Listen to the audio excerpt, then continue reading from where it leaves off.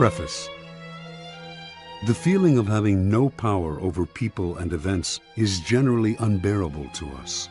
When we feel helpless, we feel miserable. No one wants less power. Everyone wants more. In the world today, however, it is dangerous to seem too power-hungry, to be overt with your power moves. We have to seem fair and decent. So we need to be subtle, congenial yet cunning, democratic yet devious. This game of constant duplicity most resembles the power dynamic that existed in the scheming world of the old aristocratic court. Throughout history, a court has always formed itself around the person in power: king, queen, emperor, leader. The courtiers who filled this court were in an especially delicate position. They had to serve their masters, but if they seemed to fawn, if they curried favor too obviously, the other courtiers around them would notice and would act against them. Attempts to win the master's favor then had to be subtle. And even skilled courtiers capable of such subtlety still had to protect themselves from their fellow courtiers, who at all moments were scheming to push them aside. Meanwhile, the court was supposed to represent the height of civilization and refinement. Violent or overt power moves were frowned upon. Courtiers would work silently and secretly against any among them who used force. This was the courtier's dilemma. While appearing the very paragon of elegance, they had to outwit and thwart their own opponents in the subtlest of ways. The successful courtier learned over time to make all of his moves indirect. If he stabbed an opponent in the back, it was with a velvet glove on his hand and the sweetest of smiles on his face. Instead of using coercion or outright treachery, the perfect courtier got his way through seduction, charm, deception, and subtle strategy, always planning several moves ahead. Life in the court was a never-ending game that required constant vigilance and tactical thinking. It was civilized war. Today, we face a peculiarly similar paradox to that of the courtier. Everything must appear civilized, decent, democratic, and fair. But if we play by those rules too strictly, if we take them too literally, we are crushed by those around us who are not so foolish. As the great Renaissance diplomat and courtier Niccolò Machiavelli wrote, "Any man who tries to be good all the time is bound to come to ruin among the great number who are not good." The court imagined itself the pinnacle of refinement, but underneath its glittering surface a cauldron of dark emotions, greed, envy, lust, hatred, boiled and simmered. Our world today similarly imagines itself the pinnacle of fairness, yet the same ugly emotions still stir within us, as they have forever. The game is the same. Outwardly, you must seem to respect the niceties, but inwardly, unless you are a fool, you learn quickly to be prudent and to do as Napoleon advised: place your iron hand inside a velvet glove.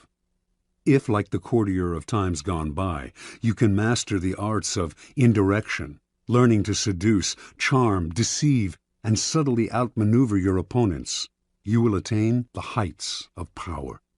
You will be able to make people bend to your will without their realizing what you have done. And if they do not realize what you have done, they will neither resent nor resist you. To some people, the notion of consciously playing power games, no matter how indirect, seems evil, asocial, a relic of the past. They believe they can opt out of the game by behaving in ways that have nothing to do with power. You must beware of such people. They are often among the most adept players at power. They utilize strategies that cleverly disguise the nature of the manipulation involved.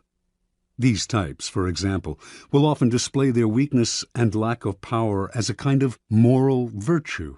But true powerlessness, without any motive of self-interest, would not publicize its weakness to gain sympathy or respect.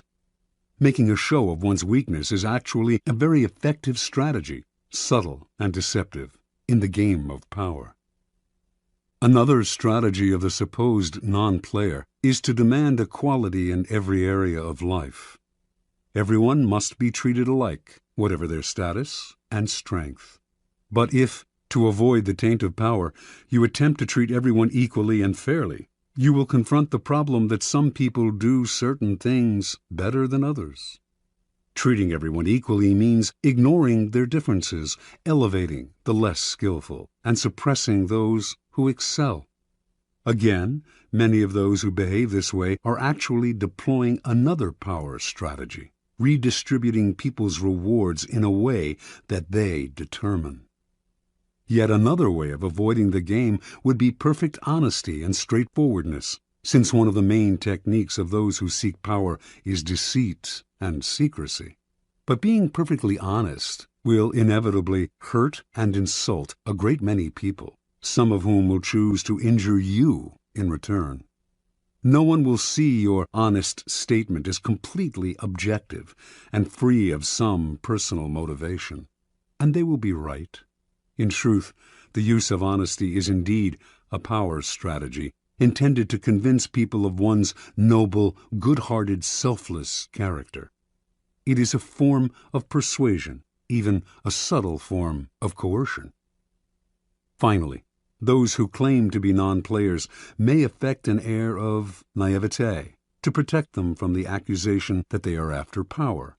Beware again, however, for the appearance of naivete can be an effective means of deceit, and even genuine naivete is not free of the snares of power.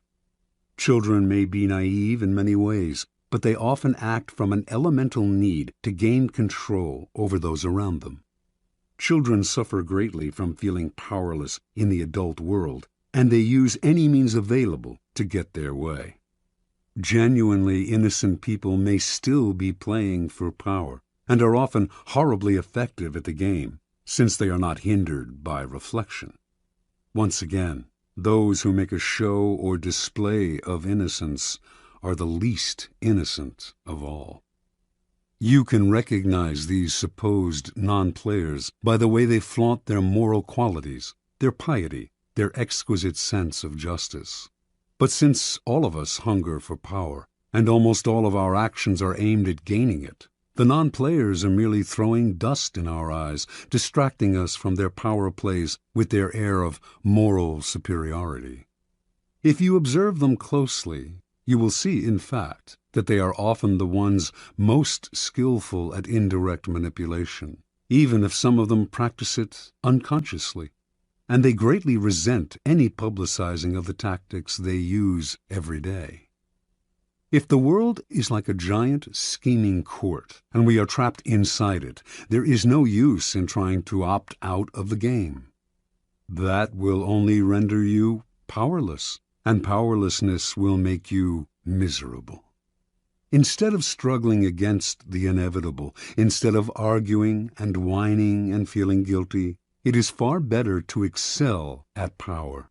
In fact, the better you are at dealing with power, the better friend, lover, husband, wife, and person you become. By following the route of the perfect courtier, you learn to make others feel better about themselves, becoming a source of pleasure to them. They will grow dependent on your abilities and desirous of your presence.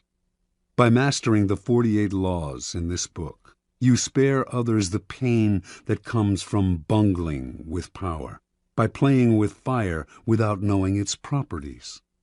If the game of power is inescapable, better to be an artist than a denier or a bungler. Learning the game of power requires a certain way of looking at the world, a shifting of perspective. It takes effort and years of practice, for much of the game may not come naturally. Certain basic skills are required, and once you master these skills, you will be able to apply the laws of power more easily. The most important of these skills, and power's crucial foundation, is the ability to master your emotions.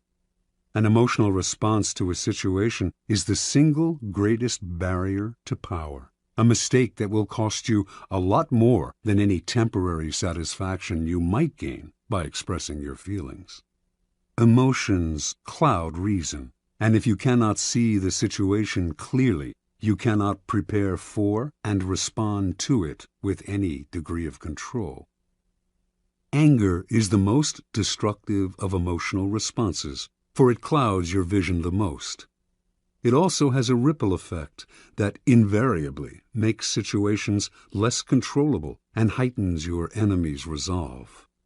If you are trying to destroy an enemy who has hurt you, far better to keep him off guard by feigning friendliness than showing your anger. Love and affection are also potentially destructive in that they blind you to the often self-serving interests of those whom you least suspect of playing a power game. You cannot repress anger or love, or avoid feeling them, and you should not try. But you should be careful about how you express them. And most important, they should never influence your plans and strategies in any way.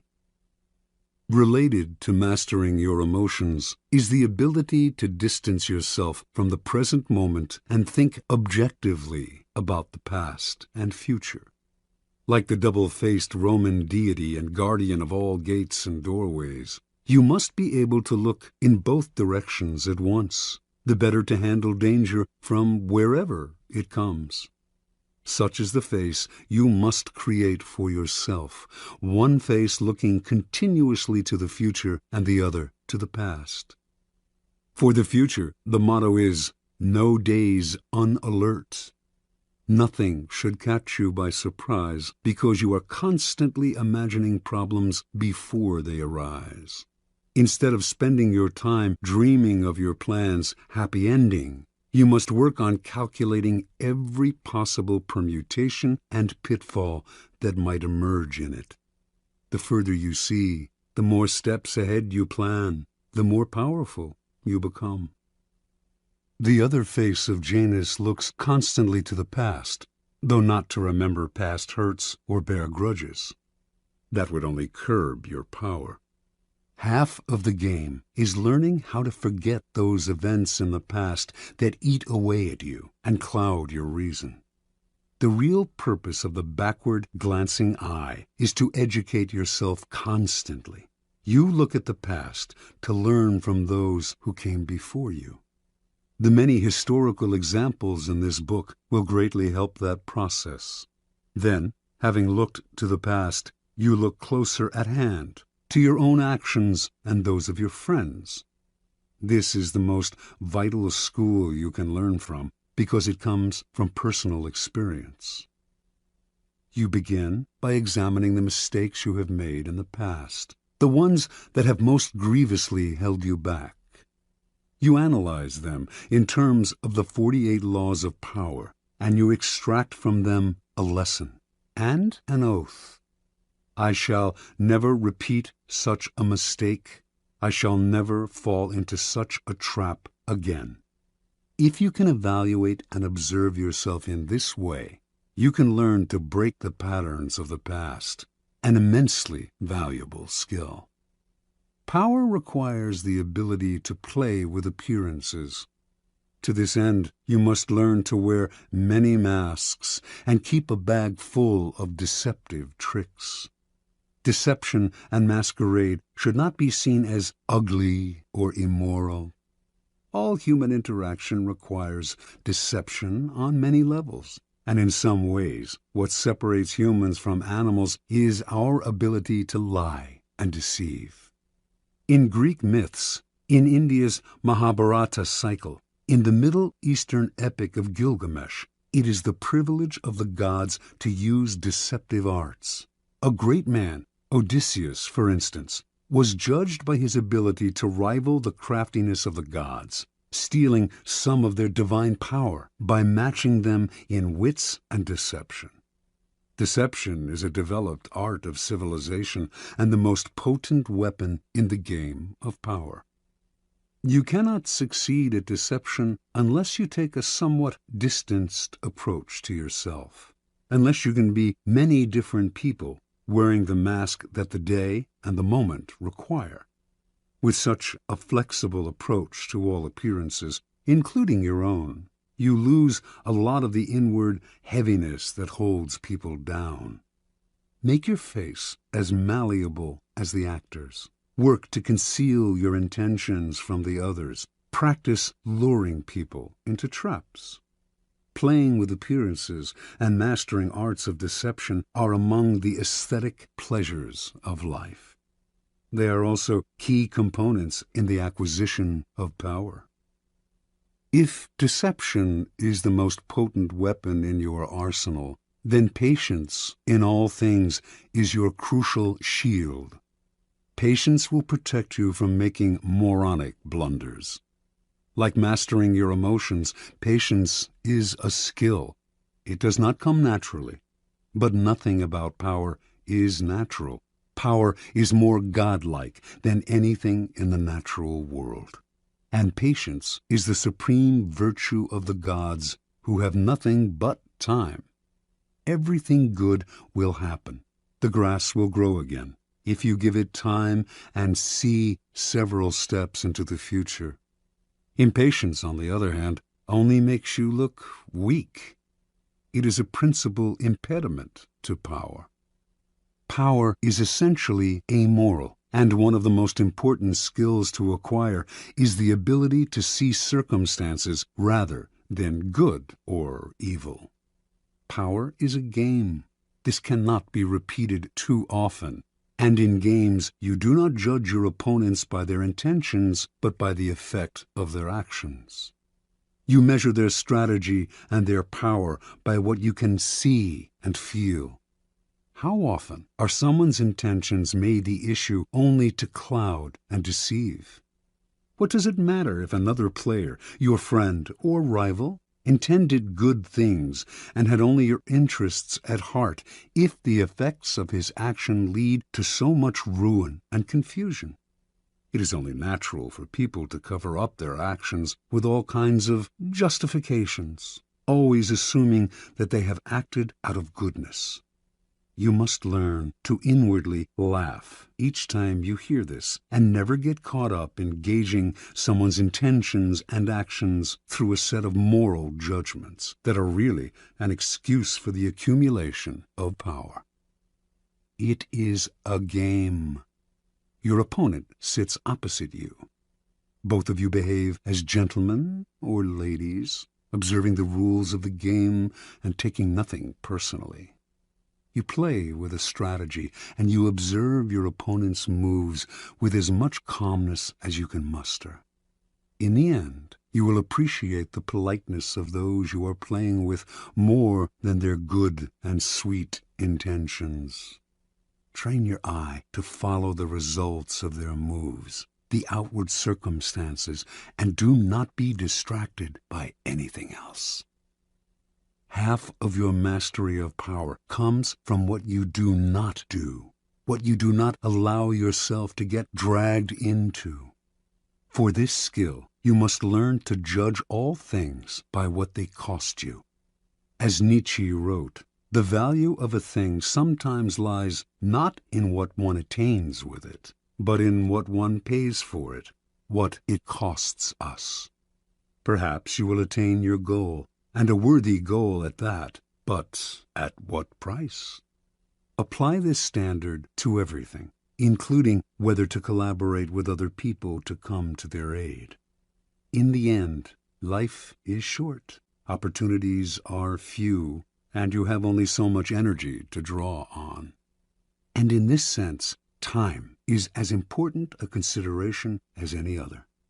Never waste valuable time or mental peace of mind on the affairs of others. That is too high a price to pay. Power is a social game. To learn and master it, you must develop the ability to study and understand people. As the great 17th century thinker and courtier Balthazar Gracian wrote, many people spend time studying the properties of animals or herbs. How much more important it would be to study those of people with whom we must live or die. To be a master player, you must also be a master psychologist. You must recognize motivations and see through the cloud of dust with which people surround their actions. An understanding of people's hidden motives is the single greatest piece of knowledge you can have in acquiring power. It opens up endless possibilities of deception, seduction, and manipulation. People are of infinite complexity, and you can spend a lifetime watching them without ever fully understanding them. So it is all the more important, then, to begin your education now. In doing so, you must also keep one principle in mind. Never discriminate as to whom you study and whom you trust. Never trust anyone completely, and study everyone, including friends and loved ones. Finally, you must learn always to take the indirect route to power. Disguise your cunning like a billiard ball that caroms several times before it hits its target. Your moves must be planned and developed in the least obvious way. By training yourself to be indirect, you can thrive in the modern court, appearing the paragon of decency while being the consummate manipulator. Consider the 48 Laws of Power, a kind of handbook on the arts of indirection. The laws are based on the writings of men and women who have studied and mastered the game of power. These writings span a period of more than 3,000 years and were created in civilizations as disparate as ancient China and Renaissance Italy. Yet they share common threads and themes, together hinting at an essence of power that has yet to be fully articulated. The 48 Laws of Power are the distillation of this accumulated wisdom, gathered from the writings of the most illustrious strategists, statesmen, courtiers, seducers, and con artists in history. The laws have a simple premise. Certain actions almost always increase one's power, the observance of the law, while others decrease it and even ruin us, the transgression of the law. These transgressions and observances are illustrated by historical examples. The laws are timeless and definitive. The 48 Laws of Power can be used in several ways. By listening to this program straight through, you can learn about power in general. Although several of the laws may seem not to pertain directly to your life, in time you will probably find that all of them have some application and that, in fact, they are interrelated. By getting an overview of the entire subject, you will best be able to evaluate your own past actions and gain a greater degree of control over your immediate affairs. The program can also be picked apart for entertainment, for an enjoyable ride through the foibles and great deeds of our predecessors in power. A warning, however, to those who use the program for this purpose: it might be better to turn back. Power is endlessly seductive and deceptive in its own way. It is a labyrinth. Your mind becomes consumed with solving its infinite problems, and you soon realize how pleasantly lost you have become. In other words, it becomes most amusing by taking it seriously. Do not be frivolous with such a critical matter. The gods of power frown on the frivolous. They give ultimate satisfaction only to those who study and reflect, and punish those who skim the surfaces looking for a good time.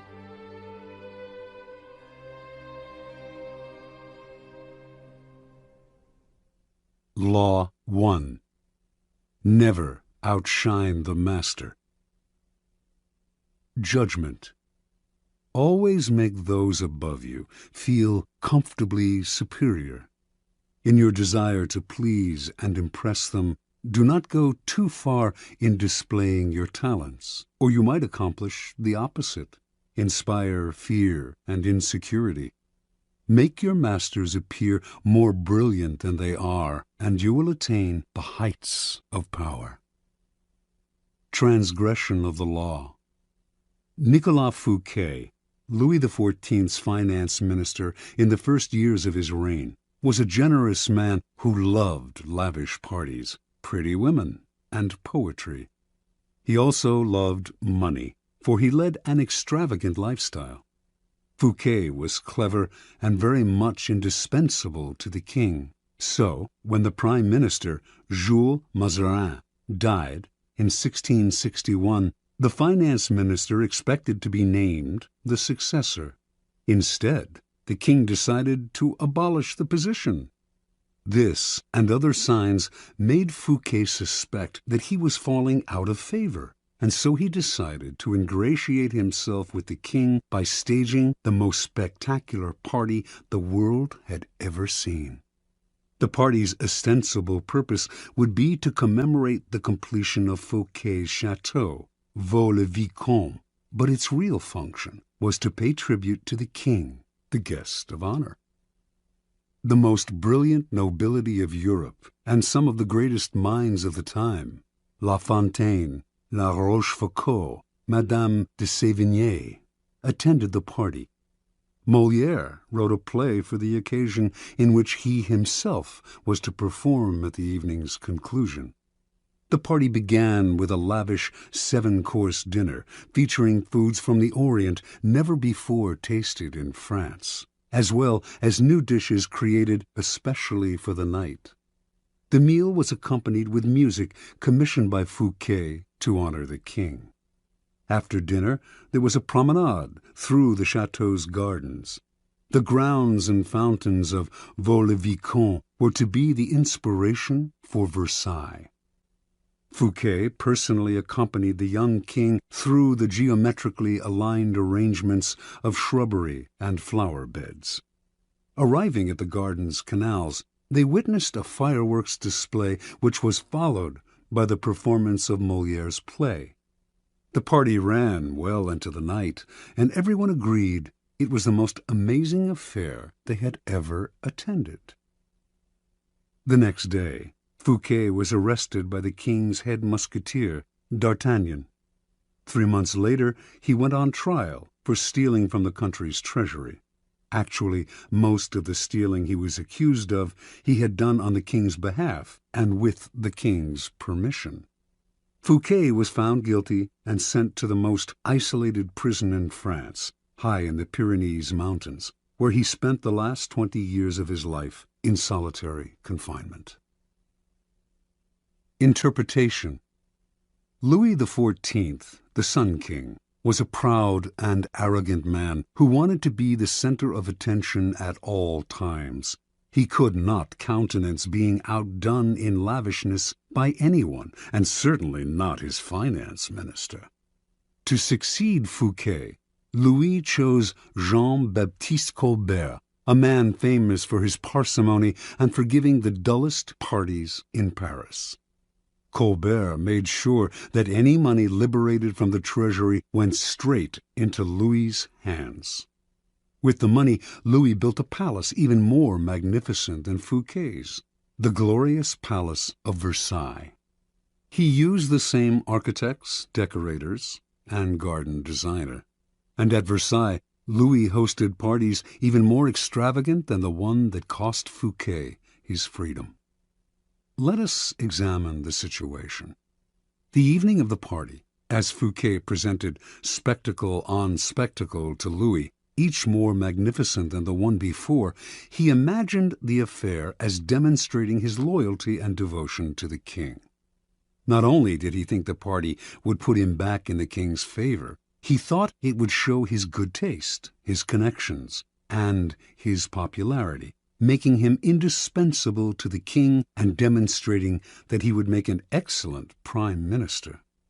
Instead, however, each new spectacle, each appreciative smile bestowed by the guests on Fouquet, made it seem to Louis that his own friends and subjects were more charmed by the finance minister than by the king himself, and that Fouquet was actually flaunting his wealth and power. Rather than flattering Louis XIV, Fouquet's elaborate party offended the king's vanity. Louis would not admit this to anyone, of course. Instead, he found a convenient excuse to rid himself of a man who had inadvertently made him feel insecure. Such is the fate, in some form or other, of all those who unbalance the master's sense of self, poke holes in his vanity, or make him doubt his preeminence. Observance of the law. In the early 1600s, the Italian astronomer and mathematician Galileo found himself in a precarious position. He depended on the generosity of great rulers to support his research, and so, like all Renaissance scientists, he would sometimes make gifts of his inventions and discoveries to the leading patrons of the time. Once, for instance, he presented a military compass he had invented to the Duke of Gonzaga. Then he dedicated a book explaining the use of the compass to the Medicis. Both rulers were grateful, and through them Galileo was able to find more students to teach. No matter how great the discovery, however, his patrons usually paid him with gifts, not cash. This made for a life of constant insecurity and dependence.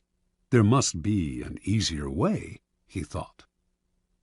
Galileo hit on a new strategy in 1610 when he discovered the moons of Jupiter. Instead of dividing the discovery among his patrons, giving one the telescope he had used, dedicating a book to another, and so on, as he had done in the past, he decided to focus exclusively on the Medicis. He chose the Medicis for one reason. Shortly after Cosimo I had established the Medici dynasty in 1540, he had made Jupiter, the mightiest of the gods, the Medici symbol, a symbol of a power that went beyond politics and banking, one linked to ancient Rome and its divinities.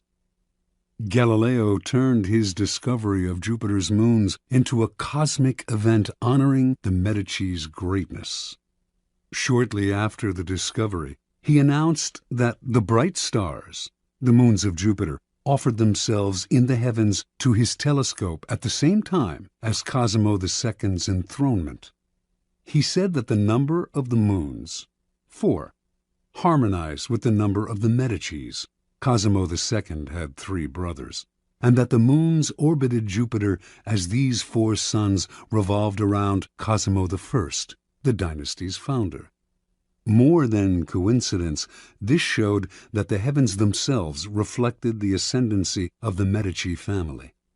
After he dedicated the discovery to the Medicis, Galileo commissioned an emblem representing Jupiter sitting on a cloud with the 4 stars circling about him, and presented this to Cosimo II as a symbol of his link to the stars. In 1610, Cosimo II made Galileo his official court philosopher and mathematician with a full salary. For a scientist, this was the coup of a lifetime. The days of begging for patronage were over.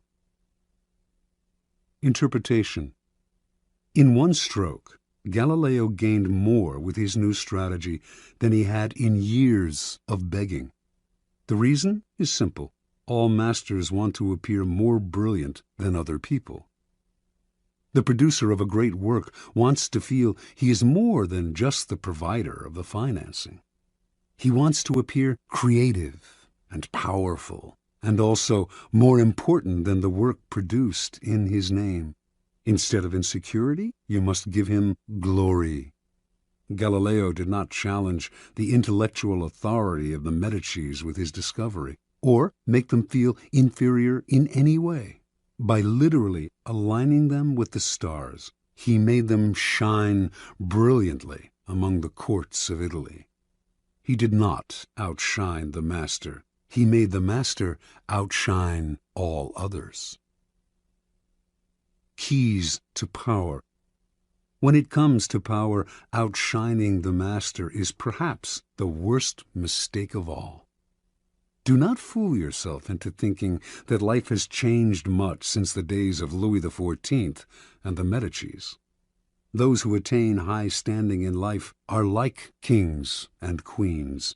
They want to feel secure in their positions and superior to those around them in intelligence, wit, and charm. It is a deadly but common misperception to believe that by displaying and vaunting your gifts and talents, you are winning the master's affection. He may feign appreciation, but at his first opportunity he will replace you with someone less intelligent, less attractive, less threatening, just as Louis XIV replaced the sparkling Fouquet with the bland Colbert. And as with Louis, he will not admit the truth, but will find an excuse to rid himself of your presence. This law involves two rules that you must realize. First, you can inadvertently outshine a master simply by being yourself. There are masters who are more insecure than others, monstrously insecure. You may naturally outshine them by your charm and grace. No one had more natural talents than Astorre Manfredi, Prince of Faenza. The most handsome of all the young princes of Italy, he captivated his subjects with his generosity and open spirit. In the year 1500, Cesare Borgia laid siege to Faenza. When the city surrendered, the citizens expected the worst from the cruel Borgia, who, however, decided to spare the town. He simply occupied its fortress, executed none of its citizens, and allowed Prince Manfredi, 18 at the time, to remain with his court in complete freedom. A few weeks later, though, soldiers hauled Astorre Manfredi away to a Roman prison. A year after that, his body was fished out of the river Tiber, a stone tied around his neck. Borgia justified the horrible deed with some sort of trumped-up charge of treason and conspiracy. But the real problem was that he was notoriously vain and insecure. The young man was outshining him without even trying. Given Manfredi's natural talents, the prince's mere presence made Borgia seem less attractive and charismatic. The lesson is simple. If you cannot help being charming and superior, you must learn to avoid such monsters of vanity. Either that, or find a way to mute your good qualities when in the company of a Cesare Borgia. Second, never imagine that because the master loves you, you can do anything you want. Entire books could be written about favorites who fell out of favor by taking their status for granted, for daring to outshine. Knowing the dangers of outshining your master, you can turn this law to your advantage. First, you must flatter and puff up your master. Overt flattery can be effective, but has its limits. It is too direct and obvious, and looks bad to other courtiers. Discreet flattery is much more powerful. If you are more intelligent than your master, for example, seem the opposite. Make him appear more intelligent than you. Act naive. Make it seem that you need his expertise. Commit harmless mistakes that will not hurt you in the long run, but will give you the chance to ask for his help. Masters adore such requests. A master who cannot bestow on you the gifts of his experience may direct rancor and ill will at you instead. If your ideas are more creative than your master's, ascribe them to him in as public a manner as possible. Make it clear that your advice is merely an echo of his advice. He must appear as the sun around which everyone revolves, radiating power and brilliance, the center of attention. If you are thrust into the position of entertaining him, a display of your limited means may win you his sympathy. Any attempt to impress him with your grace and generosity can prove fatal. Learn from Fouquet. or pay the price. In all of these cases, it is not a weakness to disguise your strengths if, in the end, they lead to power. By letting others outshine you, you remain in control instead of being a victim of their insecurity. This will all come in handy the day you decide to rise above your inferior status. If, like Galileo, you can make your master shine even more in the eyes of others, then you are a godsend, and you will be instantly promoted. Law 2. Never put too much trust in friends. Learn how to use enemies. Judgment. Be wary of friends. They will betray you more quickly, for they are easily aroused to envy. They also become spoiled and tyrannical. But hire a former enemy, and he will be more loyal than a friend, because he has more to prove. In fact, you have more to fear from friends than from enemies. If you have no enemies, find a way to make them. Transgression of the law. In the mid-9th century A.D., a young man named Michael III assumed the throne of the Byzantine Empire. His mother, the Empress Theodora, had been banished to a nunnery, and her lover, Theoctistus, had been murdered. At the head of the conspiracy to depose Theodora and enthrone Michael had been Michael's uncle, Bardas, a man of intelligence and ambition. Michael was now a young, inexperienced ruler, surrounded by intriguers, murderers, and profligates. In this time of peril, he needed someone he could trust as his counselor, and his thoughts turned to Basilius, his best friend. Basilius had no experience whatsoever in government and politics. In fact, he was the head of the royal stables, but he had proven his love and gratitude time and again. They had met a few years before, when Michael had been visiting the stables just as a wild horse got loose. Basilius, a young groom from peasant Macedonian stock, had saved Michael's life. The groom's strength and courage had impressed Michael, who immediately raised Basilius from the obscurity of being a horse trainer to the position of head of the stables. He loaded his friend with gifts and favors, and they became inseparable. Basilius was sent to the finest school in Byzantium, and the crude peasant became a cultured and sophisticated courtier. Now Michael was emperor, and in need of someone loyal.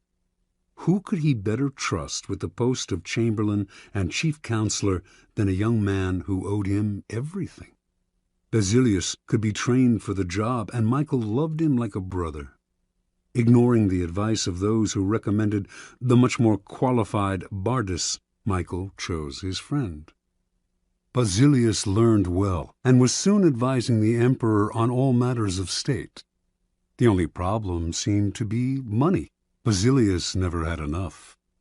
Exposure to the splendor of Byzantine court life made him avaricious for the perks of power. Michael doubled, then tripled his salary, ennobled him, and married him off to his own mistress, Eudoxia Ingerina. Keeping such a trusted friend and adviser satisfied was worth any price. But more trouble was to come. Bardas was now head of the army, and Basilius convinced Michael that the man was hopelessly ambitious. Under the illusion that he could control his nephew, Bardas had conspired to put him on the throne, and he could conspire again, this time to get rid of Michael and assume the crown himself. Basilius poured poison into Michael's ear until the emperor agreed to have his uncle murdered. During a great horse race, Basilius closed in on Bardas in the crowd and stabbed him to death. Soon after, Basilius asked that he replace Bardas as head of the army, where he could keep control of the realm and quell rebellion. This was granted. Now Basilius's power and wealth only grew, and a few years later Michael, in financial straits from his own extravagance, asked him to pay back some of the money he had borrowed over the years. To Michael's shock and astonishment, Basilius refused, with a look of such impudence that the emperor suddenly realized his predicament. The former stable boy had more money, more allies in the army and senate, and in the end, more power than the emperor himself. A few weeks later, after a night of heavy drinking, Michael awoke to find himself surrounded by soldiers. Basilius watched as they stabbed the emperor to death. Then, after proclaiming himself emperor, he rode his horse through the streets of Byzantium, brandishing the head of his former benefactor and best friend at the end of a long pike. Interpretation. Michael staked his future on the sense of gratitude he thought Basilius must feel for him. Surely Basilius would serve him best. He owed the emperor his wealth, his education, and his position. It was only on the fateful day when the emperor saw that impudent smile on Basilius's face that he realized his deadly mistake. He had created a monster. He had allowed a man to see power up close, a man who then wanted more, who asked for anything and got it, who felt encumbered by the charity he had received, and simply did what many people do in such a situation. They forget the favors they have received and imagine they have earned their success by their own merits. At Michael's moment of realization, he could still have saved his own life, but friendship and love blind every man to their interests. Nobody believes a friend can betray, and Michael went on disbelieving until the day his head ended up on a pike. Keys to power. It is natural to want to employ your friends when you find yourself in times of need. The world is a harsh place, and your friends soften the harshness. Besides, you know them. Why depend on a stranger when you have a friend at hand? The problem is that you often do not know your friends as well as you imagine. When you decide to hire a friend, you gradually discover the qualities he or she has kept hidden. Strangely enough, it is your act of kindness that unbalances everything. People want to feel they deserve their good fortune. The receipt of a favor can become oppressive. It means you have been chosen because you are a friend, not necessarily because you are deserving. There is almost a touch of condescension in the act of hiring friends that secretly afflicts them. The injury will come out slowly, a little more honesty, flashes of resentment and envy here and there, and before you know it, your friendship fades. The more favors and gifts you supply to revive the friendship, the less gratitude you receive. All working situations require a kind of distance between people. You are trying to work, not make friends. Friendliness, real or false, only obscures that fact. The key to power, then, is the ability to judge who is best able to further your interests in all situations. Keep friends for friendship, but work with the skilled and competent. Whenever you can, bury the hatchet with an enemy and make a point of putting him in your service. Never let the presence of enemies upset or distress you. You are far better off with a declared opponent or two than not knowing where your real enemies lie. The man of power welcomes conflict, using enemies to enhance his reputation as a sure-footed fighter who can be relied upon in times of uncertainty. Law 3. Conceal your intentions. Judgment. Keep people off balance and in the dark by never revealing the purpose behind your actions. If they have no clue what you are up to, they cannot prepare a defense. Guide them far enough down the wrong path, envelop them in enough smoke, and by the time they realize your intentions, it will be too late. Part 1. Use decoyed objects of desire and red herrings to throw people off the scent. If at any point in the deception you practice, people have the slightest suspicion as to your intentions, all is lost. Do not give them the chance to sense what you are up to. Throw them off the scent by dragging red herrings across the path. Use false sincerity, send ambiguous signals, set up misleading objects of desire. Unable to distinguish the genuine from the false, they cannot pick out your real goal. Observance of the law. In 1850, the young Otto von Bismarck, then a 35-year-old deputy in the Prussian parliament, was at a turning point in his career. The issues of the day were the unification of the many states, including Prussia, into which Germany was then divided, and a war against Austria, the powerful neighbor to the south that hoped to keep the Germans weak and at odds, even threatening to intervene if they tried to unite. Prince William, next in line to be Prussia's king, was in favor of going to war, and the Parliament rallied to the cause, prepared to back any mobilization of troops. The only ones to oppose war were the present king, Frederick William IV, and his ministers, who preferred to appease the powerful Austrians. Throughout his career, Bismarck had been a loyal, even passionate supporter of Prussian might and power. He dreamed of German unification, of going to war against Austria and humiliating the country that for so long had kept Germany divided. A former soldier, he saw warfare as a glorious business. This, after all, was the man who years later would say, "The great questions of the time will be decided not by speeches and resolutions, but by iron and blood." Passionate patriot and lover of military glory, Bismarck nevertheless gave a speech in Parliament at the height of the war fever that astonished all who heard it. "Woe unto the statesman," he said, "who makes war without a reason that will still be valid when the war is over. After the war, you will all look differently at these questions. Will you then have the courage to turn to the peasant contemplating the ashes of his farm, to the man who has been crippled, to the father who has lost his children?" Not only did Bismarck go on to talk of the madness of this war, but, strangest of all, he praised Austria and defended her actions. This went against everything he had stood for. The consequences were immediate. Bismarck was against the war. What could this possibly mean? Other deputies were confused, and several of them changed their votes. Eventually, the king and his ministers won out, and war was averted. A few weeks after Bismarck's infamous speech, the king, grateful that he had spoken for peace, made him a cabinet minister.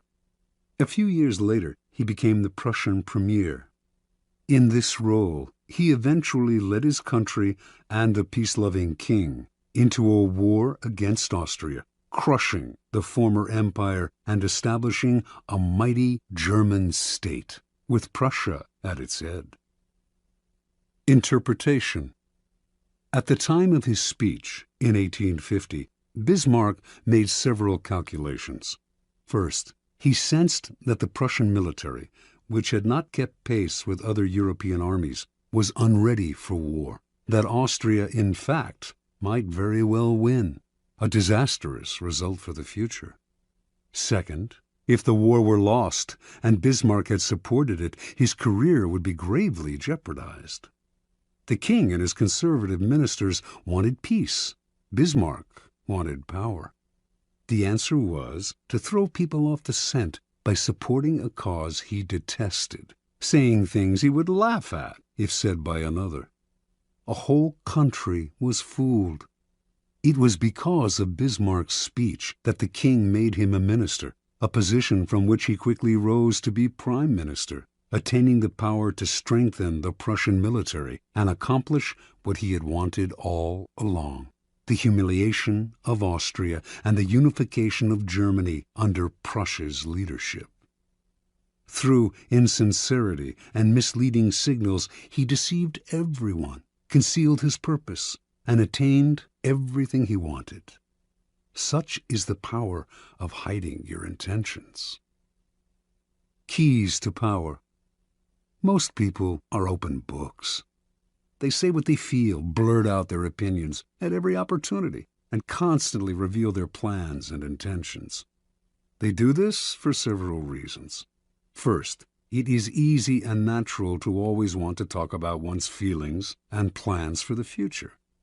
It takes effort to control your tongue and monitor what you reveal. Second, many believe that by being honest and open, they are winning people's hearts and showing their good nature. They are greatly deluded.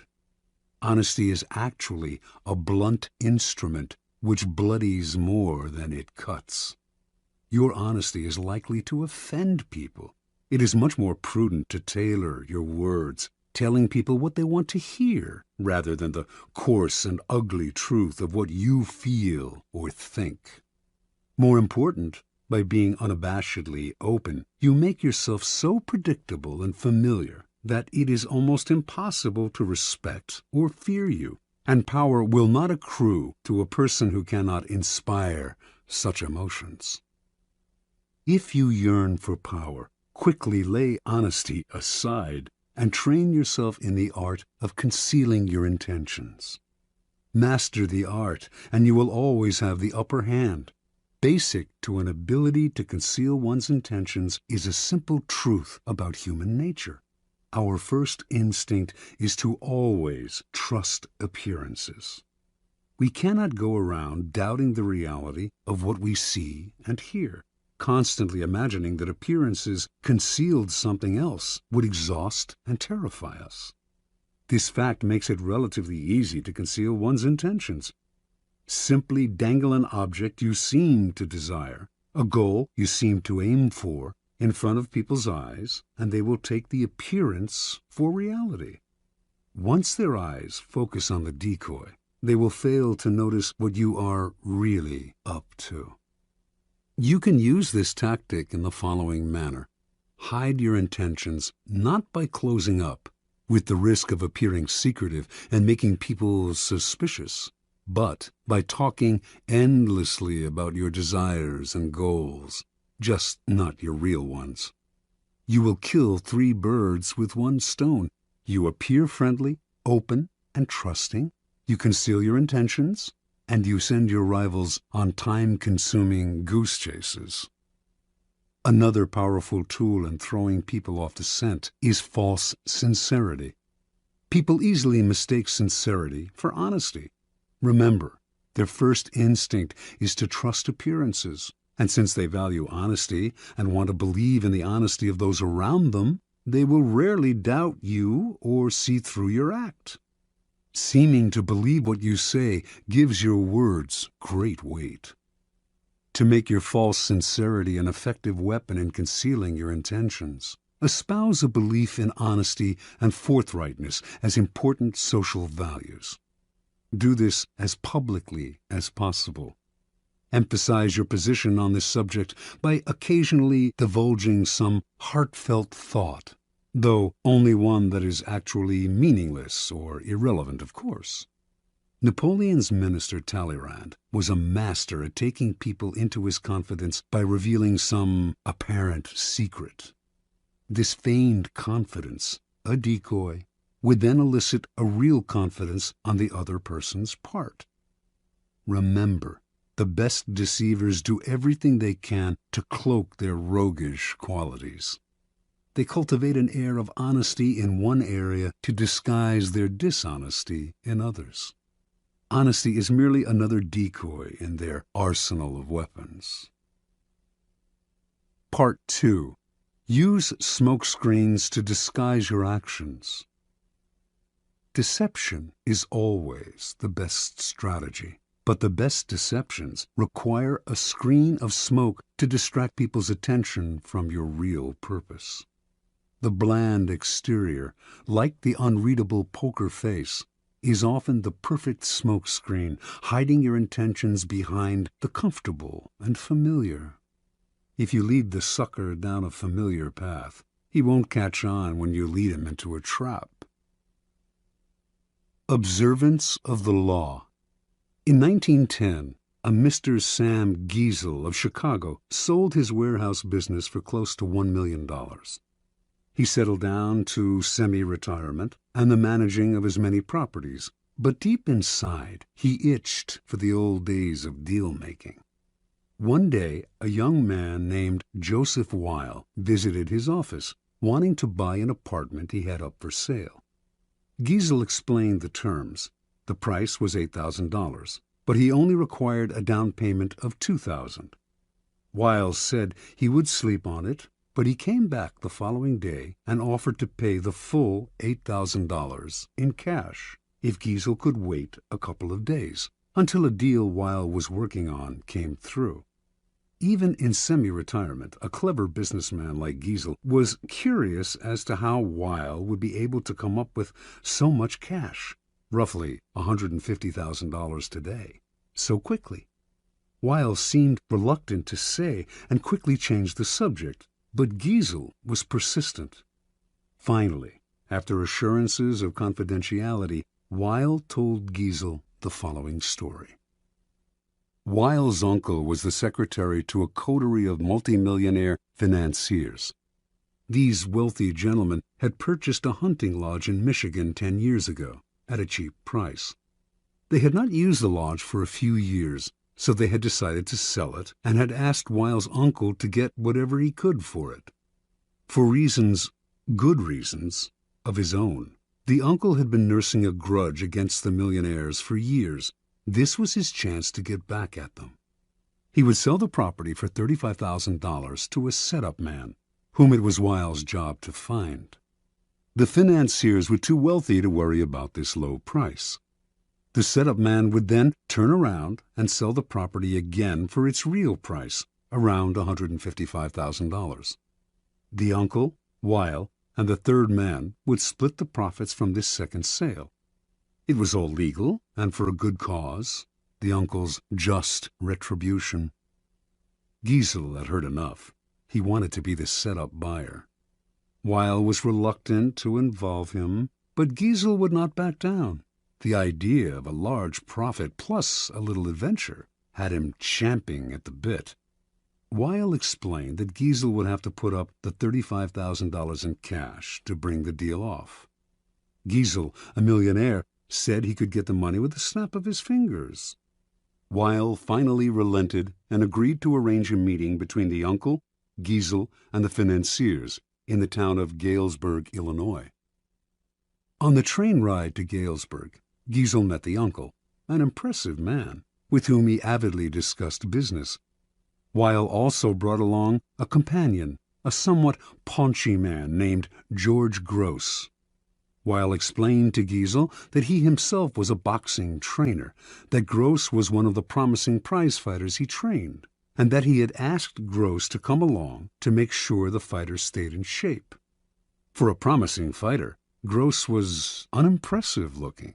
He had gray hair and a beer belly, but Giesel was so excited about the deal that he didn't really think about the man's flabby appearance. Once in Galesburg, Weil and his uncle went to fetch the financiers, while Giesel waited in a hotel room with Gross, who promptly put on his boxing trunks. As Giesel half-watched, Gross began to shadow box.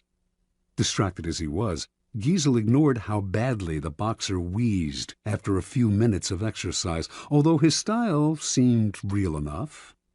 An hour later, Weil and his uncle reappeared with the financiers, an impressive, intimidating group of men, all wearing fancy suits. The meeting went well, and the financiers agreed to sell the lodge to Giesel, who had already had the $35,000 wired to a local bank. This minor business now settled, the financiers sat back in their chairs and began to banter about high finance, throwing out the name J.P. Morgan as if they knew the man. Finally, one of them noticed the boxer in the corner of the room. Weil explained what he was doing there. The financier countered that he too had a boxer in his entourage, whom he named. Weil laughed brazenly and exclaimed that his man could easily knock out their man. Conversation escalated into argument. In the heat of passion, Weil challenged the men to a bet. The financiers eagerly agreed and left to get their man ready for a fight the next day. As soon as they had left, the uncle yelled at Weil right in front of Giesel. They did not have enough money to bet with, and once the financiers discovered this, the uncle would be fired. Weil apologized for getting him in this mess, but he had a plan. He knew the other boxer well, and with a little bribe they could fix the fight. But where would the money come from for the bet? The uncle replied. Without it, they were as good as dead. Finally, Giesel had heard enough. Unwilling to jeopardize his deal with any ill will, he offered his own $35,000 cash for part of the bet. Even if he lost that, he would wire for more money and still make a profit on the sale of the lodge. The uncle and nephew thanked him. With their own $15,000 and Giesel's $35,000, they would manage to have enough for the bet. That evening, as Giesel watched the two boxers rehearse the fix in the hotel room, his mind reeled at the killing he was going to make from both the boxing match and the sale of the lodge. The fight took place in a gym the next day. Weil handled the cash, which was placed for security in a locked box. Everything was proceeding as planned in the hotel room. The financiers were looking glum at how badly their fighter was doing, and Giesel was dreaming about the easy money he was about to make. Then, suddenly, a wild swing by the financier's fighter hit Gross hard on the face, knocking him down. When he hit the canvas, blood spurted from his mouth. He coughed, then lay still. One of the financiers, a former doctor, checked his pulse. He was dead. The millionaires panicked. Everyone had to get out before the police arrived. They could all be charged with murder. Terrified, Giesel hightailed it out of the gym and back to Chicago, leaving behind his $35,000, which he was only too glad to forget, for it seemed a small price to pay to avoid being implicated in a crime. He never wanted to see Weil or any of the others again. After Giesel scurried out, Gross stood up under his own steam. The blood that had spurted from his mouth came from a ball filled with chicken blood and hot water that he had hidden in his cheek. The whole affair had been masterminded by Weil, better known as the Yellow Kid, one of the most creative con artists in history. Weil split the $35,000 with the financiers and the boxers, all fellow con artists, a nice little profit for a few days' work. Interpretation. The Yellow Kid had staked out Giesel as the perfect sucker long before he set up the con. He knew the boxing match scam would be the perfect ruse to separate Giesel from his money quickly and definitively. But he also knew that if he had begun by trying to interest Giesel in the boxing match, he would have failed miserably. He had to conceal his intentions and switch attention, create a smokescreen, in this case the sale of the lodge. On the train ride and in the hotel room, Giesel's mind had been completely occupied with the pending deal, the easy money, the chance to hobnob with wealthy men. He had failed to notice that Gross was out of shape and middle-aged at best. Such is the distracting power of a smokescreen. Engrossed in the business deal, Giesel's attention was easily diverted to the boxing match, but only at a point when it was already too late for him to notice the details that would have given Gross away. The match, after all, now depended on a bribe rather than on the boxer's physical condition, and Giesel was so distracted at the end by the illusion of the boxer's death that he completely forgot about his money. Learn from the Yellow Kid. The familiar, inconspicuous front is the perfect smokescreen. Approach your mark with an idea that seems ordinary enough, a business deal, financial intrigue. The sucker's mind is distracted, his suspicions allayed. That is when you gently guide him onto the second path, the slippery slope down which he slides helplessly into your trap. Keys to power. If you believe that the deceivers are colorful folk who mislead with elaborate lies and tall tales, you are greatly mistaken. The best deceivers utilize a bland and inconspicuous front that calls no attention to themselves. They know that extravagant words and gestures immediately raise suspicion. Instead, they envelop their mark in the familiar, the banal, the harmless. The simplest form of smokescreen is facial expression. Behind a bland, unreadable exterior, all sorts of mayhem can be planned without detection. This is a weapon that the most powerful men in history have learned to perfect. It was said that no one could read Franklin D. Roosevelt's face. Baron James Rothschild made a lifelong practice of disguising his real thoughts behind bland smiles and nondescript looks. Stendhal wrote of Talleyrand, "Never was a face less of a barometer." As one poker manual explains it, while playing his hand, the good player is seldom an actor. Instead, he practices a bland behavior that minimizes readable patterns, frustrates and confuses opponents, permits greater concentration. An adaptable concept, the smokescreen can be practiced on a number of levels, all playing on the psychological principles of distraction and misdirection. One of the most effective smokescreens is the noble gesture. People want to believe apparently noble gestures are genuine, for the belief is pleasant. They rarely notice how deceptive these gestures can be. Another effective smokescreen is the pattern, the establishment of a series of actions that seduce the victim into believing you will continue in the same way. The pattern plays on the psychology of anticipation. Our behavior conforms to patterns, or so we like to think. In 1878, the American robber baron Jay Gould created a company that began to threaten the monopoly of the telegraph company Western Union. The directors of Western Union decided to buy Gould's company up.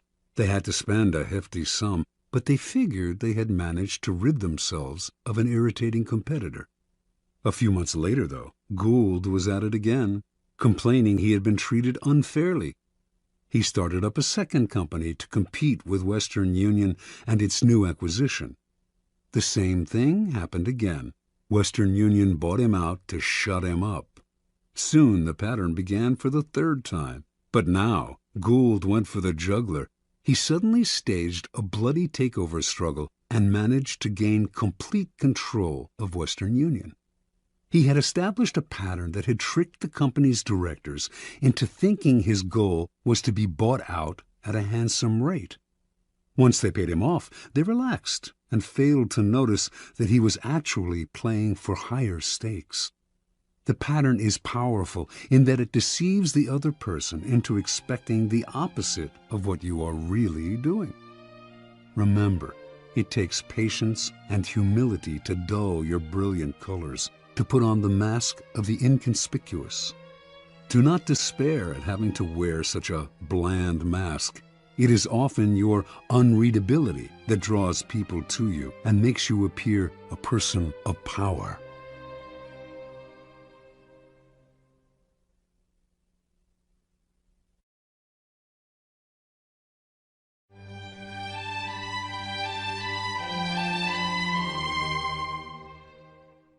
Law 4.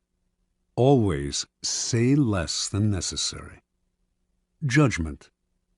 When you are trying to impress people with words, the more you say, the more common you appear and the less in control.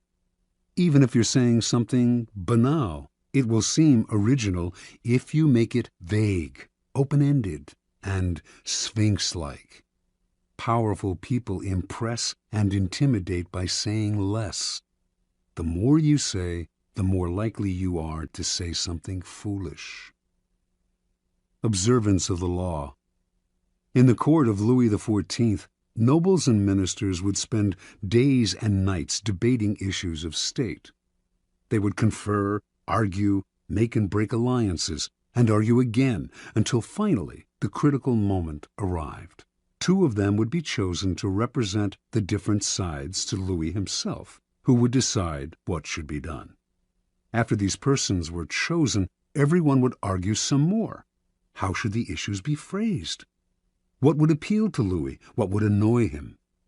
At what time of day should the representatives approach him, and in what part of the Versailles Palace? What expression should they have on their faces? Finally, after all this was settled, the fateful moment would finally arrive. The two men would approach Louis, always a delicate matter, and when they finally had his ear, they would talk about the issue at hand, spelling out the options in detail. Louis would listen in silence, a most enigmatic look on his face. Finally, when each had finished his presentation and had asked for the king's opinion, he would look at them both and say, "I shall see." Then he would walk away. The ministers and courtiers would never hear another word on this subject from the king. They would simply see the result weeks later, when he would come to a decision and act. He would never bother to consult them on the matter again. Interpretation. Louis XIV was a man of very few words. His most famous remark is, "L'État, c'est moi." The state is me. Nothing could be more pithy, yet more eloquent. His infamous, "I shall see," was one of several extremely short phrases that he would apply to all manner of requests. Louis was not always this way. As a young man, he was known for talking at length, delighting in his own eloquence. His later taciturnity was self-imposed, an act, a mask he used to keep everybody below him off balance. No one knew exactly where he stood or could predict his reactions. No one could try to deceive him by saying what they thought he wanted to hear, because no one knew what he wanted to hear. As they talked on and on to the silent Louis, they revealed more and more about themselves, information he would later use against them to great effect. In the end, Louis's silence kept those around him terrified and under his thumb. It was one of the foundations of his power. As Saint-Simon wrote, no one knew as well as he how to sell his words, his smile, even his glances. Everything in him was valuable because he created differences, and his majesty was enhanced by the sparseness of his words. Keys to power. Power is, in many ways, a game of appearances, and when you say less than necessary, you inevitably appear greater and more powerful than you are. Your silence will make other people uncomfortable. Humans are machines of interpretation and explanation. They have to know what you are thinking. When you carefully control what you reveal, they cannot pierce your intentions or your meaning. Your short answers and silences will put them on the defensive, and they will jump in, nervously filling the silence with all kinds of comments that will reveal valuable information about them and their weaknesses. They will leave a meeting with you feeling as if they had been robbed, and they will go home and ponder your every word. This extra attention to your brief comments will only add to your power. Law 5. So much depends on reputation. Guard it with your life. Judgment. Reputation is the cornerstone of power. Through reputation alone, you can intimidate and win. Once it slips, however, you are vulnerable and will be attacked on all sides. Make your reputation unassailable. Always be alert to potential attacks and thwart them before they happen. Meanwhile, learn to destroy your enemies by opening holes in their own reputations. Then stand aside and let public opinion hang them. Observance of the law. During China's War of the Three Kingdoms, AD 207 to 65, the great general Zhuge Liang, leading the forces of the Shu kingdom, dispatched his vast army to a distant camp while he rested in a small town with a handful of soldiers. Suddenly, sentinels hurried in with the alarming news that an enemy force of over 150,000 troops under Sima Yi was approaching. With only 100 men to defend him, Chuga Liang's situation was hopeless. The enemy would finally capture this renowned leader. Without lamenting his fate or wasting time trying to figure out how he had been caught, Liang ordered his troops to take down their flags, throw open the city gates, and hide. He himself then took a seat on the most visible part of the city's wall, wearing a Taoist robe. He lit some incense, strummed his lute, and began to chant. Minutes later, he could see the vast enemy army approaching, an endless phalanx of soldiers. Pretending not to notice them, he continued to sing and play the lute. Soon the army stood at the town gates. At its head was Sima Yi, who instantly recognized the man on the wall. Even so, as his soldiers itched to enter the unguarded town through its open gates, Sima Yi hesitated, held them back, and studied Liang on the wall. Then he ordered an immediate and speedy retreat. Interpretation. Chuga Liang was commonly known as the Sleeping Dragon. His exploits in the War of the Three Kingdoms were legendary. Once a man claiming to be a disaffected enemy lieutenant came to his camp offering help and information. Liang instantly recognized the situation as a setup. This man was a false deserter and should be beheaded. At the last minute, though, as the axe was about to fall, Liang stopped the execution and offered to spare the man's life if he agreed to become a double agent. Grateful and terrified, the man agreed and began supplying false information to the enemy. Liang won battle after battle. The Sleeping Dragon carefully cultivated his reputation of being the cleverest man in China, one who always had a trick up his sleeve. As powerful as any weapon, this reputation struck fear into his enemy. Sima Yi had fought against Chuga Liang dozens of times and knew him well. When he came on the empty city, with Liang praying on the wall, he was stunned. The Taoist robes, the chanting, the incense, this had to be a game of intimidation. The man was obviously taunting him, daring him to walk into a trap. The game was so obvious that for one moment it crossed Yi's mind that Liang actually was alone and desperate. But so great was his fear of Liang that he dared not risk finding out. Such is the power of reputation. It can put a vast army on the defensive, even force them into retreat without a single arrow being fired. Keys to power. The people around us, even our closest friends, will always, to some extent, remain mysterious and unfathomable. Their characters have secret recesses that they never reveal. The unknowableness of other people could prove disturbing if we thought about it long enough, since it would make it impossible for us really to judge other people. So, we prefer to ignore this fact and to judge people on their appearances, on what is most visible to our eyes: clothes, gestures, words, actions. In the social realm, appearances are the barometer of almost all of our judgments, and you must never be misled into believing otherwise. One false slip, one awkward or sudden change in your appearance can prove disastrous. This is the reason for the supreme importance of making and maintaining a reputation that is of your own creation. That reputation will protect you in the dangerous game of appearances, distracting the probing eyes of others from knowing what you are really like, and giving you a degree of control over how the world judges you, a powerful position to be in. Reputation has a power like magic.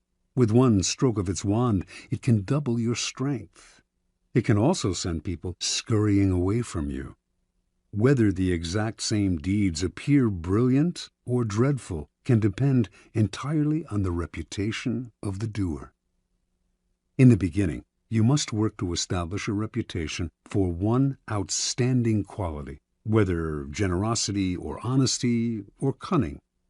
This quality sets you apart and gets other people to talk about you.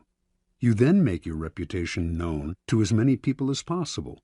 Subtly, though, take care to build slowly and with a firm foundation, and watch as it spreads like wildfire. Reputation is a treasure to be carefully collected and hoarded. Especially when you are first establishing it, you must protect it strictly, anticipating all attacks on it.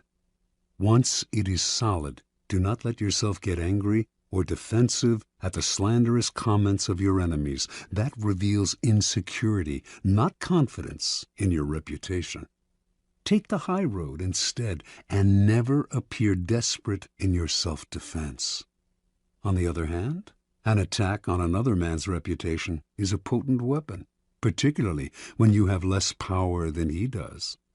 He has much more to lose in such a battle, and your own thus far small reputation gives him a small target when he tries to return your fire. But this tactic must be practiced with skill. You must not seem to engage in petty vengeance. If you do not break your enemy's reputation cleverly, you will inadvertently ruin your own. Law 6. Court attention at all cost. Judgment. Everything is judged by its appearance. What is unseen counts for nothing. Never let yourself get lost in the crowd then, or buried in oblivion. Stand out. Be conspicuous at all cost. Make yourself a magnet of attention by appearing larger, more colorful, more mysterious than the bland and timid masses. Part 1. Surround your name with the sensational and scandalous. Draw attention to yourself by creating an unforgettable, even controversial image. Court scandal. Do anything to make yourself seem larger than life and shine more brightly than those around you. Make no distinction between kinds of attention. Notoriety of any sort will bring you power. Better to be slandered and attacked than ignored. Observance of the law. P.T. Barnum started his career as an assistant to the owner of a circus, Aaron Turner. In 1836, the circus stopped in Annapolis, Maryland, for a series of performances. On the morning of opening day, Barnum took a stroll through town, wearing a new black suit. People started to follow him. Someone in the gathering crowd shouted out that he was the Reverend Ephraim K. Avery, infamous as a man acquitted of the charge of murder, but still believed guilty by most Americans. The angry mob tore off Barnum's suit and was ready to lynch him. After desperate appeals, Barnum finally convinced them to follow him to the circus where he could verify his identity. Once there, old Turner confirmed that this was all a practical joke. He himself had spread the rumor that Barnum was Avery. The crowd dispersed, but Barnum, who had nearly been killed, was not amused. He wanted to know what could have induced his boss to play such a trick. "My dear Mr. Barnum," Turner replied, "it was all for our good. Remember, all we need to ensure success is notoriety." And indeed, everyone in town was talking about the joke, and the circus was packed that night, and every night it stayed in Annapolis. Barnum had learned a lesson he would never forget. Barnum's first big venture of his own was for the American Museum, a collection of curiosities located in New York. One day, a beggar approached Barnum in the street. Instead of giving him money, Barnum decided to employ him. Taking him back to the museum, he gave the man 5 bricks and told him to make a slow circuit of several blocks. At certain points, he was to lay down a brick on the sidewalk, always keeping 1 brick in hand. On the return journey, he was to replace each brick on the street with the one he held. Meanwhile, he was to remain serious of countenance and to answer no questions. Once back at the museum, he was to enter, walk around inside, then leave through the back door, and make the same bricklaying circuit again. On the man's first walk through the streets, several hundred people watched his mysterious movements. By his fourth circuit, onlookers swarmed around him, debating what he was doing. Every time he entered the museum, he was followed by people who bought tickets to keep watching him. Many of them were distracted by the museum's collections and stayed inside. By the end of the first day, the brick man had drawn over 1,000 people into the museum. A few days later, the police ordered him to cease and desist from his walks. The crowds were blocking traffic. The bricklaying stopped, but thousands of New Yorkers had entered the museum, and many of those had become P.T. Barnum converts. Barnum would put a band of musicians on a balcony overlooking the street, beneath a huge banner proclaiming "Free music for the millions." What generosity, New Yorkers thought, and they flocked to hear the free concerts. But Barnum took pains to hire the worst musicians he could find, and soon after the band struck up, people would hurry to buy tickets to the museum, where they would be out of earshot of the band's noise and of the booing of the crowd. Interpretation. Barnum understood the fundamental truth about attracting attention. Once people's eyes are on you, you have a special legitimacy. For Barnum, creating interest meant creating a crowd. As he later wrote, every crowd has a silver lining. At the beginning of your rise to the top, then, spend all your energy on attracting attention. Most important, the quality of the attention is irrelevant, no matter how badly his shows were reviewed or how slanderously personal were the attacks on his hoaxes. Barnum would never complain. If a newspaper critic reviled him particularly badly, in fact, he made sure to invite the man to an opening and to give him the best seat in the house. He would even write anonymous attacks on his own work, just to keep his name in the papers. From Barnum's vantage, attention, whether negative or positive, was the main ingredient of his success. The worst fate in the world for a man who yearns fame, glory, and of course power, is to be ignored. Keys to power. Burning more brightly than those around you is a skill that no one is born with. You have to learn to attract attention as surely as the lodestone attracts iron. At the start of your career, you must attach your name and reputation to a quality, an image that sets you apart from other people.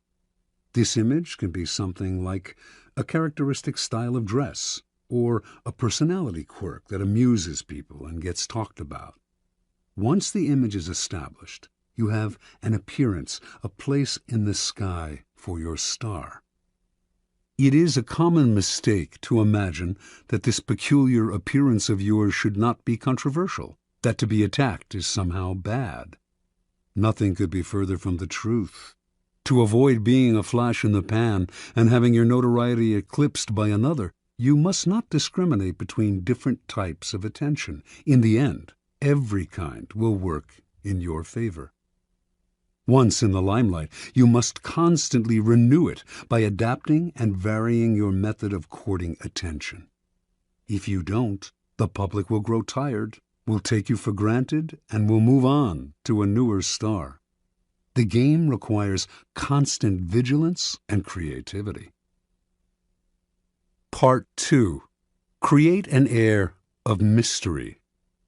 In a world growing increasingly banal and familiar, what seems enigmatic instantly draws attention. Never make it too clear what you are doing or about to do. Do not show all your cards. An air of mystery heightens your presence. It also creates anticipation. Everyone will be watching you to see what happens next. Use mystery to beguile, seduce, even frighten. Observance of the law. Beginning in 1905, rumors started to spread throughout Paris of a young Oriental girl who danced in a private home, wrapped in veils that she gradually discarded. A local journalist who had seen her dancing reported that a woman from the Far East had come to Europe laden with perfume and jewels to introduce some of the richness of the Oriental color and life into the satiated society of European cities. Soon everyone knew the dancer's name, Mata Hari. Early that year, in the winter, small and select audiences would gather in a salon filled with Indian statues and other relics, while an orchestra played music inspired by Hindu and Javanese melodies. After keeping the audience waiting and wondering, Mata Hari would suddenly appear in a startling costume, a white cotton brassiere covered with Indian-type jewels, jeweled bands at the waist supporting a sarong that revealed as much as it concealed, bracelets up the arms. Then Mata Hari would dance, in a style no one in France had seen before, her whole body swaying as if she were in a trance. She told her excited and curious audience that her dances told stories from Indian mythology and Javanese folk tales. Soon, the cream of Paris, ambassadors from far-off lands, were competing for invitations to the salon, where it was rumored that Mata Hari was actually performing sacred dances in the nude. The public wanted to know more about her. She told journalists that she was actually Dutch in origin, but had grown up on the island of Java. She would also talk about time spent in India, how she had learned sacred Hindu dances there, and how Indian women can shoot straight, ride horseback, and are capable of doing logarithms and talk philosophy. By the summer of 1905, although few Parisians had actually seen Mata Hari dance, her name was on everyone's lips. As Mata Hari gave more interviews, the story of her origins kept changing. She had grown up in India. Her grandmother was the daughter of a Javanese princess. She had lived on the island of Sumatra, where she had spent her time horseback riding, gun in hand, and risking her life. No one knew anything certain about her, but journalists did not mind these changes in her biography. They compared her to an Indian goddess, a creature from the pages of Baudelaire. Whatever their imagination wanted to see in this mysterious woman from the East. In August of 1905, Mata Hari performed for the first time in public. Crowds thronging to see her on opening night caused a riot. She had now become a cult figure, spawning many imitations. One reviewer wrote, "Mata Hari personifies all the poetry of India, its mysticism, its voluptuousness, its hypnotizing charm." Another noted, "If India possesses such unexpected treasures, then all Frenchmen will emigrate to the shores of the Ganges." Soon, the fame of Mata Hari and her sacred Indian dances spread beyond Paris. She was invited to Berlin, Vienna, Milan. Over the next few years, she performed throughout Europe, mixed with the highest social circles, and earned an income that gave her an independence rarely enjoyed by a woman of the period. Then, near the end of World War I, she was arrested in France, tried, convicted, and finally executed as a German spy. Only during the trial did the truth come out. Mata Hari was not from Java or India, had not grown up in the Orient, did not have a drop of Eastern blood in her body. Her real name was Margaretha Zell, and she came from the stolid northern province of Friesland, Holland. Interpretation. When Margaretha Zell arrived in Paris in 1904, she had half a franc in her pocket. She was one of the thousands of beautiful young girls who flocked to Paris every year, taking work as artists' models, nightclub dancers, or vaudeville performers at the Folies Bergère. After a few years, they would inevitably be replaced by younger girls, and would often end up on the streets, turning to prostitution, or else returning to the town they came from, older and chastened. Zell had higher ambitions. She had no dance experience and had never performed in the theater, but as a young girl, she had traveled with her family and had witnessed local dances in Java and Sumatra. Zell clearly understood that what was important in her act was not the dance itself, or even her face or figure, but her ability to create an air of mystery about herself. The mystery she created lay not just in her dancing, or her costumes, or the stories she would tell, or her endless lies about her origins. It lay in an atmosphere enveloping everything she did. There was nothing you could say for sure about her. She was always changing, always surprising her audience with new costumes, new dances, new stories. This air of mystery left the public always wanting to know more, always wondering about her next move. Malahari was no more beautiful than many of the other young girls who came to Paris, and she was not a particularly good dancer. What separated her from the mass, what attracted and held the public's attention and made her famous and wealthy, was her mystery. People are enthralled by mystery because it invites constant interpretation. They never tire of it. The mysterious cannot be grasped, and what cannot be seized and consumed creates power. Keys to power. In a world that is ever more banal, that has had its mystery and myth squeezed out of it, we secretly crave enigmas, people or things that cannot be instantly interpreted, seized, and consumed. That is the power of the mysterious. It invites layers of interpretation, excites our imagination, seduces us into believing that it conceals something marvelous.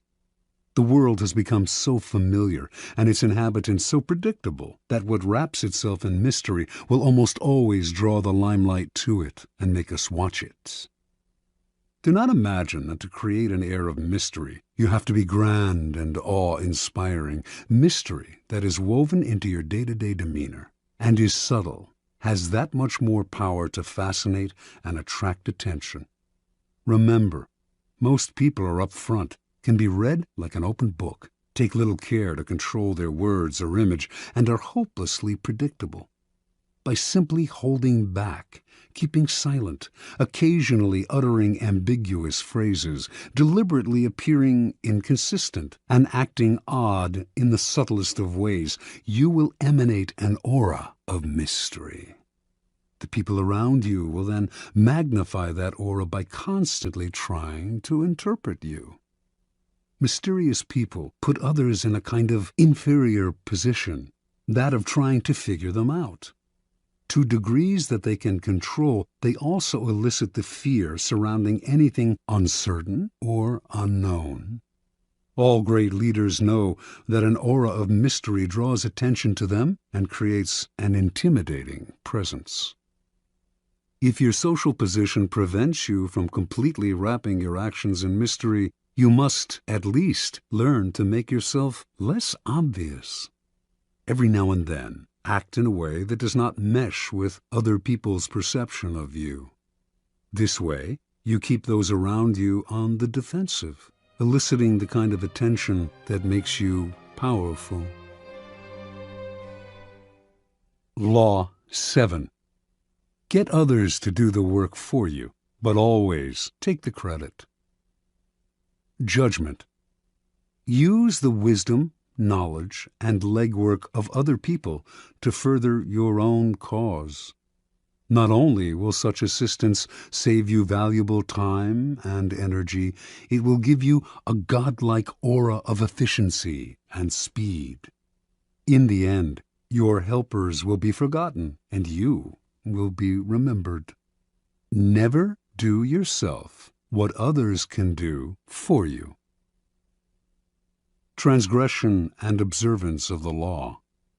In 1883, a young Serbian scientist named Nikola Tesla was working for the European division of the Continental Edison Company. He was a brilliant inventor, and Charles Batchelor, a plant manager and a personal friend of Thomas Edison, persuaded him he should seek his fortune in America, giving him a letter of introduction to Edison himself. So began a life of woe and tribulation that lasted until Tesla's death.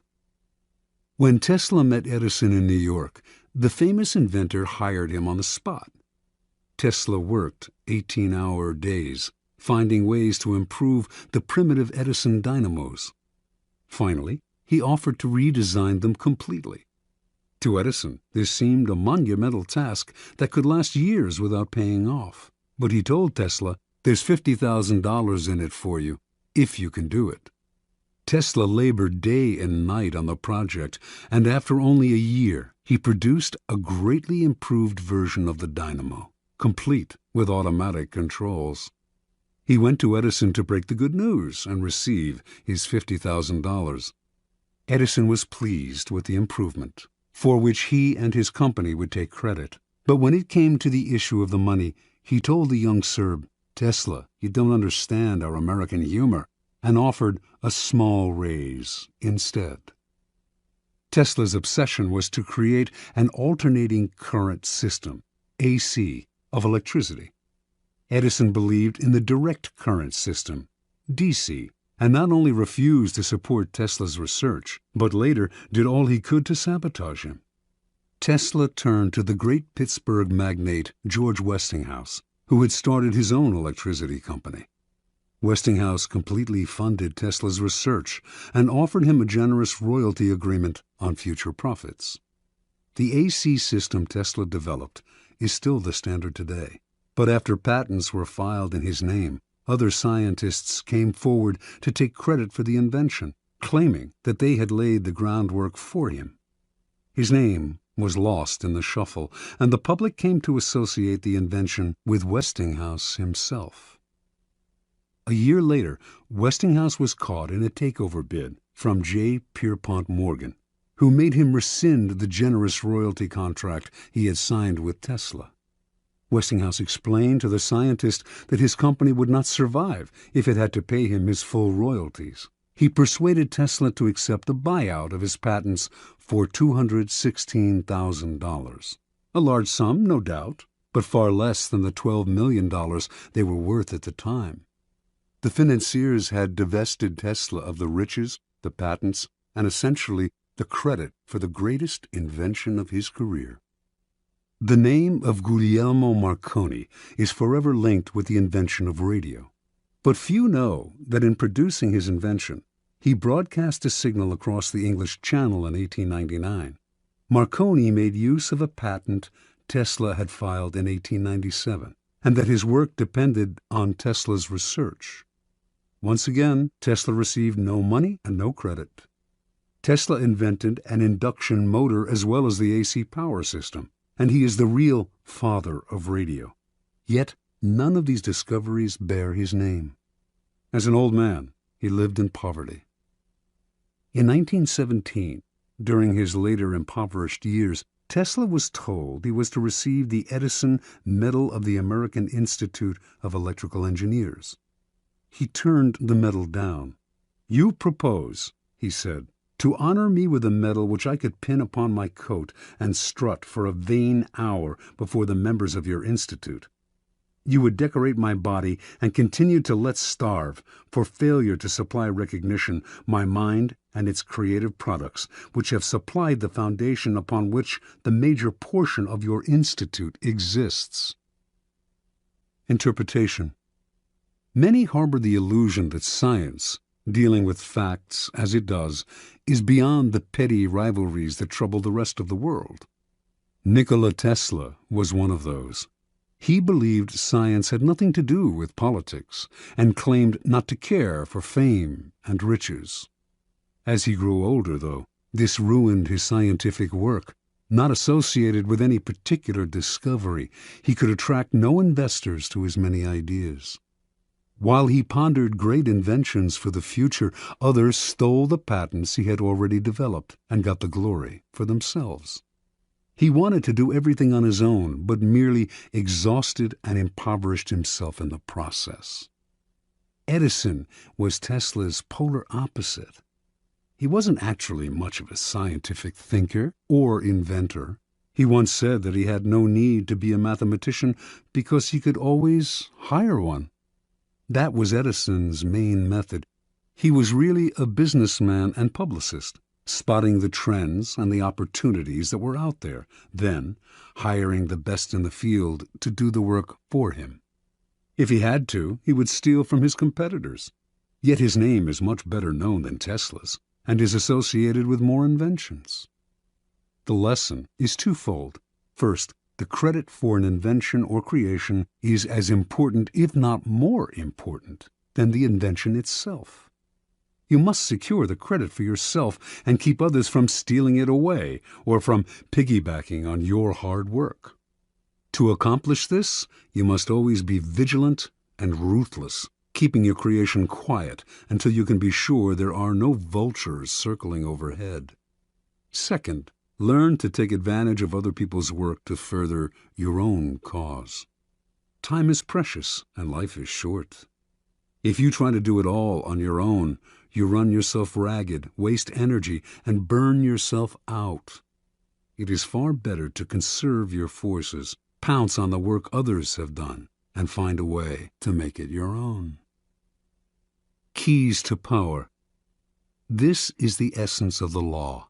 Learn to get others to do the work for you, while you take the credit and you appear to be of godlike strength and power. If you think it important to do all the work yourself, you will never get far, and you will suffer the fate of the Teslas of the world. Find people with the skills and creativity you lack. Either hire them while putting your own name on top of theirs, or find a way to take their work and make it your own. Their creativity thus becomes yours, and you seem a genius to the world. Law 8. Make other people come to you. Use bait if necessary. Judgment. When you force the other person to act, you are the one in control. It is always better to make your opponent come to you, abandoning his own plans in the process. Lure him with fabulous gains, then attack. You hold the cards. Observance of the law. At the Congress of Vienna in 1814, the major powers of Europe gathered to carve up the remains of Napoleon's fallen empire. The city was full of gaiety, and the balls were the most splendid in memory. Hovering over the proceedings, however, was the shadow of Napoleon himself. Instead of being executed or exiled far away, he had been sent to the island of Elba, not far from the coast of Italy. Even imprisoned on an island, a man as bold and creative as Napoleon Bonaparte made everyone nervous. The Austrians plotted to kill him on Elba, but decided it was too risky. Alexander I, Russia's temperamental czar, heightened the anxiety by throwing a fit during the Congress when a part of Poland was denied him. "Beware, I shall loose the monster," he threatened. Everyone knew he meant Napoleon. Of all the statesmen gathered in Vienna, only Talleyrand, Napoleon's former foreign minister, seemed calm and unconcerned. It was as if he knew something the others did not.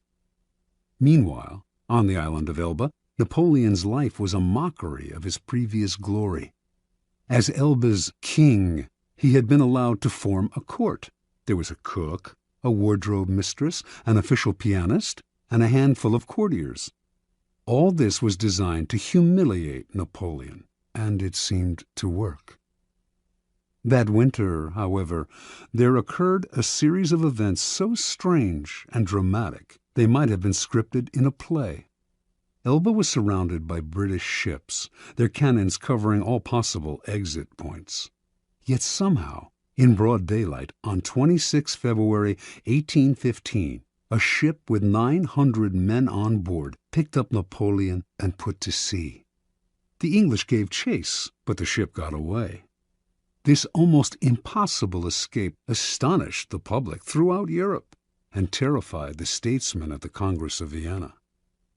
Although it would have been safer to leave Europe, Napoleon not only chose to return to France, he raised the odds by marching on Paris with a tiny army in hopes of recapturing the throne.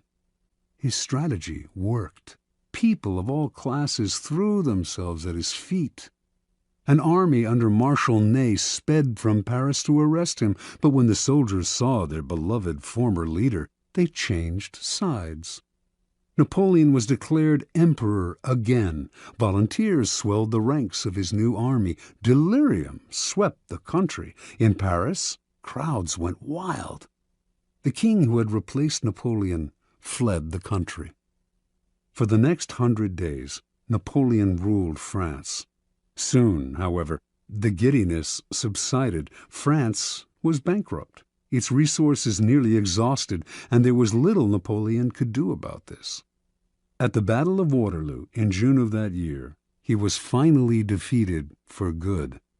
This time, his enemies had learned their lesson. They exiled him to the barren island of St. Helena off the west coast of Africa. There, he had no more hope of escape. Interpretation. Only years later did the facts of Napoleon's dramatic escape from Elba come to light. Before he decided to attempt this bold move, visitors to his court had told him that he was more popular in France than ever, and that the country would embrace him again. One of these visitors was Austria's General Kohler, who convinced Napoleon that if he escaped, the European powers, England included, would welcome him back into power. Napoleon was tipped off that the English would let him go, and indeed his escape occurred in the middle of the afternoon, in full view of English spyglasses.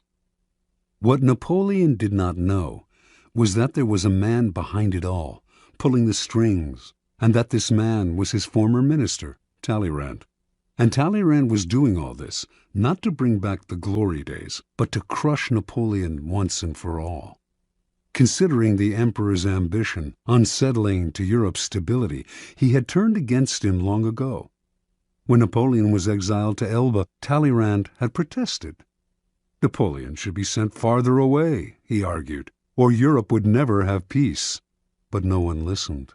Instead of pushing his opinion, Talleyrand bided his time. Working quietly, he eventually won over Castlereagh and Metternich, the foreign ministers of England and Austria.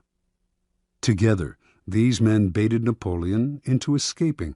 Even Kohler's visit, to whisper the promise of glory in the exile's ear, was part of the plan. Like a master card player, Talleyrand figured everything out in advance. He knew Napoleon would fall into the trap he had set. He also foresaw that Napoleon would lead the country into a war which, given France's weakened condition, could only last a few months.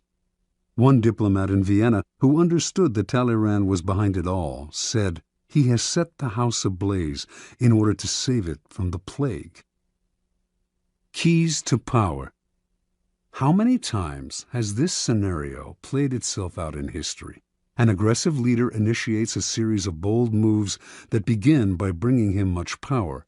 Slowly, however, his power reaches a peak, and soon everything turns against him.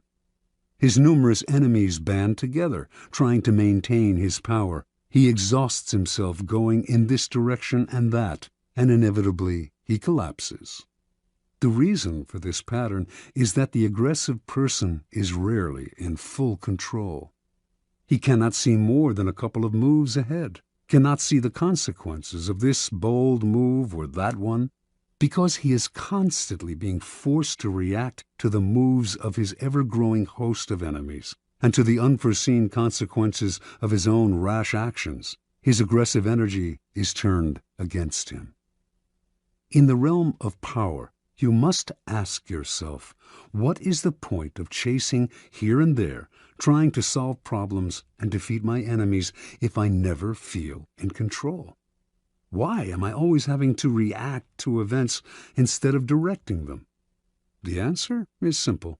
Your idea of power is wrong. You have mistaken aggressive action for effective action. And most often, the most effective action is to stay back, keep calm, and let others be frustrated by the traps you lay for them, playing for long-term power rather than quick victory. Remember, the essence of power is the ability to keep the initiative, to get others to react to your moves, to keep your opponent and those around you on the defensive. When you make other people come to you, you suddenly become the one controlling the situation, and the one who has control has power. Two things must happen to place you in this position. You yourself must learn to master your emotions and never to be influenced by anger. Meanwhile, however, you must play on people's natural tendency to react angrily when pushed and baited. In the long run, the ability to make others come to you is a weapon far more powerful than any tool of aggression. Manipulation is a dangerous game. Once someone suspects he is being manipulated, it becomes harder and harder to control him. But when you make your opponent come to you, you create the illusion that he is controlling the situation. He does not feel the strings that pull him, just as Napoleon imagined that he himself was the master of his daring escape and return to power.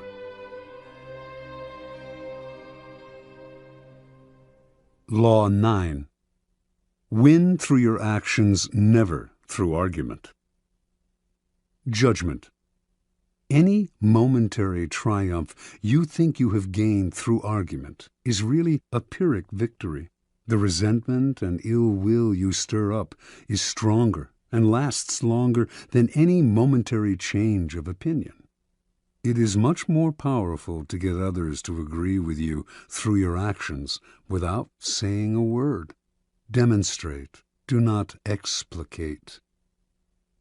Observance of the law. In 1502, in Florence, Italy, an enormous block of marble stood in the works department of the Church of Santa Maria del Fiore. It had once been a magnificent piece of raw stone, but an unskilled sculptor had mistakenly bored a hole through it where there should have been a figure's legs, generally mutilating it. Piero Soderini, Florence's mayor, had contemplated trying to save the block by commissioning Leonardo da Vinci to work on it, or some other master, but had given up, since everyone agreed that the stone had been ruined. So, despite the money that had been wasted on it, it gathered dust in the dark halls of the church. This was where things stood until some Florentine friends of the great Michelangelo decided to write to the artist, then living in Rome. He alone, they said, could do something with the marble, which was still magnificent raw material. Michelangelo traveled to Florence, examined the stone, and came to the conclusion that he could, in fact, carve a fine figure from it by adapting the pose to the way the rock had been mutilated. Soderini argued that this was a waste of time. Nobody could salvage such a disaster, but he finally agreed to let the artist work on it. Michelangelo decided he would depict a young David, sling in hand. Weeks later, as Michelangelo was putting the final touches on the statue, Soderini entered the studio. Fancying himself a bit of a connoisseur, he studied the huge work and told Michelangelo that while he thought it was magnificent, the nose, he judged, was too big. Michelangelo realized that Soderini was standing in a place right under the giant figure and did not have the proper perspective. Without a word, he gestured for Soderini to follow him up the scaffolding. Reaching the nose, he picked up his chisel, as well as a bit of marble dust that lay on the planks. With Soderini just a few feet below him on the scaffolding, Michelangelo started to tap lightly with the chisel, letting the bits of dust he had gathered in his hand to fall little by little. He actually did nothing to change the nose, but gave every appearance of working on it. After a few minutes of the charade, he stood aside. "Look at it now." "I like it better," replied Soderini. "You've made it come alive." Interpretation. Michelangelo knew that by changing the shape of the nose, he might ruin the entire sculpture. Yet Soderini was a patron who prided himself on his aesthetic judgment. To offend such a man by arguing would not only gain Michelangelo nothing, it would put future commissions in jeopardy. Michelangelo was too clever to argue. His solution was to change Soderini's perspective, literally bringing him closer to the nose, without making him realize that this was the cause of his misperception. Fortunately for posterity, Michelangelo found a way to keep the perfection of the statue intact, while, at the same time, making Soderini believe he had improved it. Such is the double power of winning through actions rather than argument. No one is offended, and your point is proven. Keys to power. In the realm of power, you must learn to judge your moves by their long-term effects on other people. The problem in trying to prove a point or gain a victory through argument is that in the end you can never be certain how it affects the people you're arguing with. They may appear to agree with you politely, but inside they may resent you. Or perhaps something you said inadvertently even offended them. Words have that insidious ability to be interpreted according to the other person's mood and insecurities. Even the best argument has no solid foundation, for we have all come to distrust the slippery nature of words. And days after agreeing with someone, we often revert to our old opinion out of sheer habit. Understand this: words are a dime a dozen. Everyone knows that in the heat of an argument we will all say anything to support our cause. We will quote the Bible, refer to unverifiable statistics. Who can be persuaded by bags of air like that? Action and demonstration are much more powerful and meaningful. They are there before our eyes for us to see. Yes, now the statue's nose does look just right. There are no offensive words, no possibility of misinterpretation. No one can argue with a demonstrated proof. As Balthazar Gracian remarks, the truth is generally seen, rarely heard. Law 10. Infection. Avoid the unhappy and unlucky. Judgment. You can die from someone else's misery. Emotional states are as infectious as diseases. You may feel you are helping the drowning man, but you are only precipitating your own disaster. The unfortunate sometimes draw misfortune on themselves. They will also draw it on you. Associate with the happy and fortunate instead. Transgression of the law. Born in Limerick, Ireland in 1818, Marie Gilbert came to Paris in the 1840s to make her fortune as a dancer and performer. Taking the name Lola Montez, her mother was of distant Spanish descent. She claimed to be a flamenco dancer from Spain. By 1845, her career was languishing, and to survive, she became a courtesan, quickly one of the more successful in Paris. Only one man could salvage Lola's dancing career: Alexandre Dujarier, owner of the newspaper with the largest circulation in France, and also the newspaper's drama critic. She decided to woo and conquer him. Investigating his habits, she discovered that he went riding every morning. An excellent horsewoman herself, she rode out one morning and accidentally ran into him. Soon they were riding together every day. A few weeks later, Lola moved into his apartment. For a while, the two were happy together. With Dujarrier's help, Lola began to revive her dancing career. Despite the risk to his social standing, Dujarrier told friends he would marry her in the spring. Lola had never told him that she had eloped at age 19 with an Englishman and was still legally married. Although Dujarrier was deeply in love, his life started to slide downhill. His fortunes in business changed, and influential friends began to avoid him. One night, Dujarrier was invited to a party, attended by some of the wealthiest young men in Paris. Lola wanted to go too, but he would not allow it. They had their first quarrel, and Dujarrier attended the party by himself.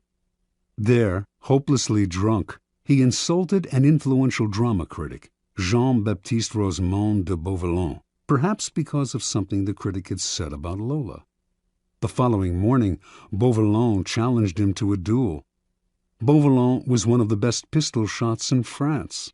Dujarrier tried to apologize, but the duel took place, and he was shot and killed.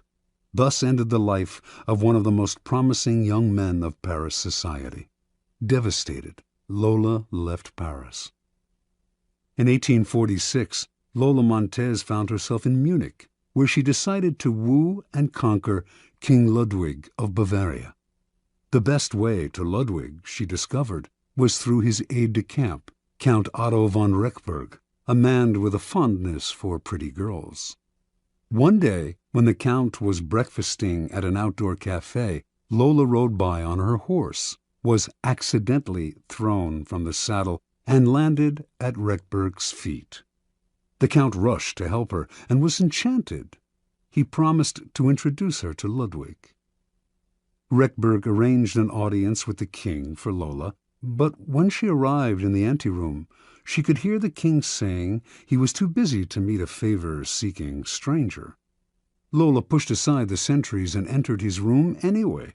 In the process, the front of her dress somehow got torn, perhaps by her, perhaps by one of the sentries, and to the astonishment of all, most especially the king, her bare breasts were brazenly exposed. Lola was granted her audience with Ludwig. 55 hours later, she made her debut on the Bavarian stage. The reviews were terrible, but that did not stop Ludwig from arranging more performances. Ludwig was, in his own words, bewitched by Lola. He started to appear in public with her on his arm, and then he bought and furnished an apartment for her on one of Munich's most fashionable boulevards.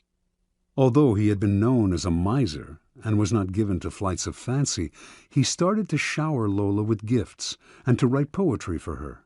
Now his favored mistress, she catapulted to fame and fortune overnight. Lola began to lose her sense of proportion.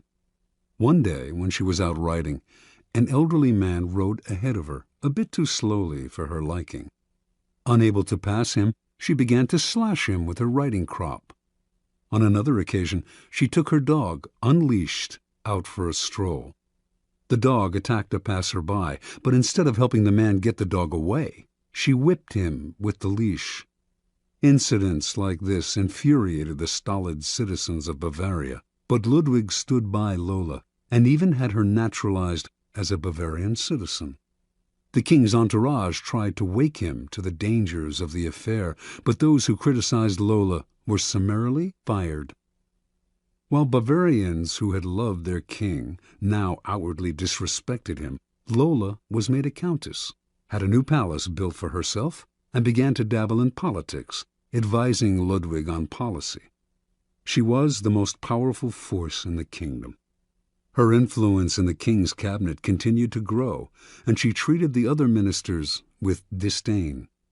As a result, riots broke out throughout the realm. A once peaceful land was virtually in the grip of civil war, and students everywhere were chanting, "Raus mit Lola!" By February of 1848, Ludwig was finally unable to withstand the pressure. With great sadness, he ordered Lola to leave Bavaria immediately. She left, but not until she was paid off. For the next 5 weeks, the Bavarians' wrath was turned against their formerly beloved king. In March of that year, he was forced to abdicate. Lola Montez moved to England. More than anything, she needed respectability, and despite being married, she still had not arranged a divorce from the Englishman she had wed years before. She set her sights on George Trafford Heald, a promising young army officer who was the son of an influential barrister. Although he was 10 years younger than Lola and could have chosen a wife among the prettiest and wealthiest young girls of English society, Heald fell under her spell. They were married in 1849. Soon, arrested on the charge of bigamy, she skipped bail, and she and Heald made their way to Spain. They quarreled horribly, and on one occasion Lola slashed him with a knife. Finally, she drove him away. Returning to England, he found he had lost his position in the army. Ostracized from English society, he moved to Portugal, where he lived in poverty. After a few months, his short life ended in a boating accident. A few years later, the man who published Lola Montez's autobiography went bankrupt. In 1853, Lola moved to California, where she met and married a man named Pat Hull. Their relationship was as stormy as all the others, and she left Hull for another man. He took to drink and fell into a deep depression that lasted until he died 4 years later, still a relatively young man. At the age of 41, Lola gave away her clothes and finery and turned to God. She toured America lecturing on religious topics, dressed in white and wearing a halo-like white headgear. She died 2 years later, in 1861. Interpretation. Lola Montez attracted men with her wiles, but her power over them went beyond the sexual. It was through the force of her character that she kept her lovers enthralled. Men were sucked into the maelstrom she churned up around her. They felt confused, upset, but the strength of the emotions she stirred also made them feel more alive. As is often the case with infection, the problems would only arise over time. Lola's inherent instability would begin to get under her lover's skin. They would find themselves drawn into her problems, but their emotional attachment to her would make them want to help her. This was the crucial point of the disease, for Lola Montez could not be helped. Her problems were too deep. Once the lover identified with them, he was lost. He would find himself embroiled in quarrels. The infection would spread to his family and friends, or, in the case of Ludwig, to an entire nation. You could spend a lifetime studying the pathology of infecting characters, but don't waste your time. Just learn the lesson. When you suspect you are in the presence of an infector, don't argue, don't try to help, don't pass the person on to your friends, or you will become enmeshed. Flee the infector's presence or suffer the consequences. Keys to power. Those misfortunates among us who have been brought down by circumstances beyond their control deserve all the help and sympathy we can give them. But there are others who are not born to misfortune or unhappiness, but who draw it upon themselves by their destructive actions and unsettling effect on others. It would be a great thing if we could raise them up, change their patterns, but more often than not, it is their patterns that end up getting inside and changing us. The incurably unhappy and unstable have a particularly strong infecting power because their characters and emotions are so intense. They often present themselves as victims, making it difficult, at first, to see their miseries as self-inflicted. Before you realize the real nature of their problems, you have been infected by them. Understand this. In the game of power, the people you associate with are critical. The risk of associating with infectors is that you will waste valuable time and energy trying to free yourself. Through a kind of guilt by association, you will also suffer in the eyes of others. Never underestimate the dangers of infection. Law 11. Learn to keep people dependent on you. Judgment. To maintain your independence, you must always be needed and wanted. The more you are relied on, the more freedom you have. Make people depend on you for their happiness and prosperity, and you have nothing to fear. Never teach them enough so that they can do without you. Observance of the law. When Otto von Bismarck became a deputy in the Prussian Parliament in 1847, he was 32 years old and without an ally or friend. Looking around him, he decided that the side to ally himself with was not the Parliament's liberals or conservatives, not any particular minister, and certainly not the people. It was with the king, Frederick William IV. This was an odd choice, to say the least, for Frederick was at a low point of his power. A weak, indecisive man, he consistently gave in to the liberals in Parliament. In fact, he was spineless and stood for much that Bismarck disliked personally and politically. Yet Bismarck courted Frederick night and day. When other deputies attacked the king for his many inept moves, only Bismarck stood by him. Finally, It all paid off. In 1851, Bismarck was made a minister in the king's cabinet. Now he went to work. Time and again, he forced the king's hand, getting him to build up the military, to stand up to the liberals, to do exactly as Bismarck wished. He worked on Frederick's insecurity about his manliness, challenging him to be firm and to rule with pride. And he slowly restored the king's powers until the monarchy was once again the most powerful force in Prussia.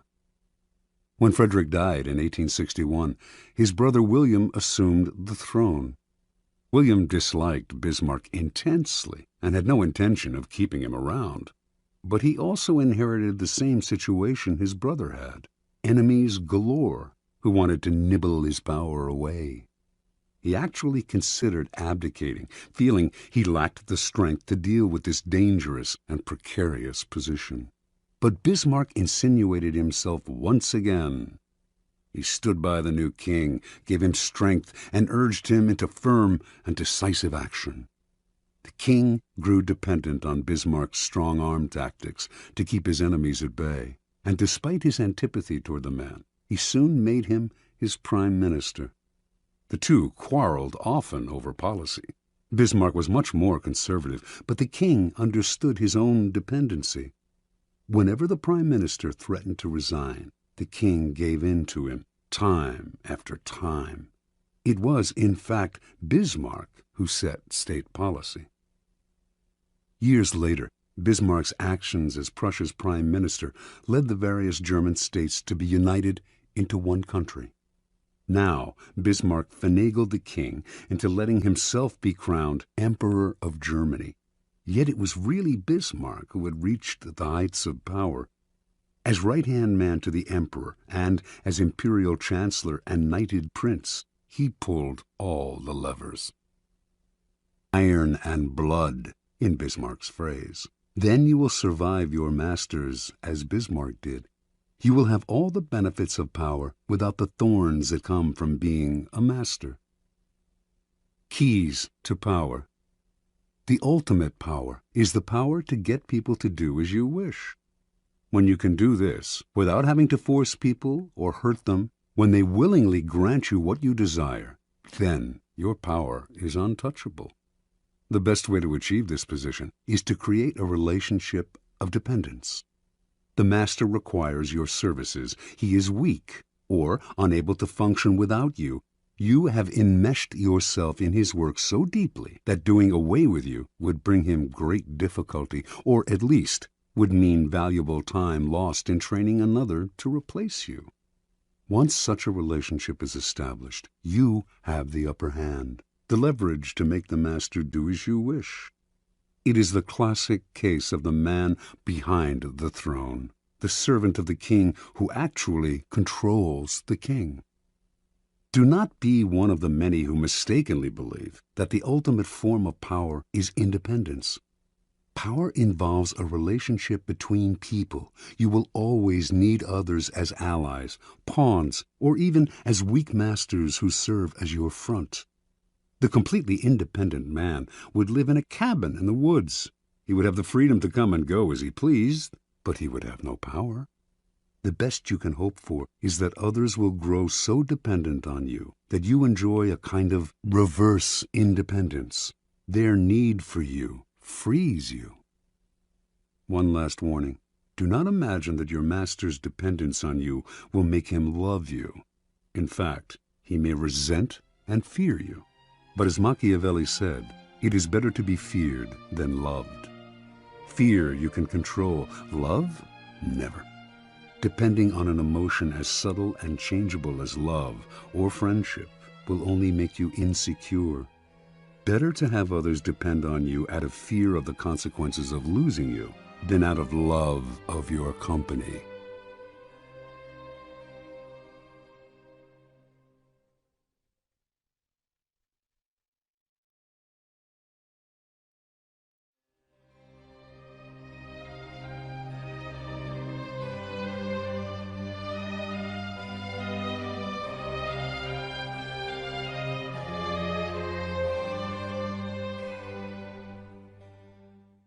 Law 12.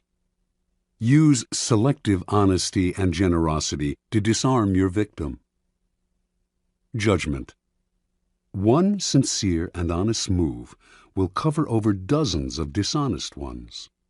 Open-hearted gestures of honesty and generosity bring down the guard of even the most suspicious people.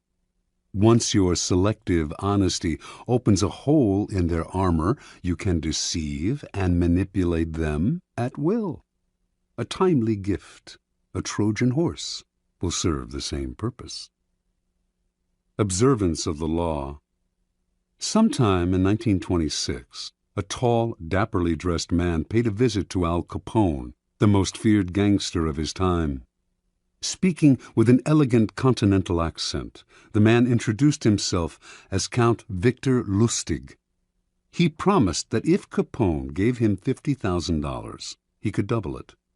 Capone had more than enough funds to cover the investment, but he wasn't in the habit of entrusting large sums to total strangers. He looked the Count over.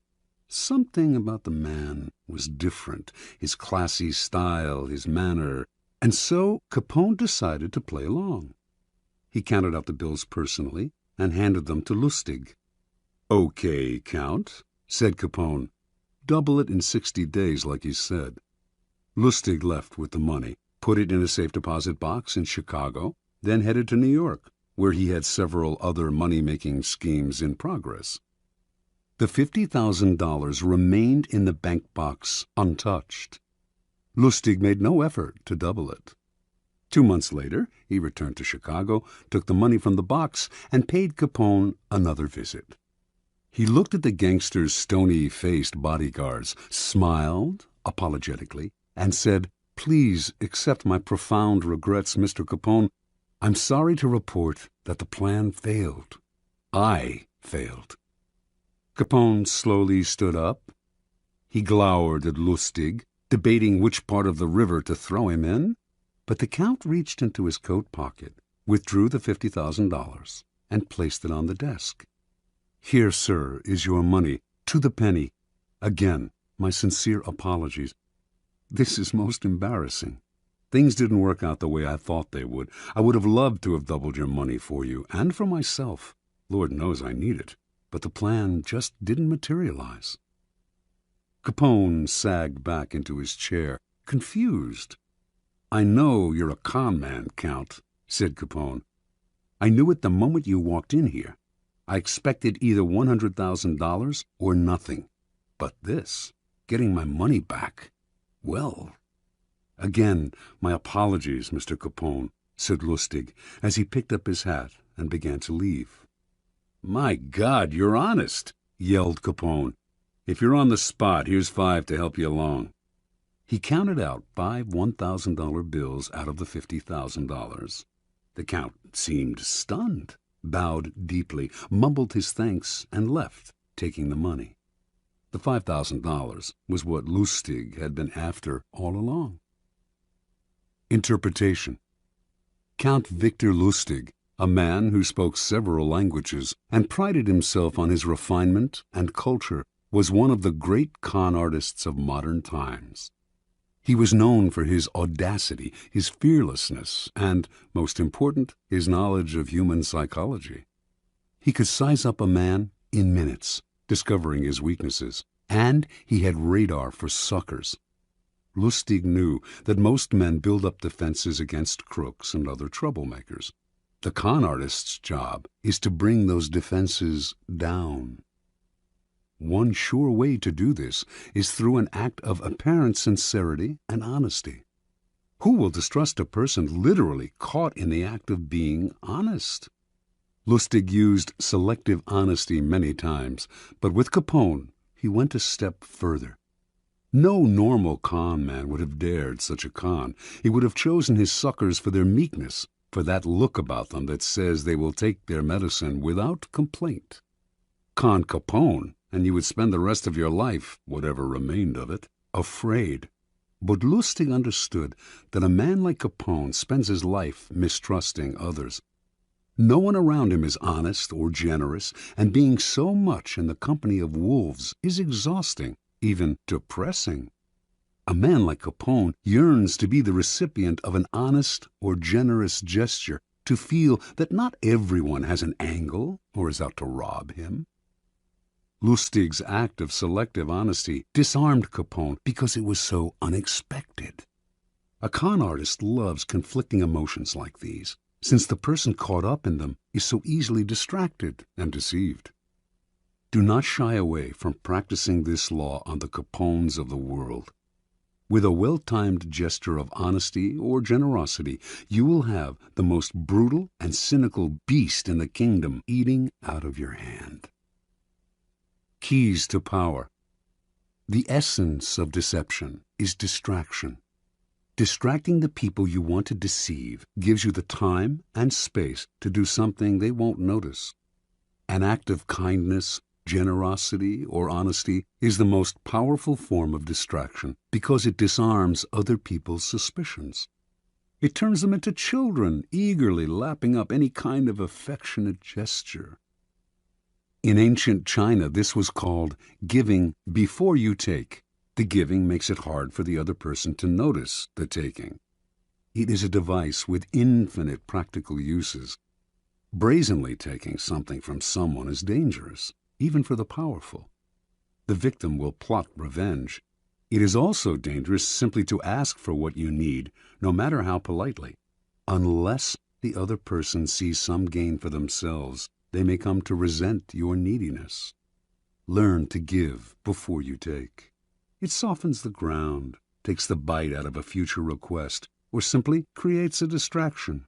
And the giving can take many forms: an actual gift, a generous act, a kind favor, an honest admission, whatever it takes.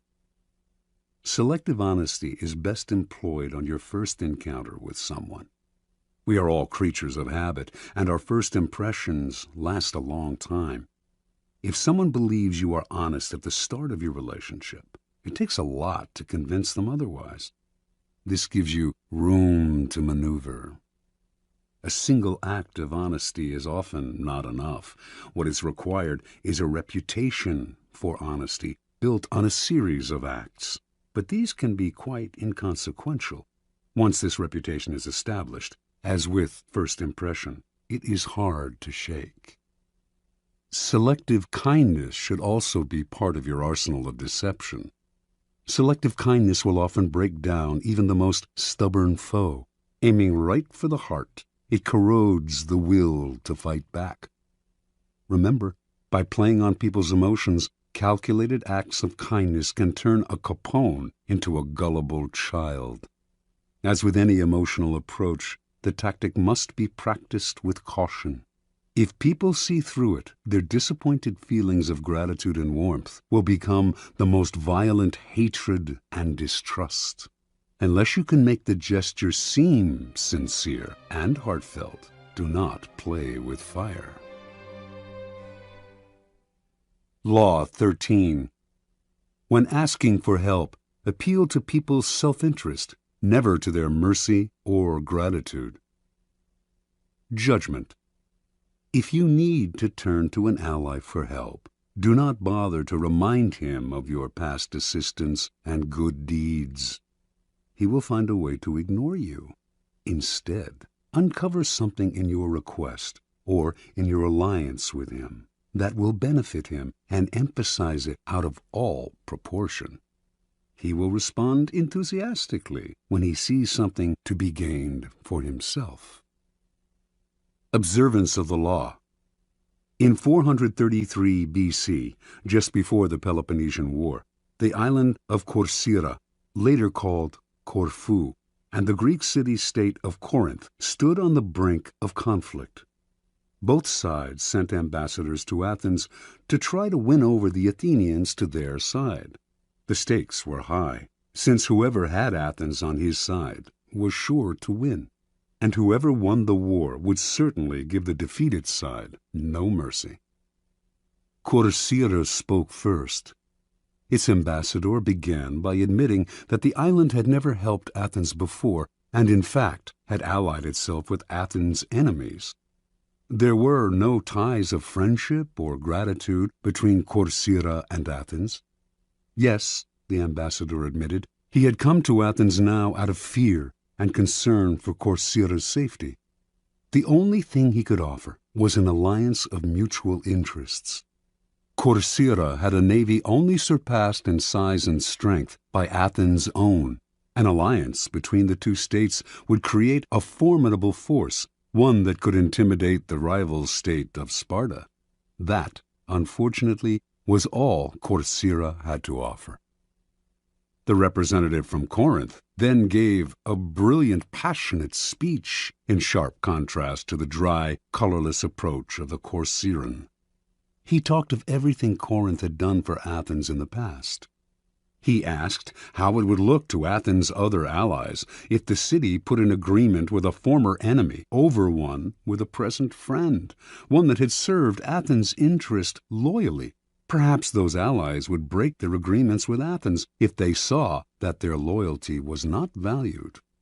He referred to Hellenic law and the need to repay Corinth for all its good deeds. He finally went on to list the many services Corinth had performed for Athens and the importance of showing gratitude to one's friends. After the speech, the Athenians debated the issue in an assembly. On the second round, they voted overwhelmingly to ally with Corcyra and drop Corinth. Interpretation. History has remembered the Athenians nobly, but they were the preeminent realists of classical Greece. With them, all the rhetoric, all the emotional appeals in the world could not match a good pragmatic argument, especially one that added to their power. What the Corinthian ambassador did not realize was that his references to Corinth's past generosity to Athens only irritated the Athenians, subtly asking them to feel guilty and putting them under obligation. The Athenians could care less about past favors and friendly feelings. At the same time, they knew that if their other allies thought them ungrateful for abandoning Corinth, these city-states would still be unlikely to break their ties to Athens, the preeminent power in Greece. Athens ruled its empire by force and would simply compel any rebellious ally to return to the fold. When people choose between talk about the past and talk about the future, a pragmatic person will always opt for the future and forget the past. As the Corcyrans realized, it is always best to speak pragmatically to a pragmatic person, and in the end, most people are, in fact, pragmatic. They will rarely act against their own self-interest. Keys to power. In your quest for power, you will constantly find yourself in the position of asking for help from those more powerful than you. There is an art to asking for help, an art that depends on your ability to understand the person you are dealing with and to not confuse your needs with theirs. Most people never succeed at this because they are completely trapped in their own wants and desires. They start from the assumption that the people they are appealing to have a selfless interest in helping them. They talk as if their needs mattered to these people, who probably couldn't care less. Sometimes they refer to larger issues, a great cause, or grand emotions such as love and gratitude. They go for the big picture when simple, everyday realities would have much more appeal. What they do not realize is that even the most powerful person is locked inside needs of his own, and that if you make no appeal to his self-interest, he merely sees you as desperate or, at best, a waste of time. A key step in the process is to understand the other person's psychology. Is he vain? Is he concerned about his reputation or his social standing? Does he have enemies you could help him vanquish? Is he simply motivated by money and power? When the Mongols invaded China in the 12th century, they threatened to obliterate a culture that had thrived for over 2,000 years. Their leader, Genghis Khan, saw nothing in China but a country that lacked pasturing for his horses, and he decided to destroy the place, leveling all its cities, for it would be better to exterminate the Chinese and let the grass grow. It was not a soldier, a general, or a king who saved the Chinese from devastation, but a man named Yelu Chutsai. A foreigner himself, Chutsai had come to appreciate the superiority of Chinese culture. He managed to make himself a trusted advisor to Genghis Khan and persuaded him that he would reap riches out of the place if, instead of destroying it, he simply taxed everyone who lived there. Khan saw the wisdom in this and did as Chutsai advised. When Khan took the city of Kaifeng after a long siege and decided to massacre its inhabitants, as he had in other cities that had resisted him, Chutsai told him that the finest craftsmen and engineers in China had fled to Kaifeng, and it would be better to put them to use. Kaifeng was spared. Never before had Genghis Khan shown such mercy, but then it really wasn't mercy that saved Kaifeng. Chutsai knew Khan well. He was a barbaric peasant who cared nothing for culture, or indeed for anything other than warfare and practical results. Chutsai chose to appeal to the only emotion that would work on such a man: greed. Self-interest is the lever that will move people. Once you make them see how you can in some way meet their needs or advance their cause, their resistance to your requests for help will magically fall away. At each step on the way to acquiring power, you must train yourself to think your way inside the other person's mind, to see their needs and interests, to get rid of the screen of your own feelings that obscure the truth. Master this art, and there will be no limits to what you can accomplish. Law 14. Pose as a friend, work as a spy. Judgment. Knowing about your rival is critical. Use spies to gather valuable information that will keep you a step ahead. Better still, play the spy yourself. In polite social encounters, learn to probe. Ask indirect questions to get people to reveal their weaknesses and intentions. There is no occasion that is not an opportunity for artful spying. Observance of the law. Joseph Devine was undoubtedly the greatest art dealer of his time. From 1904 to 1940, he almost single-handedly monopolized America's millionaire art collecting market. But one prize plum eluded him: the industrialist Andrew Mellon. Before he died, Devine was determined to make Mellon a client. Devine's friends said this was an impossible dream. Mellon was a stiff, taciturn man. The stories he had heard about the congenial, talkative Devine rubbed him the wrong way. He had made it clear he had no desire to meet the man. Yet Devine told his doubting friends, "Not only will Mellon buy from me, but he will buy only from me." For several years he tracked his prey, learning the man's habits, tastes, phobias. To do this, he secretly put several of Mellon's staff on his own payroll, worming valuable information out of them. By the time he moved into action, he knew Mellon about as well as Mellon's wife did.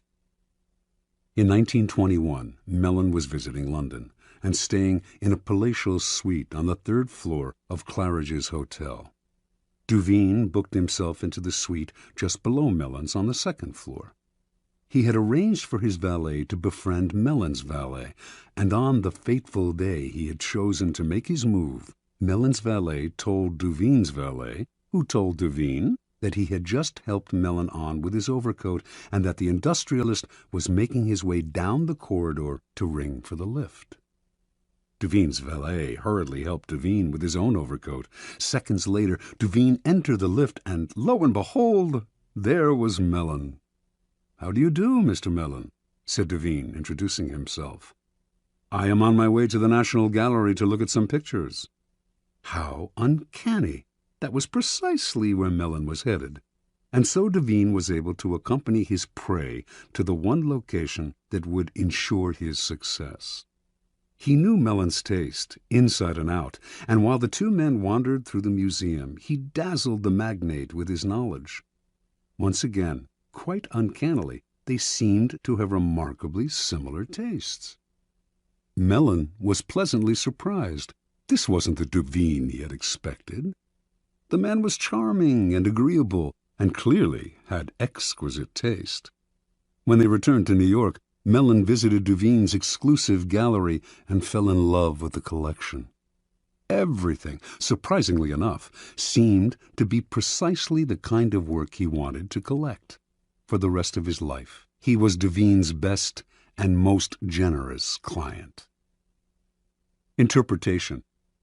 A man as ambitious and competitive as Joseph Duveen left nothing to chance. What's the point of winging it, or just hoping you may be able to charm this or that client? It's like shooting ducks blindfolded. Arm yourself with a little knowledge and your aim improves. Mellon was the most spectacular of Duveen's catches, but he spied on many a millionaire.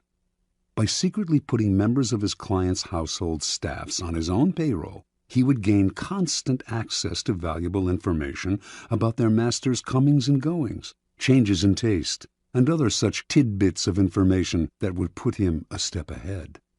A rival of Duveen's, who wanted to make Henry Frick a client, noticed that whenever he visited this wealthy New Yorker, Duveen was there before him, as if he had a sixth sense. To other dealers, Duveen seemed to be everywhere, and to know everything before they did. His powers discouraged and disheartened them, until many simply gave up going after the wealthy clients who could make a dealer rich. Such is the power of artful spying. It makes you seem all-powerful, clairvoyant. Your knowledge of your mark can also make you seem charming. So well can you anticipate their desires. No one sees the source of your power, and what they cannot see, they cannot fight. Keys to power. In the realm of power, your goal is a degree of control over future events.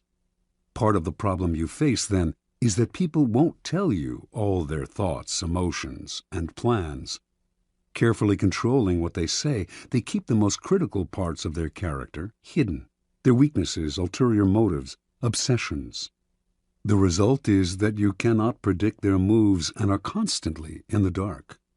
The trick is to find a way to probe them, to find out their secrets and hidden intentions without letting them know what you are up to. This is not as difficult as you might think. A friendly front will let you secretly gather information on friends and enemies alike. Let others consult the horoscope or read tarot cards. You have more concrete means of seeing into the future. The most common way of spying is to use other people, as Duveen did. The method is simple, powerful, but risky.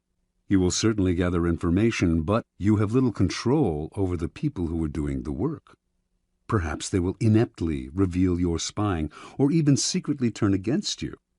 It is far better to be the spy yourself, to pose as a friend while secretly gathering information. During social gatherings and innocuous encounters, pay attention. This is when people's guards are down. By suppressing your own personality, you can make them reveal things. The brilliance of the maneuver is that they will mistake your interest in them for friendship, so that you not only learn, you make allies. Nevertheless, you should practice this tactic with caution and care. If people begin to suspect you are worming secrets out of them under the cover of conversation, they will strictly avoid you. Emphasize friendly chatter, not valuable information.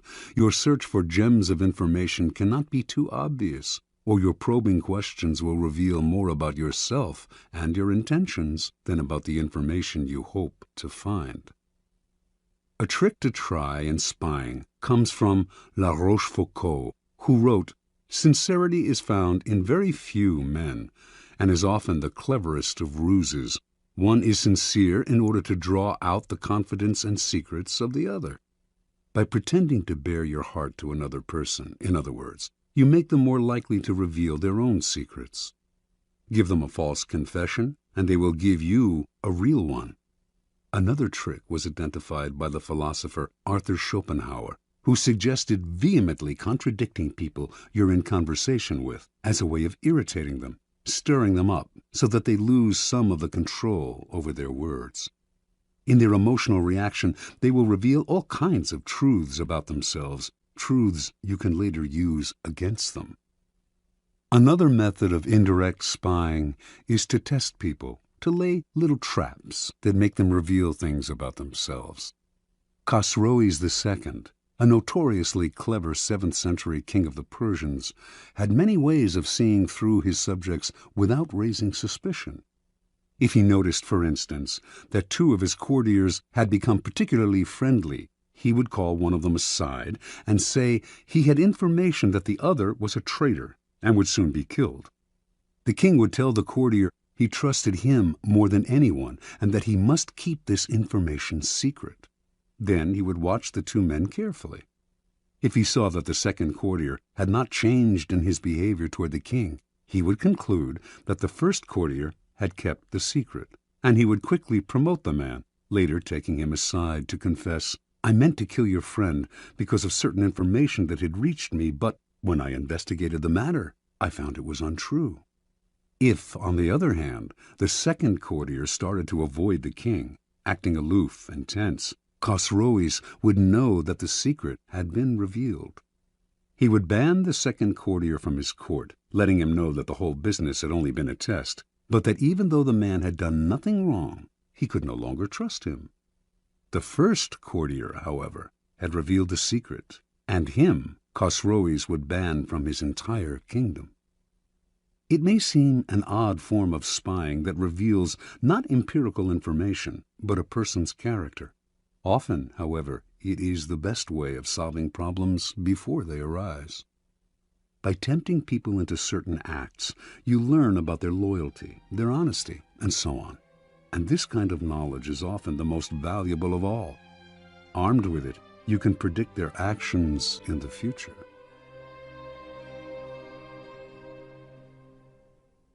Law 15. Crush your enemy totally. Judgment. All great leaders since Moses have known that a feared enemy must be crushed completely. Sometimes they have learned this the hard way. If one ember is left alight, no matter how dimly it smolders, a fire will eventually break out. More is lost through stopping halfway than through total annihilation. The enemy will recover and will seek revenge. Crush him, not only in body, but in spirit. Transgression of the law. No rivalry between leaders is more celebrated in Chinese history than the struggle between Xiang Yu and Liu Bang. These 2 generals began their careers as friends, fighting on the same side. Xiang Yu came from the nobility, large and powerful, given to bouts of violence and temper, a bit dull-witted. He was yet a mighty warrior who always fought at the head of his troops. Liu Bang came from peasant stock. He had never been much of a soldier and preferred women and wine to fighting. In fact, he was something of a scoundrel. But he was wily, and he had the ability to recognize the best strategists, keeping them as his advisors, and listen to their advice. He had risen in the army through these strengths. In 208 BC, the king of Chu sent 2 massive armies to conquer the powerful kingdom of Qin. One army went north, under the generalship of Sung Yi, with Xiang Yu second in command. The other, led by Liu Bang, headed straight toward Qin.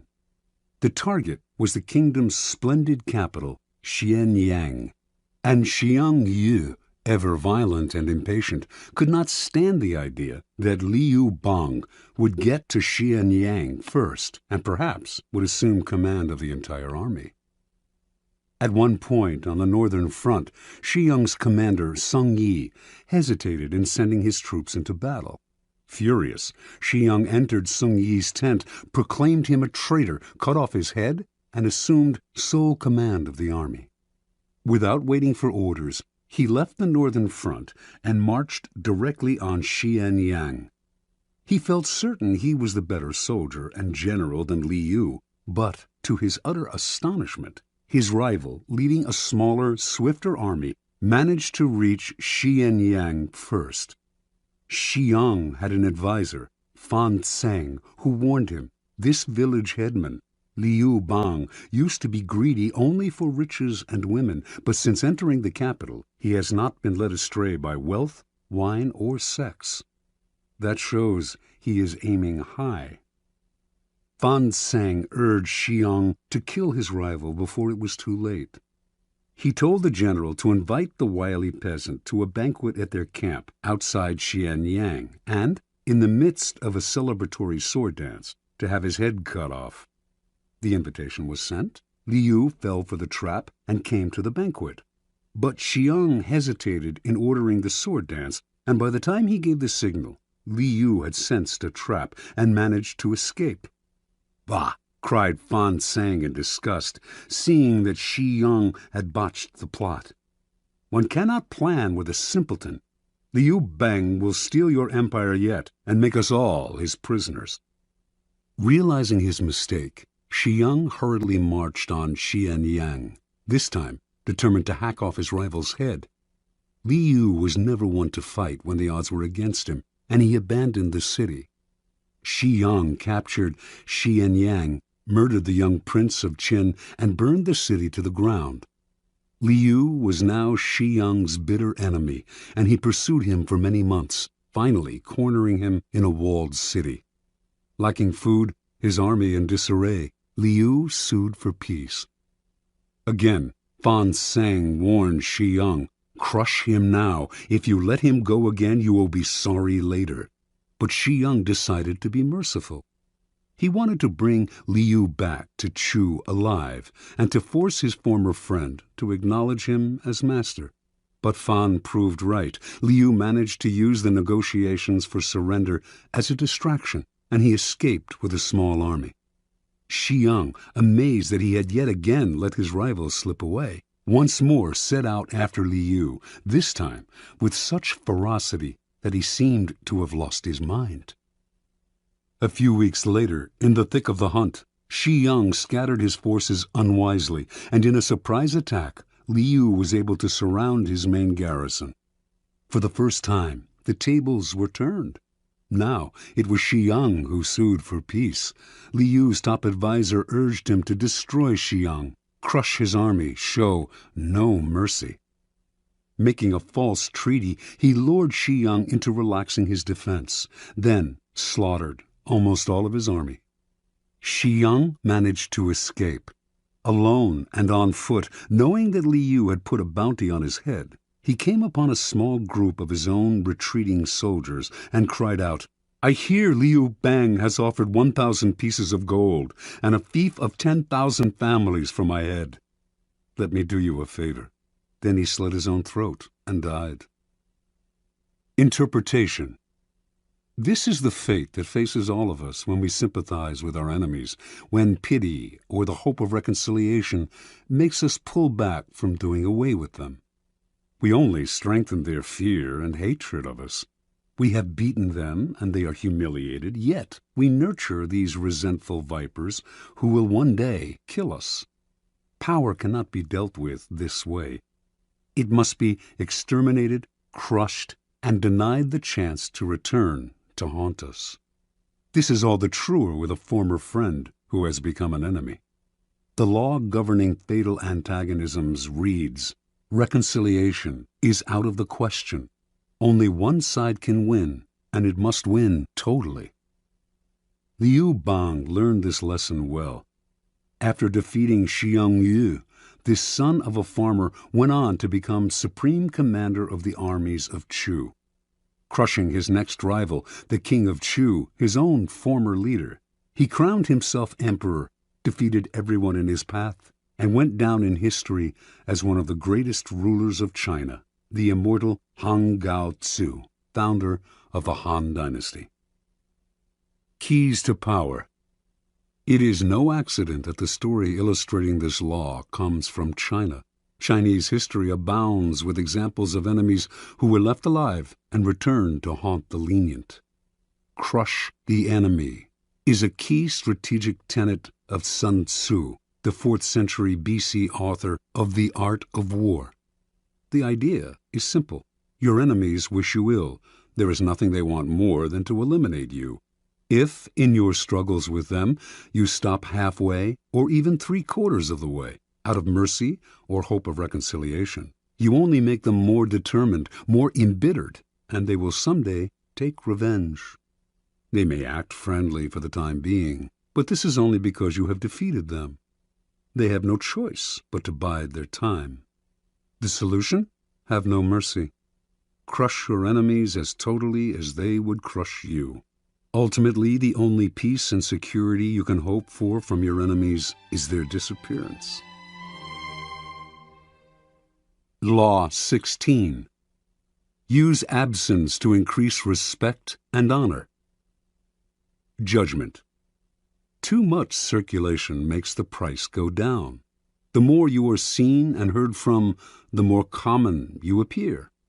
If you are already established in a group, temporary withdrawal from it will make you more talked about, even more admired. You must learn when to leave, create value through scarcity. Observance of the law. For many centuries, the Assyrians ruled Upper Asia with an iron fist. In the 8th century BC, however, the people of Media, now northwestern Iran, revolted against them and finally broke free. Now the Medes had to establish a new government. Determined to avoid any form of despotism, they refused to give ultimate power to any one man or to establish a monarchy. Without a leader, however, the country soon fell into chaos and fractured into small kingdoms with village fighting against village. In one such village lived a man named Deioces, who began to make a name for himself for fair dealing and the ability to settle disputes. He did this so successfully, in fact, that soon any legal conflict in the area was brought to him, and his power increased. Throughout the land, the law had fallen into disrepute. The judges were corrupt, and no one entrusted their cases to the courts anymore, resorting to violence instead. When news spread of Deioces' wisdom, incorruptibility, and unshakable impartiality, Median villages far and wide turned to him to settle all manner of cases. Soon he became the sole arbiter of justice in the land. At the height of his power, Deioces suddenly decided he had had enough.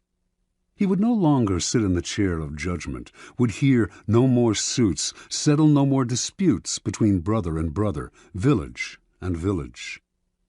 Complaining that he was spending so much time dealing with other people's problems that he had neglected his own affairs, he retired.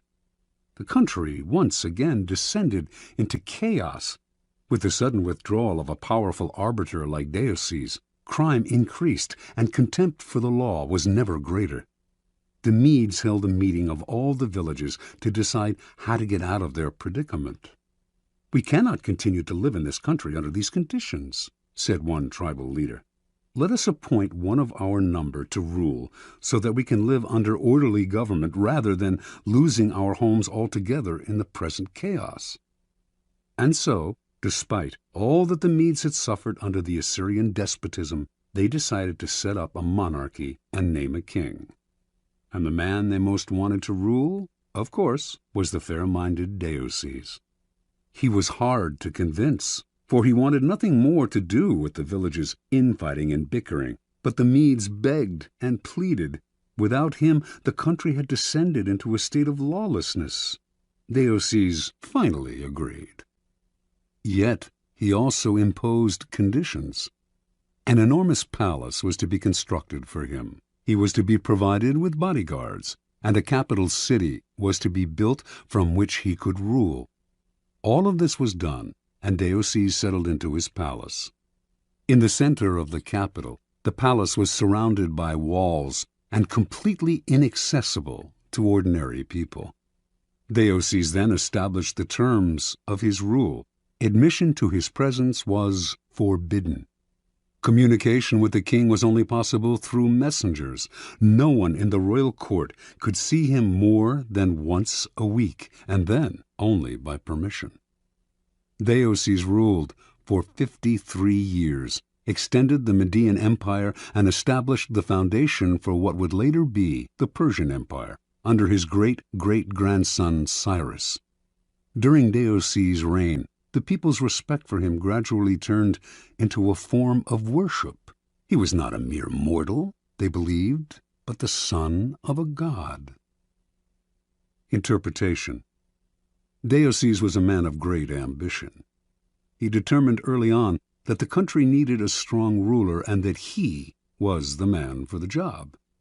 In a land plagued with anarchy, the most powerful man is the judge and arbiter, so Deioces began his career by making his reputation as a man of impeccable fairness.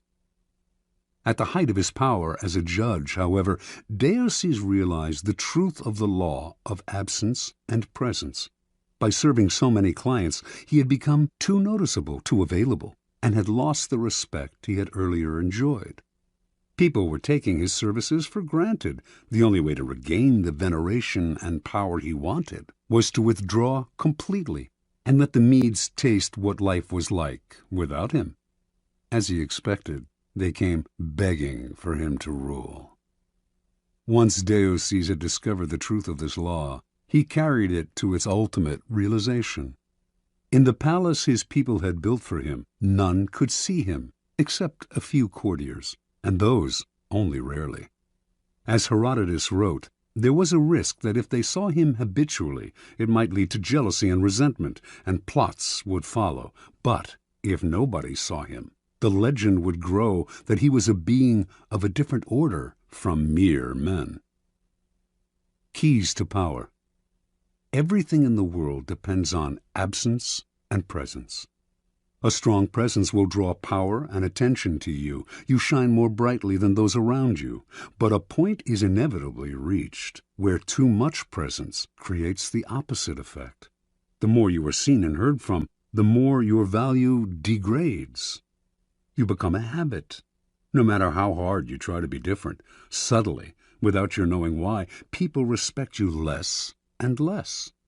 At the right moment, you must learn to withdraw yourself before they unconsciously push you away. It is a game of hide and seek.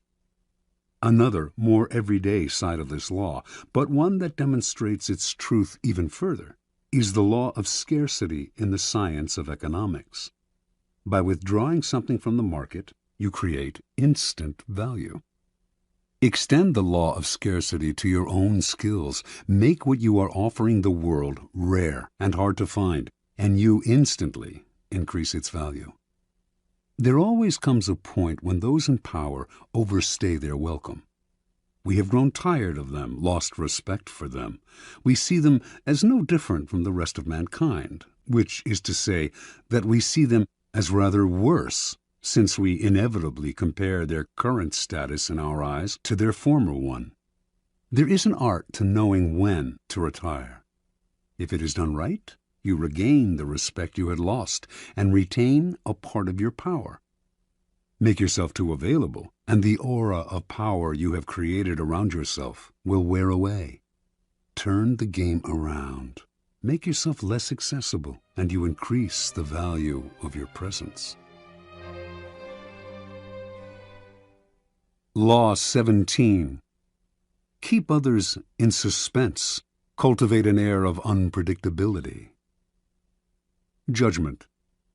Humans are creatures of habit, with an insatiable need to see familiarity in other people's actions. Your predictability gives them a sense of control. Turn the tables. Be deliberately unpredictable. Behavior that seems to have no consistency or purpose will keep them off balance, and they will wear themselves out trying to explain your moves. Taken to an extreme, this strategy can intimidate and terrorize. Observance of the law. In May of 1972, chess champion Boris Spassky anxiously awaited his rival Bobby Fischer in Reykjavik, Iceland. The two men had been scheduled to meet for the World Championship of Chess, but Fischer had not arrived on time, and the match was on hold. Fischer had problems with the size of the prize money, problems with the way the money was to be distributed, problems with the logistics of holding the match in Iceland. He might back out at any moment. Spassky tried to be patient. His Russian bosses felt that Fischer was humiliating him and told him to walk away, but Spassky wanted this match. He knew he could destroy Fischer, and nothing was going to spoil the greatest victory of his career. "So it seems that all our work may come to nothing," Spassky told a comrade. "But what can we do? It is Bobby's move. If he comes, we play. If he does not come, we do not play. A man who is willing to commit suicide has the initiative." Fischer finally arrived in Reykjavik, but the problems and the threat of cancellation continued. He disliked the hall where the match was to be fought. He criticized the lighting. He complained about the noise of the cameras. He even hated the chairs in which he and Spassky were to sit. Now the Soviet Union took the initiative and threatened to withdraw their man. The bluff apparently worked. After all the weeks of waiting, the endless and infuriating negotiations, Fischer agreed to play. Everyone was relieved. No one more than Spassky, but on the day of the official introductions, Fischer arrived very late, and on the day when the match of the century was to begin, he was late again. This time, however, the consequences would be dire. If he showed up too late, he would forfeit the first game. What was going on? Was he playing some sort of mind game, or was Bobby Fischer perhaps afraid of Boris Spassky? It seemed to the assembled Grand Masters and to Spassky that this young kid from Brooklyn had a terrible case of the jitters. At 5:09, Fischer showed up exactly 1 minute before the match was to be cancelled. The first game of a chess tournament is critical, since it sets the tone for the months to come. It is often a slow and quiet struggle, with the two players preparing themselves for the war and trying to read each other's strategies. This game was different. Fischer made a terrible move early on, perhaps the worst of his career, and when Spassky had him on the ropes, he seemed to give up. Yet Spassky knew that Fischer never gave up. Even when facing checkmate, he fought to the bitter end, wearing the opponent down. This time, though, he seemed resigned. Then, suddenly, he broke out a bold move that put the room in a buzz. The move shocked Spassky, but he recovered and managed to win the game. But no one could figure out what Fischer was up to. Had he lost deliberately? Or was he rattled? Unsettled? Even as some thought, insane? After his defeat in the first game, Fischer complained all the more loudly about the room, the cameras, and everything else. He also failed to show up on time for the second game. This time, the organizers had had enough. He was given a forfeit. Now he was down 2-0, a position from which no one had ever come back to win a chess championship. Fischer was clearly unhinged.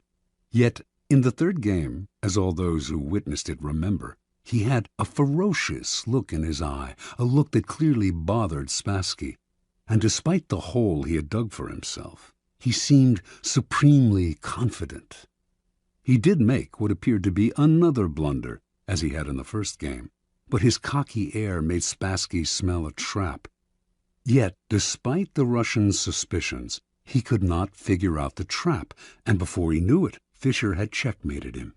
In fact, Fischer's unorthodox tactics had completely unnerved his opponent.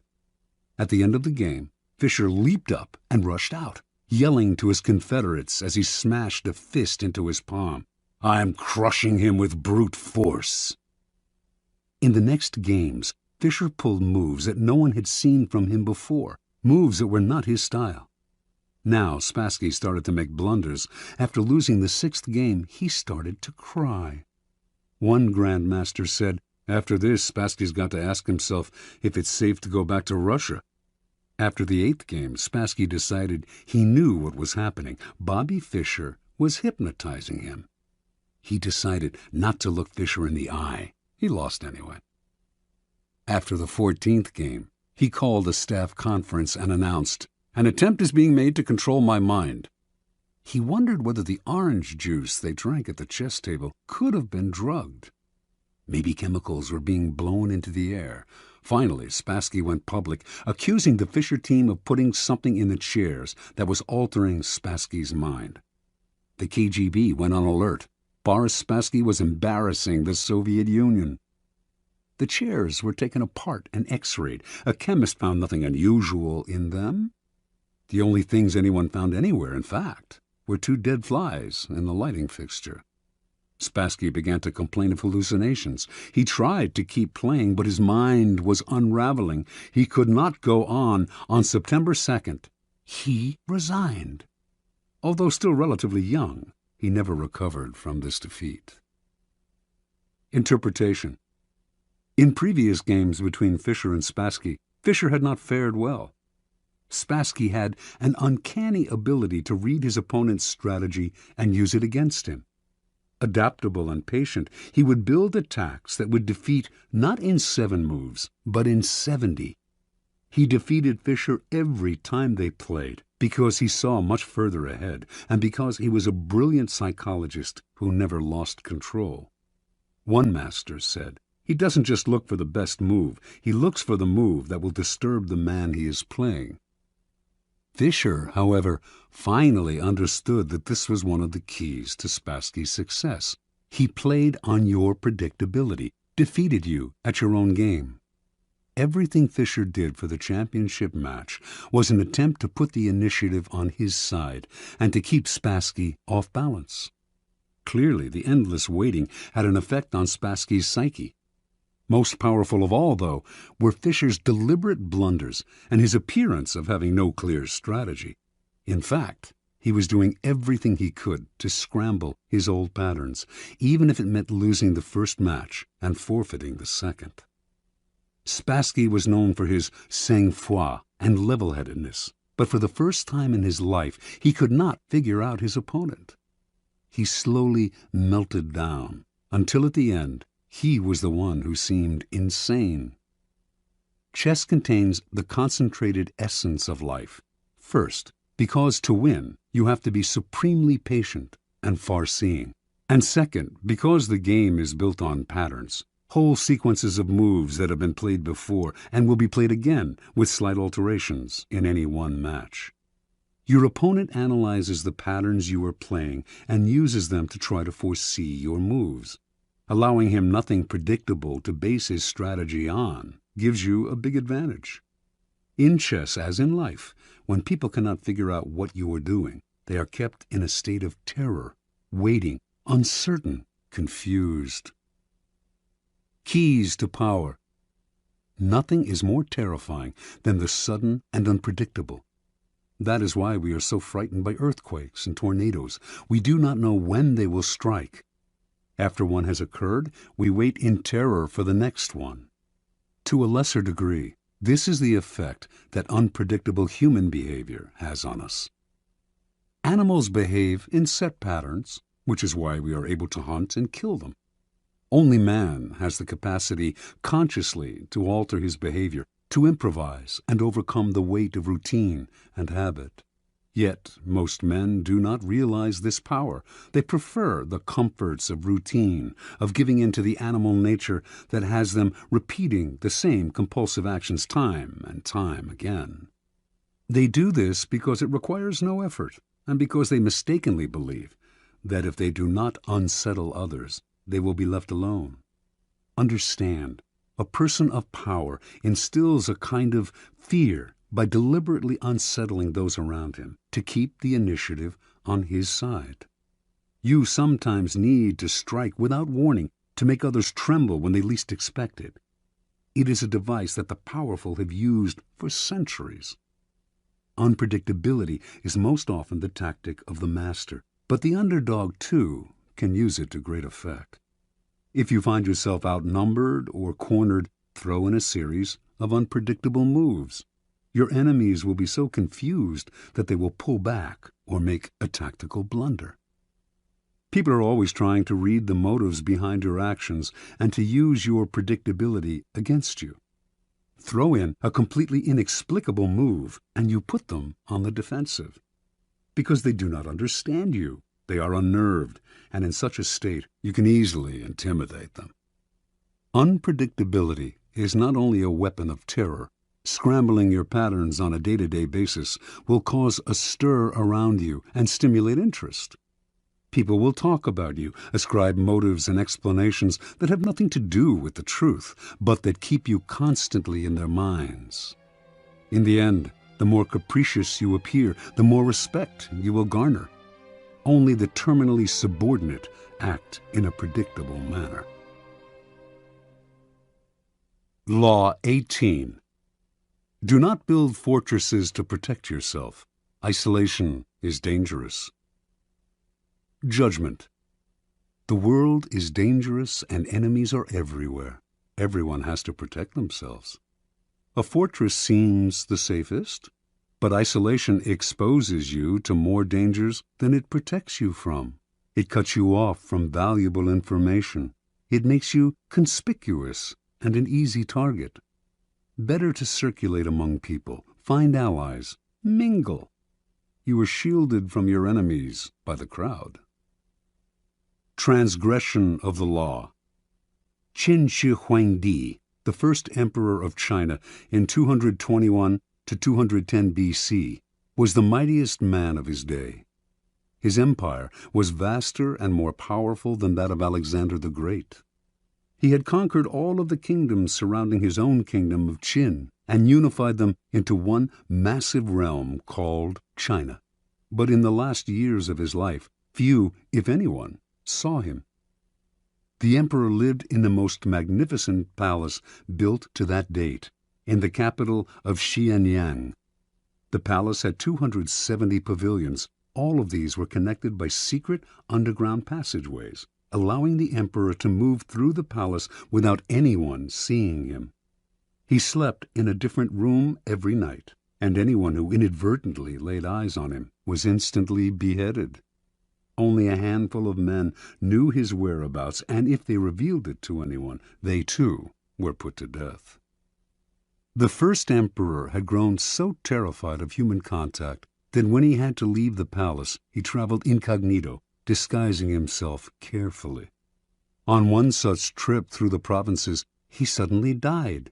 His body was borne back to the capital in the emperor's carriage, with a cart packed with salted fish trailing behind it to cover up the smell of the rotting corpse. No one was to know of his death. He died alone, far from his wives, his family, his friends, and his courtiers, accompanied only by a minister and a handful of eunuchs. Interpretation. Shi Huangdi started off as the king of Qin, a fearless warrior of unbridled ambition. Writers of the time described him as a man with a waspish nose, eyes like slits, the voice of a jackal, and the heart of a tiger or wolf. He could be merciful sometimes, but more often he swallowed men up without a scruple.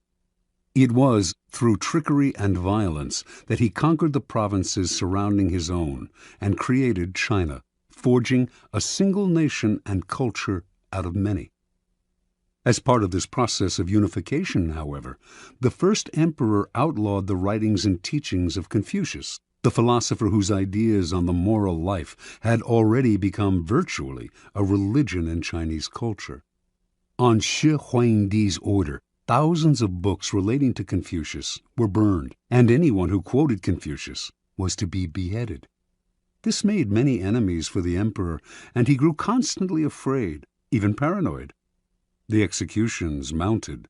A contemporary, the writer Han Fei Tzu, noted that Qin has been victorious for 4 generations, yet has lived in constant terror and apprehension of destruction. As the emperor withdrew deeper and deeper into the palace to protect himself, he slowly lost control of the realm. Eunuchs and ministers enacted political policies without his approval or even his knowledge. They also plotted against him. By the end, he was emperor in name only, and was so isolated that barely anyone knew he had died. He had probably been poisoned by the same scheming ministers who encouraged his isolation. That is what isolation brings: Retreat into a fortress and you lose contact with the sources of your power. You lose your ear for what is happening around you, as well as a sense of proportion. Instead of being safer, you cut yourself off from the kind of knowledge on which your life depends. Never enclose yourself so far from the streets that you cannot hear what is happening around you, including the plots against you. Keys to power. Machiavelli makes the argument that in a strictly military sense, a fortress is invariably a mistake. It becomes a symbol of power's isolation and is an easy target for its builder's enemies. Designed to defend you, fortresses actually cut you off from help and cut into your flexibility.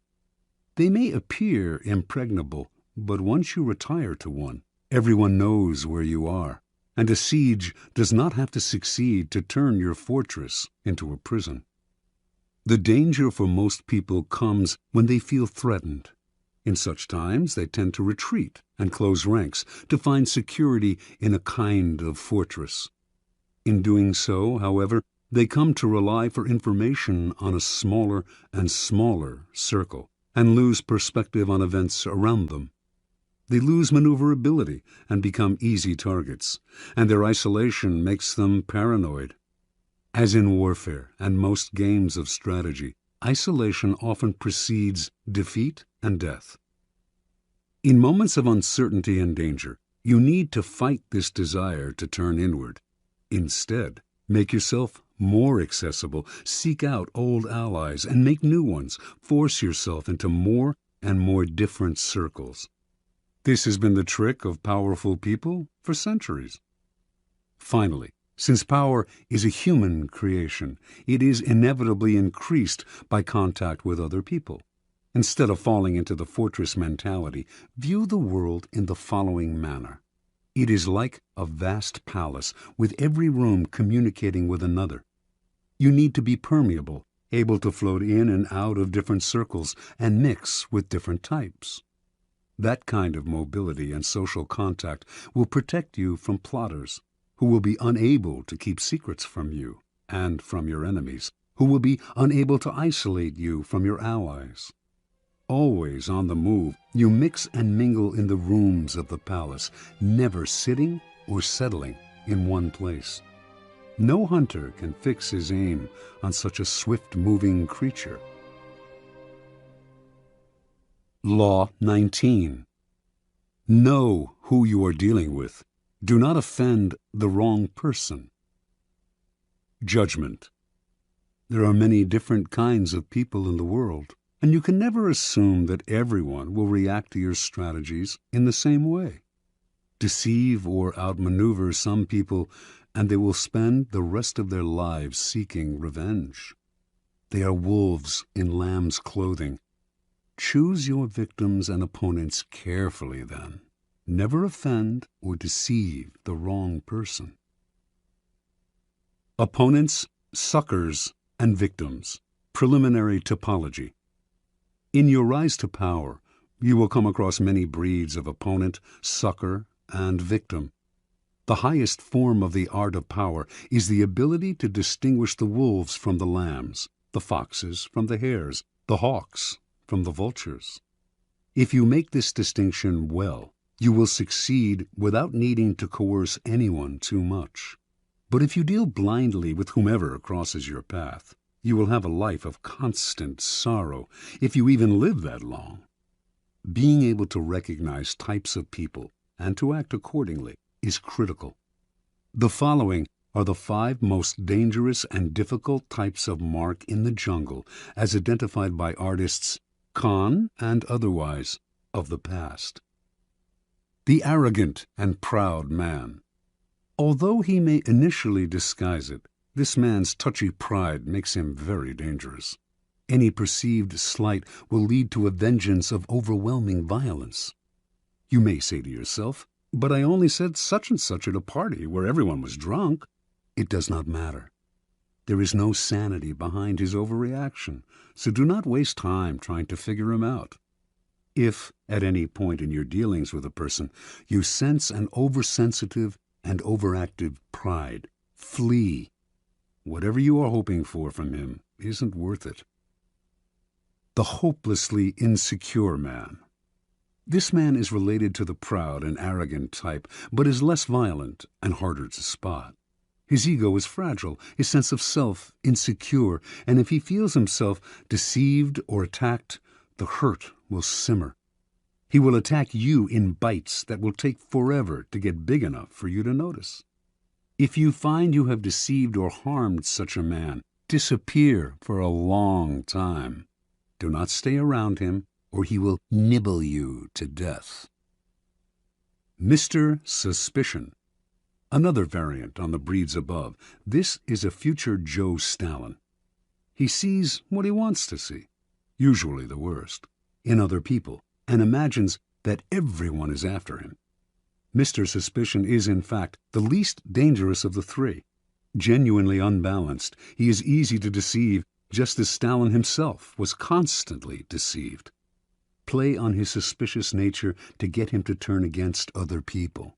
But if you do become the target of his suspicions, watch out. The serpent with a long memory. If hurt or deceived, this man will show no anger on the surface. He will calculate and wait. Then, when he is in a position to turn the tables, he will exact a revenge marked by a cold-blooded shrewdness.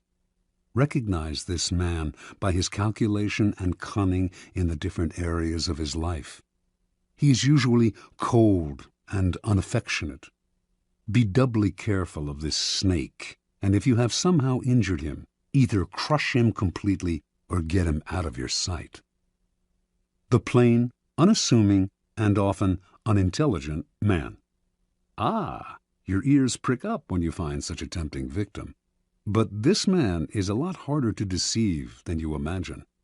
Falling for a ruse often takes intelligence and imagination, a sense of the possible rewards. The blunt man will not take the bait because he does not recognize it. He is that unaware. The danger with this man is not that he will harm you or seek revenge, but merely that he will waste your time, energy, resources, and even your sanity in trying to deceive him. Have a test ready for a mark, a joke, a story. If his reaction is utterly literal, this is the type you are dealing with. Continue at your own risk. Transgression of the law. In the early part of the 13th century, Muhammad, the Shah of Khwarezm, managed after many wars to forge a huge empire, extending west to present-day Turkey and south to Afghanistan. The empire's center was the great Asian capital of Samarkand. The Shah had a powerful, well-trained army and could mobilize 200,000 warriors within days. In 1219, Muhammad received an embassy from a new tribal leader to the east, Genghis Khan. The embassy included all sorts of gifts to the great Muhammad, representing the finest goods from Khan's small but growing Mongol empire. Genghis Khan wanted to reopen the Silk Route to Europe and offered to share it with Muhammad, while promising peace between the two empires. Muhammad did not know this upstart from the east, who, it seemed to him, was extremely arrogant to try to talk as an equal to one so clearly his superior.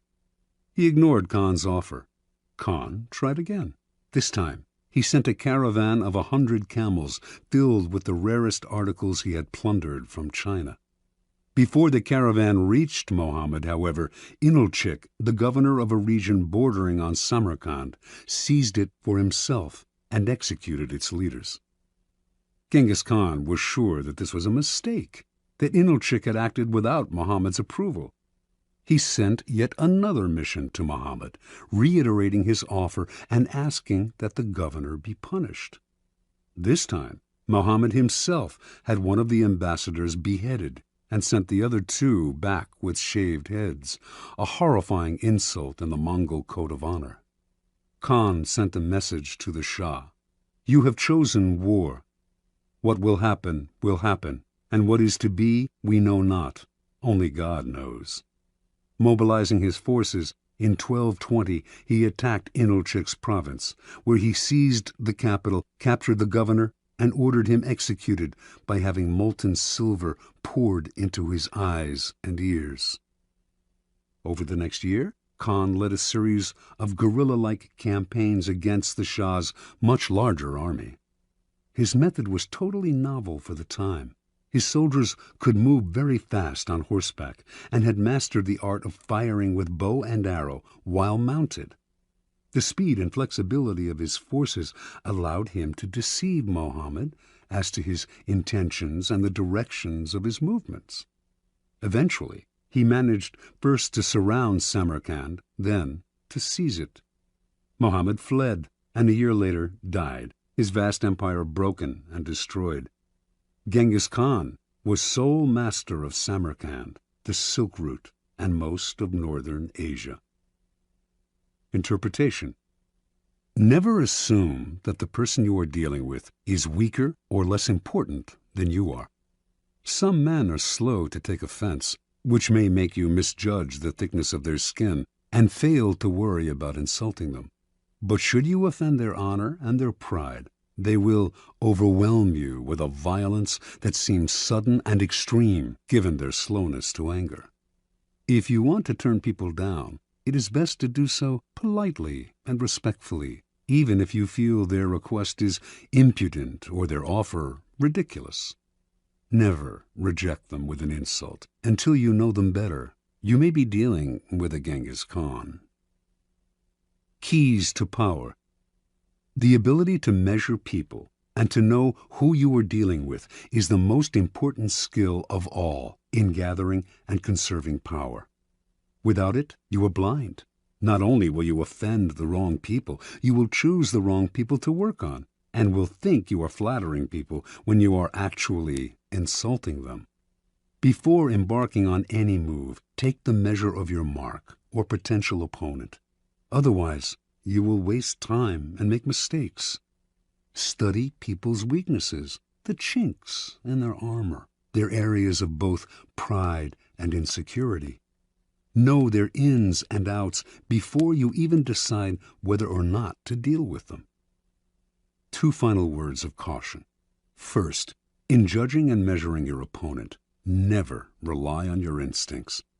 You will make the greatest mistakes of all if you rely on such inexact indicators. Nothing can substitute for gathering concrete knowledge.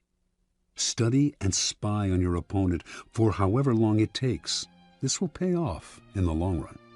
Second, never trust appearances. Anyone with a serpent's heart can use a show of kindness to cloak it. A person who is blustery on the outside is often really a coward. Learn to see through appearances and their contradictions.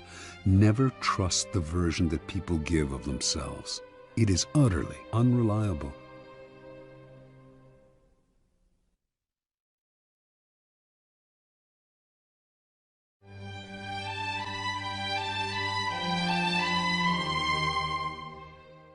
Law 20.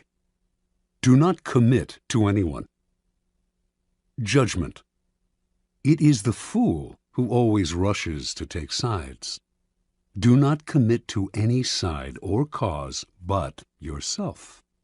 By maintaining your independence, you become the master of others, playing people against one another, making them pursue you. Part 1. Do not commit to anyone, but be courted by all. If you allow people to feel they possess you to any degree, you lose all power over them. By not committing your affections, they will only try harder to win you over. Stay aloof, and you gain the power that comes from their attention and frustrated desire. Play the virgin queen. Give them hope, but never satisfaction. Observance of the law. When Queen Elizabeth I ascended the throne of England in 1558, there was much to do about her finding a husband. The issue was debated in Parliament and was a main topic of conversation among Englishmen of all classes. They often disagreed as to whom she should marry, but everyone thought she should marry as soon as possible, for a queen must have a king and must bear heirs for the kingdom. The debates raged on for years. Meanwhile, The most handsome and eligible bachelors in the realm, Sir Robert Dudley, the Earl of Essex, Sir Walter Raleigh, vied for Elizabeth's hand. She did not discourage them, but she seemed to be in no hurry, and her hints as to which man might be her favorite often contradicted each other. In 1566, Parliament sent a delegation to Elizabeth urging her to marry before she was too old to bear children.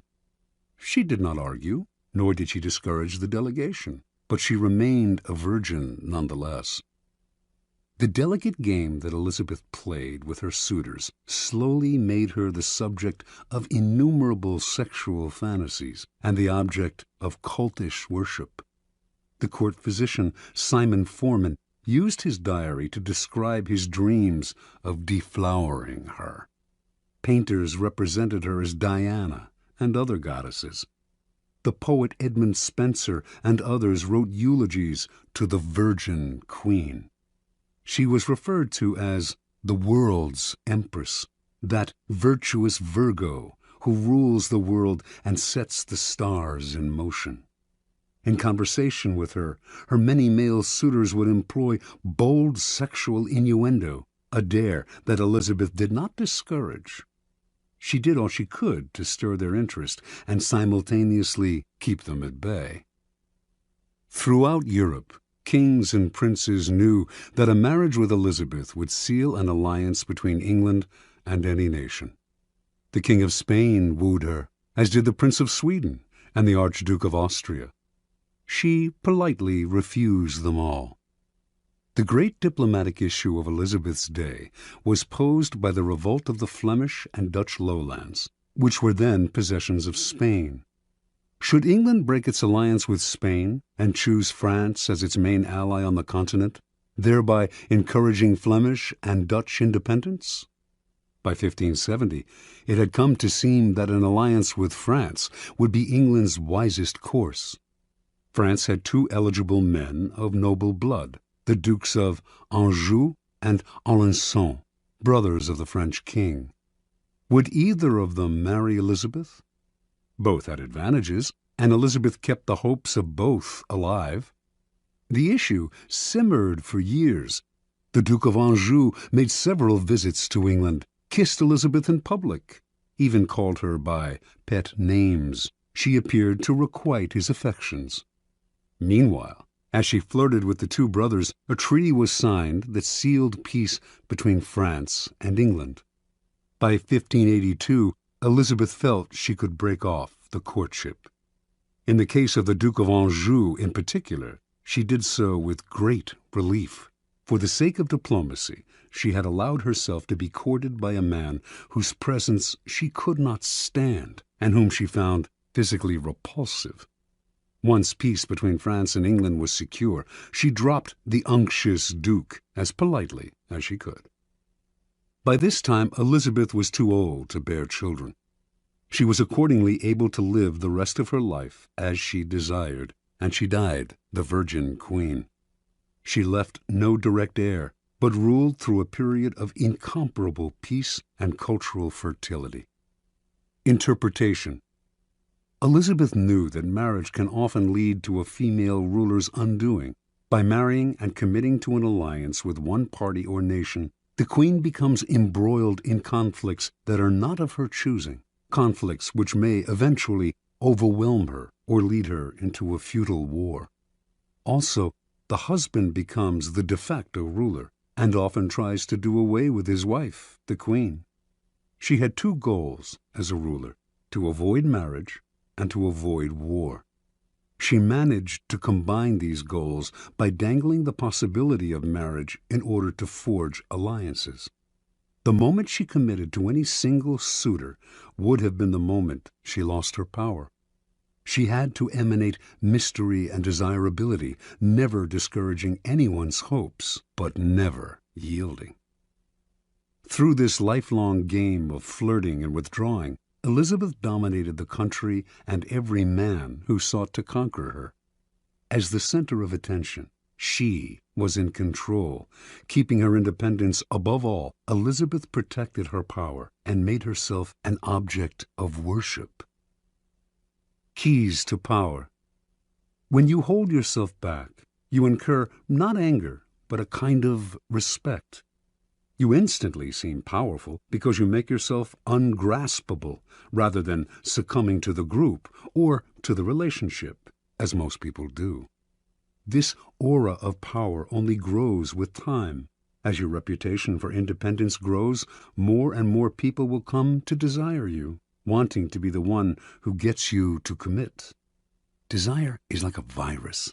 If we see that someone is desired by other people, we tend to find this person desirable too.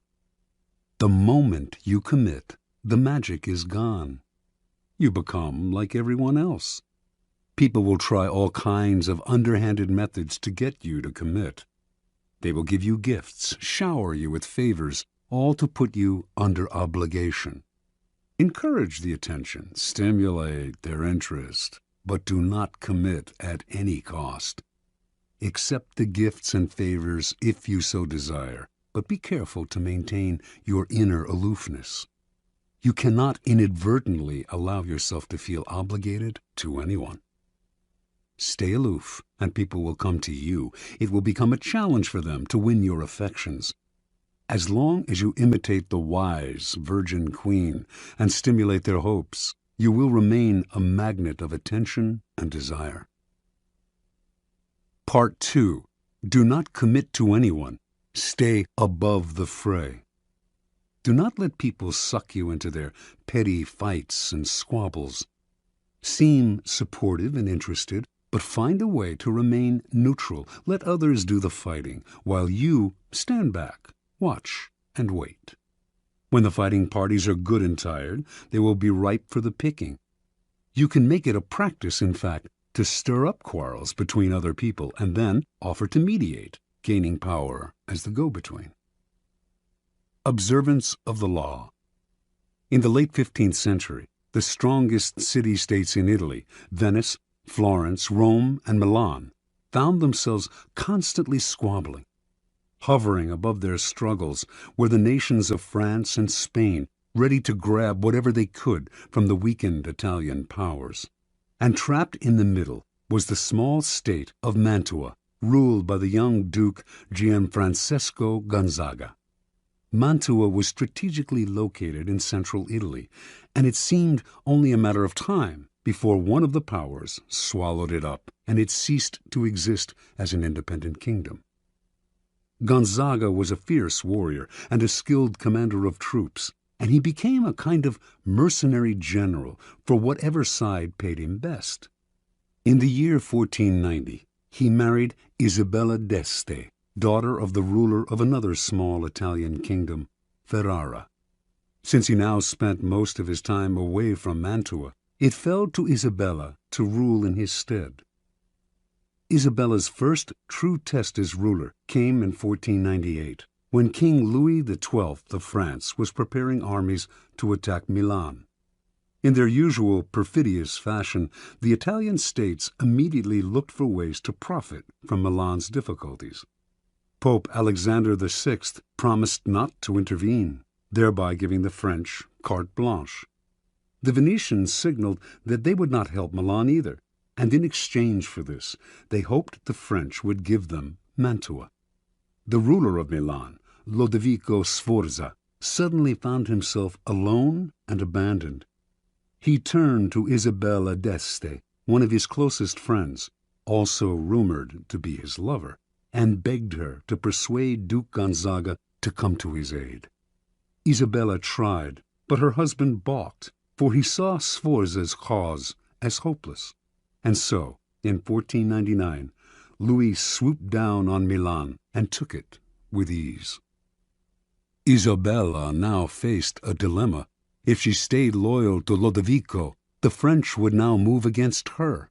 But if, instead, she allied herself with France, she would make enemies elsewhere in Italy, compromising Mantua once Louis eventually withdrew.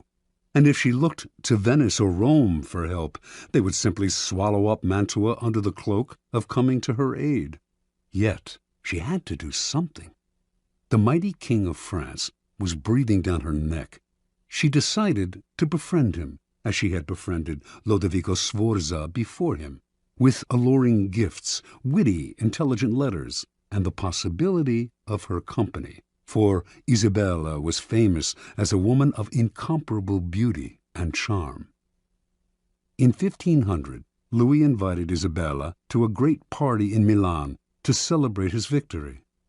Leonardo da Vinci built an enormous mechanical lion for the affair. When the lion opened its mouth, it spewed fresh lilies, the symbols of French royalty. At the party, Isabella wore one of her celebrated dresses.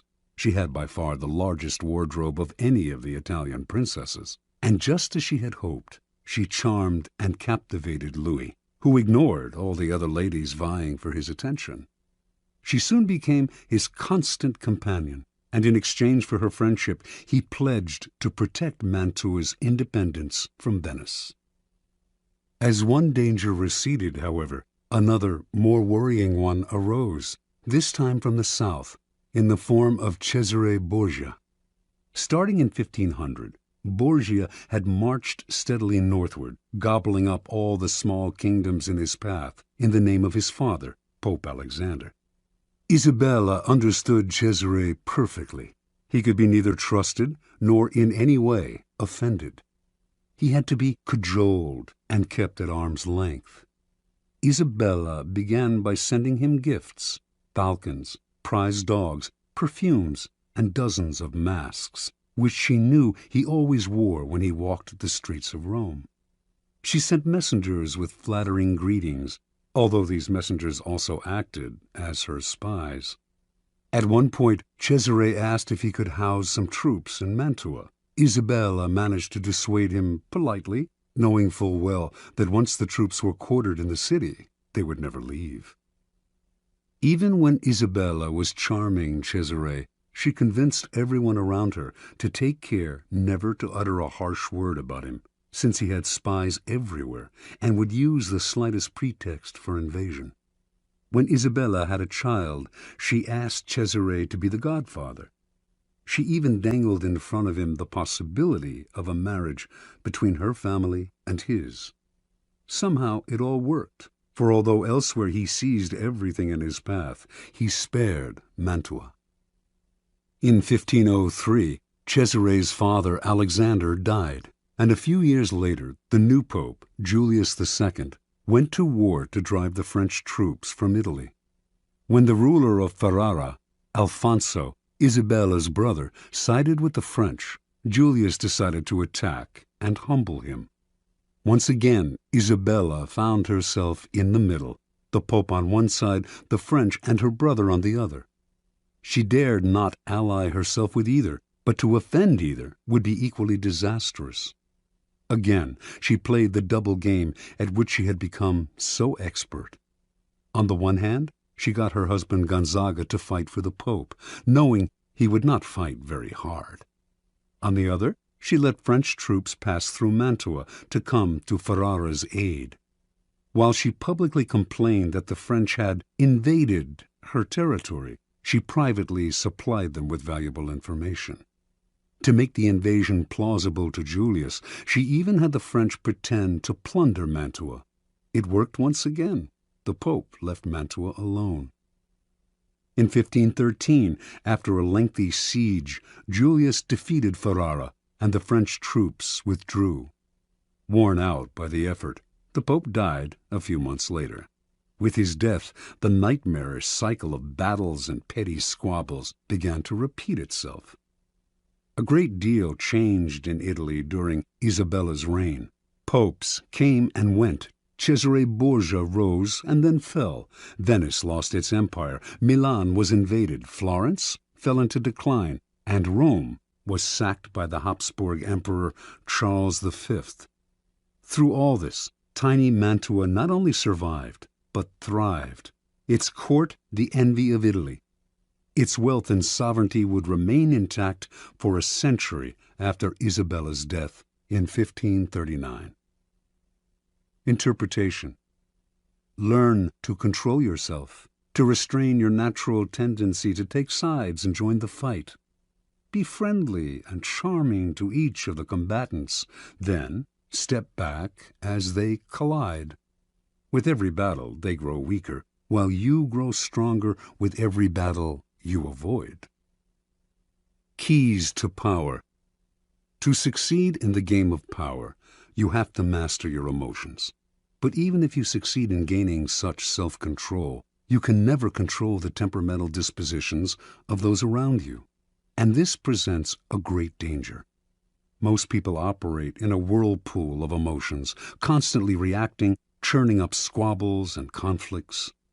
Your self-control and autonomy will only bother and infuriate them. They will try to draw you into the whirlpool, begging you to take sides in their endless battles or to make peace for them. If you succumb to their emotional entreaties, little by little, you will find your mind and time occupied by their problems.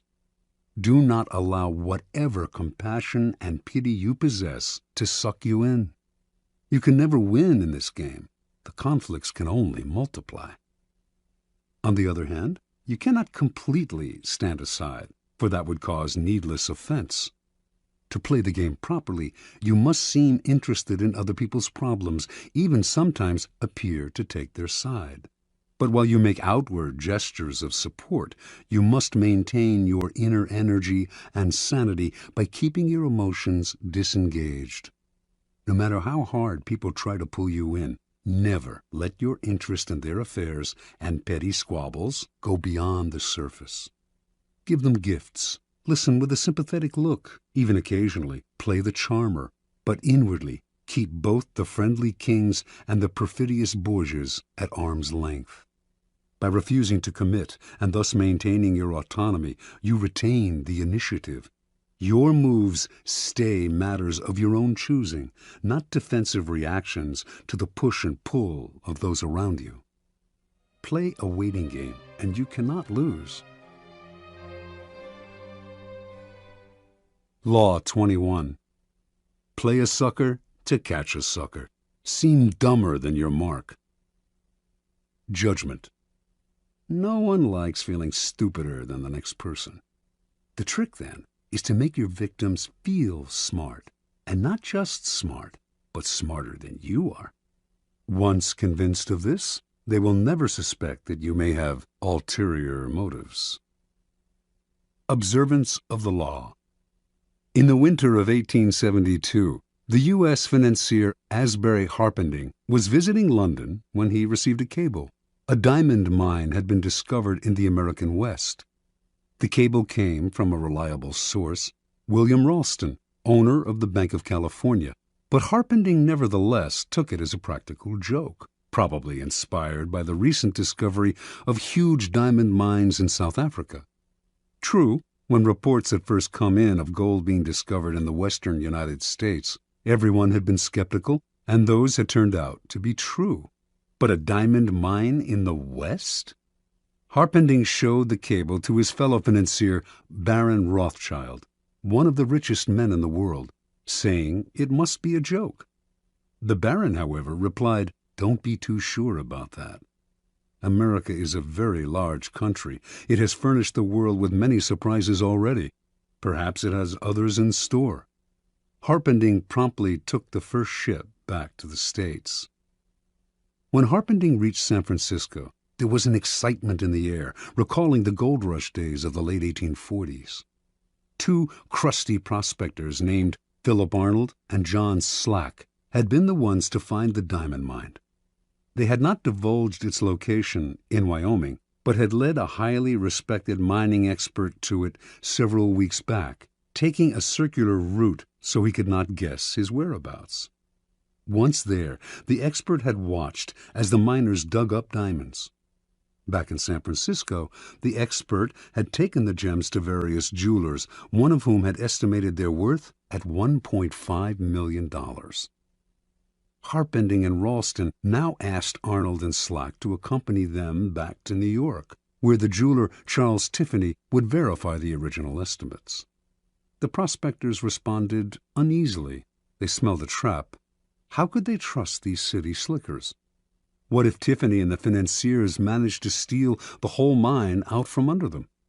Ralston tried to allay their fears by giving them $100,000 and placing another $300,000 in escrow for them. If the deal went through, they would be paid an additional $300,000. The miners agreed. The little group traveled to New York, where a meeting was held at the mansion of Samuel L. Barlow. The cream of the city's aristocracy was in attendance. General George Brenton McClellan, commander of the Union forces in the Civil War, General Benjamin Butler, Horace Greeley, editor of the newspaper The New York Tribune, Harpending, Ralston, and Tiffany. Only Slack and Arnold were missing. As tourists in the city, they had decided to go sightseeing. When Tiffany announced that the gems were real and worth a fortune, the financiers could barely control their excitement. They wired Rothschild and other tycoons to tell them about the diamond mine and inviting them to share in the investment. At the same time, they also told the prospectors that they wanted one more test.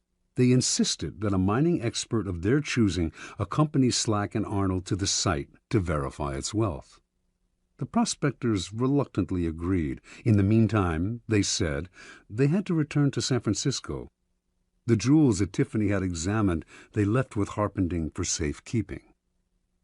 Several weeks later, a man named Louis Janin, the best mining expert in the country, met the prospectors in San Francisco. Janin was a born skeptic who was determined to make sure that the mine was not a fraud. Accompanying Janin were Harpending and several other interested financiers. As with the previous expert, the prospectors led the team through a complex series of canyons, completely confusing them as to their whereabouts. Arriving at the site, the financiers watched in amazement as Janin dug the area up, leveling anthills, turning over boulders, and finding emeralds, rubies, sapphires, and most of all, diamonds. The dig lasted 8 days, and by the end, Janin was convinced. He told the investors that they now possessed the richest field in mining history. With 100 men and proper machinery, he told them, I would guarantee to send out $1 million in diamonds every 30 days. Returning to San Francisco a few days later, Ralston, Harpending, and Company acted fast to form a $10 million corporation of private investors. First, however, they had to get rid of Arnold and Slack. That meant hiding their excitement. They certainly did not want to reveal the field's real value. So they played possum. Who knows if Janin is right, they told the prospectors. The mine may not be as rich as we think. This just made the prospectors angry. Trying a different tactic, the financiers told the two men that if they insisted on having shares in the mine, they would end up being fleeced by the unscrupulous tycoons and investors who would run the corporation. Better, they said, to take the $700,000 already offered, an enormous sum at the time, and put their greed aside.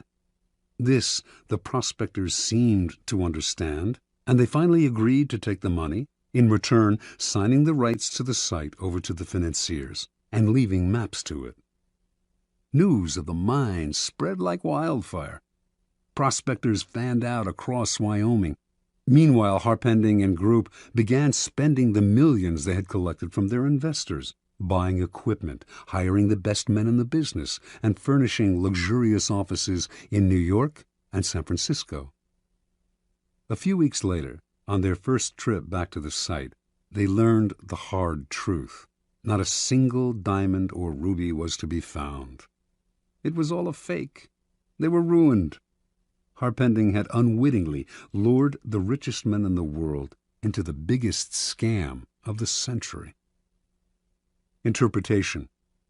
Arnold and Slack pulled off their stupendous con, not by using a fake engineer or bribing Tiffany. All of the experts had been real. All of them honestly believed in the existence of the mine and in the value of the gems. What had fooled them all was nothing else than Arnold and Slack themselves. The two men seemed to be such rubes, such hayseeds, so naive, that no one for an instant had believed them capable of an audacious scam. The prospectors had simply observed the law of appearing more stupid than the mark, the deceiver's first commandment. The logistics of the con were quite simple. Months before Arnold and Slack announced the discovery of the diamond mine, they traveled to Europe, where they purchased some real gems for around $12,000, part of the money they had saved from their days as gold miners. They then salted the mine with these gems, which the first expert dug up and brought to San Francisco. The jewelers who had appraised these stones, including Tiffany himself, had gotten caught up in the fever and had grossly overestimated their value. Then Ralston gave the prospectors $100,000 as security, and immediately after their trip to New York, they simply went to Amsterdam, where they bought sacks of uncut gems before returning to San Francisco. The second time they salted the mine, there were many more jewels to be found. The effectiveness of the scheme, however, rested not on tricks like these, but on the fact that Arnold and Slack played their parts to perfection. On their trip to New York, where they mingled with millionaires and tycoons, they played up their clodhopper image, wearing pants and coats a size or two too small and acting incredulous at everything they saw in the big city. No one believed that these country simpletons could possibly be conning the most devious, unscrupulous financiers of the time. Keys to power. Given how important the idea of intelligence is to most people's vanity, it is critical never inadvertently to insult or impugn a person's brain power. That is an unforgivable sin, but if you can make this iron rule work for you, it opens up all sorts of avenues of deception. Subliminally reassure people that they are more intelligent than you are, or even that you are a bit of a moron, and you can run rings around them.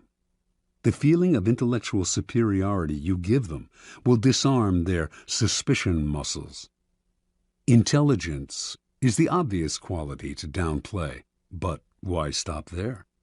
Taste and sophistication rank close to intelligence on the vanity scale, make people feel they are more sophisticated than you are, and their guard will come down.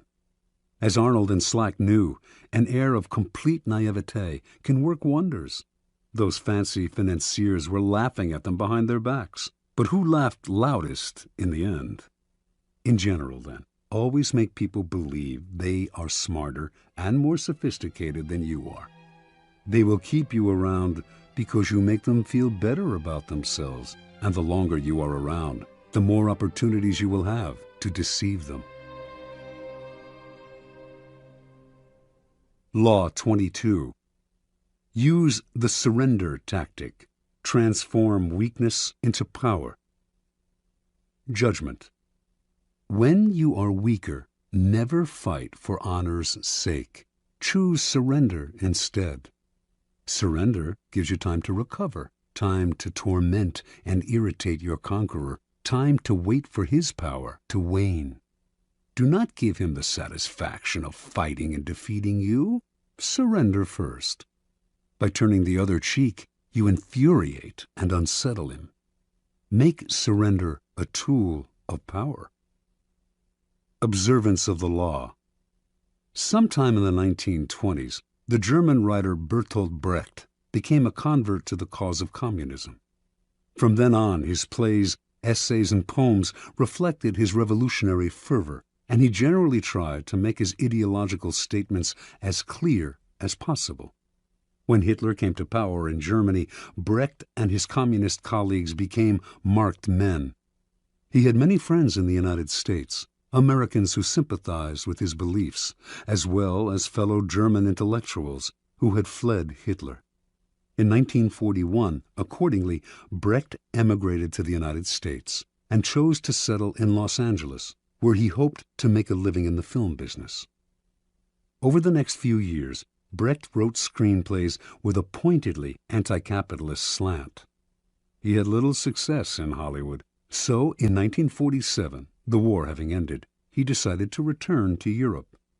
That same year, however, the U.S. Congress's House Un-American Activities Committee began its investigation into supposed communist infiltration in Hollywood.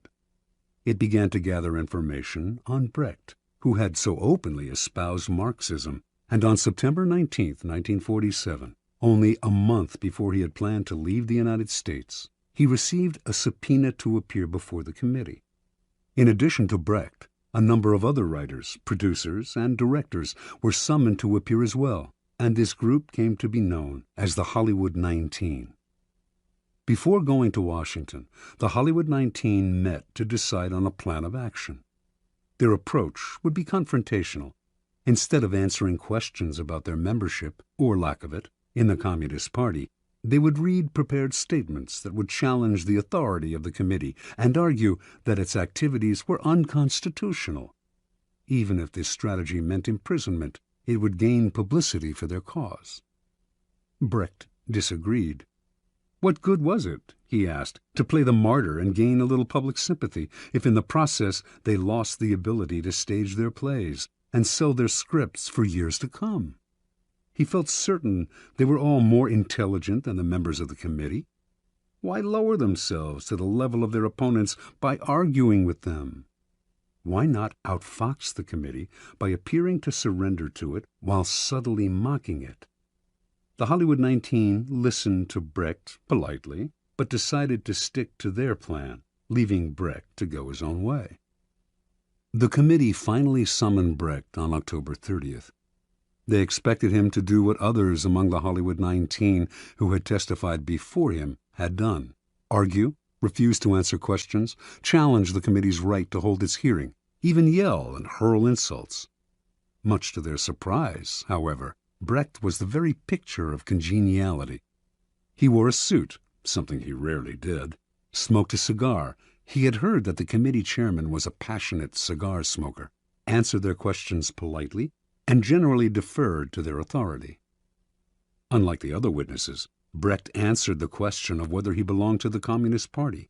He was not a member, he said, which happened to be the truth. One committee member asked him, "Is it true you have written a number of revolutionary plays?"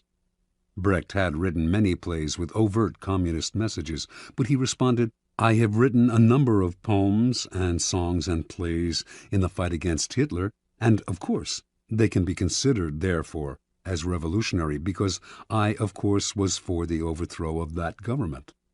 This statement went unchallenged. Brecht's English was more than adequate, but he used an interpreter throughout his testimony, a tactic that allowed him to play subtle games with language. When committee members found communist leanings in lines from English editions of his poems, he would repeat the lines in German for the interpreter, who would then retranslate them, and somehow they would come out innocuous. At one point, a committee member read one of Brecht's revolutionary poems out loud in English and asked him if he had written it. "No," he responded, "I wrote a German poem, which is very different from this." The author's elusive answers baffled the committee members, but his politeness and the way he yielded to their authority made it impossible for them to get angry with him. After only an hour of questioning, the committee members had had enough. "Thank you very much," said the chairman. "You are a good example to the other witnesses." Not only did they free him, they offered to help him if he had any trouble with immigration officials who might detain him for their own reasons. The following day, Brecht left the U.S., never to return. Interpretation. The Hollywood 19's confrontational approach won them a lot of sympathy, and years later they gained a kind of vindication in public opinion. But they were also blacklisted and lost valuable years of profitable working time. Brecht, on the other hand, expressed his disgust at the committee more indirectly. It was not that he changed his beliefs or compromised his values. Instead, during his short testimony, he kept the upper hand by appearing to yield, while all the time running circles around the committee with vague responses, outright lies that went unchallenged because they were wrapped in enigmas and word games. In the end, he kept the freedom to continue his revolutionary writing, as opposed to suffering imprisonment or detainment in the United States, even while subtly mocking the committee and its authority with his pseudo-obedience. Keep in mind the following. People trying to make a show of their authority are easily deceived by the surrender tactic. Your outward sign of submission makes them feel important. Satisfied that you respect them, they become easier targets for a later counterattack or for the kind of indirect ridicule used by Brecht. Measuring your power over time, never sacrifice long-term maneuverability for the short-lived glories of martyrdom. Keys to power.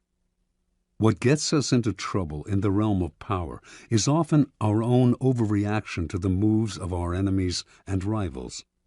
That overreaction creates problems we would have avoided had we been more reasonable. It also has an endless rebound effect, for the enemy then overreacts as well. It is always our first instinct to react, to meet aggression with some other kind of aggression.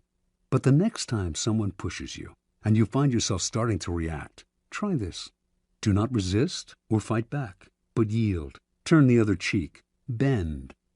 You will find that this often neutralizes their behavior. They expected, even wanted you to react with force, and so they are caught off guard and confounded by your lack of resistance.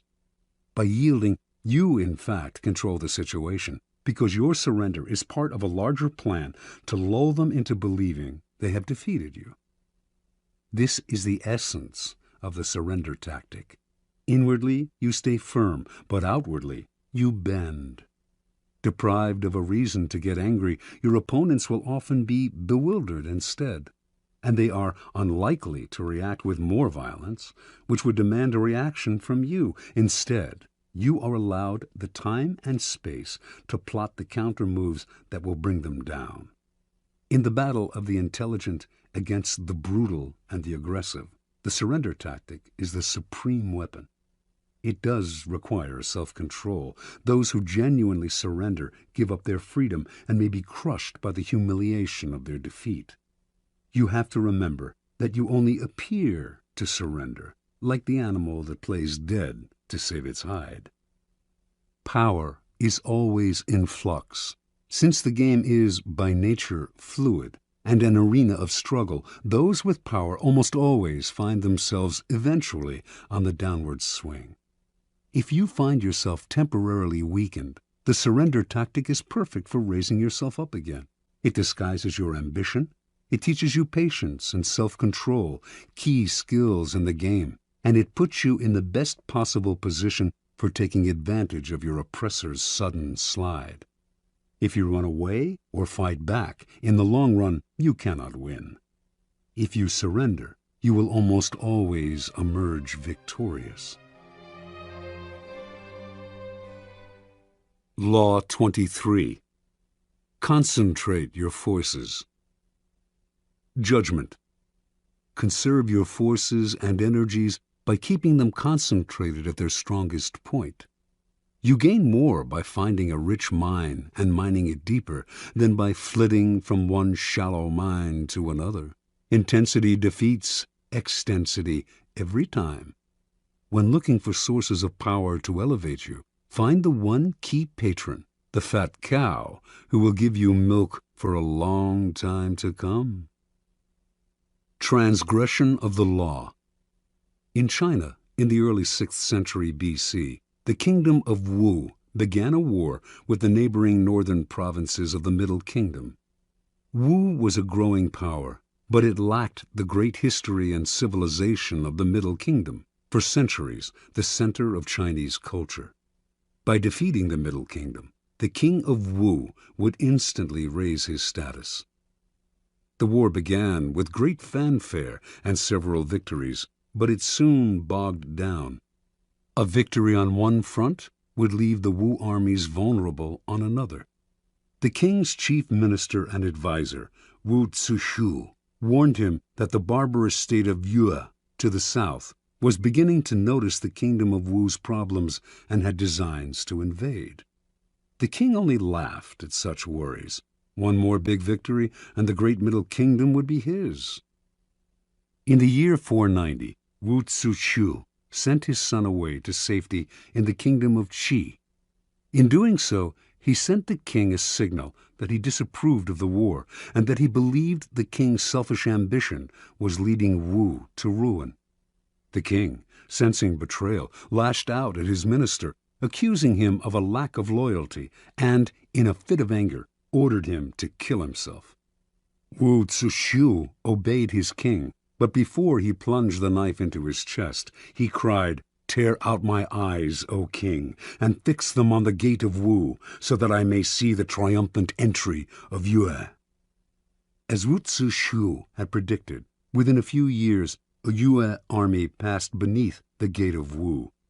As the barbarians surrounded the palace, the king remembered his minister's last words and felt the dead man's disembodied eyes watching his disgrace.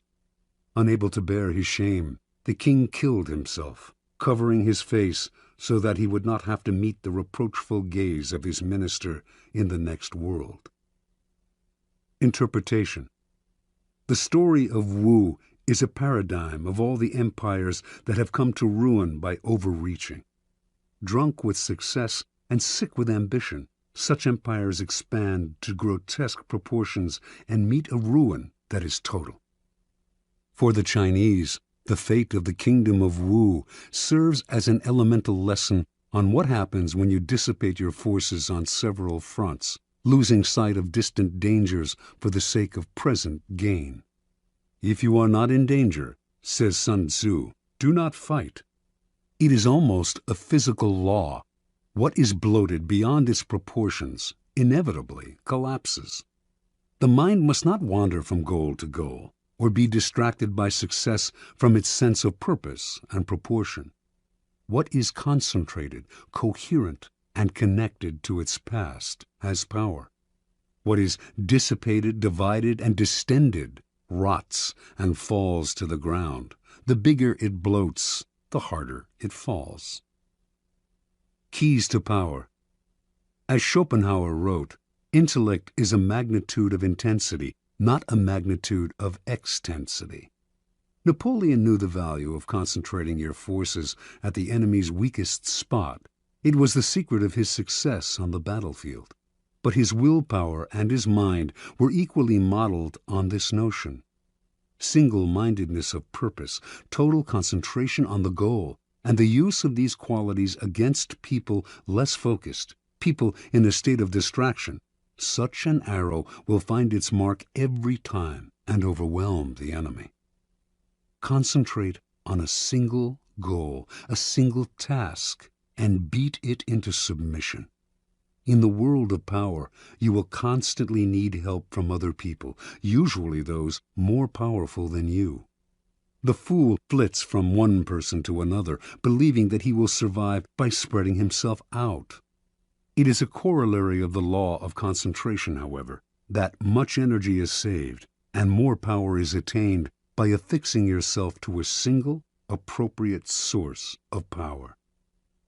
Throughout his life, the 16th century writer Pietro Aretino suffered the indignities of having to please this prince and that. At last, he had had enough and decided to woo Charles V, promising the emperor the services of his powerful pen. He finally discovered the freedom that came from attachment to a single source of power. Michelangelo found this freedom with Pope Julius II, Galileo with the Medicis. In the end, the single patron appreciates your loyalty and becomes dependent on your services. In the long run, the master serves the slave. Power always exists in concentrated forms. In any organization, it is inevitable for a small group to hold the strings, and often it is not those with the titles. In the game of power, only the fool flails about without fixing his target. You must find out who controls the operations, who is the real director behind the scenes. As Richelieu discovered at the beginning of his rise to the top of the French political scene during the early 17th century, it was not King Louis XIII who decided things. It was the king's mother, and so he attached himself to her and catapulted through the ranks of the courtiers all the way to the top. It is enough to strike oil once. Your wealth and power are assured for a lifetime. Law 24. Play the perfect courtier. Judgment. The perfect courtier thrives in a world where everything revolves around power and political dexterity. He has mastered the art of indirection. He flatters, yields to superiors, and asserts power over others in the most oblique and graceful manner. Learn and apply the laws of courtiership, and there will be no limit to how far you can rise in the court. Court society. It is a fact of human nature that the structure of a court society forms itself around power. In the past, the court gathered around the ruler and had many functions. Besides keeping the ruler amused, it was a way to solidify the hierarchy of royalty, nobility, and the upper classes, and to keep the nobility both subordinate and close to the ruler, so that he could keep an eye on them. The court serves power in many ways, but most of all, it glorifies the ruler, providing him with a microcosmic world that must struggle to please him. To be a courtier was a dangerous game. A 19th century Arab traveler to the court of Darfur, in what is now Sudan, reported that courtiers there had to do whatever the Sultan did. If he were injured, they had to suffer the same injury. If he fell off his horse during a hunt, they fell too. Mimicry like this appeared in courts all over the world. More troublesome was the danger of displeasing the ruler. One wrong move spelled death or exile.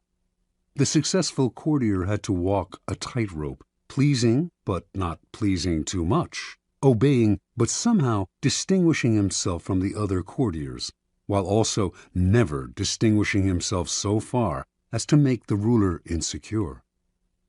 Great courtiers throughout history have mastered the science of manipulating people. They make the king feel more kingly. They make everyone else fear their power. They are magicians of appearance, knowing that most things at court are judged by how they seem. Great courtiers are gracious and polite. Their aggression is veiled and indirect. Masters of the word, they never say more than necessary, getting the most out of a compliment or hidden insult. They are magnets of pleasure. People want to be around them because they know how to please. Yet they neither fawn nor humiliate themselves. Great courtiers become the king's favorites, enjoying the benefits of that position. They often end up more powerful than the ruler, for they are wizards in the accumulation of influence. Many today dismiss court life as a relic of the past, a historical curiosity. They reason, according to Machiavelli, as though heaven, the sun, the elements, and men had changed the order of their motions and power, and were different from what they were in ancient times. There may be no more sun kings, but there are still plenty of people who believe the sun revolves around them. The royal court may have more or less disappeared, or at least lost its power, but courts and courtiers still exist because power still exists. A courtier is rarely asked to fall off a horse anymore, but the laws that govern court politics are as timeless as the laws of power. There is much to be learned, then, from great courtiers past and present. The laws of court politics. Avoid ostentation. It is never prudent to prattle on about yourself or call too much attention to your actions. The more you talk about your deeds, the more suspicion you cause. You also stir up enough envy among your peers to induce treachery and backstabbing. Be careful, ever so careful, in trumpeting your own achievements, and always talk less about yourself than about other people. Modesty is generally preferable. Practice nonchalance. Never seem to be working too hard. Your talent must appear to flow naturally, with an ease that makes people take you for a genius rather than a workaholic. Be frugal with flattery. It may seem that your superiors cannot get enough flattery, but too much of even a good thing loses its value. It also stirs up suspicion among your peers. Learn to flatter indirectly. by downplaying your own contribution, for example, to make your master look better. Arrange to be noticed. There is a paradox. You cannot display yourself too brazenly, yet you must also get yourself noticed. You stand no chance of rising if the ruler does not notice you in the swamp of courtiers. This task requires much art. It is often initially a matter of being seen in the literal sense.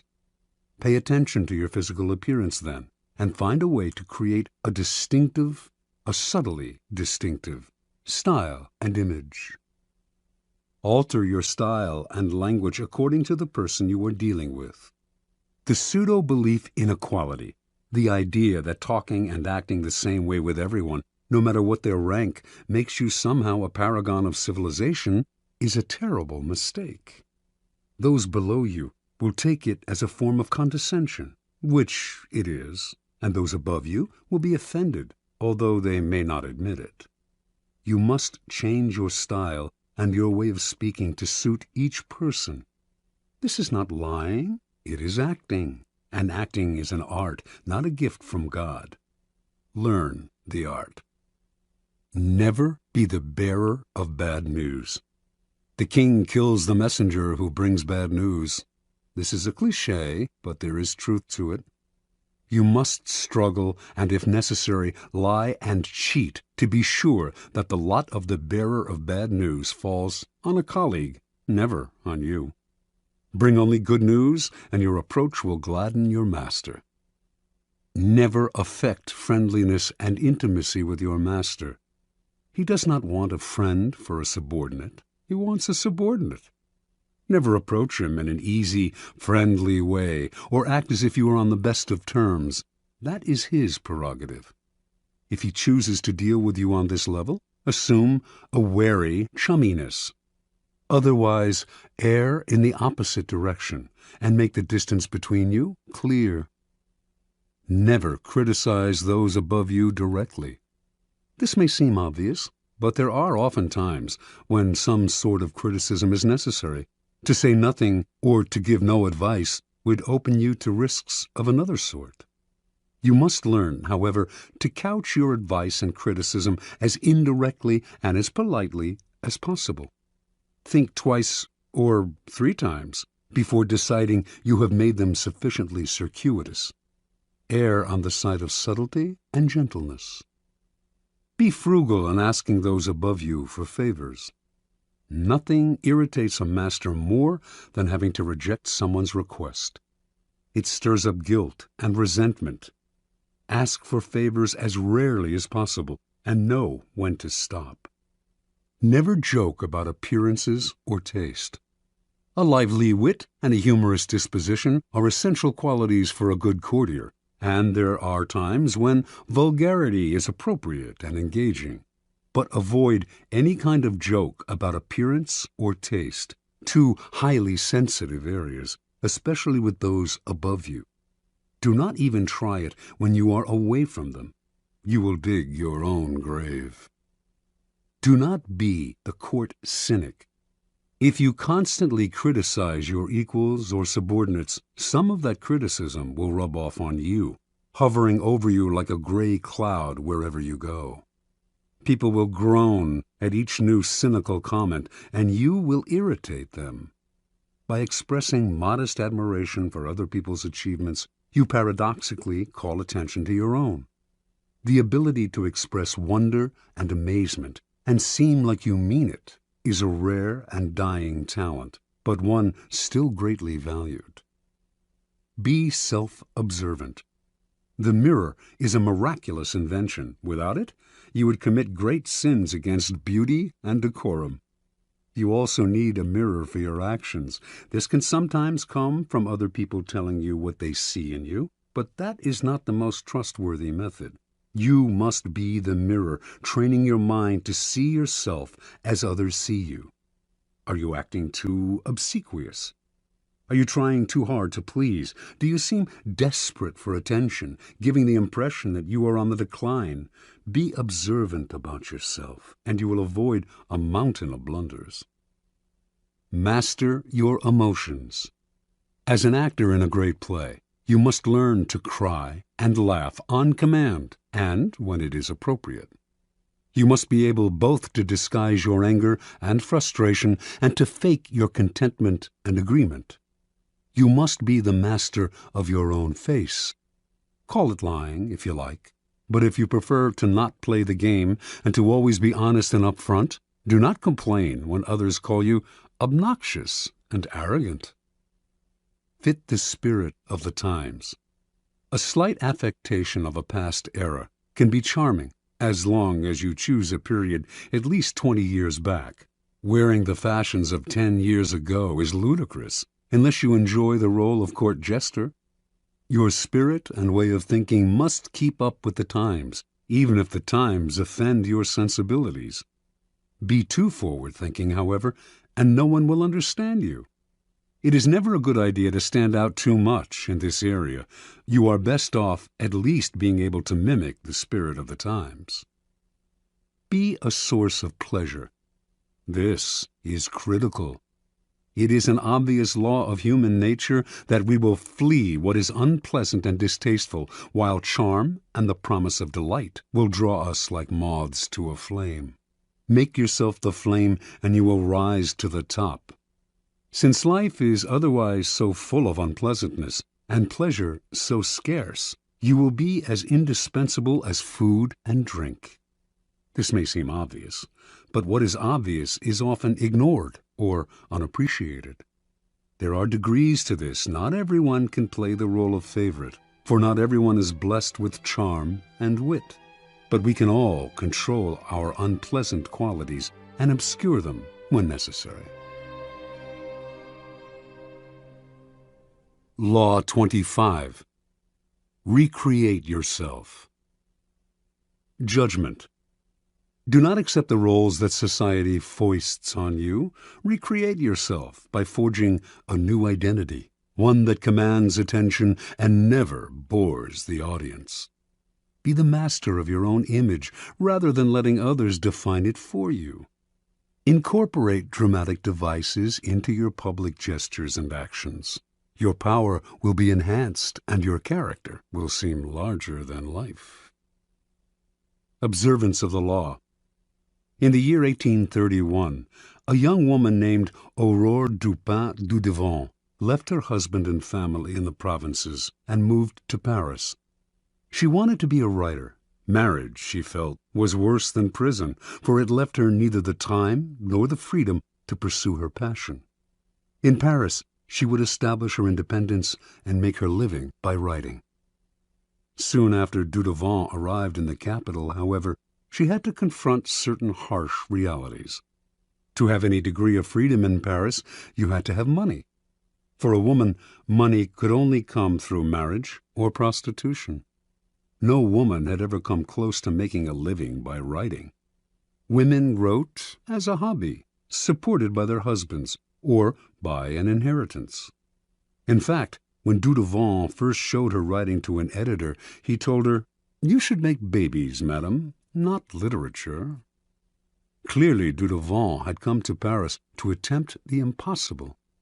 In the end, though, she came up with a strategy to do what no woman had ever done, a strategy to recreate herself completely, forging a public image of her own making. Women writers before her had been forced into a ready-made role, that of the second-rate artist who wrote mostly for other women. Dudevant decided that if she had to play a role, she would turn the game around. She would play the part of a man. In 1832, a publisher accepted Dudevant's first major novel, Indiana. She had chosen to publish it under a pseudonym, George Sand, and all of Paris assumed this impressive new writer was male. Dudevant had sometimes worn men's clothing before creating George Sand. She had always found men's shirts and riding breeches more comfortable. Now, as a public figure, she exaggerated the image. She added long men's coats, gray hats, heavy boots, and dandyish cravats to her wardrobe.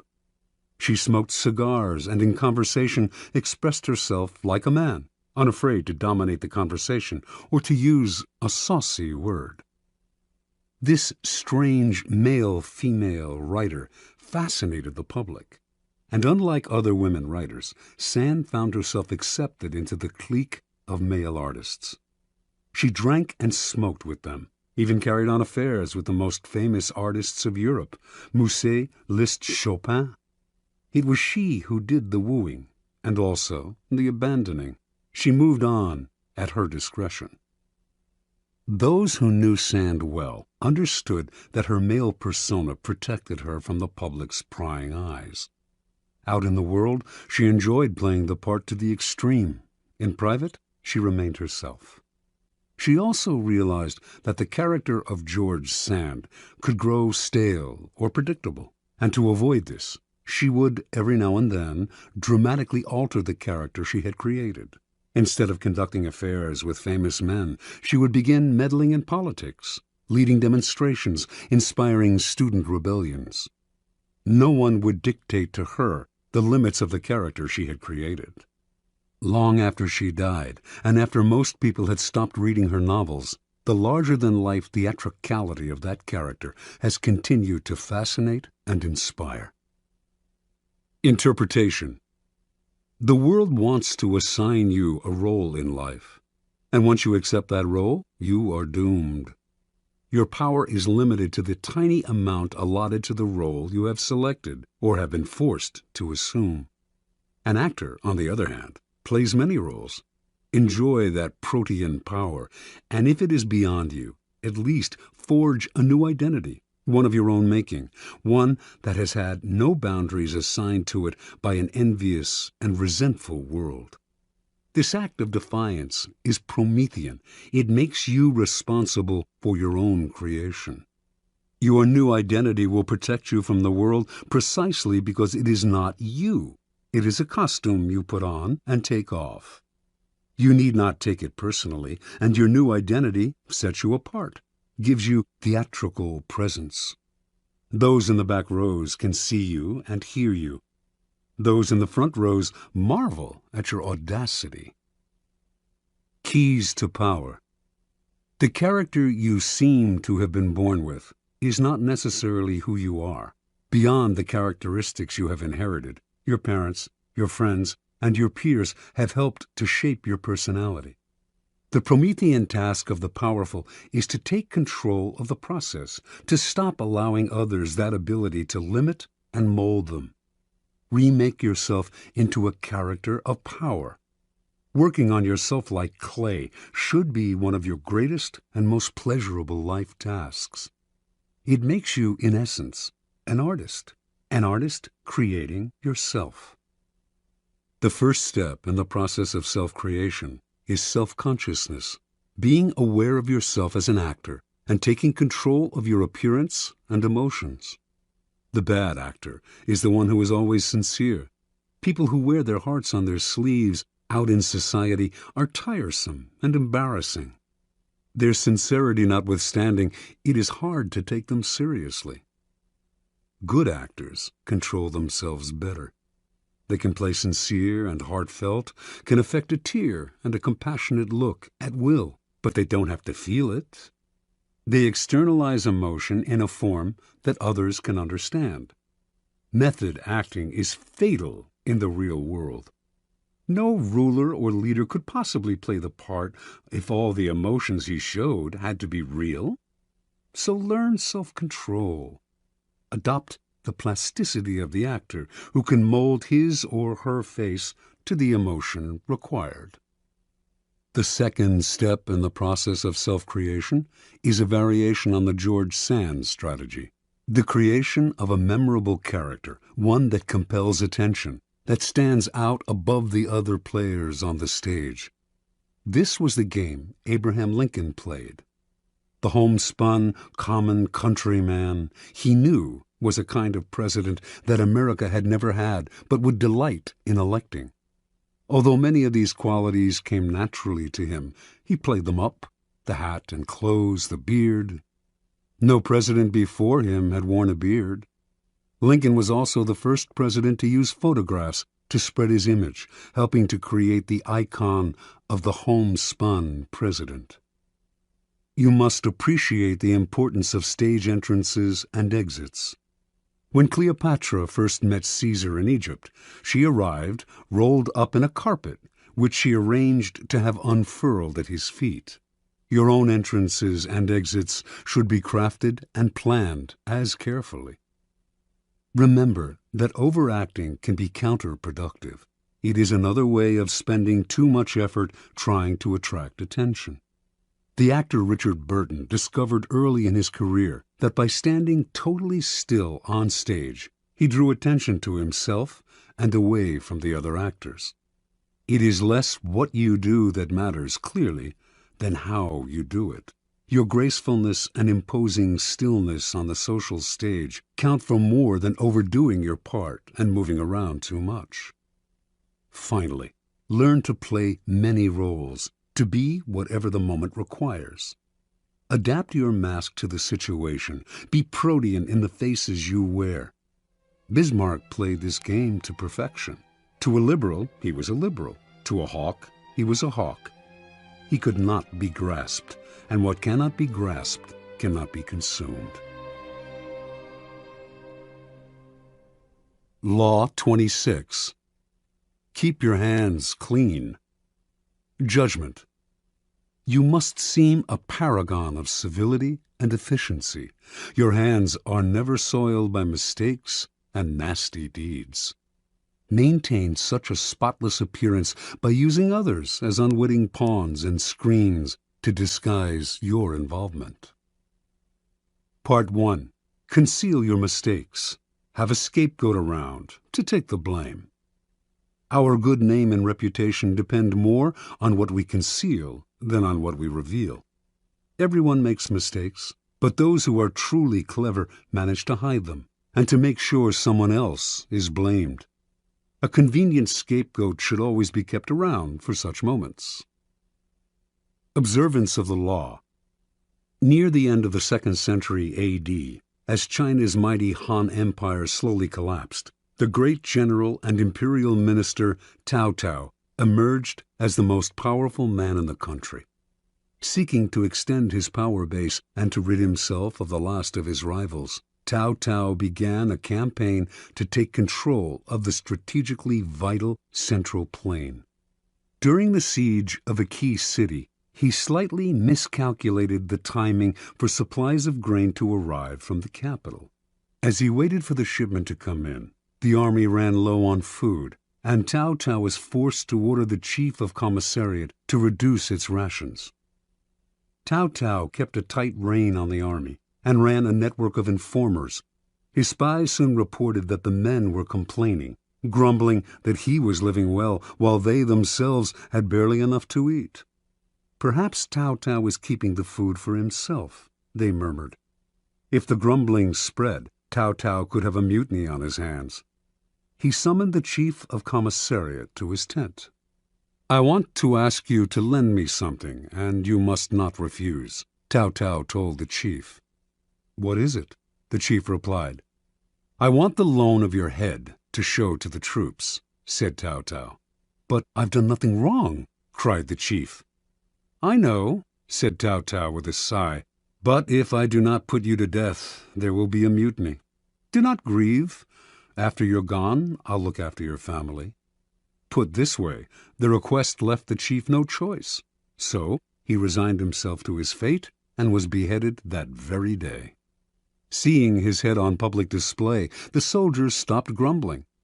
Some saw through Cao Cao's gesture, but kept quiet, stunned and intimidated by his violence.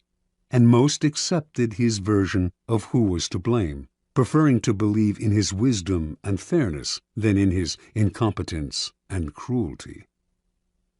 Interpretation. Occasional mistakes are inevitable. The world is just too unpredictable. People of power, however, are undone not by the mistakes they make, but by the way they deal with them. Like surgeons, they must cut away the tumor with speed and finality. Excuses satisfy no one, and apologies make everyone uncomfortable. The mistake does not vanish with an apology. It deepens and festers. Better to cut it off instantly, Distract attention from yourself and focus attention on a convenient scapegoat before people have time to ponder your responsibility or your possible incompetence. Keys to power. The use of scapegoats is as old as civilization itself, and examples of it can be found in cultures around the world. The main idea behind these sacrifices is the shifting of guilt and sin to an outside figure, object, animal, or man, which is then banished or destroyed. The bloody sacrifice of the scapegoat seems a barbaric relic of the past, but the practice lives on to this day, if indirectly and symbolically. Since power depends on appearances, and those in power must seem never to make mistakes, the use of scapegoats is as popular as ever. What modern leader will take responsibility for his blunders? He searches out others to blame, a scapegoat to sacrifice. When Mao Zedong's Cultural Revolution failed miserably, he made no apologies or excuses to the Chinese people. Instead, like Cao Cao before him, he offered up scapegoats, including his own personal secretary and high-ranking member of the party, Chen Bo-da. Franklin D. Roosevelt had a reputation for honesty and fairness. Throughout his career, however, he faced many situations in which being the nice guy would have spelled political disaster, yet he could not be seen as the agent of any foul play. For 20 years, then, his secretary, Lewis Howe, handled the backroom deals, the manipulation of the press, the underhanded campaign maneuvers. And whenever a mistake was committed, or a dirty trick contradicting Roosevelt's carefully crafted image became public, Howe served as a scapegoat and never complained. Finally, history has time and again shown the value of using a close associate as a scapegoat. This is known as the fall of the favorite. Most kings had a personal favorite at court, a man whom they singled out, sometimes for no apparent reason, and lavished with favors and attention. But this court favorite could serve as a convenient scapegoat in case of a threat to the king's reputation. The public would readily believe in the scapegoat's guilt. Why would the king sacrifice his favorite unless he were guilty? And the other courtiers, resentful of the favorite anyway, would rejoice at his downfall. The king, meanwhile, would rid himself of a man who by that time had probably learned too much about him, perhaps becoming arrogant and even disdainful of him. Choosing a close associate as a scapegoat has the same value as the fall of the favorite. You may lose a friend or aide, but in the long-term scheme of things, it is more important to hide your mistakes than to hold on to someone who one day will probably turn against you. Besides, you can always find a new favorite to take his place. Part 2. Make use of the cat's paw. In the fable, the monkey grabs the paw of his friend, the cat, and uses it to fish chestnuts out of the fire, thus getting the nuts he craves without hurting himself. If there is something unpleasant or unpopular that needs to be done, it is far too risky for you to do the work yourself. You need a cat's paw, someone who does the dirty, dangerous work for you. The cat's paw grabs what you need, hurts whom you need hurt, and keeps people from noticing that you are the one responsible.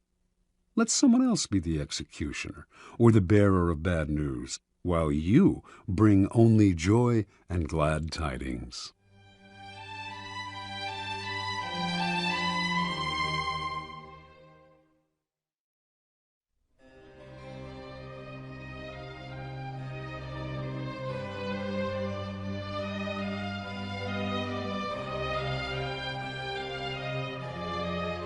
Observance of the law. In 59 B.C., the future Queen Cleopatra of Egypt, then 10 years old, witnessed the overthrow and banishment of her father, Ptolemy XII, at the hand of his eldest daughters, her own sisters. One of the daughters, Berenice, emerged as the leader of the rebellion, and to ensure that she would now rule Egypt alone, she imprisoned her other sisters and murdered her own husband. This may have been necessary as a practical step to secure her rule, But that a member of the royal family, a queen no less, would so overtly exact such violence on her own family horrified her subjects and stirred up powerful opposition. 4 years later, this opposition was able to return Ptolemy to power, and he promptly had Berenice and the other elder sisters beheaded. In 51 BC, Ptolemy died, leaving 4 remaining children as heirs. As was the tradition in Egypt, the eldest son, Ptolemy XIII, only 10 at the time, married the elder sister, Cleopatra, now 18, and the couple took the throne together as king and queen. None of the 4 children felt satisfied with this. Everyone, including Cleopatra, wanted more power. A struggle emerged between Cleopatra and Ptolemy, each trying to push the other to the side. In 48 BC, with the help of a government faction that feared Cleopatra's ambitions, Ptolemy was able to force his sister to flee the country, leaving himself as sole ruler. In exile, Cleopatra schemed. She wanted to rule alone and to restore Egypt to its past glory, a goal she felt none of her other siblings could achieve, yet as long as they were alive, she could not realize her dream. And the example of Berenice had made it clear that no one would serve a queen who was seen murdering her own kind. Even Ptolemy XIII had not dared murder Cleopatra, although he knew she would plot against him from abroad. Within a year after Cleopatra's banishment, the Roman dictator Julius Caesar arrived in Egypt, determined to make the country a Roman colony. Cleopatra saw her chance. Re-entering Egypt in disguise, she traveled hundreds of miles to reach Caesar in Alexandria. Legend has it that she had herself smuggled into his presence rolled up inside a carpet, which was gracefully unfurled at his feet, revealing the young queen. Cleopatra immediately went to work on the Roman. She appealed to his love of spectacle and his interest in Egyptian history, and poured on her feminine charms. Caesar soon succumbed and restored Cleopatra to the throne. Cleopatra's siblings seethed. She had outmaneuvered them. Ptolemy XIII would not wait to see what happened next. From his palace in Alexandria, he summoned a great army to march on the city and attack Caesar. In response, Caesar immediately put Ptolemy and the rest of the family under house arrest. But Cleopatra's younger sister, Arsinoe, escaped from the palace and placed herself at the head of the approaching Egyptian troops, proclaiming herself Queen of Egypt.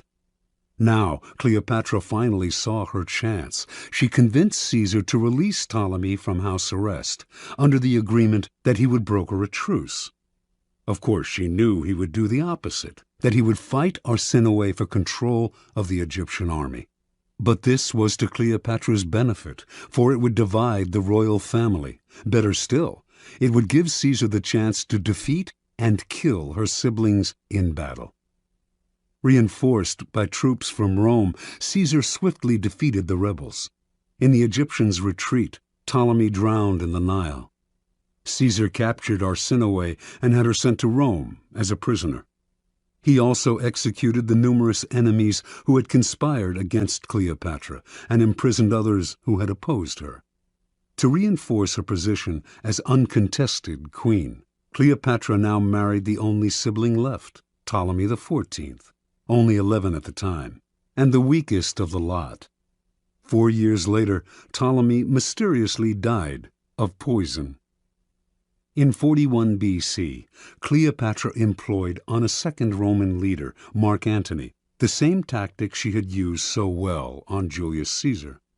After seducing him, she hinted to him that her sister Arsinoe, still a prisoner in Rome, had conspired to destroy him. Mark Antony believed her and promptly had Arsinoe executed, thereby getting rid of the last of the siblings who had posed such a threat to Cleopatra. Interpretation.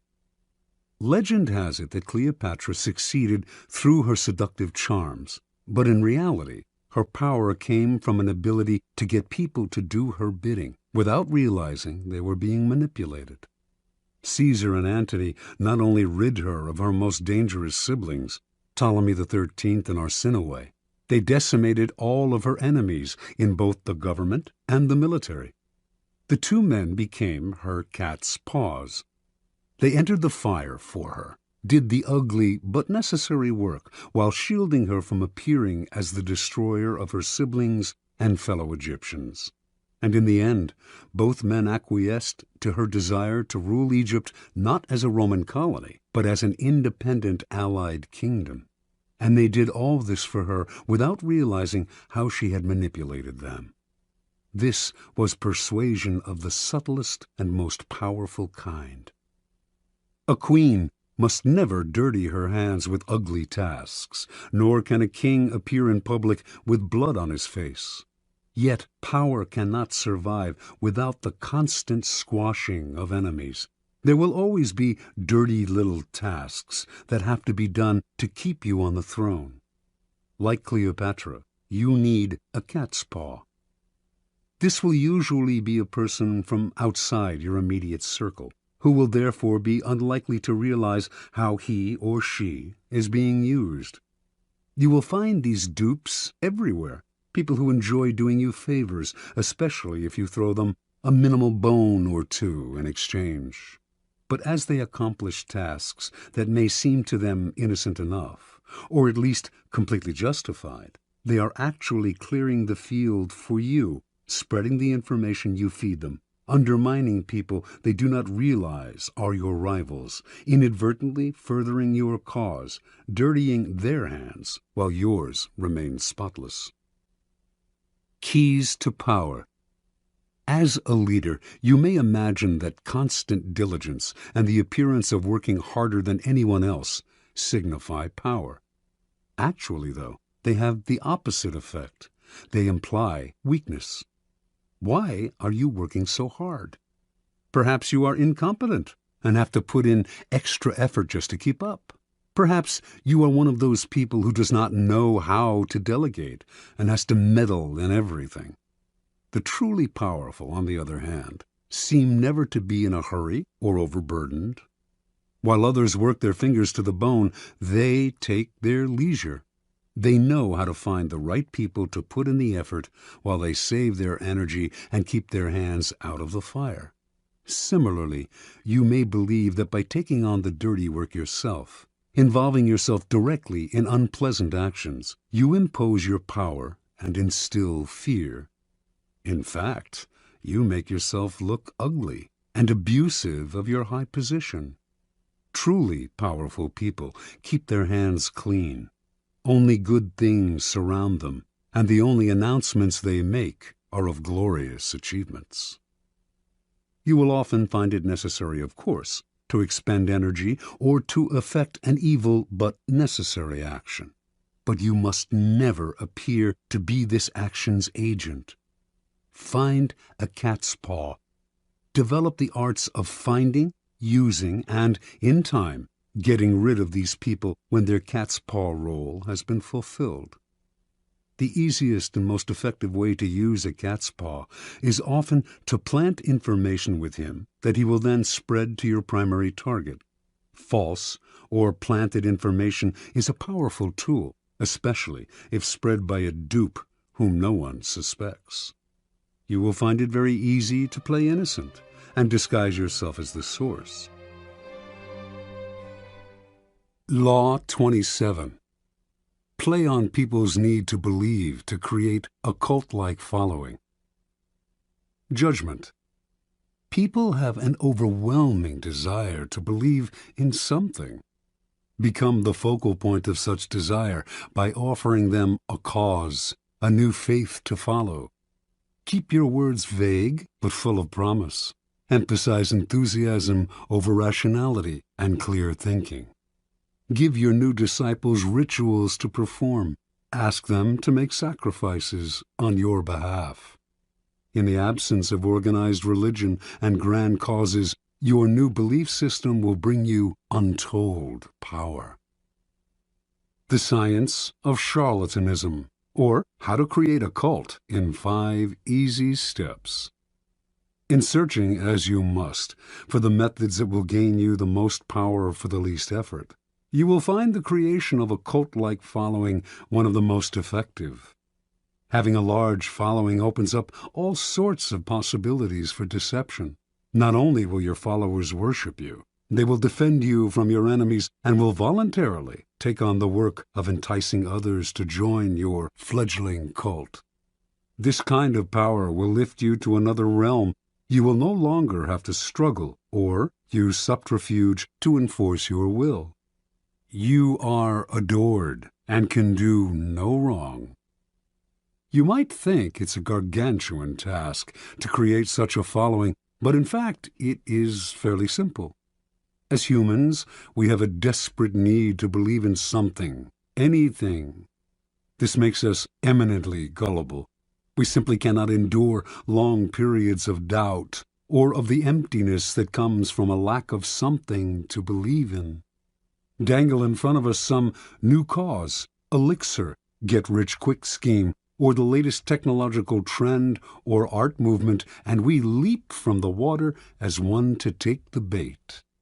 Look at history, the chronicles of the new trends and cults that have made a mass following for themselves could fill a library. After a few centuries, a few decades, a few years, a few months, they generally look ridiculous. But at the time, they seemed so attractive, so transcendental, so divine. Always in a rush to believe in something, we will manufacture saints and faiths out of nothing. Do not let this gullibility go to waste. Make yourself the object of worship. Make people form a cult around you. The great European charlatans of the 16th and 17th centuries mastered the art of cult-making. They lived, as we do now, in a time of transformation. Organized religion was on the wane, science on the rise.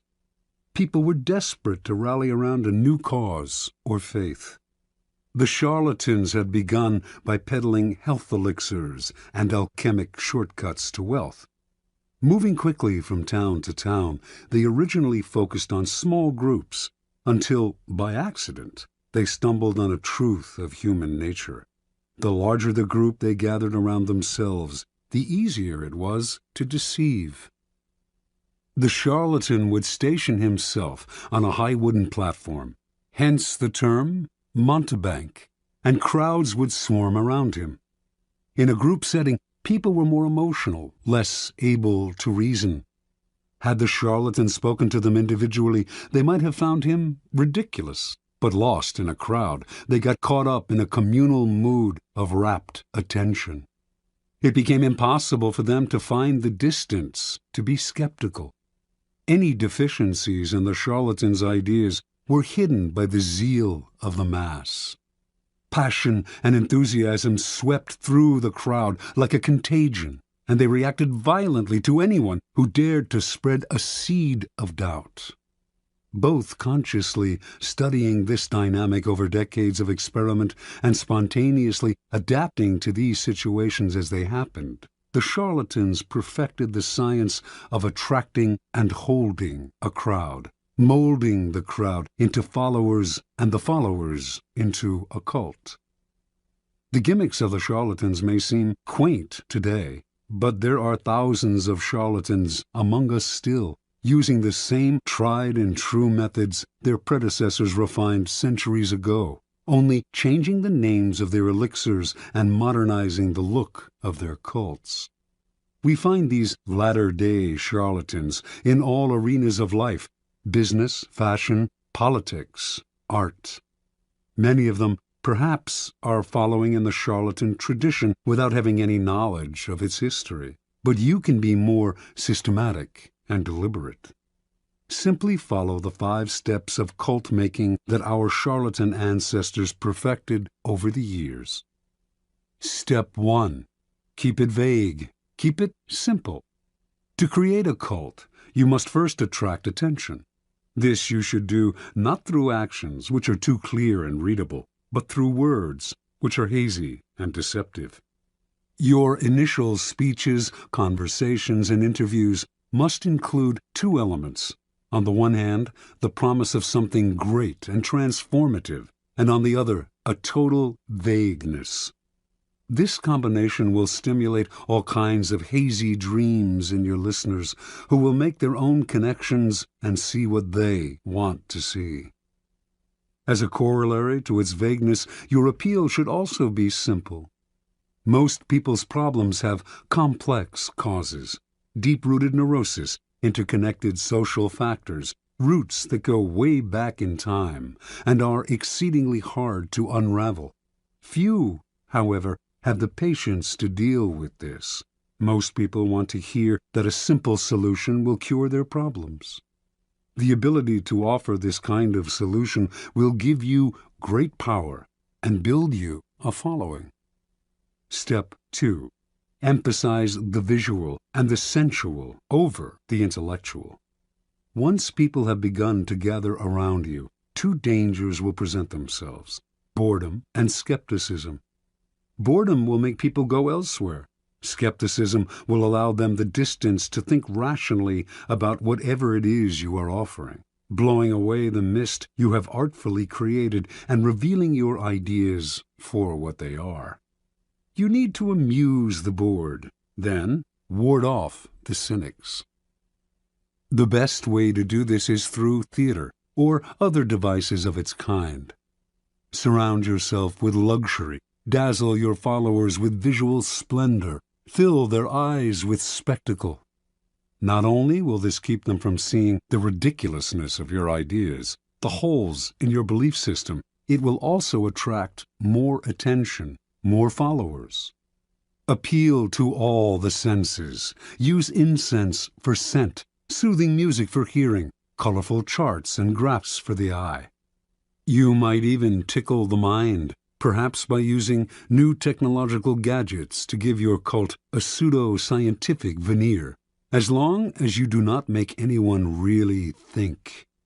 Use the exotic, distant cultures' strange customs to create theatrical effects, and to make the most banal and ordinary affairs seem signs of something extraordinary. Step 3. Borrow the forms of organized religion to structure the group. Your cult-like following is growing. It is time to organize it. Find a way, both elevating and comforting. Organized religions have long held unquestioned authority for large numbers of people, and continue to do so in our supposedly secular age. And even if the religion itself has faded some, its forms will resonate with power.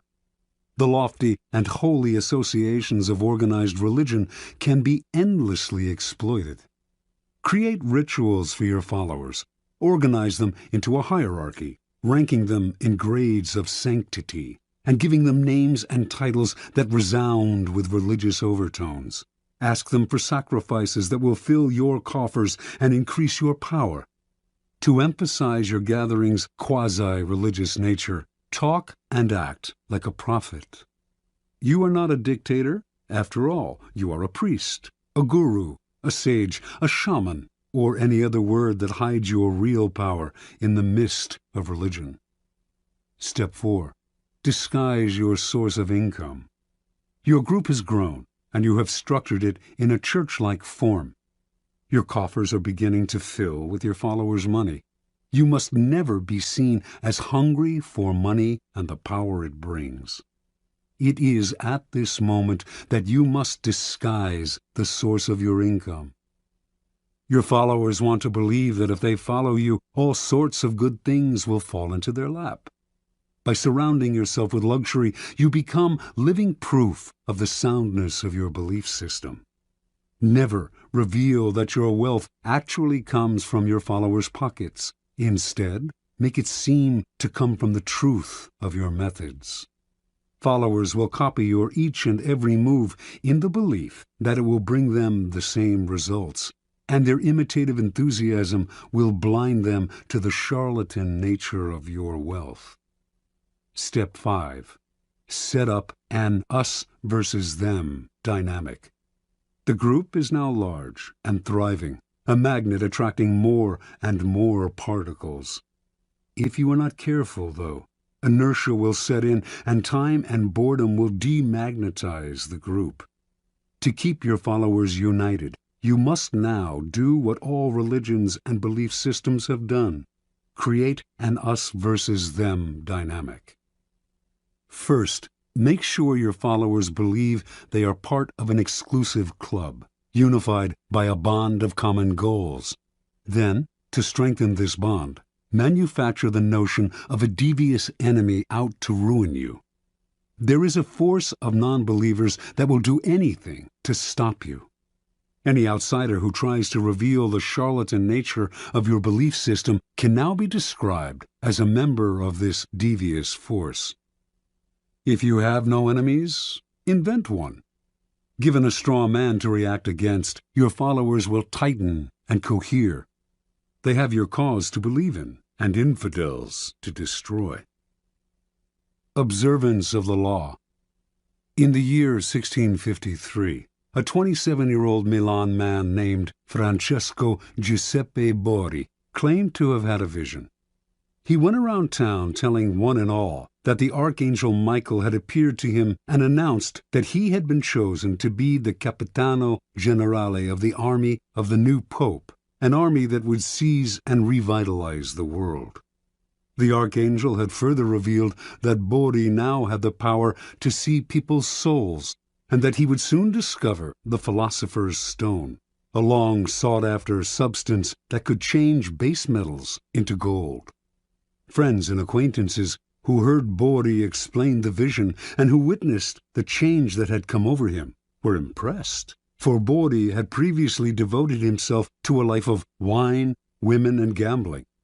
Now he gave all that up, plunging himself into the study of alchemy and talking only of mysticism and the occult. The transformation was so sudden and miraculous, and Borri's words were so filled with enthusiasm, that he began to create a following.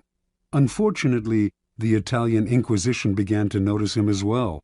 They prosecuted anyone who delved into the occult, so he left Italy and began to wander Europe, from Austria to Holland, telling one and all that, "To those who follow me, all joy shall be granted." Wherever Borri stayed, he attracted followers. His method was simple. He spoke of his vision, which had grown more and more elaborate, and offered to look into the soul of anyone who believed him, and they were many.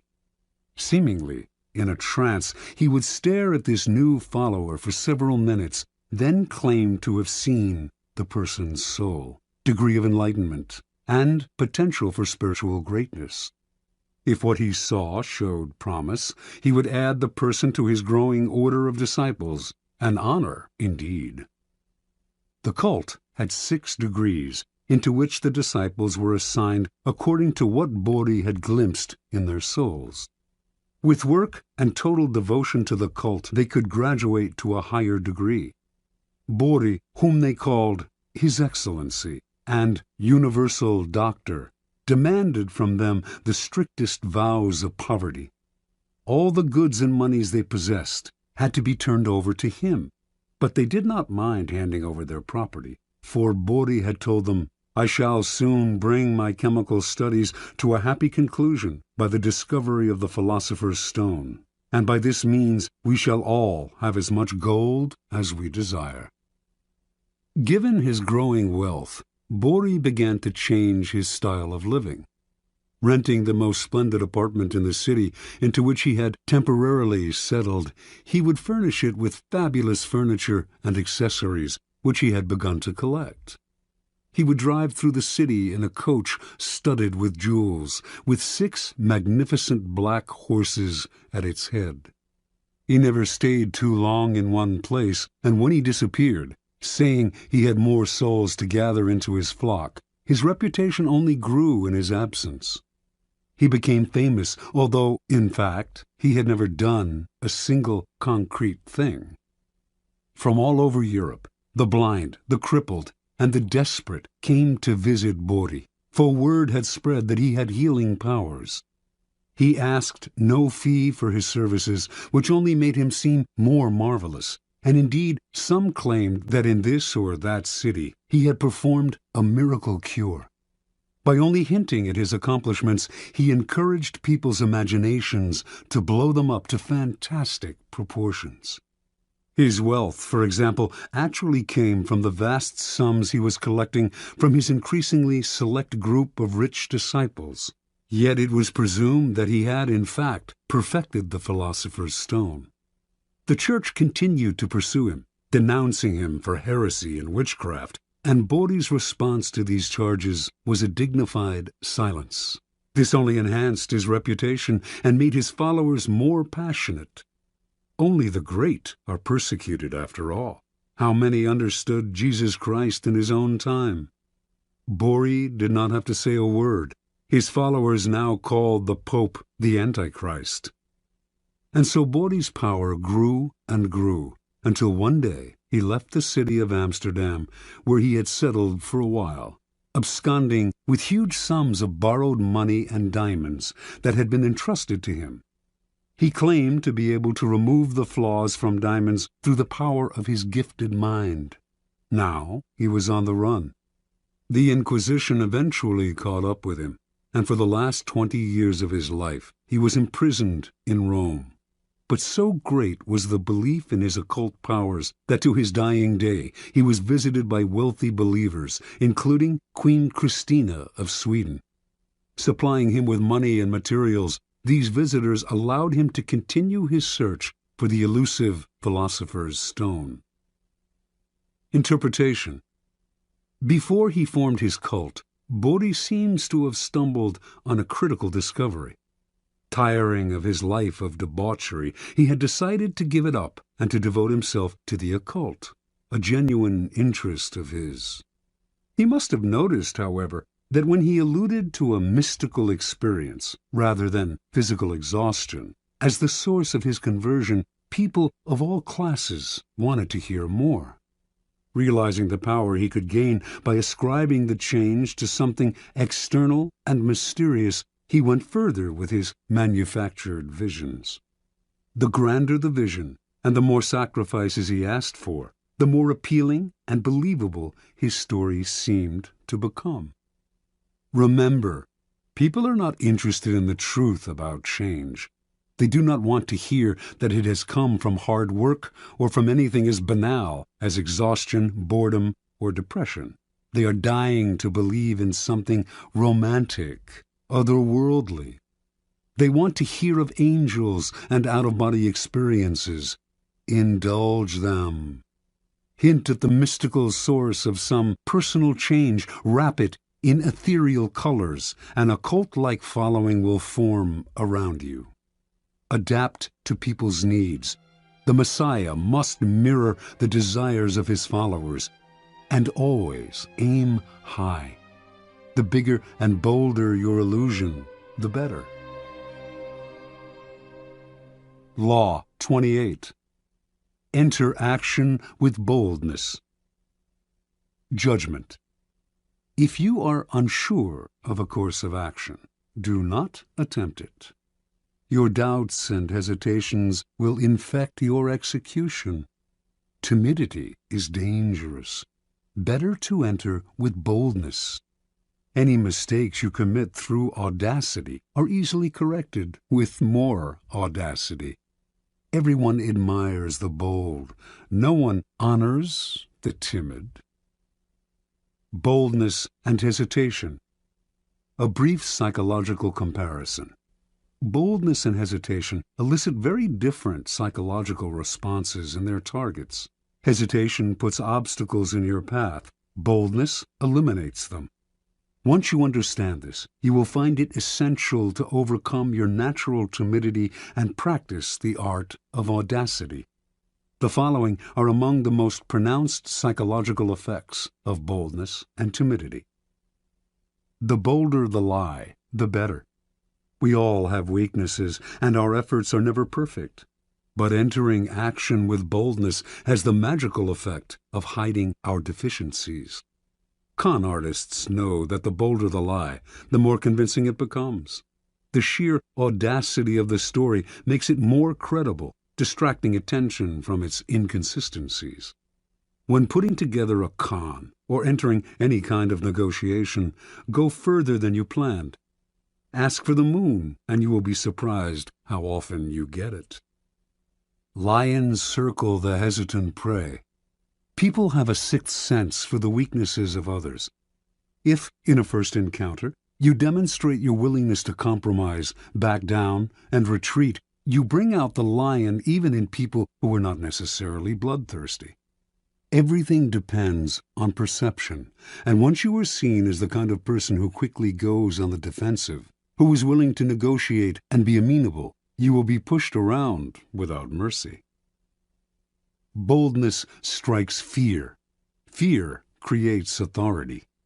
The bold move makes you seem larger and more powerful than you are. If it comes suddenly, with the stealth and swiftness of a snake, it inspires that much more fear.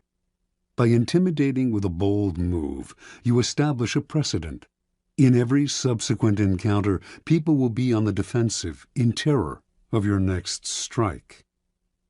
Going halfway with a half a heart digs the deeper grave.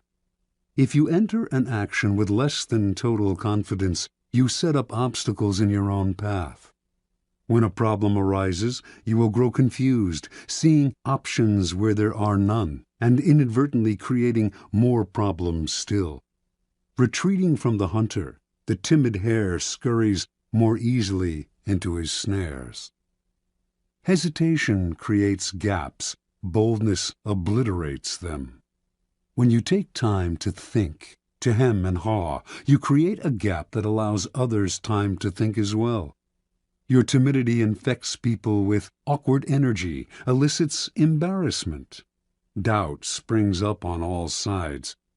Boldness destroys such gaps. The swiftness of the move and the energy of the action leave others no space to doubt and worry. In seduction, hesitation is fatal. It makes your victim conscious of your intentions. The bold move crowns seduction with triumph. It leaves no time for reflection. Audacity separates you from the herd. Boldness gives you presence and makes you seem larger than life. The timid fade into the wallpaper. The bold draw attention, and what draws attention draws power. We cannot keep our eyes off the audacious. We cannot wait to see their next bold move. Observance of the law. In 1514, the 22-year-old Pietro Aretino was working as a lowly assistant scullion to a wealthy Roman family. He had ambitions of greatness as a writer, to inflame the world with his name, but how could a mere lackey hope to realize such dreams? That year, Pope Leo X received from the King of Portugal an embassy that included many gifts, most prominent among them a great elephant, the first in Rome since imperial times. The pontiff adored this elephant and showered it with attention and gifts.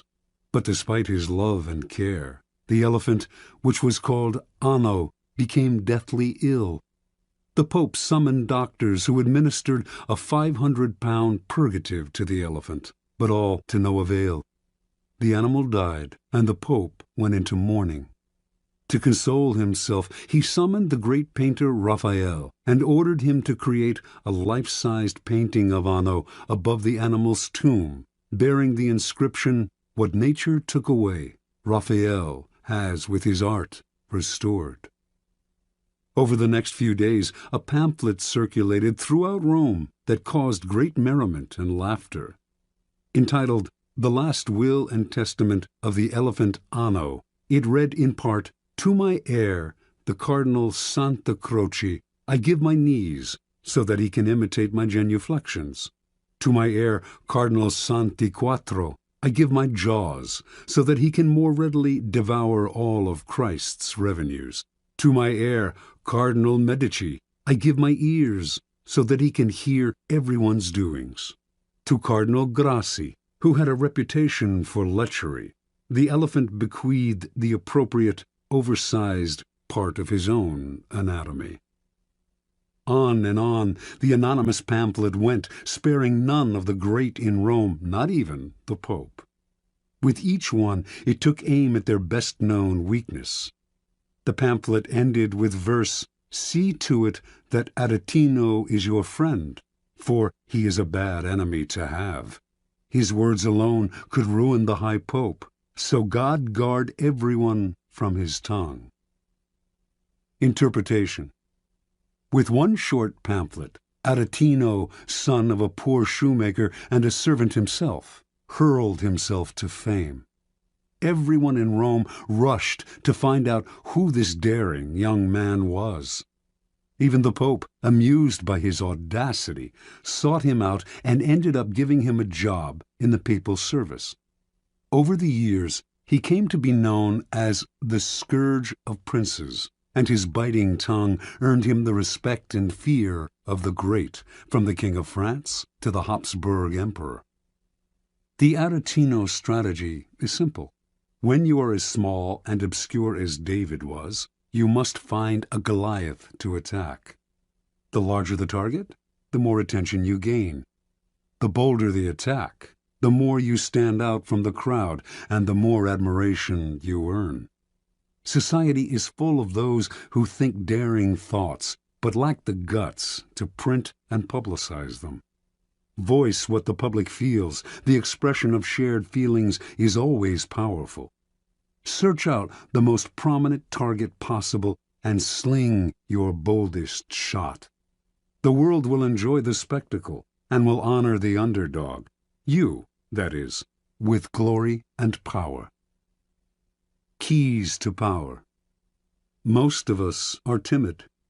We want to avoid tension and conflict, and we want to be liked by all. We may contemplate a bold action, but we rarely bring it to life. We are terrified of the consequences, of what others might think of us, of the hostility we will stir up if we dare go beyond our usual place.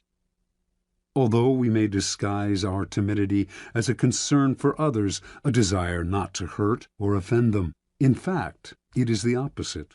We are really self-absorbed, worried about ourselves and how others perceive us. Boldness, on the other hand, is outer-directed and often makes people feel more at ease, since it is less self-conscious and less repressed. Few are born bold. Even Napoleon had to cultivate the habit on the battlefield, where he knew it was a matter of life and death. In social settings, he was awkward and timid, but he overcame this and practiced boldness in every part of his life because he saw its tremendous power, how it could literally enlarge a man, even one who, like Napoleon, was in fact conspicuously small. You must practice and develop your boldness. You will often find uses for it. The best place to begin is often the delicate world of negotiation, particularly those discussions in which you are asked to set your own price. How often we put ourselves down by asking for too little.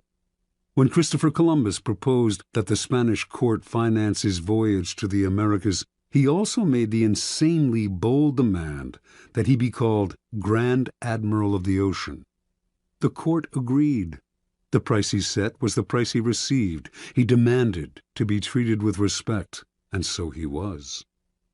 Understand, if boldness is not natural, neither is timidity.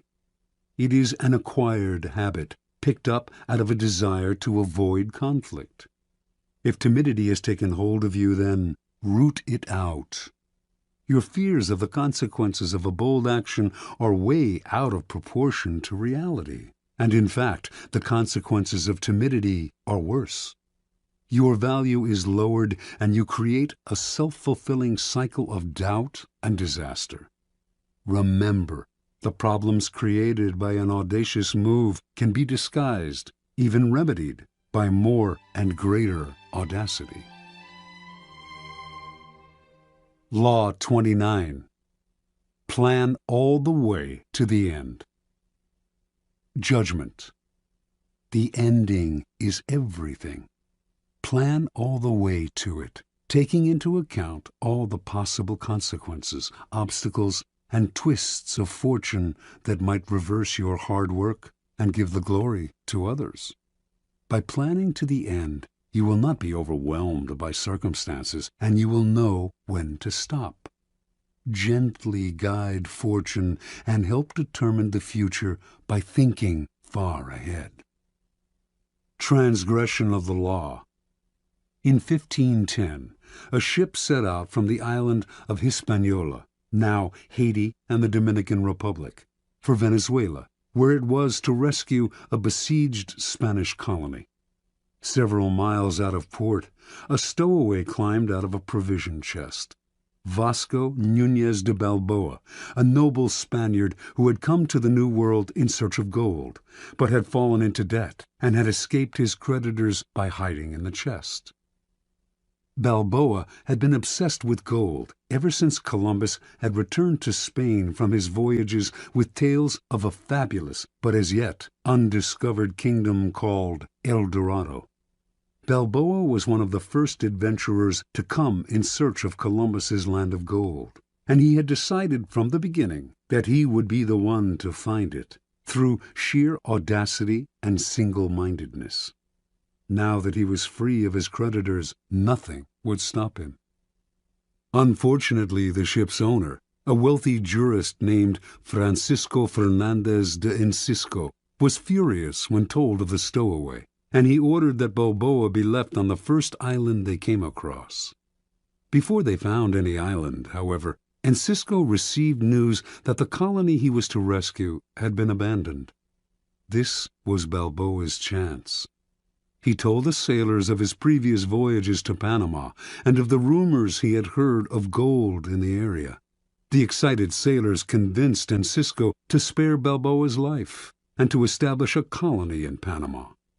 Weeks later, they named their new settlement Darien. Darien's first governor was Encisco, but Balboa was not a man to let others steal the initiative.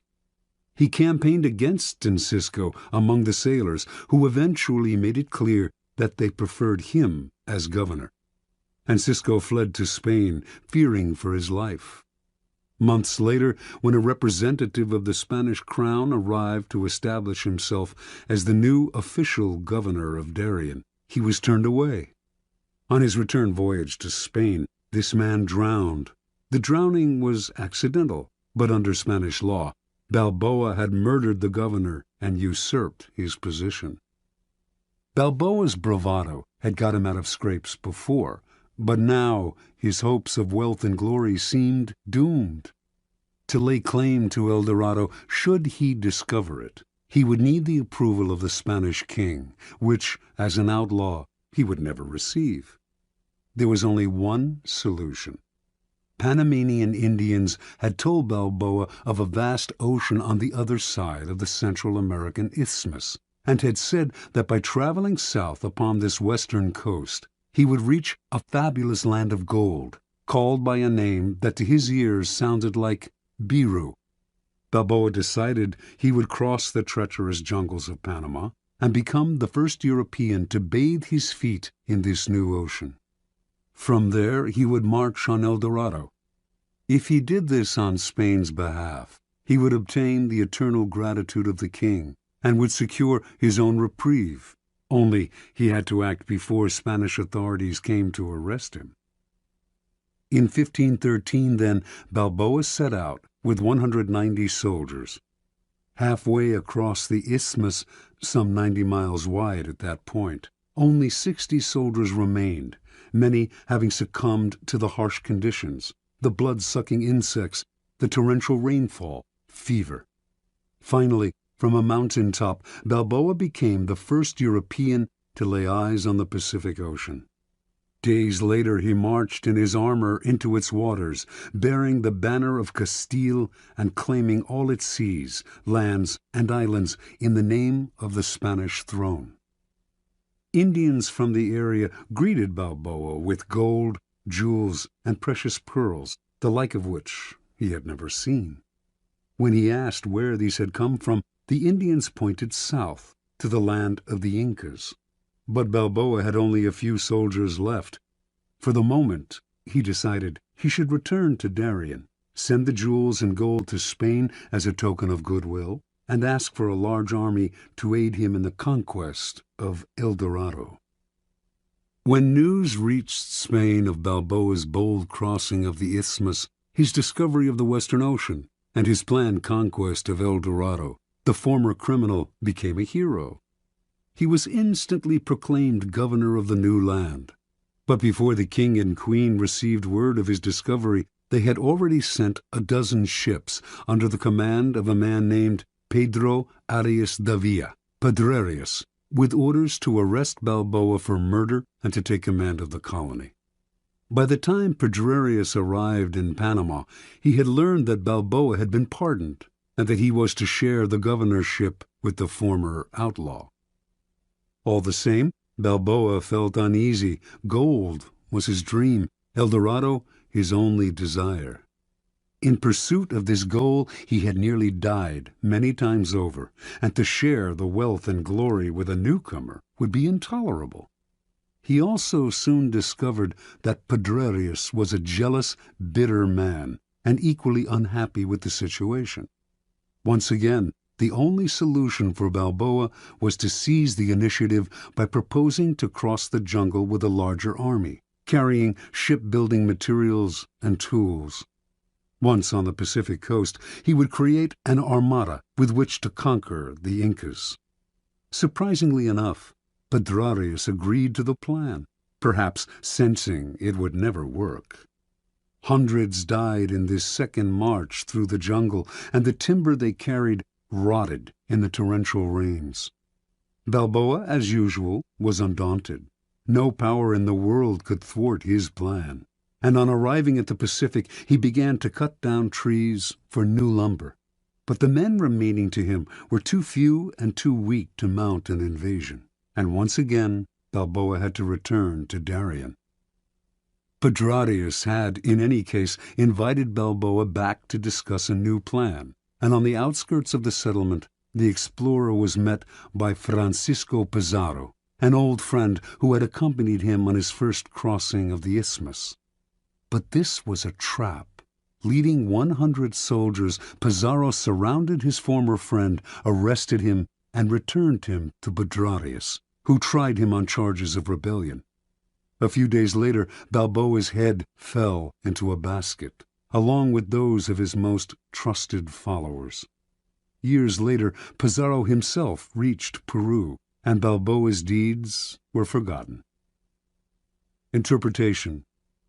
Most men are ruled by the heart, not the head. Their plans are vague, and when they meet obstacles, they improvise. But improvisation will only bring you as far as the next crisis, and is never a substitute for thinking several steps ahead and planning to the end. Balboa had a dream of glory and wealth, and a vague plan to reach it. Yet his bold deeds and his discovery of the Pacific are largely forgotten, for he committed what in the world of power is the ultimate sin. He went part way, leaving the door open for others to take over. A real man of power would have had the prudence to see the dangers in the distance, the rivals who would want to share in the conquests, the vultures that would hover once they heard the word gold. Balboa should have kept his knowledge of the Incas secret until after he had conquered Peru. Only then would his wealth and his head have been secure. Once Pedrerius arrived on the scene, a man of power and prudence would have schemed to kill or imprison him, and to take over the army he had brought for the conquest of Peru. But Balboa was locked in the moment, always reacting emotionally, never thinking ahead. What good is it to have the greatest dream in the world if others reap the benefits and the glory? Never lose your head over a vague, open-ended dream. Plan to the end.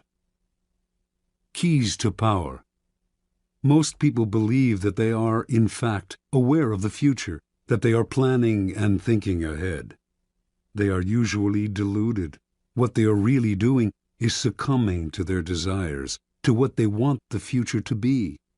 Their plans are vague, based on their imaginations rather than their reality. They may believe they are thinking all the way to the end, but they are really only focusing on the happy ending and deluding themselves by the strength of their desire. The ending is everything. It is the end of the action that determines who gets the glory, the money, the prize. Your conclusion must be crystal clear, and you must keep it constantly in mind. You must also figure out how to ward off the vultures circling overhead, trying to live off the carcass of your creation. And you must anticipate the many possible crises that will tempt you to improvise. When you see several steps ahead and plan your moves all the way to the end, you will no longer be tempted by emotion or by the desire to improvise. Your clarity will rid you of the anxiety and vagueness that are the primary reasons why so many fail to conclude their actions successfully. You see the ending, and you tolerate no deviation. Law 30. Make your accomplishments seem effortless. Judgment. Your actions must seem natural and executed with ease. All the toil and practice that go into them, and also all the clever tricks, must be concealed. When you act effortlessly, as if you could do much more. Avoid the temptation of revealing how hard you work. It only raises questions. Teach no one your tricks, or they will be used against you. Observance of the law. The great escape artist Harry Houdini once advertised his act as the impossible possible, and indeed those who witnessed his dramatic escapes felt that what he did on stage contradicted common-sense ideas of human capacity. Over the years, Houdini escaped from the chained carcass of an embalmed sea monster, a half-octopus, half-whale-like beast that had beached near Boston. He had himself sealed inside an enormous envelope from which he emerged without breaking the paper. He passed through brick walls. He wriggled free from straitjackets while dangling high in the air.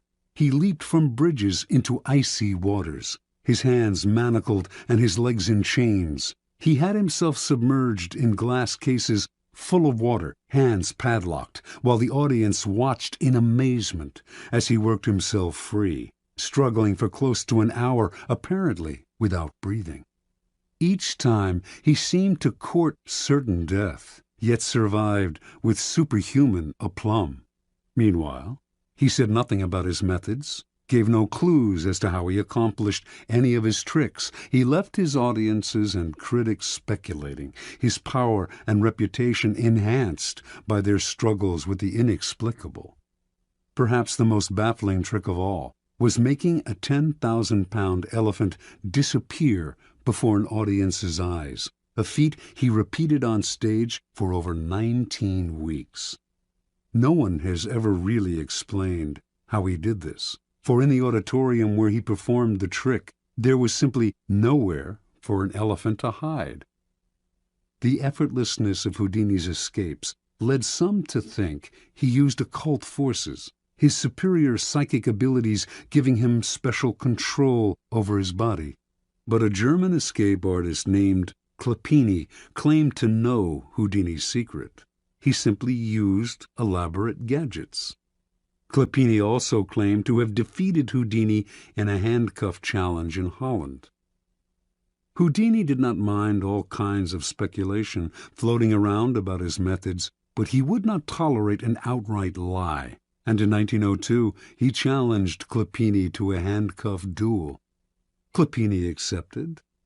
Through a spy, he found out the secret word to unlock a pair of French combination lock cuffs that Houdini liked to use. His plan was to choose these cuffs to escape from on stage. This would definitely debunk Houdini. His genius simply lay in his use of mechanical gadgets. On the night of the challenge, just as Clopini had planned, Houdini offered him a choice of cuffs, and he selected the ones with the combination lock. He was even able to disappear with them behind a screen to make a quick test, and re-emerged seconds later, confident of victory.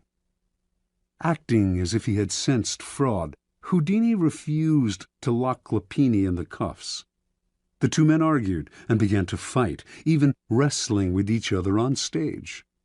After a few minutes of this, an apparently angry, frustrated Houdini gave up and locked Clopini in the cuffs. For the next few minutes, Clopini strained to get free. Something was wrong. Minutes earlier, he had opened the cuffs behind the screen. Now, the same code no longer worked. He sweated, racking his brain. Hours went by, the audience left, and finally an exhausted and humiliated Clopini gave up and asked to be released. The cuffs that Clopini himself had opened behind the screen with the word CLEFS, French for keys, now clicked open only with the word FRAUD. Clopini never figured out how Houdini had accomplished this uncanny feat. Interpretation. Although we do not know for certain how Houdini accomplished many of his most ingenious escapes, one thing is clear. It was not the occult or any kind of magic that gave him his powers, but hard work and endless practice, all of which he carefully concealed from the world. Houdini never left anything to chance. Day and night he studied the workings of locks, researched centuries-old sleight-of-hand tricks, pored over books on mechanics, whatever he could use. Every moment not spent researching, he spent working his body, keeping himself exceptionally limber, and learning how to control his muscles and his breathing. Early on in Houdini's career, an old Japanese performer whom he toured with taught him an ancient trick: how to swallow an ivory ball, then bring it back up. He practiced this endlessly with a small peeled potato tied to a string. Up and down he would manipulate the potato with his throat muscles until they were strong enough to move it without the string. No one could check the inside of his throat, where he could conceal small tools to help him escape. Even so, Clopini was fundamentally wrong. It was not Houdini's tools, but his practice, work, and research that made his escapes possible. Clopini, in fact, was completely outwitted by Houdini, who set the whole thing up. He let his opponent learn the code to the French cuffs, then baited him into choosing those cuffs on stage. Then, during the two men's tussle, the dexterous Houdini was able to change the code to FRAUD. He had spent weeks practicing this trick, but the audience saw none of the sweat and toil behind the scenes. Nor was Houdini ever nervous. He induced nervousness in others. He deliberately dragged out the time it would take to escape as a way of heightening the drama and making the audience squirm. His escapes from death, always graceful and easy, made him look like a Superman. As a person of power, you must research and practice endlessly before appearing in public, on stage, or anywhere else. Never expose the sweat and labor behind your poise. Some think such exposure will demonstrate their diligence and honesty, but it actually just makes them look weaker, as if anyone who practiced and worked at it could do what they had done, or as if they weren't really up to the job. Keep your effort and your tricks to yourself, and you seem to have the grace and ease of a god. One never sees the source of a god's power revealed. One only sees its effects. Keys to Power. In the Book of the Courtier, published in 1528, Baldassare Castiglione describes the highly elaborate and codified manners of the perfect court citizen. And yet, Castiglione explains the courtier must execute these gestures with what he calls sprezzatura, the capacity to make the difficult seem easy. He urges the courtier to practice in all things a certain nonchalance which conceals all artistry and makes whatever one says or does seem uncontrived and effortless. We all admire the achievement of some unusual feat, but if it is accomplished naturally and gracefully, our admiration increases tenfold. Whereas to labor at what one is doing and to make bones over it shows an extreme lack of grace and causes everything, whatever it's worth, to be discounted. The idea of sprezzatura is relevant to all forms of power, for power depends vitally on appearances and the illusions you create. Your public actions are like artworks. They must have visual appeal, must create anticipation, even entertain. When you reveal the inner workings of your creation, you become just one more mortal among others. What is understandable is not awe-inspiring. We tell ourselves we could do as well if we had the money and time. Avoid the temptation of showing how clever you are. It is far more clever to conceal the mechanisms of your cleverness. There is another reason for concealing your shortcuts and tricks. When you let this information out, you give people ideas they can use against you. You lose the advantages of keeping silent.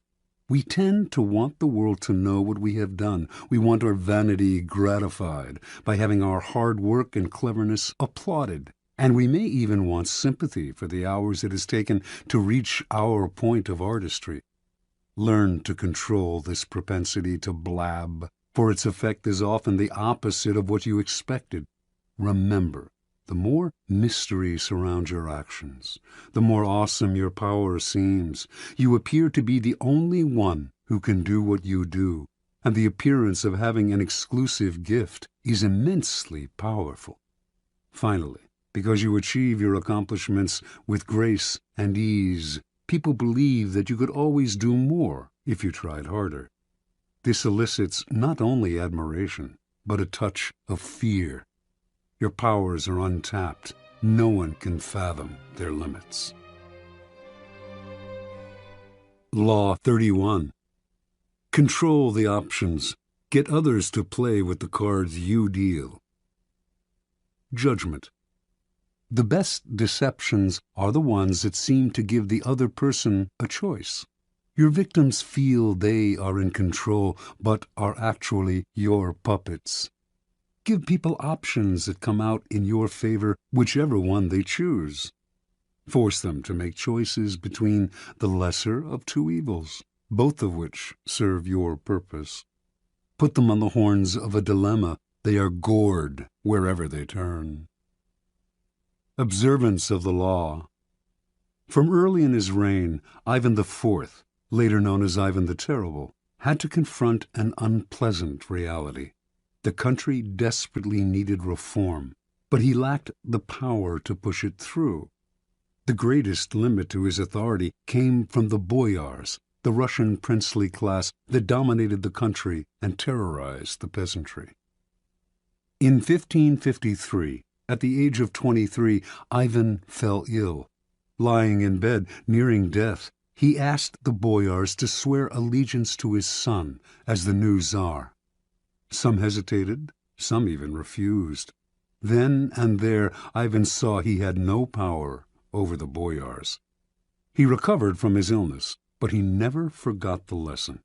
The boyars were out to destroy him, and indeed, in the years to come, many of the most powerful of them defected to Russia's main enemies, Poland and Lithuania, where they plotted their return and the overthrow of the Tsar.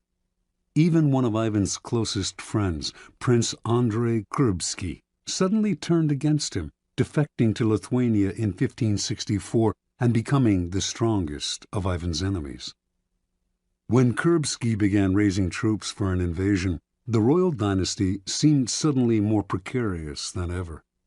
With émigré nobles fomenting invasion from the west, Tartars bearing down from the east, and the boyars stirring up trouble within the country, Russia's vast size made it a nightmare to defend. In whatever direction Ivan struck, he would leave himself vulnerable on the other side. Only if he had absolute power could he deal with this many-headed hydra, and he had no such power. Ivan brooded until the morning of December 3rd, 1564, when the citizens of Moscow awoke to a strange sight. Hundreds of sleds filled the square before the Kremlin, loaded with the Tsar's treasures and with provisions for the entire court. They watched in disbelief as the Tsar and his court boarded the sleds and left town. Without explaining why, he established himself in a village south of Moscow. For an entire month, a kind of terror gripped the capital, for the Muscovites feared that Ivan had abandoned them to the bloodthirsty boyars. Shops closed up, and riotous mobs gathered daily. Finally, on January 3rd of 1565, a letter arrived from the Tsar explaining that he could no longer bear the boyars' betrayals and had decided to abdicate once and for all. Read aloud in public, the letter had a startling effect. Merchants and commoners blamed the boyars for Ivan's decision and took to the streets, terrifying the nobility with their fury.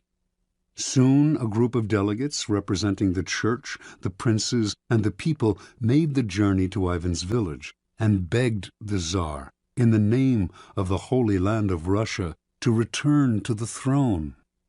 Ivan listened, but would not change his mind. After days of hearing their pleas, however, he offered his subjects a choice.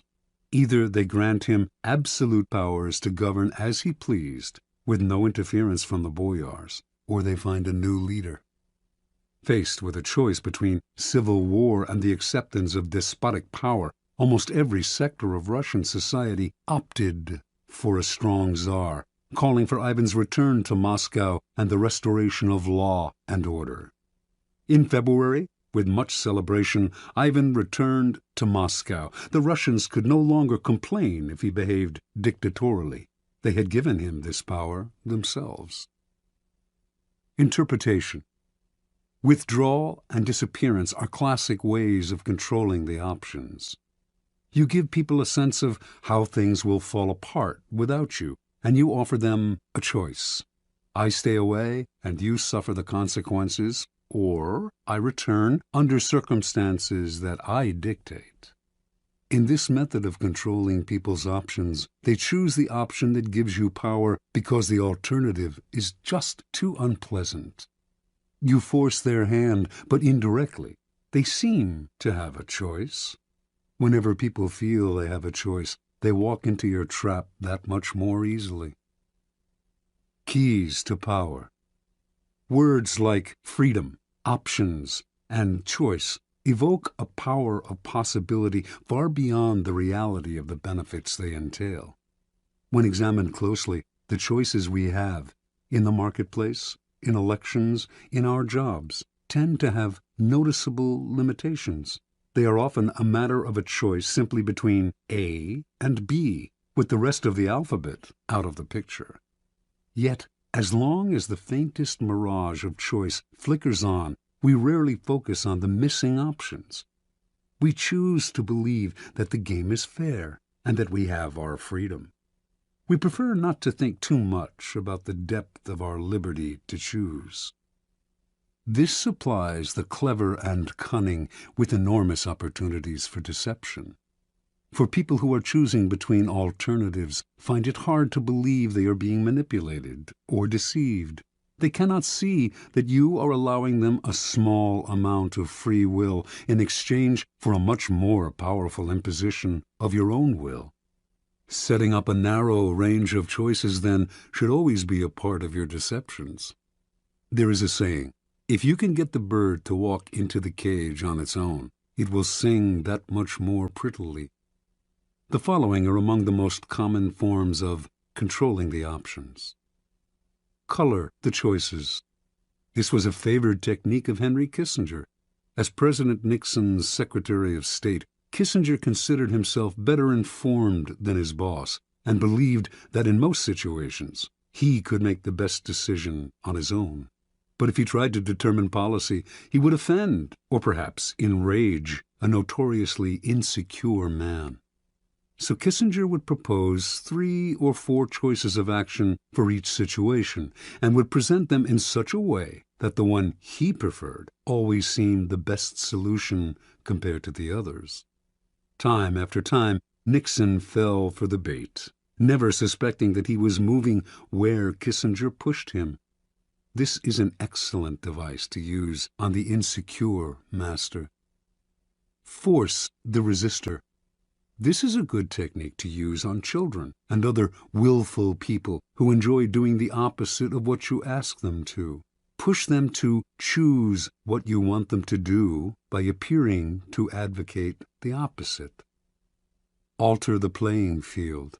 In the 1860s, John D. Rockefeller set out to create an oil monopoly. If he tried to buy up the smaller oil companies, they would figure out what he was doing and fight back. Instead, he began secretly buying up the railway companies that transported the oil. When he then attempted to take over a particular company and met with resistance, he reminded them of their dependence on the rails. Refusing them shipping or simply raising their fees could ruin their business. Rockefeller altered the playing field so that the only options the small oil producers had were the ones he gave them. In this tactic, your opponents know their hand is being forced, but it doesn't matter. The technique is effective against those who resist at all costs. The shrinking options. The late 19th century art dealer Ambrose Vollard perfected this technique. Customers would come to Vollard's shop to see some Cézannes. He would show 3 paintings, neglect to mention a price, and pretend to doze off. The visitors would have to leave without deciding. They would usually come back the next day to see the paintings again, but this time Vollard would pull out less interesting works, pretending he thought they were the same ones. The baffled customers would look at the new offerings, leave to think them over, and return yet again. Once again, the same thing would happen. Vollard would show paintings of lesser quality still. Finally, the buyers would realize they had better grab what he was showing them because tomorrow they would have to settle for something worse, perhaps at even higher prices. A variation on this technique is to raise the price every time the buyer hesitates and another day goes by. This is an excellent negotiating ploy to use on the chronically indecisive, who will fall for the idea that they are getting a better deal today than if they wait till tomorrow. The weak man on the precipice. The weak are the easiest to maneuver by controlling their options. Cardinal de Retz, the great 17th century provocateur, served as an unofficial assistant to the Duke of Orleans, who was notoriously indecisive. It was a constant struggle to convince the Duke to take action. He would hem and haw, weigh the options, and wait until the last moment, giving everyone around him an ulcer. But Retz discovered a way to handle them.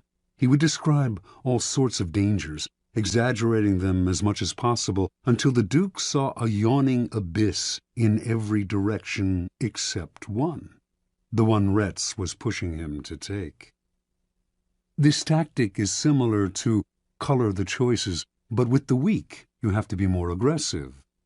Work on their emotions, use fear and terror to propel them into action.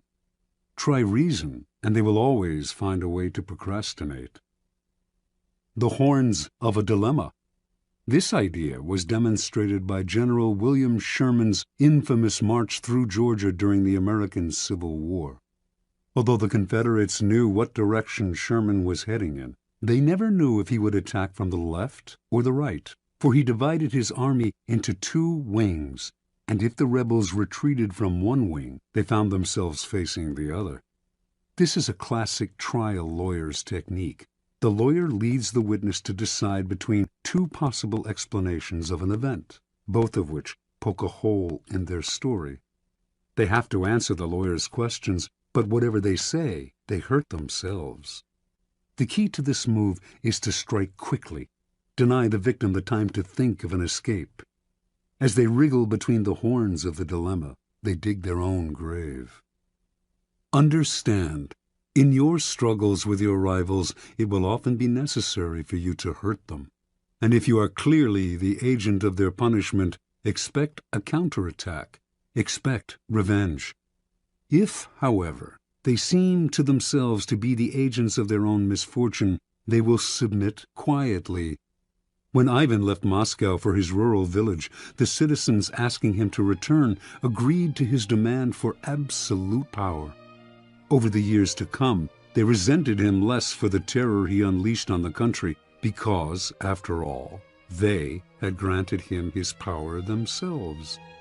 This is why it is always good to allow your victims their choice of poison and to cloak your involvement in providing it to them as far as possible.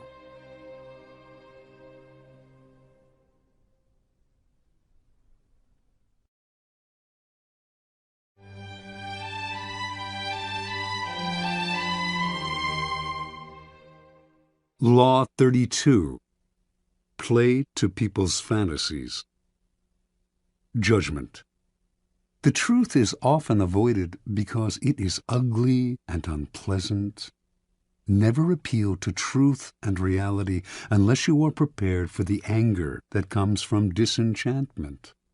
Life is so harsh and distressing that people who can manufacture romance or conjure up fantasy are like oases in the desert. Everyone flocks to them. There is great power in tapping into the fantasies of the masses. Observance of the law. The city-state of Venice was prosperous for so long that its citizens felt their small republic had destiny on its side. In the Middle Ages and High Renaissance, its virtual monopoly on trade to the East made it the wealthiest city in Europe. Under a beneficent republican government, Venetians enjoyed liberties that few other Italians had ever known. Yet, in the 16th century, their fortunes suddenly changed. The opening of the New World transferred power to the Atlantic side of Europe, to the Spanish and Portuguese, and later the Dutch and English. Venice could not compete economically, and its empire gradually dwindled. The final blow was the devastating loss of a prized Mediterranean possession, the island of Cyprus, captured from Venice by the Turks in 1570. Now noble families went broke in Venice, and banks began to fold. A kind of gloom and desperation settled over the citizens. They had known a glittering past, had either lived through it or heard stories about it from their elders. The closeness of the glory years was humiliating. The Venetians half believed that the goddess Fortune was only playing a joke on them, and that the old days would soon return. For the time being, though, what could they do?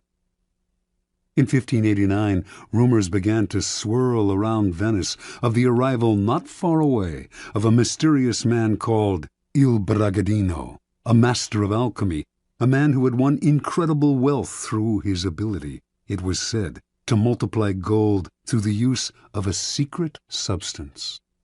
The rumors spread quickly because a few years earlier, a Venetian nobleman passing through Poland had heard a learned man prophesy that Venice would recover her past glory and power if she could find a man who understood the alchemic art of manufacturing gold. And so, as word reached Venice of the gold this Bragadino possessed, he clinked gold coins continuously in his hands, and golden objects filled his palace. Some began to dream. Through him, their city would prosper again. Members of Venice's most important noble families accordingly went together to Brescia, where Bragadino lived.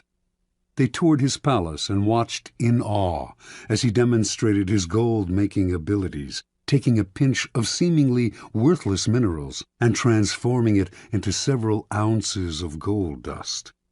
The Venetian Senate prepared to debate the idea of extending an official invitation to Bragadino to stay in Venice at the city's expense, when word suddenly reached them that they were competing with the Duke of Mantua for his services.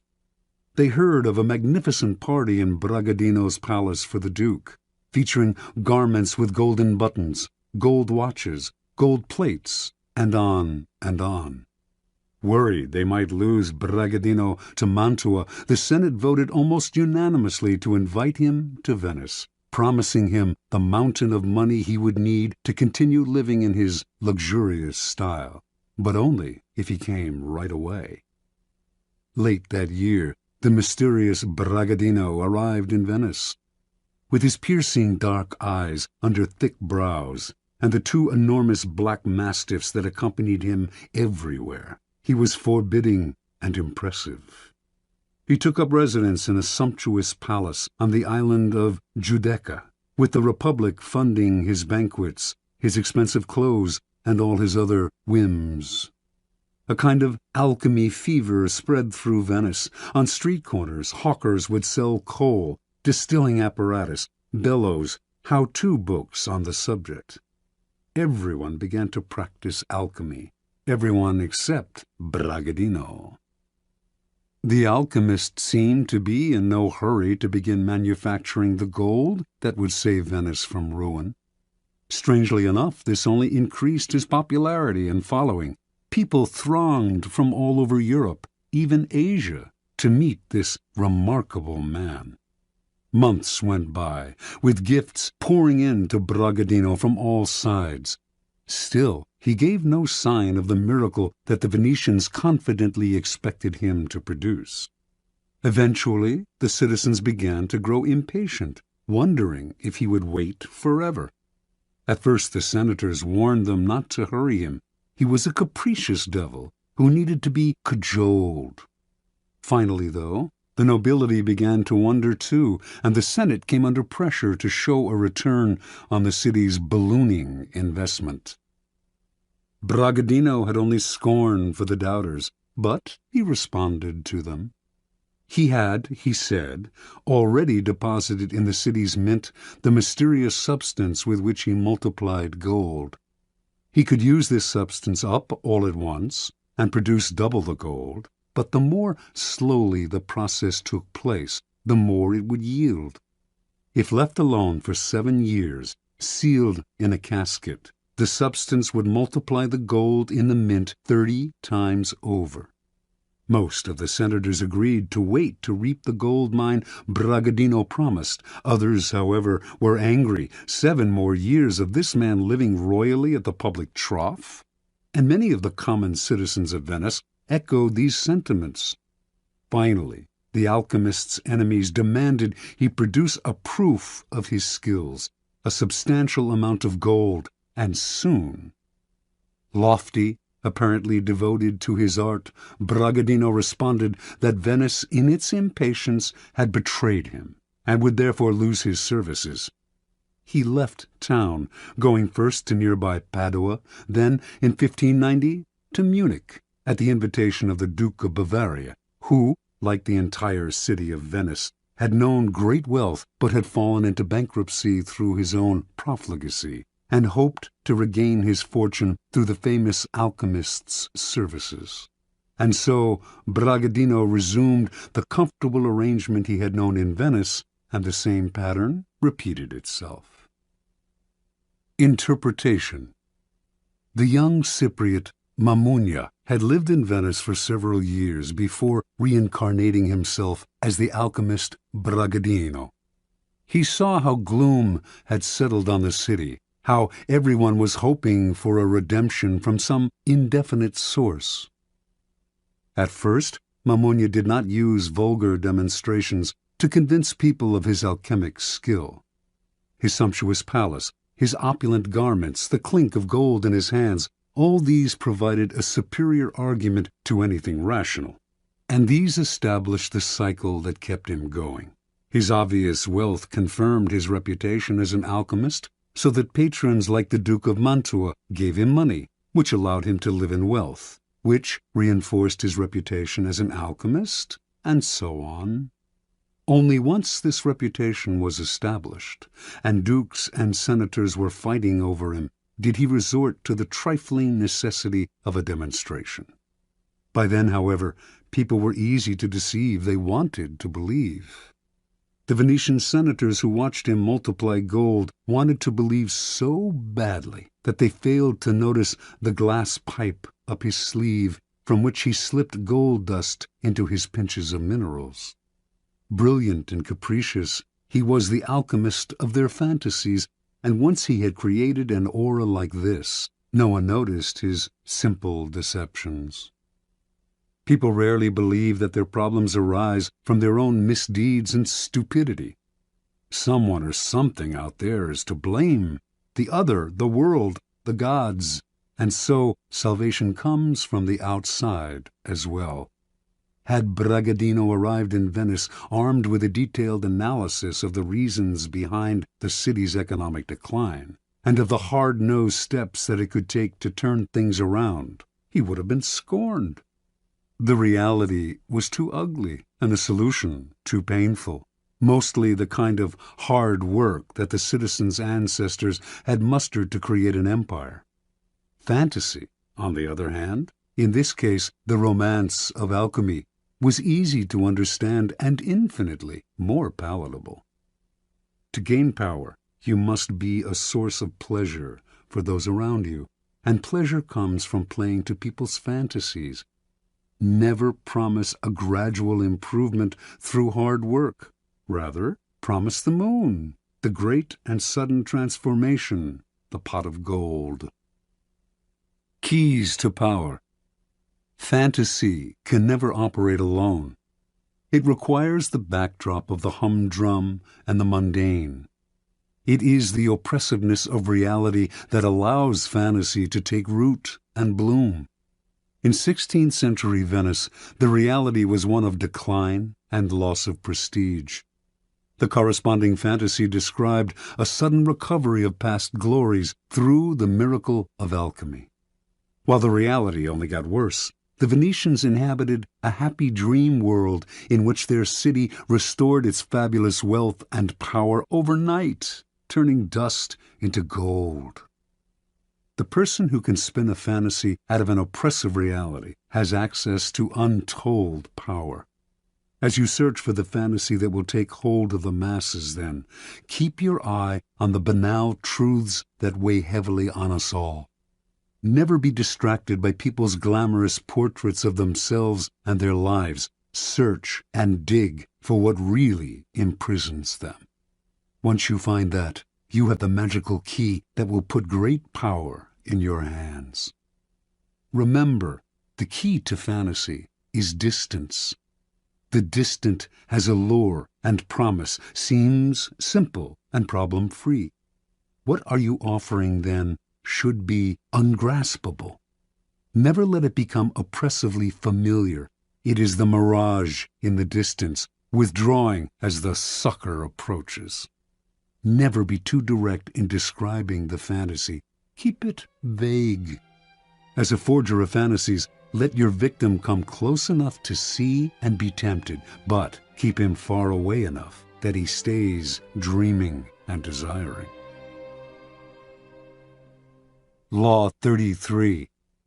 Discover each man's thumbscrew. Judgment. Everyone has a weakness, a gap in the castle wall. That weakness is usually an insecurity, an uncontrollable emotion or need. It can also be a small secret pleasure. Either way, once found, it is a thumbscrew you can turn to your advantage. Finding the thumbscrew, a strategic plan of action. We all have resistances. We live with a perpetual armor around ourselves to defend against change and the intrusive actions of friends and rivals. We would like nothing more than to be left to do things our own way. Constantly butting up against these resistances will cost you a lot of energy. One of the most important things to realize about people, though, is that they all have a weakness, some part of their psychological armor that will not resist, that will bend to your will if you find it and push on it. Some people wear their weaknesses openly, others disguise them. Those who disguise them are often the ones most effectively undone through that one chink in their armor. In planning your assault, keep these principles in mind. Pay attention to gestures and unconscious signals. As Sigmund Freud remarked, no mortal can keep a secret. If his lips are silent, He chatters with his fingertips. Betrayal oozes out of him at every pore. This is a critical concept in the search for a person's weakness. It is revealed by seemingly unimportant gestures and passing words. The key is not only what you look for, but where and how you look. Everyday conversation supplies the richest mine of weaknesses, so train yourself to listen. Start by always seeming interested. The appearance of a sympathetic ear will spur anyone to talk. A clever trick, often used by the 19th century French statesman Talleyrand, is to appear to open up to the other person, to share a secret with them. It can be completely made up, or it can be real, but of no great importance to you. The important thing is that it should seem to come from the heart. This will usually elicit a response that is not only as frank as yours, but more genuine, a response that reveals a weakness. If you suspect that someone has a particular soft spot, probe for it indirectly. If, for instance, you sense that a man has a need to be loved, openly flatter him. If he laps up your compliments, no matter how obvious, you are on the right track. Train your eye for details, how someone tips a waiter, what delights a person, the hidden messages in clothes. Find people's idols, the things they worship and will do anything to get. Perhaps you can be the supplier of their fantasies. Find the helpless child. Most weaknesses begin in childhood, before the self builds up compensatory defenses. Perhaps the child was pampered or indulged in a particular area, or perhaps a certain emotional need went unfulfilled. As he or she grows older, the indulgence or the deficiency may be buried, but never disappears. Knowing about a childhood need gives you a powerful key to a person's weakness. One sign of this weakness is that when you touch on it, the person will often act like a child. Be on the lookout, then, for any behavior that should have been outgrown. If your victims or rivals went without something important, such as parental support when they were children, supply it, or its facsimile. If they reveal a secret taste, a hidden indulgence, indulge it. In either case, they will be unable to resist you. Look for contrasts. An overt trait often conceals its opposite. People who thump their chests are often big cowards. A prudish exterior may hide a lascivious soul. The uptight are often screaming for adventure. The shy are dying for attention.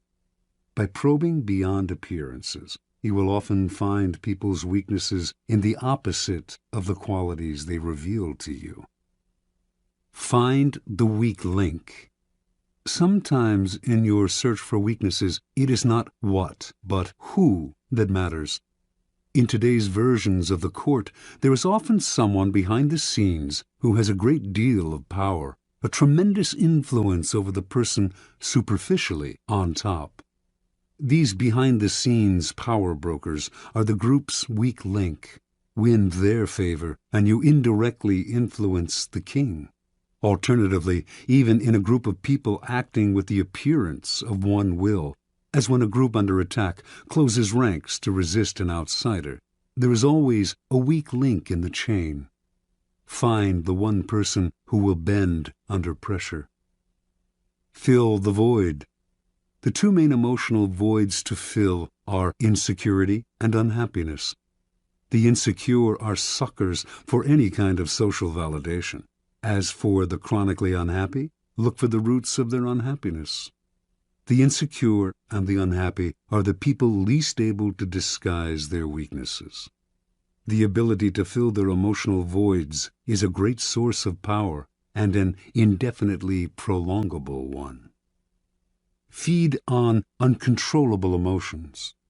The uncontrollable emotion can be a paranoid fear, a fear disproportionate to the situation, or any base motive such as lust, greed, vanity, or hatred.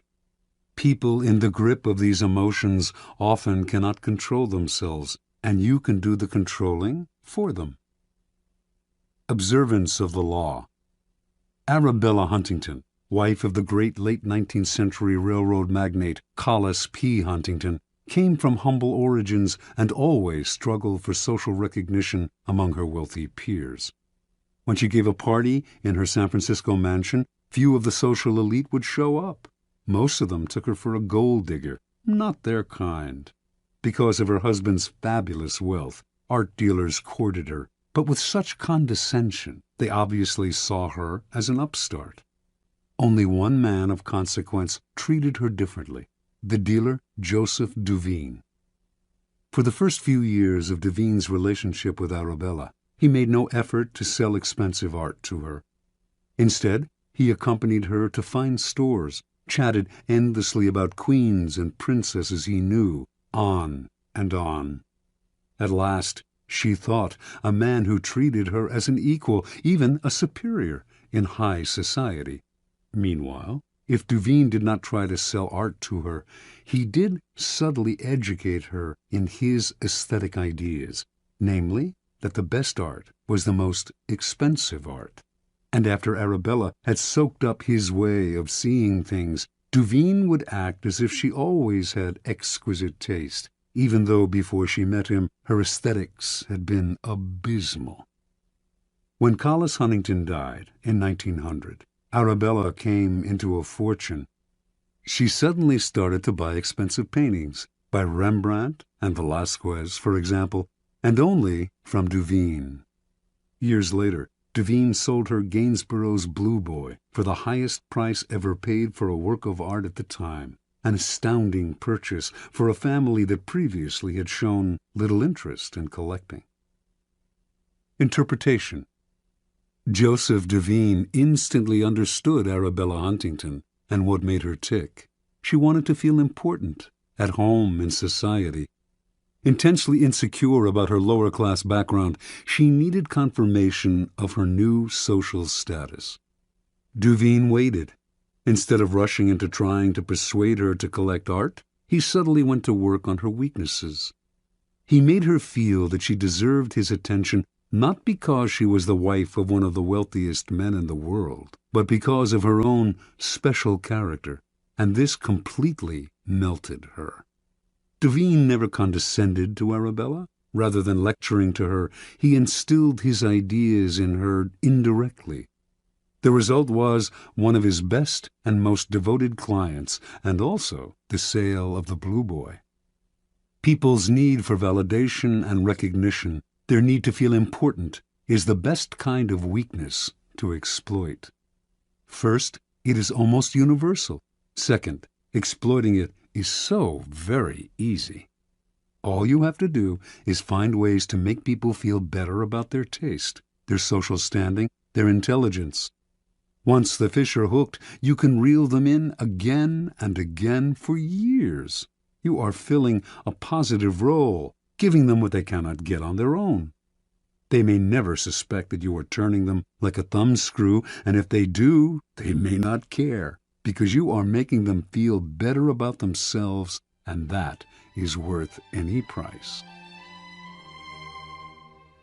Law 34. Be royal in your own fashion. Act like a king to be treated like one. Judgment. The way you carry yourself will often determine how you are treated. In the long run, appearing vulgar or common will make people disrespect you. For a king respects himself and inspires the same sentiment in others. By acting regally and confident of your powers, you make yourself seem destined to wear a crown. Observance of the law. When Christopher Columbus was trying to find funding for his legendary voyages, many around him believed he came from the Italian aristocracy. This view was passed into history through a biography written after the explorer's death by his son, which describes him as a descendant of a Count Colombo of the castle of Cuccaro in Montferrat. Colombo, in turn, was said to be descended from the legendary Roman general Colonius, and two of his first cousins were supposedly direct descendants of an emperor of Constantinople. An illustrious background indeed. But it was nothing more than illustrious fantasy, for Columbus was actually the son of Domenico Colombo, a humble weaver who had opened a wine shop when Christopher was a young man, and who then made his living by selling cheese. Columbus himself had created the myth of his noble background, because from early on he felt that destiny had singled him out for great things, and that he had a kind of royalty in his blood. Accordingly, he acted as if he were indeed descended from noble stock. After an uneventful career as a merchant on a commercial vessel, Columbus, originally from Genoa, settled in Lisbon. Using the fabricated story of his noble background, he married into an established Lisbon family that had excellent connections with Portuguese royalty. Through his in-laws, Columbus finagled a meeting with the King of Portugal, João II, whom he petitioned to finance a westward voyage aimed at discovering a shorter route to Asia. In return for announcing that any discoveries he achieved would be made in the king's name, Columbus wanted a series of rights: the title Grand Admiral of the Ocean Sea, the office of Viceroy over any lands he found, and 10% of the future commerce with such lands. All of these were to be hereditary and for all time. Columbus made these demands even though he had previously been a mere merchant. He knew almost nothing about navigation. He could not work a quadrant, and he had never led a group of men. In short, he had absolutely no qualifications for the journey he proposed. Furthermore, his petition included no details as to how he would accomplish his plans, just vague promises.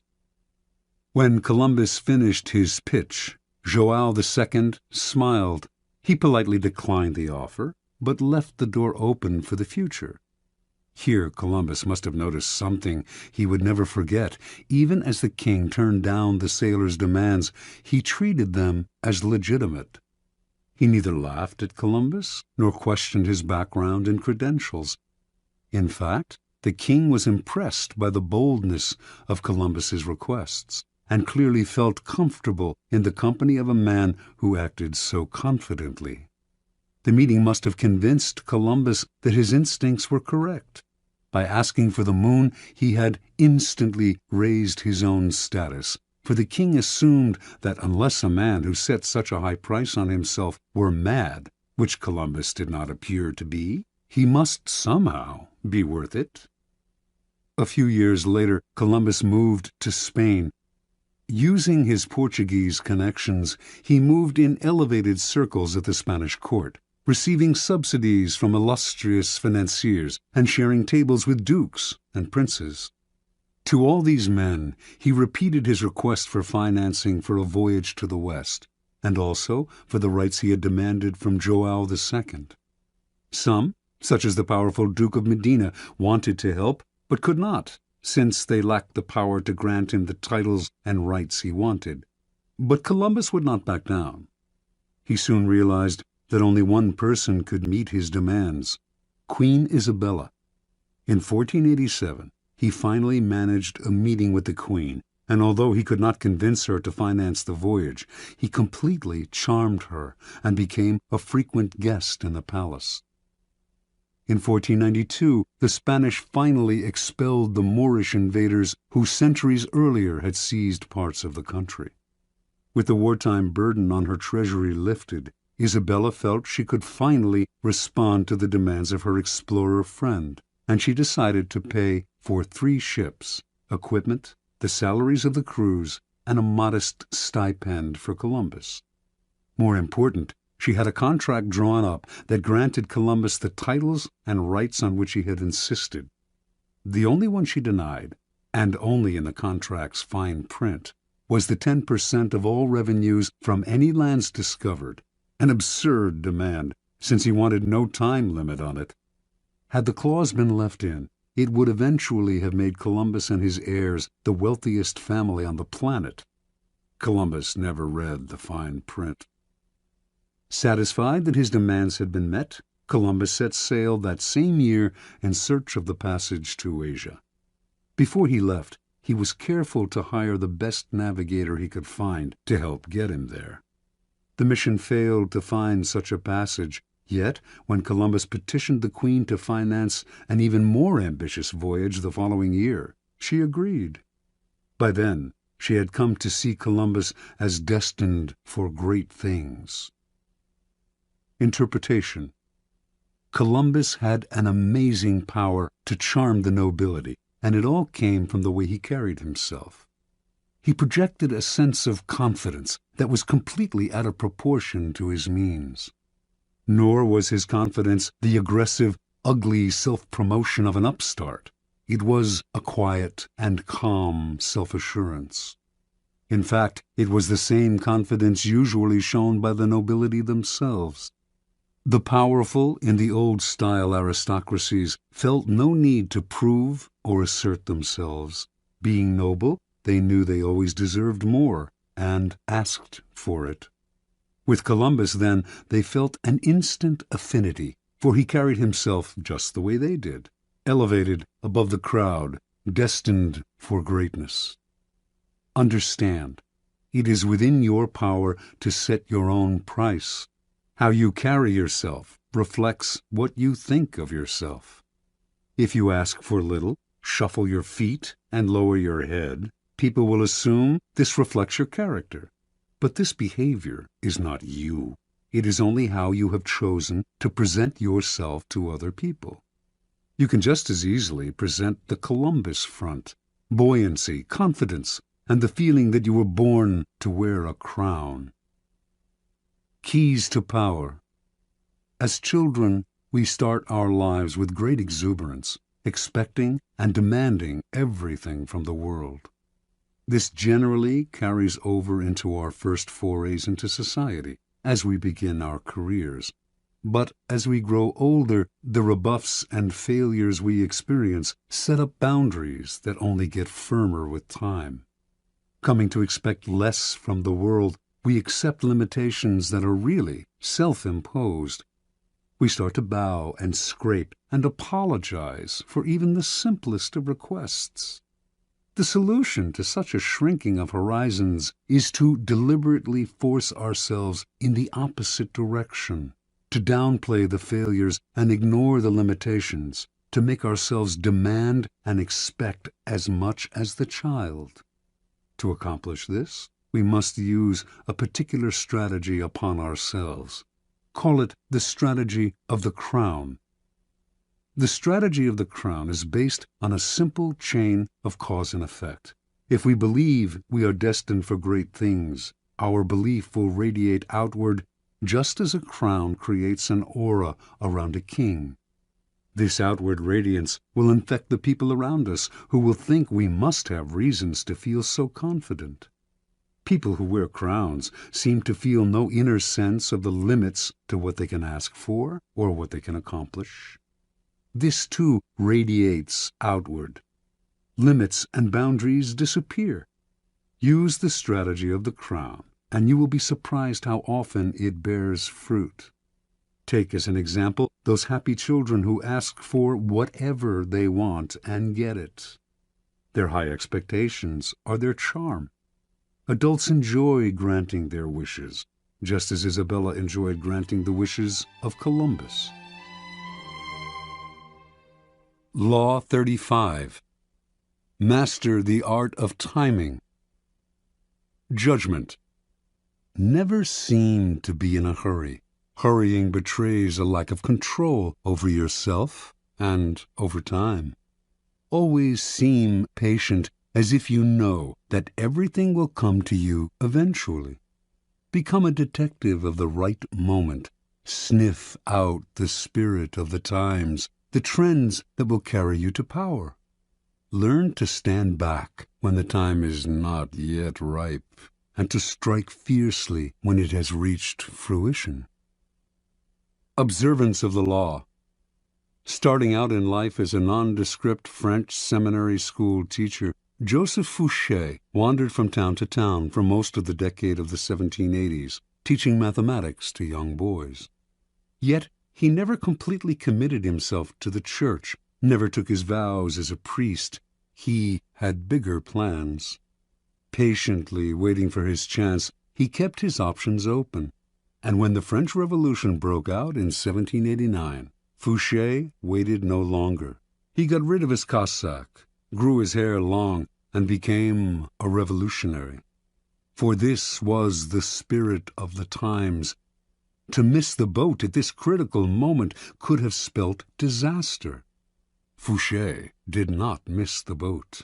Befriending the revolutionary leader Robespierre, he quickly rose in the rebel ranks. In 1792, the town of Nantes elected Fouché to be its representative to the National Convention, created that year to frame a new constitution for a French republic. When Fouché arrived in Paris to take his seat at the convention, a violent rift had broken out between the moderates and the radical Jacobins. Fouché sensed that in the long run, neither side would emerge victorious. Power rarely ends up in the hands of those who start a revolution or even of those who further it. Power sticks to those who bring it to a conclusion. That was the side Fouché wanted to be on. His sense of timing was uncanny. He started as a moderate, for moderates were in the majority. When the time came to decide on whether or not to execute Louis XVI, however, he saw that the people were clamoring for the king's head, so he cast the deciding vote for the guillotine. Now he had become a radical.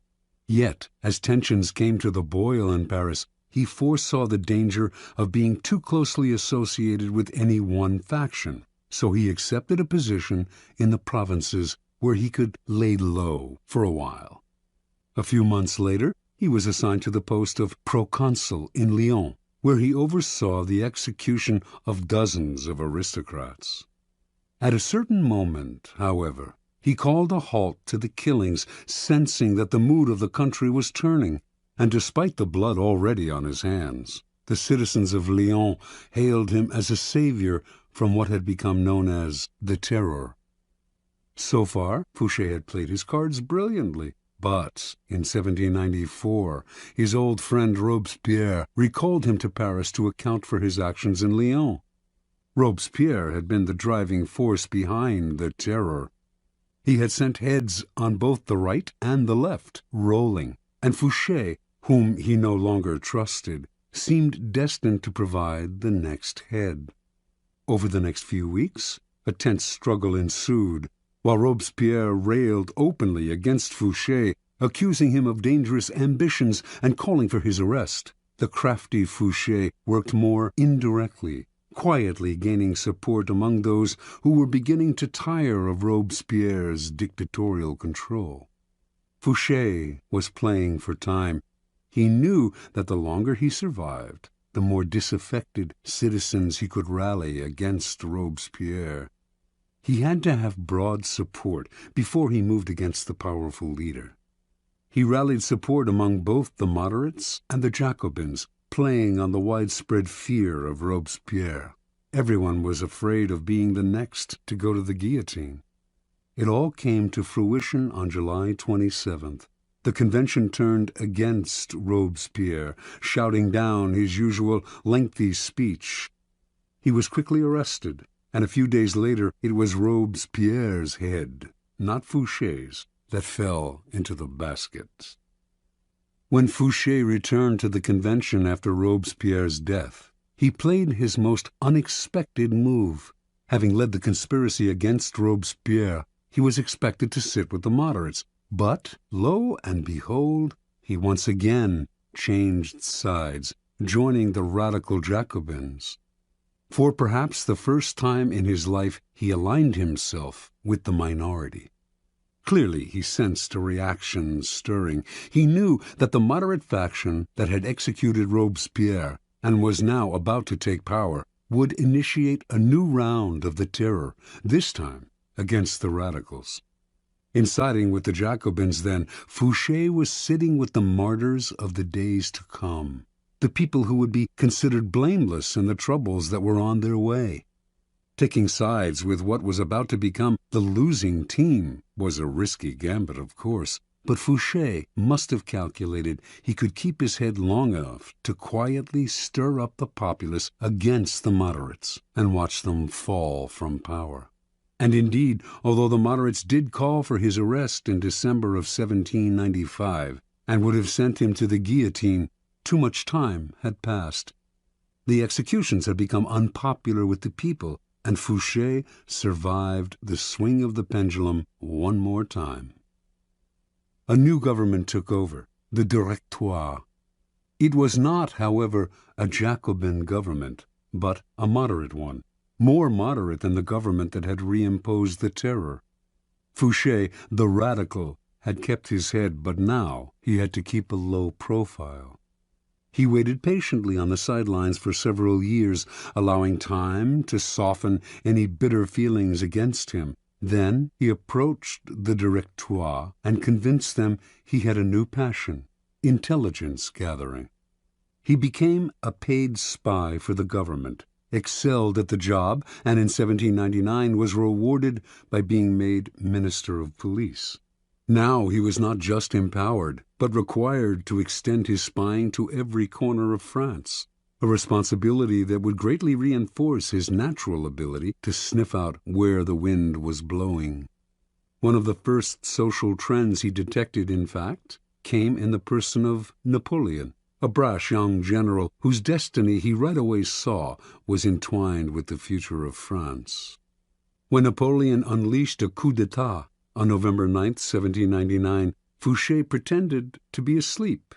Indeed, he slept the whole day. For this indirect assistance, it might have been thought his job, after all, to prevent a military coup. Napoleon kept him on as Minister of Police in the new regime. Over the next few years, Napoleon came to rely on Fouché more and more. He even gave this former revolutionary a title, Duke of Otranto, and rewarded him with great wealth. By 1808, however, Fouché, always attuned to the times, sensed that Napoleon was on the downswing. His feudal war with Spain, a country that posed no threat to France, was a sign that he was losing a sense of proportion. Never one to be caught on a sinking ship, Fouché conspired with Talleyrand to bring about Napoleon's downfall. Although the conspiracy failed, Talleyrand was fired. Fouché stayed, but was kept on a tight leash. It publicized a growing discontent with the emperor, who seemed to be losing control. By 1814, Napoleon's power had crumbled, and Allied forces finally conquered him. The next government was a restoration of the monarchy in the form of King Louis XVIII, brother of Louis XVI. Fouché, his nose always sniffing the air for the next social shift, knew Louis would not last long. He had none of Napoleon's flair. Fouché once again played his waiting game, laying low, staying away from the spotlight. Sure enough, in February of 1815, Napoleon escaped from the island of Elba, where he had been imprisoned. Louis XVIII panicked. His policies had alienated the citizenry, who were clamoring for Napoleon's return. So Louis turned to the one man who could maybe have saved his hide, Fouché, the former radical who had sent his brother Louis XVI to the guillotine, but was now one of the most popular and widely admired politicians in France. Fouché, however, would not side with a loser. He refused Louis's request for help by pretending that his help was unnecessary, by swearing that Napoleon would never return to power, although he knew otherwise. A short time later, of course, Napoleon and his new citizen army were closing in on Paris. Seeing his reign about to collapse, feeling that Fouché had betrayed him, and certain that he did not want this powerful and able man on Napoleon's team, King Louis ordered the minister's arrest and execution. On March 16, 1815, policemen surrounded Fouché's coach on a Paris boulevard. Was this finally his end? Perhaps, but not immediately. Fouché told the police that an ex-member of government could not be arrested on the street. They fell for the story and allowed him to return home. Later that day, though, they came to his house and once again declared him under arrest. Fouché nodded, but would the officers be so kind as allow a gentleman to wash and to change his clothes before leaving his house for the last time? They gave their permission. Fouché left the room, and the minutes went by. Fouché did not return.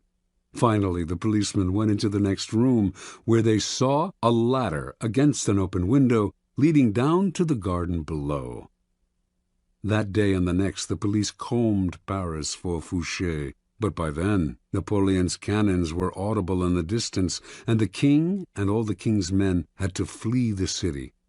As soon as Napoleon entered Paris, Fouché came out of hiding. He had cheated the executioner once again. Napoleon greeted his former minister of police and gladly restored him to his old post. During the 100 days that Napoleon remained in power, until Waterloo, it was essentially Fouché who governed France. After Napoleon fell, Louis XVIII returned to the throne, and like a cat with 9 lives, Fouché stayed on to serve in yet another government. By then, his power and influence had grown so great that not even the king dared challenge him. Interpretation. In a period of unprecedented turmoil, Joseph Fouché thrived through his mastery of the art of timing. He teaches us a number of key lessons. First, it is critical to recognize the spirit of the times. Fouché always looked 2 steps ahead, found the wave that would carry him to power, and rode it. You must always work with the times, anticipate their twists and turns, and never miss the boat. Sometimes the spirit of the times is obscure. Recognize it not by what is loudest and most obvious in it, but by what lies hidden and dormant. Look forward to the Napoleons of the future rather than holding on to the ruins of the past. Second, recognizing the prevailing winds does not necessarily mean running with them. Any potent social movement creates a powerful reaction, and it is wise to anticipate what that reaction will be, as Fouché did after the execution of Robespierre. Rather than ride the cresting wave of the moment, wait for the tide's ebb to carry you back to power. Upon occasion, bet on the reaction that is brewing and place yourself in the vanguard of it. Finally, Fouché had remarkable patience. Without patience as your sword and shield, your timing will fail, and you will inevitably find yourself a loser. When the times were against Fouché, he did not struggle, get emotional, or strike out rashly. He kept his cool and maintained a low profile, patiently building support among the citizenry, the bulwark in his next rise to power. Whenever he found himself in the weaker position, he played for time, which he knew would always be his ally if he was patient. Recognize the moment then, to hide in the grass or slither under a rock, as well as the moment to bare your fangs and attack. Keys to power. There are 3 kinds of time for us to deal with. Each presents problems that can be solved with skill and patience. First, there is long time, the drawn-out, years-long kind of time that must be managed with patience and gentle guidance. Our handling of long time should be mostly defensive. This is the art of not reacting impulsively, of waiting for opportunity.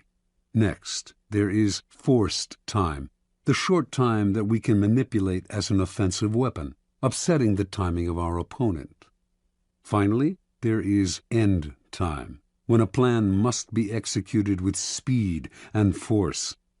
We have waited, found the moment, and must not hesitate. Long time. When you force the pace out of fear and impatience, you create a nest of problems that require fixing, and you end up taking much longer than if you had taken your time. Hurriers may occasionally get there quicker, but papers fly everywhere, new dangers arise, and they find themselves in constant crisis mode, fixing the problems that they themselves have created. Sometimes not acting in the face of danger is your best move. You wait. You deliberately slow down. As time passes, it will eventually present opportunities you had not imagined. Waiting involves controlling not only your own emotions, but those of your colleagues who, mistaking action for power, may try to push you into making rash moves. In your rivals, on the other hand, you can encourage this same mistake if you let them rush headlong into trouble while you stand back and wait. You will soon find ripe moments to intervene and pick up the pieces. You do not deliberately slow time down to live longer or to take more pleasure in the moment, but the better to play the game of power. First, when your mind is uncluttered by constant emergencies, you will see further into the future. Second, you will be able to resist the baits that people dangle in front of you and will keep yourself from becoming another impatient sucker. Third, you will have more room to be flexible. Opportunities will inevitably arise that you had not expected and would have missed had you forced the pace. Fourth, you will not move from one deal to the next without completing the first one. To build your power's foundation can take years. Make sure that foundation is secure. Do not be a flash in the pan. Success that is built up slowly and surely is the only kind that lasts. Forced time. The trick in forcing time is to upset the timing of others, to make them hurry, to make them wait, to make them abandon their own pace, to distort their perception of time. By upsetting the timing of your opponent while you stay patient, you open up time for yourself, which is half the game. Making people wait is a powerful way of forcing time, as long as they do not figure out what you are up to. You control the clock. They linger in limbo and rapidly come unglued, opening up opportunities for you to strike. The opposite effect is equally powerful. You make your opponents hurry, start off your dealings with them slowly, then suddenly apply pressure, making them feel that everything is happening at once. People who lack the time to think will make mistakes, so set their deadlines for them. This was the technique Machiavelli admired in Cesare Borgia, who, during negotiations, would suddenly press vehemently for a decision, upsetting his opponent's timing and patience. For who would dare make Cesare wait? End time. You can play the game with the utmost artistry, waiting patiently for the right moment to act, putting your competitors off their form by messing with their timing. But it won't mean a thing unless you know how to finish. Do not be one of those people who look like paragons of patience, but are actually just afraid to bring things to a close. Patience is worthless unless combined with a willingness to fall ruthlessly on your opponent at the right moment. You can wait as long as necessary for the conclusion to come, but when it comes, it must come quickly. Use speed to paralyze your opponent, cover up any mistakes you might make, and impress people with your aura of authority and finality. With the patience of a snake charmer, you draw the snake out with calm and steady rhythms. Once the snake is out, though, would you dangle your foot above its deadly head? There is never a good reason to allow the slightest hitch in your endgame. Your mastery of timing can really only be judged by how you work with end time, how you quickly change the pace and bring things to a swift and definitive conclusion. Law 36. Disdain things you cannot have. Ignoring them is the best revenge. Judgment. By acknowledging a petty problem, you give it existence and credibility. The more attention you pay an enemy, the stronger you make him, and a small mistake is often made worse and more visible when you try to fix it. It is sometimes best to leave things alone. If there is something you want but cannot have, show contempt for it. The less interest you reveal, the more superior you seem. Observance of the law.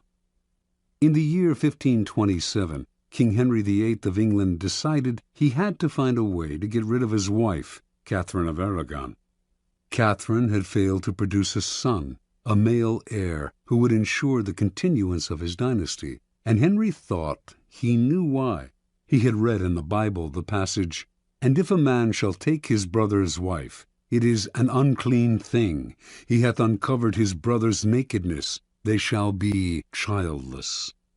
Before marrying Henry, Catherine had married his older brother Arthur, but Arthur had died 5 months later. Henry had waited an appropriate time, then had married his brother's widow. Catherine was the daughter of King Ferdinand and Queen Isabella of Spain, and by marrying her, Henry had kept alive a valuable alliance. Now, however, Catherine had to assure him that her brief marriage with Arthur had never been consummated. Otherwise, Henry would view their relationship as incestuous and their marriage as null and void. Catherine insisted that she had remained a virgin through her marriage to Arthur, and Pope Clement VII supported her by giving his blessing to the union, which he could not have done had he considered it incestuous. Yet, after years of marriage to Henry, Catherine had failed to produce a son, and in the early 1520s she had entered menopause. To the king, this could only mean one thing. She had lied about her virginity. Their union was incestuous, and God had punished them. There was another reason why Henry wanted to get rid of Catherine. He had fallen in love with a younger woman, Anne Boleyn. Not only was he in love with her, but if he married her, he could still hope to sire a legitimate son. The marriage to Catherine had to be annulled. For this, however, Henry had to apply to the Vatican, but Pope Clement would never annul their marriage. By the summer of 1527, rumors spread throughout Europe that Henry was about to attempt the impossible, to annul his marriage against Clement's wishes. Catherine would never abdicate, let alone voluntarily enter a nunnery, as Henry had urged her.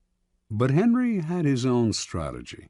He stopped sleeping in the same bed with Catherine, since he considered her his sister-in-law, not his lawful wife. He insisted on calling her Princess Dowager of Wales, her title as Arthur's widow. Finally, in 1531, he banished her from court and shipped her off to a distant castle. The Pope ordered him to return her to court on pain of excommunication, the most severe penalty a Catholic could suffer. Henry not only ignored this threat, he insisted that his marriage to Catherine had been dissolved, and in 1533 he married Anne Boleyn. Clement refused to recognize the marriage, but Henry did not care.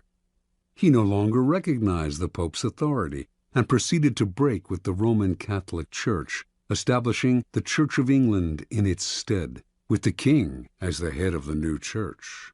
And so, not surprisingly, the newly formed Church of England proclaimed Anne Boleyn England's rightful queen. The Pope tried every threat in the book, but nothing worked. Henry simply ignored him. Clement fumed. No one had ever treated him so contemptuously. Henry had humiliated him, and he had no power of recourse.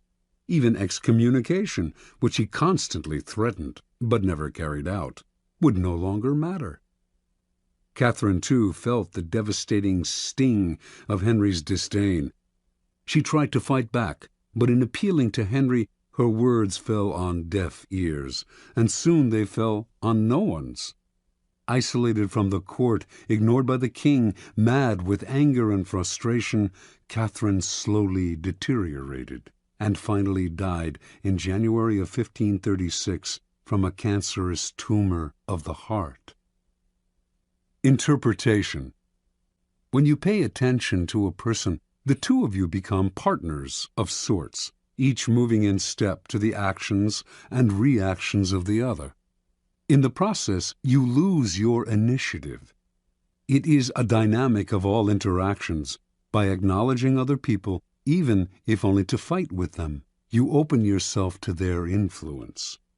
Had Henry locked horns with Catherine, he would have found himself mired in endless arguments that would have weakened his resolve and eventually worn him down. Had he set out to convince Clement to change his verdict on the marriage's validity, or tried to compromise and negotiate with him, he would have gotten bogged down in Clement's favorite tactic, playing for time, promising flexibility, but actually getting what popes always got, their way. Henry would have none of this. He played a devastating power game, total disdain. By ignoring people, you cancel them out. This unsettles and infuriates them, but since they have no dealings with you, there is nothing they can do. This is the offensive aspect of the law. Playing the card of contempt is immensely powerful, for it lets you determine the conditions of the conflict. The war is waged on your terms. This is the ultimate power pose. You are the king, and you ignore what offends you. Watch how this tactic infuriates people. Half of what they do is to get your attention, and when you withhold it from them, they flounder in frustration. Keys to power. If choosing to ignore enhances your power, it follows that the opposite approach, commitment and engagement, often weakens you. By paying undue attention to a puny enemy, you look puny, and the longer it takes you to crush such an enemy, the larger the enemy seems. When Athens set out to conquer the island of Sicily in 415 B.C., a giant power was attacking a tiny one. Yet by entangling Athens in a long, drawn-out conflict, Syracuse, Sicily's most important city-state, was able to grow in stature and confidence. Finally, defeating Athens, it made itself famous for centuries to come. In recent times, President John F. Kennedy made a similar mistake in his attitude to Fidel Castro of Cuba. His failed invasion at the Bay of Pigs in 1961 made Castro an international hero. When you are attacked by an inferior, deflect people's attention by making it clear that the attack has not even registered. Look away, or answer sweetly, showing how little the attack concerns you. Similarly, when you yourself have committed a blunder, the best response is often to make less of your mistake by treating it lightly. Remember, the powerful responses to niggling, petty annoyances, and irritations are contempt and disdain. Never show that something has affected you or that you are offended. That only shows you have acknowledged a problem. Contempt is a dish that is best served cold and without affection. Law 37. Create compelling spectacles. Judgment. Striking imagery and grand symbolic gestures create the aura of power. Everyone responds to them. Stage spectacles for those around you. Then, full of arresting visuals and radiant symbols that heighten your presence. Dazzled by appearances, no one will notice what you are really doing. Observance of the law. In 1536, the future king, Henry II of France, took his first mistress, Diane de Poitiers. Diane was 37 at the time, and was the widow of the Grand Seneschal of Normandy. Henry, meanwhile, was a sprightly lad of 17, who was just beginning to sow his wild oats. At first, their union seemed merely platonic, with Henry showing an intensely spiritual devotion to Diane. But it soon became clear that he loved her in every way, preferring her bed to that of his young wife, Catherine de' Medici. In 1547, King Francis died, and Henry ascended to the throne. This new situation posed perils for Diane de Poitiers. She had just turned 48, and despite her notorious cold baths and rumored youth potions, she was beginning to show her age. Now that Henry was king, perhaps he would return to the Queen's bed. and do as other kings had done, choose mistresses from the bevy of beauties who made the French court the envy of Europe. He was, after all, only 28, and cut a dashing figure. But Diane did not give up so easily. She would continue to enthrall her lover, as she had enthralled him for the past 11 years. Diane's secret weapons were symbols and images to which she had always paid great attention. Early on in her relationship with Henry, she had created a motif by intertwining her initials with his to symbolize their union. The idea worked like a charm. Henry put this insignia everywhere, on his royal robes, on monuments, on churches, on the façade of the Louvre, then the royal palace in Paris. Diane's favorite colors were black and white, which she wore exclusively, and wherever it was possible, the insignia appeared in these colors. Everyone recognized the symbol and its meaning. Soon after Henry took the throne, however, Diane went still further. She decided to identify herself with the Roman goddess Diana, her namesake. Diana was the goddess of the hunt, the traditional royal pastime, and the particular passion of Henry. Equally important, in Renaissance art, she symbolized chastity and purity. For a woman like Diane to identify herself with this goddess would instantly call up those images in the court, giving her an air of respectability. Symbolizing her chaste relationship with Henry, it would also set her apart from the adulterous liaisons of royal mistresses past. To effect this association, Diane began by completely transforming her castle at Aunay. She razed the building's structure and in its place erected a magnificent Doric-columned edifice modeled after a Roman temple. It was made in white Normandy stone, flecked with black silex, reproducing Diane's trademark colors of black and white. The insignia of her and Henry's initials appeared on the columns, the doors, the windows, the carpet. Meanwhile, symbols of Diana, crescent moons, stags, and hounds, adorned the gates and facade. Inside, enormous tapestries depicting episodes in the life of the goddess lay on the floors and hung on the walls. In the garden stood the famous Goujon sculpture Diane Chasseresse, which is now in the Louvre, and which had an uncanny resemblance to Diane de Poitiers. Paintings and other depictions of Diana appeared in every corner of the castle. Aunay overwhelmed Henry, who soon was trumpeting the image of Diane de Poitiers as a Roman goddess. In 1548, when the couple appeared together in Lyon for a royal celebration, the townspeople welcomed them with a tableau vivant depicting a scene with Diana the huntress. France's greatest poet of the period, Pierre de Ronsard, began to write verses in honor of Diana.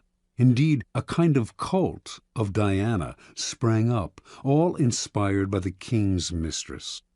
It seemed to Henry that Diane had given herself a kind of divine aura, and as if he were destined to worship her for the rest of his life. And until his death in 1559, he did remain faithful to her, making her a duchess, giving her untold wealth, and displaying an almost religious devotion to his first and only mistress. Interpretation. Diane de Poitiers, a woman from a modest bourgeois background, managed to captivate Henry for over 20 years. By the time she died, she was well into her 60s, yet his passion for her only increased with the years. She knew the king well. He was not an intellectual, but a lover of the outdoors. He particularly loved jousting tournaments, with their bright pennants, brilliantly caparisoned horses, and beautifully dressed women. Henry's love of visual splendor seemed childlike to Diane, and she played on this weakness of his at every opportunity. Most astute of all was Diane's appropriation of the goddess Diana. Here she took the game beyond physical imagery into the realm of the psychic symbol. It was quite a feat to transform a king's mistress into an emblem of power and purity, but she managed it. Without the resonance of the goddess, Diane was merely an aging courtesan. With the imagery and symbolism of Diana on her shoulders, she seemed a mythic force destined for greatness. You, too, can play with images like these, weaving visual clues into an encompassing gestalt, as Diane did with her colors and her insignia. Establishing a trademark like these to set yourself apart. Then take the game further. Find an image or symbol from the past that will neatly fit your situation and put it on your shoulders like a cape. It will make you seem larger than life. Keys to power. Words put you on the defensive. If you have to explain yourself, your power is already in question. The image, on the other hand, imposes itself as a given. It discourages questions, creates forceful associations, resists unintended interpretations, communicates instantly, and forges bonds that transcend social differences. Words stir up arguments and divisions. Images bring people together. They are the quintessential instruments of power. The symbol has the same force, whether it is visual or a verbal description of something visual. The symbol of the Sun King, as explained by Louis XIV, who is known by that epithet, can be read on many layers, but the beauty of it is that its associations required no explanation, spoke immediately to his subjects, distinguished him from all other kings, and conjured up a kind of majesty that went far beyond the words themselves. The symbol contains untold power. Things change in the game of symbols. It is probably no longer possible to pose as a Sun King or to wrap the mantle of Diana around you. Yet you can associate yourself with such symbols more indirectly. And, of course, you can make your own mythology out of figures from more recent history, people who are comfortably dead but still powerfully associative in the public eye. The idea is to give yourself an aura, a stature that your normal banal appearance simply will not create. By herself, Diane de Poitiers had no such radiant powers. She was as human and ordinary as most of us. But the symbol elevated her above the human lot and made her seem divine.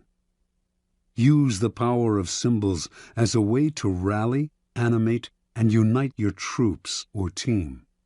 Always find a symbol to represent your cause. The more emotional associations, the better. The best way to use images and symbols is to organize them into a grand spectacle that awes people and distracts them from unpleasant realities. This is easy to do.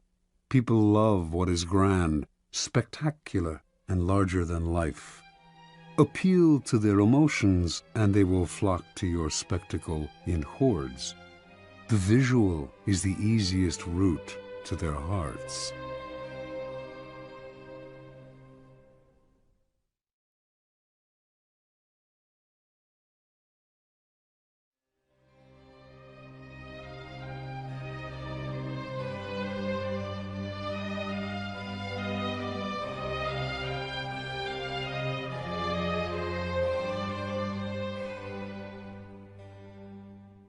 Law 38.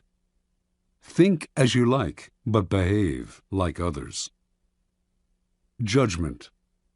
If you make a show of going against the times, flaunting your unconventional ideas and unorthodox ways, people will think that you only want attention and that you look down upon them. They will find a way to punish you for making them feel inferior. It is far safer to blend in and nurture the common touch. Share your originality only with tolerant friends and those who are sure to appreciate your uniqueness. Transgression of the law. Around the year 478 BC, the city of Sparta sent an expedition to Persia, led by the young Spartan nobleman Pausanias. The city-states of Greece had recently fought off a mighty invasion from Persia, and now Pausanias, along with allied ships from Athens, had orders to punish the invaders and win back the islands and coastal towns that the Persians had occupied. Both the Athenians and the Spartans had great respect for Pausanias. He had proven himself as a fearless warrior with a flair for the dramatic. With amazing speed, Pausanias and his troops took Cyprus, then moved on to the mainland of Asia Minor known as the Hellespont, and captured Byzantium, modern-day Istanbul.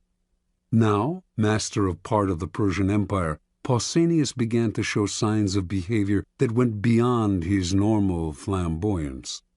He appeared in public wearing pomade in his hair and flowing Persian robes, and accompanied by a bodyguard of Egyptians. He held lavish banquets in which he sat in the Persian manner and demanded to be entertained. He stopped seeing his old friends, entered into communication with the Persian king Xerxes, and all in all affected the style and manner of a Persian dictator. Clearly power and success had gone to Pausanias' head. His army, Athenians and Spartans alike, at first thought this is a passing fancy.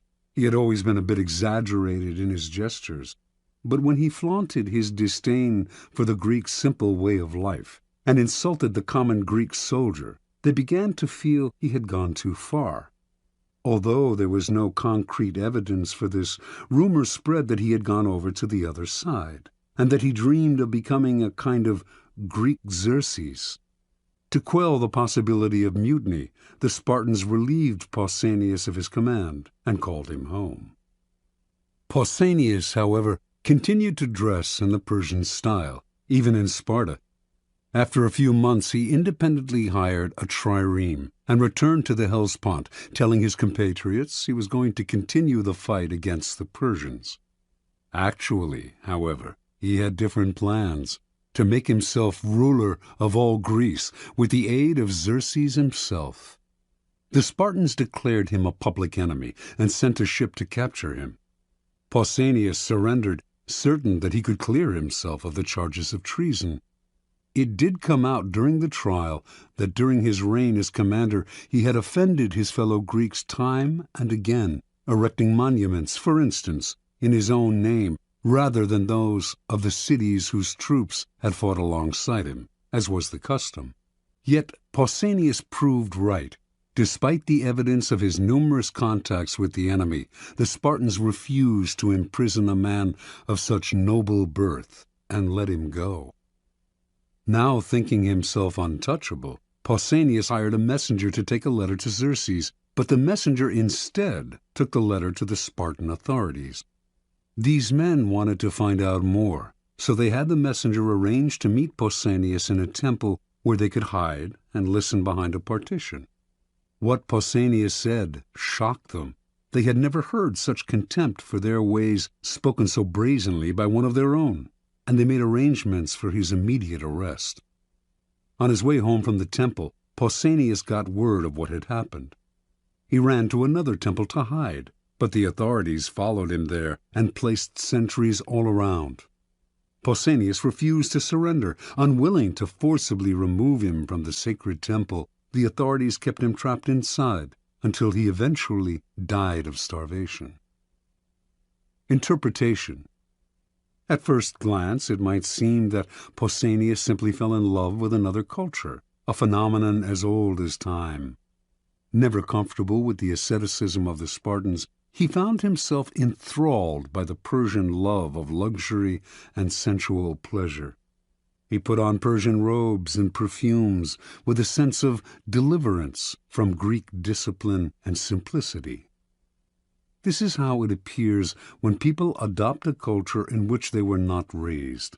Often, however, there is also something else at play.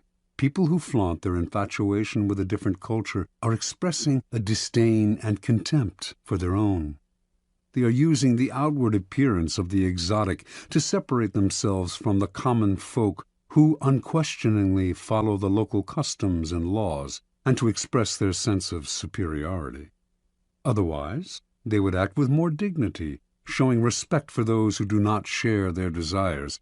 Indeed, their need to show their difference so dramatically often makes them disliked by the people whose beliefs they challenge, indirectly and subtly, perhaps, but offensively nonetheless.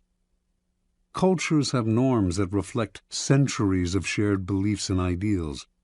Do not expect to scoff at such things with impunity.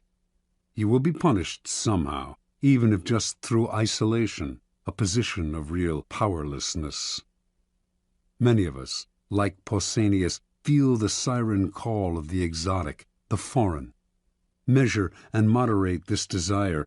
Flaunting your pleasure in alien ways of thinking and acting will reveal a different motive to demonstrate your superiority over your fellows. Keys to power. Wise and clever people learn early on that they can display conventional behavior and mouth conventional ideas without having to believe in them.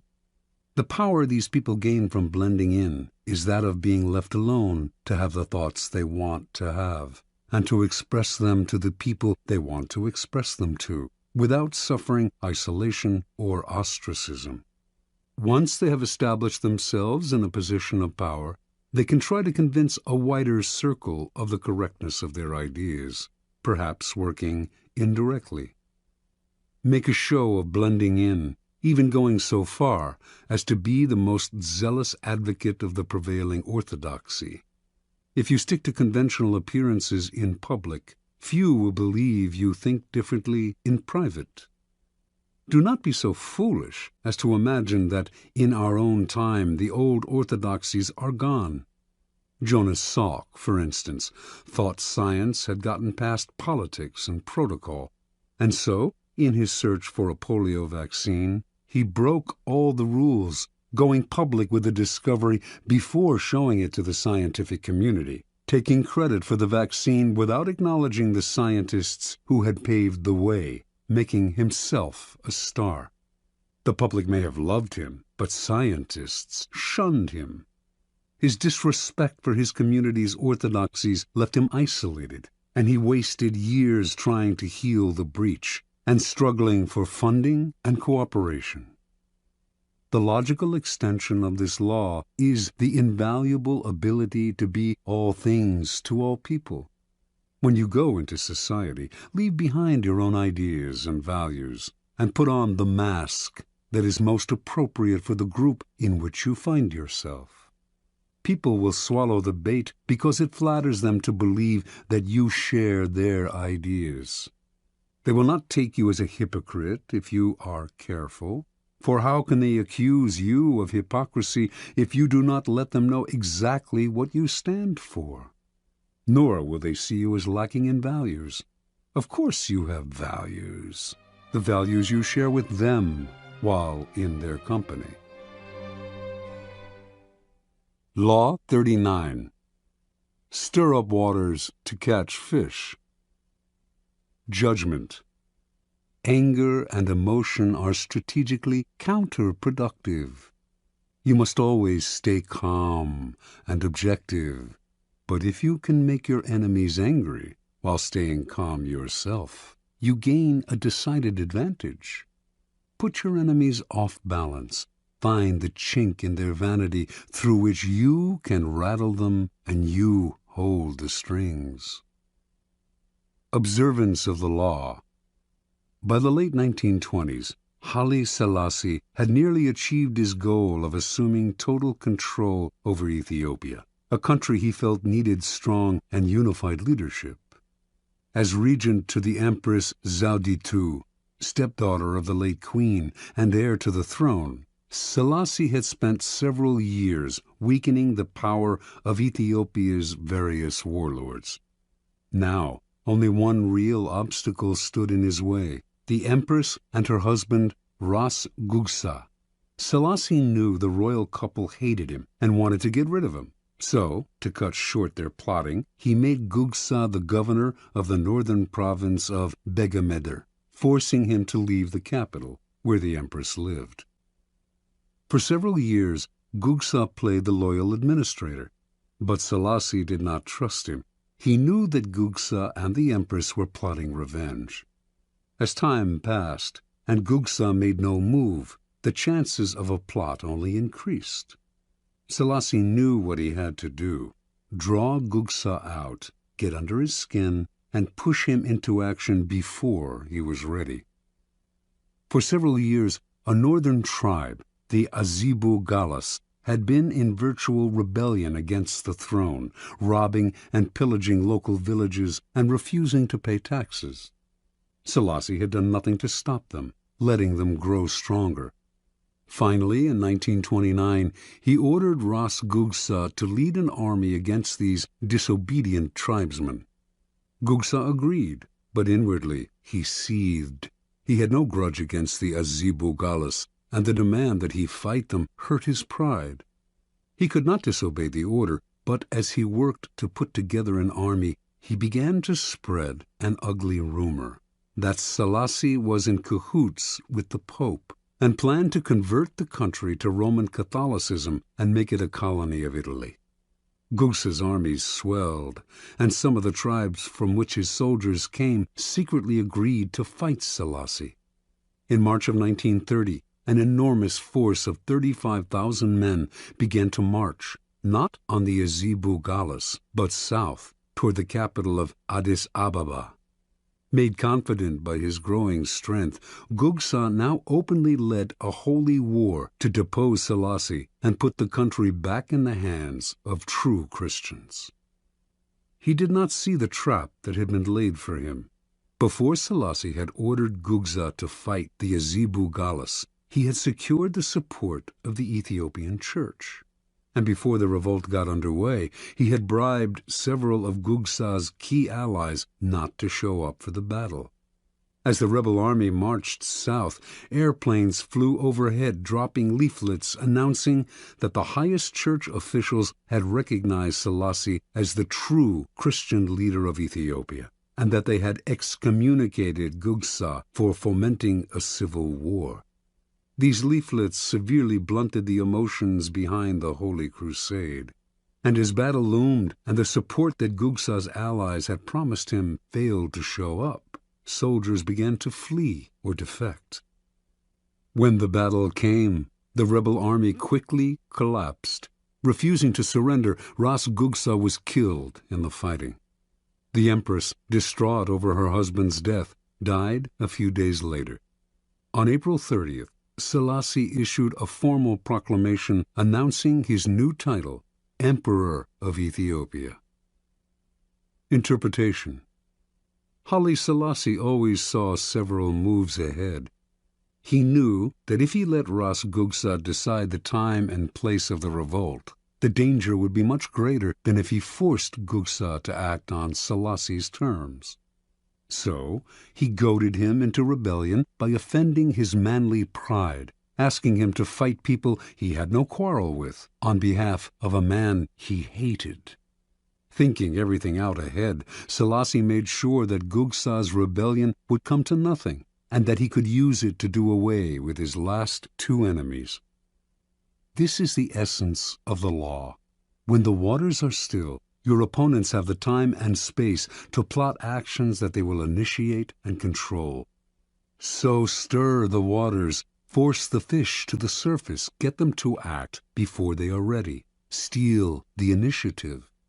The best way to do this is to play on uncontrollable emotions: pride, vanity, love, hate. Once the water is stirred up, the little fish cannot help but rise to the bait. The angrier they become, the less control they have, and finally they are caught in the whirlpool you have made, and they drown. Keys to power. Angry people usually end up looking ridiculous, for their response seems out of proportion to what occasioned it. They have taken things too seriously, exaggerating the hurt or insult that has been done to them. They are so sensitive to slight that it becomes comical how much they take personally. More comical still is their belief that their outbursts signify power. The truth is the opposite.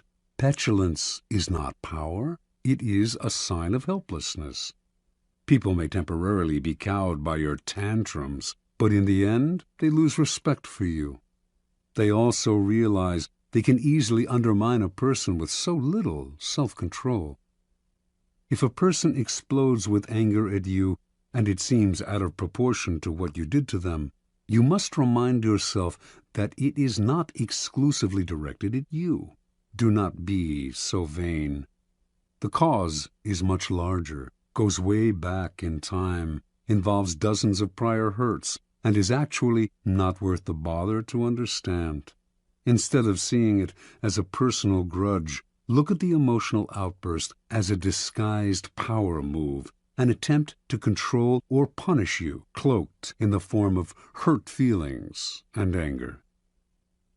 This shift of perspective will let you play the game of power with more clarity and energy. Instead of overreacting and becoming ensnared in people's emotions, you will turn their loss of control to your advantage. You keep your head while they are losing theirs. Once you train yourself not to take matters personally and to control your emotional responses, you will have placed yourself in a position of tremendous power. Now you can play with the emotional responses of other people. Stir the insecure into action by impugning their manhood and by dangling the prospect of an easy victory before their faces. With the arrogant, too, you can appear weaker than you are, taunting them into a rash action. Law 40. Despise the free lunch. Judgment. What is offered for free is dangerous. It usually involves either a trick or a hidden obligation. What has worth is worth paying for. By paying your own way, you stay clear of gratitude, guilt, and deceit. It is also often wise to pay the full price. There is no cutting corners with excellence. Be lavish with your money and keep it circulating, for generosity is a sign and a magnet for power. Money and power. In the realm of power, everything must be judged by its cost, and everything has a price. What is offered for free or at bargain rates often comes with a psychological price tag. Complicated feelings of obligation, compromises with quality, the insecurity those compromises bring, on and on. The powerful learn early to protect their most valuable resources, independence and room to maneuver. By paying the full price, they keep themselves free of dangerous entanglements and worries. Being open and flexible with money also teaches the value of strategic generosity, a variation on the old trick of giving when you are about to take. By giving the appropriate gift, you put the recipient under obligation. Generosity softens people up to be deceived. By gaining a reputation for liberality, you win people's admiration while distracting them from your power plays. By strategically spreading your wealth, you charm the other courtiers, creating pleasure and making valuable allies. Look at the masters of power, the Caesars, the Queen Elizabeths, the Michelangelos, the Medicis. Not a miser among them. Even the great con artists spend freely to swindle. Tight purse strings are unattractive. When engaged in seduction, Casanova would give completely, not only of himself, but of his wallet. The powerful understand that money is psychologically charged, and that it is also a vessel of politeness and sociability. They make the human side of money a weapon in their armory. For everyone able to play with money, thousands more are locked in a self-destructive refusal to use money creatively and strategically. These types represent the opposite pole to the powerful, and you must learn to recognize them, either to avoid their poisonous natures or to turn their inflexibility to your advantage. The greedy fish. The greedy fish take the human side out of money. Cold and ruthless, They see only the lifeless balance sheet, viewing others solely as either pawns or obstructions in their pursuit of wealth. They trample on people's sentiments and alienate valuable allies. No one wants to work with the greedy fish, and over the years they end up isolated, which often proves their undoing. The bargain demon.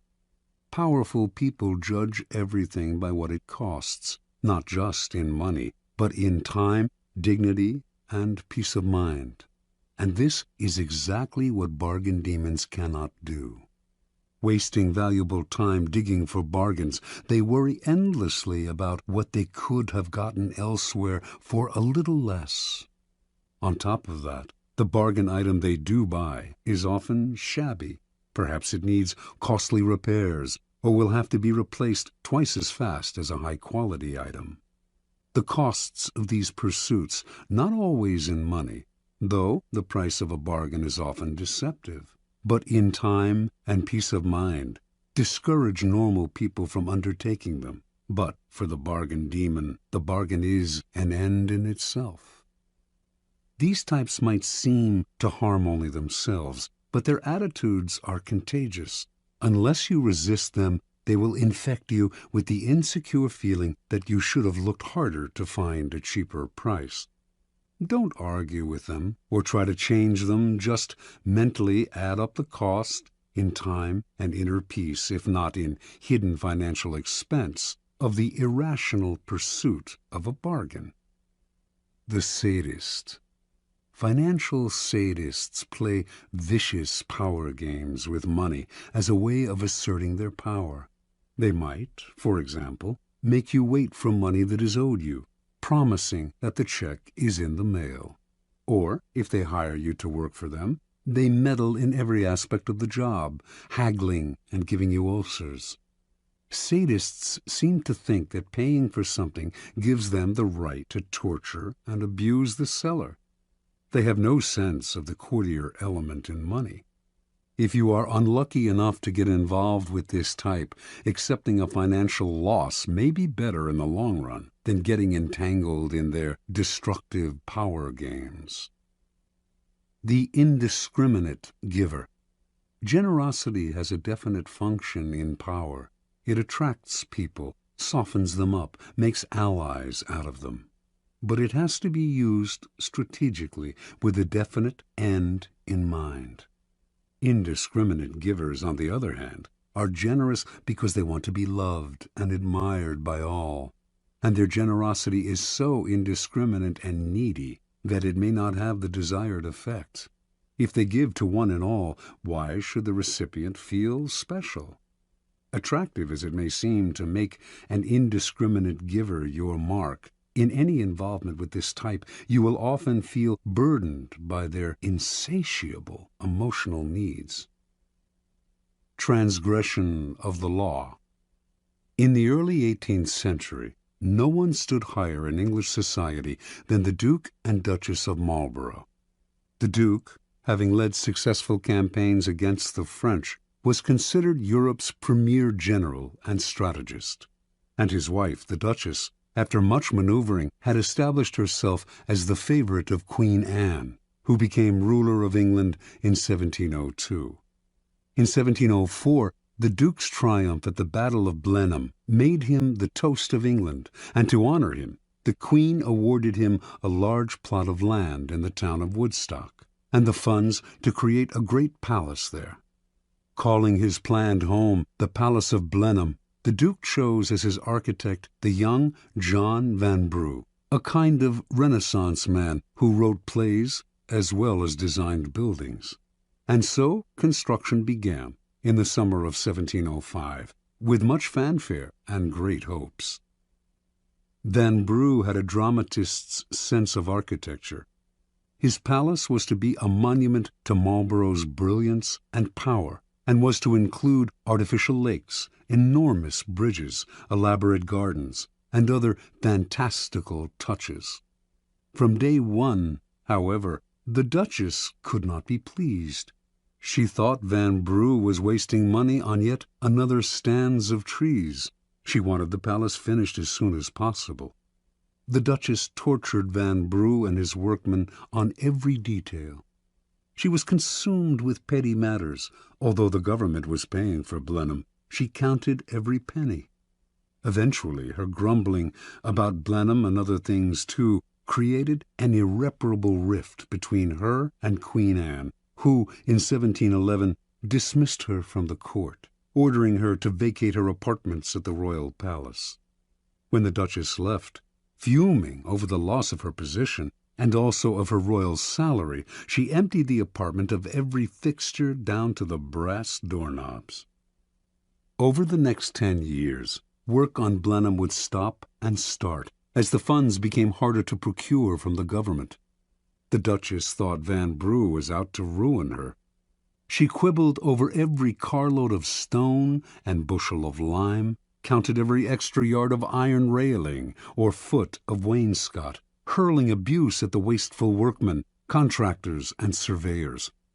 Marlborough, old and weary, wanted nothing more than to settle into the palace in his last years. But the project became bogged down in a swamp of litigation. The workmen suing the Duchess for wages, the Duchess suing the architect right back.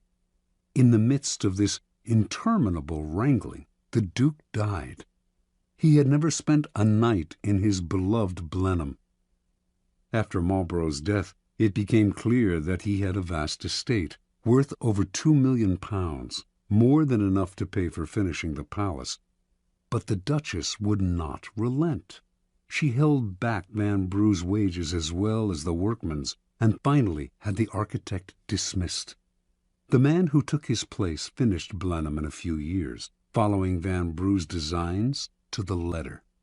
Van Brugh died in 1726, locked out of the palace by the Duchess, unable to set foot in his greatest creation. Foreshadowing the Romantic movement, Blenheim had started a whole new trend in architecture, but had given its creator a 20-year nightmare.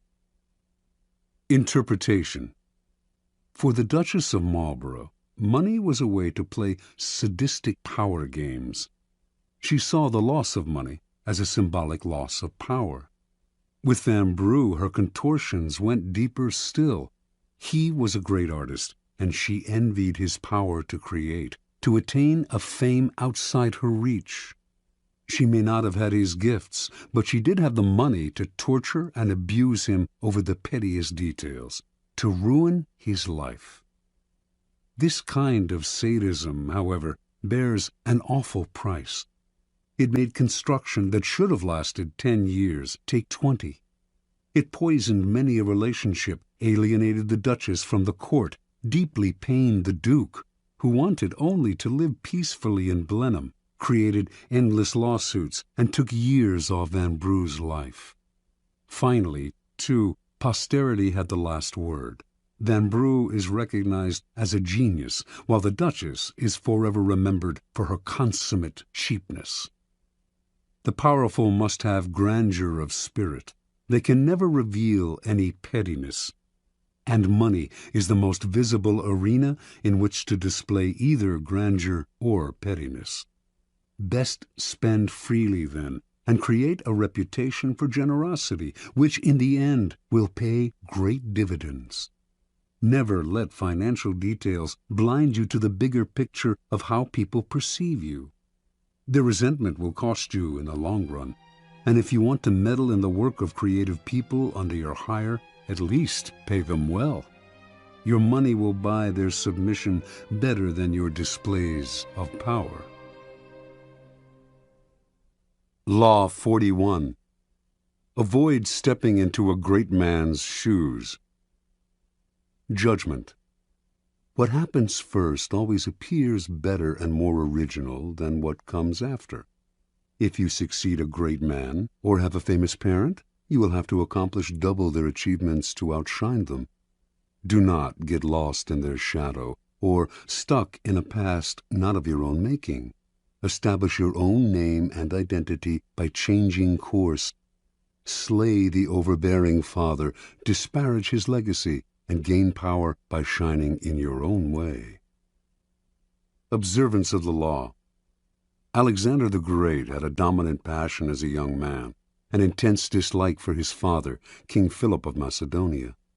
He hated Philip's cunning, cautious style of ruling, his bombastic speeches, his drinking and whoring, and his love of wrestling and of other wastes of time. Alexander knew he had to make himself the very opposite of his domineering father. He would force himself to be bold and reckless. He would control his tongue and be a man of few words, and he would not lose precious time in pursuit of pleasures that brought no glory. Alexander also resented the fact that Philip had conquered most of Greece. "My father will go on conquering till there is nothing extraordinary left for me to do," he once complained. While other sons of powerful men were content to inherit wealth and live a life of leisure, Alexander wanted only to outdo his father, to obliterate Philip's name from history by surpassing his accomplishments. Alexander itched to show others how superior he was to his father. A Thessalian horse-dealer once brought a prize horse named Bucephalus to sell to Philip. None of the king's grooms could get near the horse. It was far too savage, and Philip berated the merchant for bringing him such a useless beast. Watching the whole affair, Alexander scowled and commented, "What a horse they are losing for want of skill and spirit to manage him." When he had said this several times, Philip finally had enough and challenged him to take on the horse. He called the merchant back, secretly hoping his son would have a nasty fall and learn a bitter lesson. But Alexander was the one to teach the lesson. Not only did he mount Bucephalus, he managed to ride him at full gallop, taming the horse that would later carry him all the way to India. The courtiers applauded wildly, but Philip seethed inside, seeing not a son but a rival to his power. Alexander's defiance of his father grew bolder. One day the two men had a heated argument before the entire court, and Philip drew his sword as if to strike his son. Having drunk too much wine, however, the king stumbled. Alexander pointed at his father and jeered, "Men of Macedonia, see there the man who is preparing to pass from Europe to Asia. He cannot pass from one table to another without falling." When Alexander was 18, a disgruntled courtier murdered Philip. As word of the regicide spread through Greece, city after city rose up in rebellion against their Macedonian rulers. Philip's advisers counseled Alexander, now the king, to proceed cautiously, to do as Philip had done and conquer through cunning. But Alexander would do things his way. He marched to the furthest reaches of the kingdom, suppressed the rebellious towns, and reunited the empire with brutal efficiency. As a young rebel grows older, his struggle against the father often wanes, and he gradually comes to resemble the very man he wanted to defy. But Alexander's loathing of his father did not end with Philip's death. Once he had consolidated Greece, he set his eyes on Persia, the prize that had eluded his father, who had dreamed of conquering Asia. If he defeated the Persians, Alexander would finally surpass Philip in glory and fame.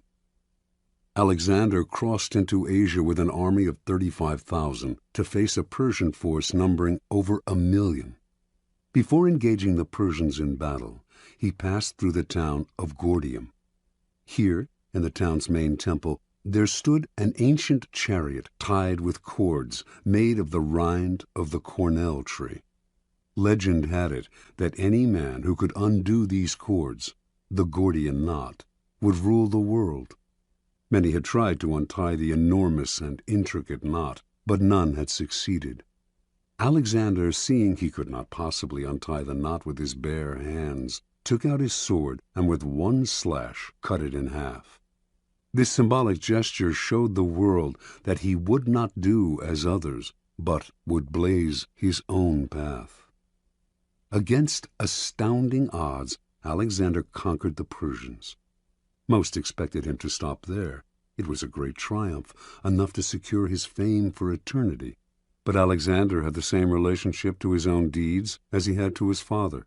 His conquest of Persia represented the past, and he wanted never to rest on past triumphs, or to allow the past to outshine the present. He moved on to India, extending his empire beyond all known limits. Only his disgruntled and weary soldiers prevented him from going further. Interpretation. Alexander represents an extremely uncommon type in history, the son of a famous and successful man who manages to surpass the father in glory and power. The reason this type is uncommon is simple. The father most often manages to amass his fortune, his kingdom, because he begins with little or nothing. A desperate urge impels him to succeed. He has nothing to lose by cunning and impetuousness, and has no famous father of his own to compete against. This kind of man has reason to believe in himself, to believe that his way of doing things is the best, because, after all, it worked for him.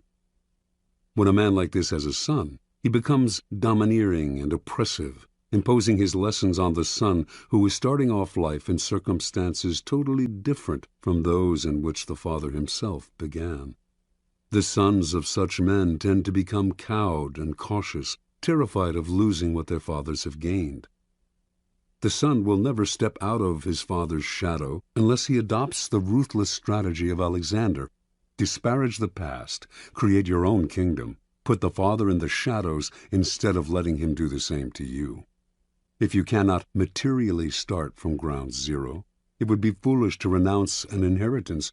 You can at least begin from ground zero psychologically by throwing off the weight of the past and charting a new direction. Alexander instinctively recognized that privileges of birth are impediments to power. Be merciless with the past then, not only with your father and his father, but with your own earlier achievements. Only the weak rest on their laurels and dote on past triumphs. In the game of power, there is never time to rest. Keys to power. Power depends on the ability to fill a void, to occupy a field that has been cleared of the dead weight of the past. Only after the father figure has been properly done away with will you have the necessary space to create and establish a new order. There are several strategies you can adopt to accomplish this. Perhaps the simplest way to escape the shadow of the past is simply to belittle it, playing on the timeless antagonism between the generations, stirring up the young against the old. For this, you need a convenient older figure to pillory. John F. Kennedy knew the dangers of getting lost in the past. He radically distinguished his presidency from that of his predecessor, Dwight D. Eisenhower, and also from the preceding decade, the 1950s, which Eisenhower personified. Kennedy, for instance, would not play the dull and fatherly game of golf, a symbol of retirement and privilege, and Eisenhower's passion. Instead, he played football on the White House lawn. In every aspect, his administration represented vigor and youth, as opposed to the stodgy Eisenhower. Kennedy had discovered an old truth. The young are easily set against the old, since they yearn to make their own place in the world and resent the shadow of their fathers. Never let yourself be seen as following your predecessor's path. If you do, you will never surpass him. You must physically demonstrate your difference by establishing a style and symbolism that sets you apart.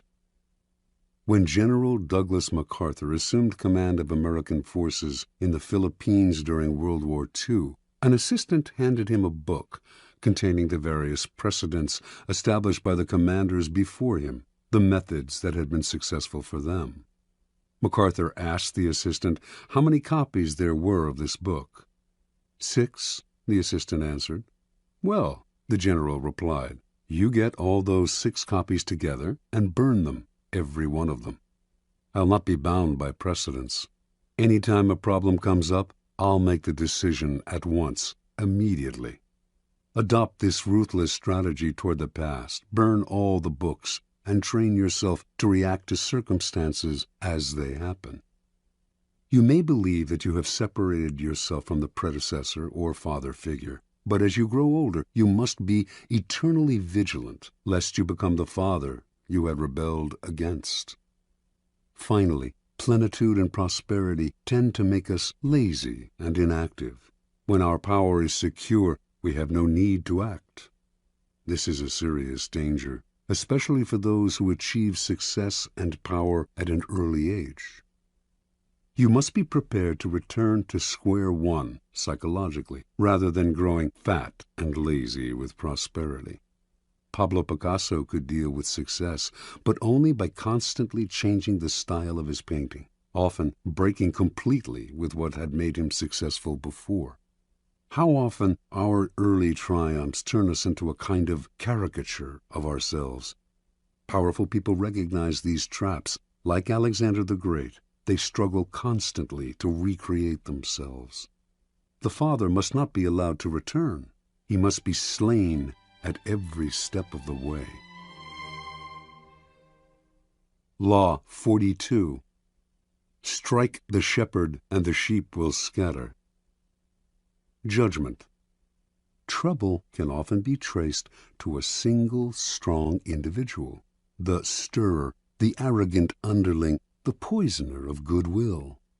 If you allow such people room to operate, others will succumb to their influence. Do not wait for the troubles they cause to multiply. Do not try to negotiate with them. They are irredeemable. Neutralize their influence by isolating or banishing them. Strike at the source of the trouble, and the sheep will scatter. Observance of the law. Near the end of the 6th century BC, the city-state of Athens overthrew the series of petty tyrants who had dominated its politics for decades. It established instead a democracy that was to last over a century, a democracy that became the source of its power and its proudest achievement. But as the democracy evolved, so did a problem the Athenians had never faced: how to deal with those who did not concern themselves with the cohesion of a small city surrounded by enemies, who did not work for its greater glory, but thought of only themselves and their own ambitions and petty intrigues. The Athenians understood that these people, if left alone, would sow dissension, divide the city into factions, and stir up anxieties, all of which could lead to the ruin of their democracy. Violent punishment no longer suited the new, civilized order that Athens had created. Instead, the citizens found another, more satisfying and less brutal way to deal with the chronically selfish. Every year, they would gather in the marketplace and write on a piece of earthenware, an ostrakon, the name of an individual they wanted to see banished from the city for 10 years. If a particular name appeared on 6,000 ballots, that person would instantly be exiled.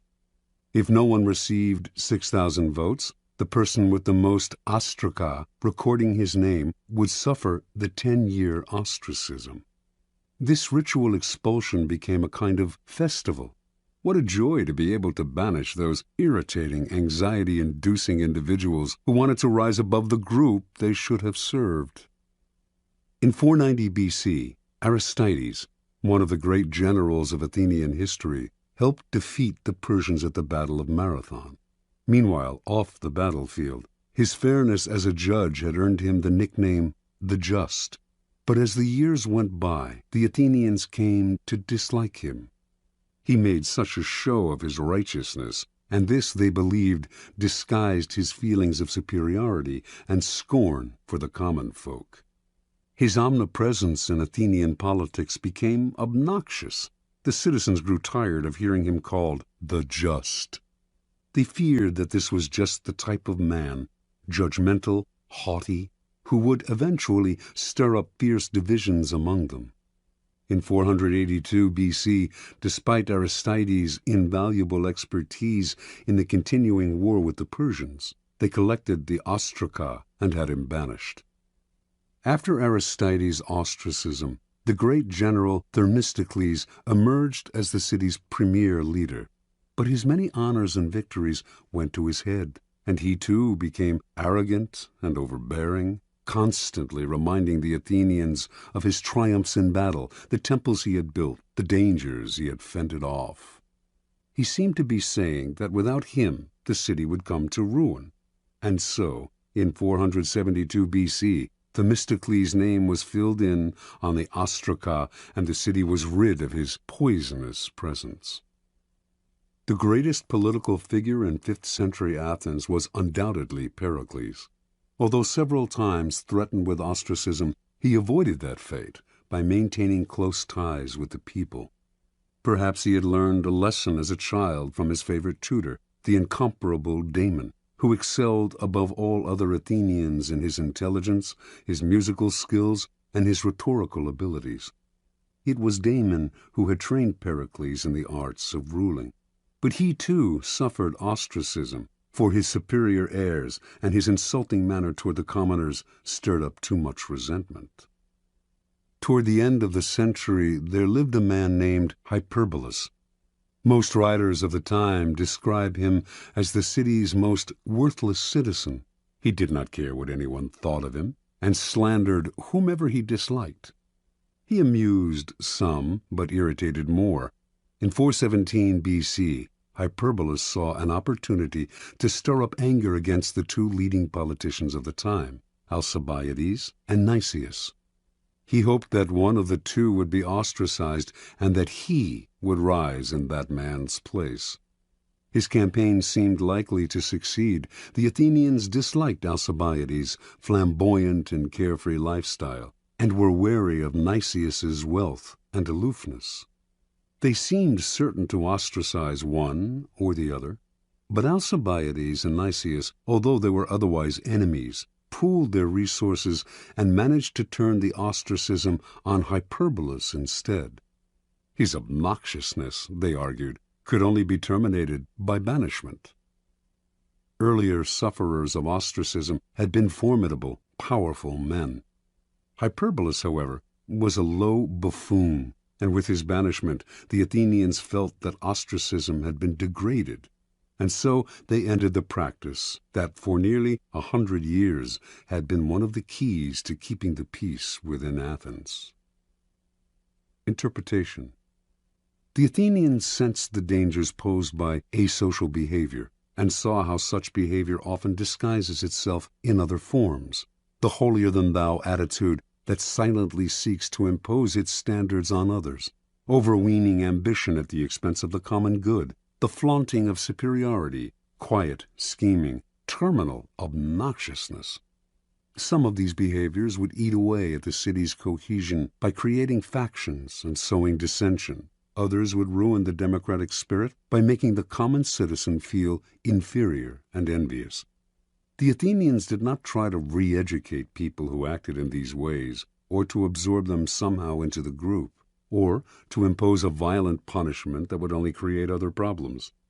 The solution was quick and effective. Get rid of them. Within any group, trouble can most often be traced to a single source, the unhappy, chronically dissatisfied one who will always stir up dissension and infect the group with his or her ill ease. Before you know what hit you, the dissatisfaction spreads. Act before it becomes impossible to disentangle one strand of misery from another, or to see how the whole thing started. First, recognize troublemakers by their overbearing presence or by their complaining nature. Once you spot them, do not try to reform them or appease them. That will only make things worse. Do not attack them, whether directly or indirectly, for they are poisonous in nature and will work underground to destroy you. Do as the Athenians did. Banish them before it is too late. Separate them from the group before they become the eye of a whirlpool. Do not give them time to stir up anxieties and sow discontent. Do not give them room to move. Let one person suffer so that the rest can live in peace. Keys to power. In the past, an entire nation would be ruled by a king and his handful of ministers. Only the elite had any power to play with. Over the centuries, power has gradually become more and more diffused and democratized. This has created, however, a common misperception that groups no longer have centers of power, that power is spread out and scattered among many people. Actually, however, power has changed in its numbers, but not in its essence.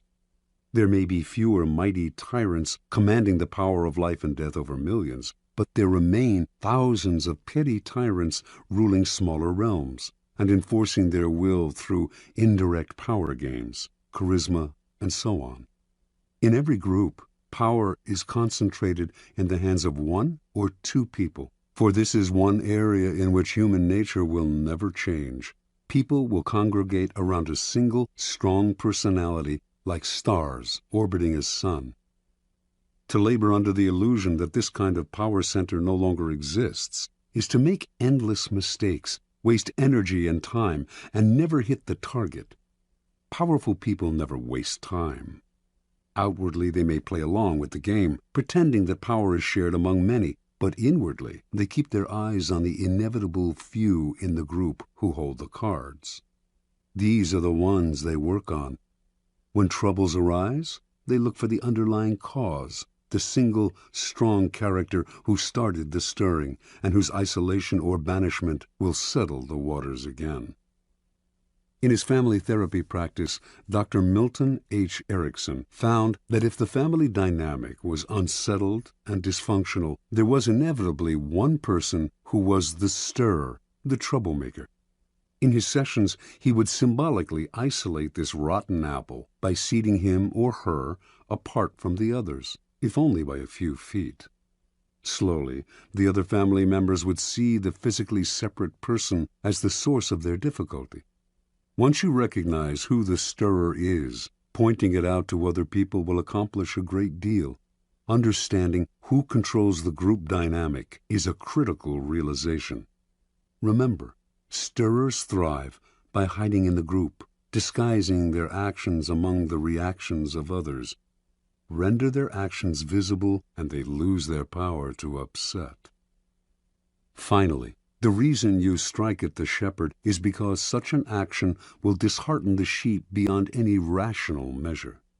When Hernando Cortés and Francisco Pizarro led their tiny forces against the Aztec and Incan empires, they did not make the mistake of fighting on several fronts, nor were they intimidated by the numbers arrayed against them. They captured the kings, Moctezuma and Atahualpa. Vast empires fell into their hands. With the leader gone, the center of gravity is gone. There is nothing to revolve around, and everything falls apart. Aim at the leaders, bring them down, and look for the endless opportunities in the confusion that will ensue. Law 43. Work on the hearts and minds of others. Judgment. Coercion creates a reaction that will eventually work against you. You must seduce others into wanting to move in your direction. A person you have seduced becomes your loyal pawn, and the way to seduce others is to operate on their individual psychologies and weaknesses. Soften up the resistant by working on their emotions, playing on what they hold dear and what they fear. Ignore the hearts and minds of others, and they will grow to hate you. Transgression of the law. Near the end of the reign of Louis XV, all of France seemed desperate for change. When the king's grandson and chosen successor, the future Louis XVI, married the 15-year-old daughter of the Empress of Austria, the French caught a glimpse of the future that seemed hopeful. The young bride, Marie Antoinette, was beautiful and full of life. She instantly changed the mood of the court, which was rank with Louis XV's debaucheries. Even the common people who had yet to see her talked excitedly of Marie Antoinette. The French had grown disgusted with the series of mistresses who had dominated Louis XV, and they looked forward to serving their new queen. In 1773, when Marie Antoinette publicly rode through the streets of Paris for the first time, applauding crowds swarmed around her carriage. "How fortunate," she wrote her mother, "to be in a position in which one can gain widespread affection at so little cost." In 1774, Louis XV died, and Louis XVI took the throne. As soon as Marie became queen, she abandoned herself to the pleasures she loved the most, ordering and wearing the most expensive gowns and jewelry in the realm, sporting the most elaborate hair in history. her sculpted coiffures rising as much as 3 feet above her head, and throwing a constant succession of masked balls and fêtes. All of these whims she paid for on credit, never concerning herself with the cost or who paid the bills. Marie Antoinette's greatest pleasure was the creation and designing of a private Garden of Eden at the Petit Trianon, a chateau on the grounds of Versailles with its own woods. The gardens at Petit Trianon were to be as natural as possible, including moss applied by hand to the trees and rocks. To heighten the pastoral effect, Marie employed peasant milkmaids to milk the finest-looking cows in the realm. Launderers and cheesemakers in special peasant outfits she helped design, shepherds to tend sheep with silk ribbons around their necks. When the Queen inspected the barns, she would watch her milkmaids squeezing milk into porcelain vases made at the Royal Ceramic Works. To pass the time, Marie would gather flowers in the woods around the Petit Trianon, or watch her good peasants doing their chores. The place became a separate world, its community limited to Marie's chosen favorites. With each new whim of Marie's, the cost of maintaining the Petit Trianon soared. Meanwhile, France itself was deteriorating. There was famine and widespread discontent. Even socially insulated courtiers seethed with resentment. The Queen treated them like children. Only her favorites mattered, and these were becoming fewer and fewer. But Marie did not concern herself with this. Not once throughout her reign did she read a minister's report. Not once did she tour the provinces and rally the people to her side. Not once did she mingle among the Parisians or receive a delegation from them. She did none of these things because, as Queen, she felt the people owed her their affection, and she was not required to love them in return. In 1784, the Queen became embroiled in a scandal. As part of an elaborate swindle, the most expensive diamond necklace in Europe had been purchased under her name, and during the swindler's trial, her lavish lifestyle became public. People heard about the money she spent on jewels and dresses and masked dances. They gave her the nickname Madame Deficit, and from then on she became the focus of the people's growing resentment. When she appeared in her box at the opera, the audience greeted her with hisses. Even the court turned against her, for while she had been running up her huge expenditures, the country was headed for ruin. 5 years later, in 1789, an unprecedented event took place, the beginning of the French Revolution. The Queen did not worry. Let the people have their little rebellion, she seemed to think. It would soon quiet down, and she would be able to resume her life of pleasure. That year, the people marched on Versailles, forcing the royal family to quit the palace and take residence in Paris. This was a triumph for the rebels, but it offered the Queen an opportunity to heal the wounds she had opened and establish contact with the people. The Queen, however, had not learned her lesson. Not once would she leave the palace during her stay in Paris. Her subjects could rot in hell for all she cared. In 1792, the royal couple was moved from the palace to a prison as the revolution officially declared the end of the monarchy. The following year, Louis XVI was tried, found guilty, and guillotined. As Marie Antoinette awaited the same fate, hardly a soul came to her defense. Not one of her former friends in the court, not one of Europe's other monarchs, who, as members of their own country's royal families, had all the reason in the world to show that revolution did not pay. Not even her own family in Austria, including her brother, who now sat on the throne. She had become the world's pariah. In October of 1793, she finally knelt at the guillotine, unrepentant and defiant to the bitter end. Interpretation. From early on, Marie Antoinette acquired the most dangerous of attitudes. As a young princess in Austria, she was endlessly flattered and cajoled. As the future queen of the French court, she was the center of everyone's attention. She never learned to charm or please other people, to become attuned to their individual psychologies. She never had to work to get her way, to use calculation or cunning or the arts of persuasion. And like everyone who was indulged from an early age, she evolved into a monster of insensitivity. Marie became the focus of an entire country's dissatisfaction because it is so infuriating to meet with a person who makes no effort to seduce you or attempt to persuade you, even if only for the purpose of deception. And do not imagine that she represents a bygone era, or that she is even rare. Her type is today more common than ever. Such types live in their own bubble. They seem to feel they are born kings and queens, and that attention is owed them. They do not consider anyone else's nature, but bulldoze over people with the self-righteous arrogance of a Marie Antoinette. Pampered and indulged as children, as adults, they still believe that everything must come to them. Convinced of their own charm, they make no effort to charm, seduce, or gently persuade. In the realm of power, such attitudes are disastrous. At all times you must attend to those around you, gauging their particular psychology, tailoring your words to what you know will entice and seduce them. This requires energy and art. The higher your station, the greater the need to remain attuned to the hearts and minds of those below you, creating a base of support to maintain you at the pinnacle. Without that base, your power will teeter, and at the slightest change of fortune, those below will gladly assist in your fall from grace. Keys to power.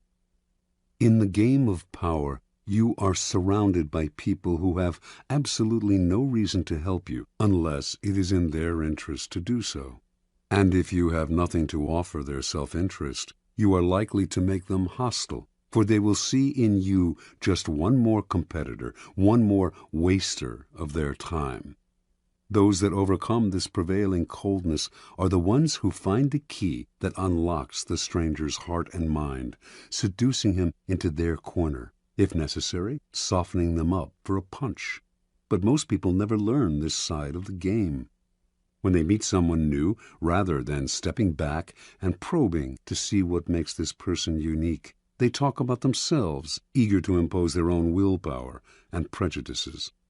They argue, boast, and make a show of their power. They may not know it, but they are secretly creating an enemy, a resistor, because there is no more infuriating feeling than having your individuality ignored, your own psychology unacknowledged. It makes you feel lifeless and resentful.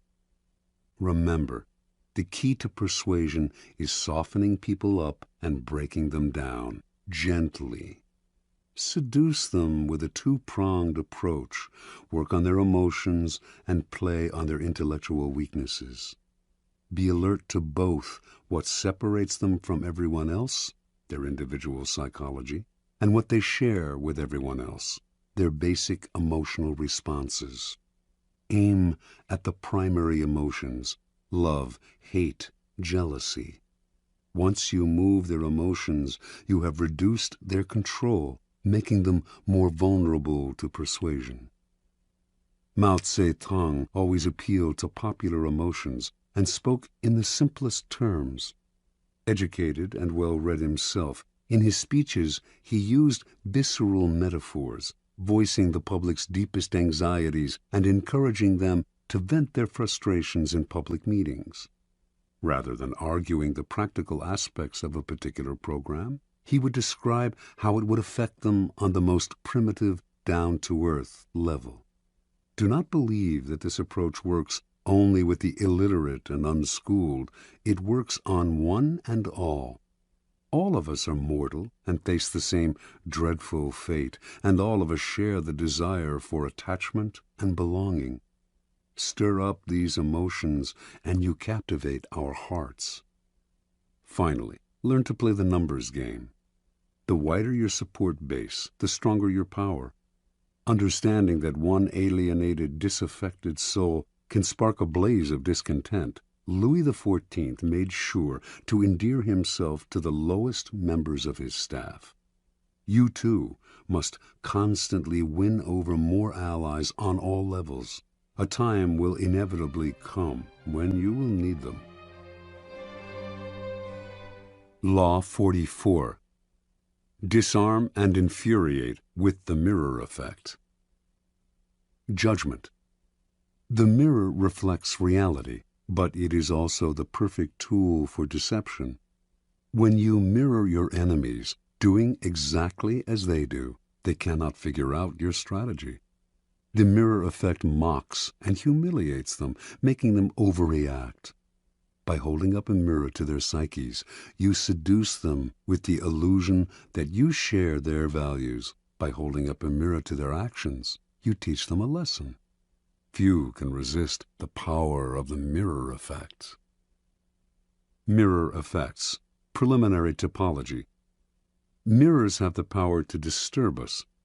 Gazing at our own reflection in the mirror, we most often see what we want to see, the image of ourselves with which we are most comfortable. We tend not to look too closely, ignoring the wrinkles and blemishes.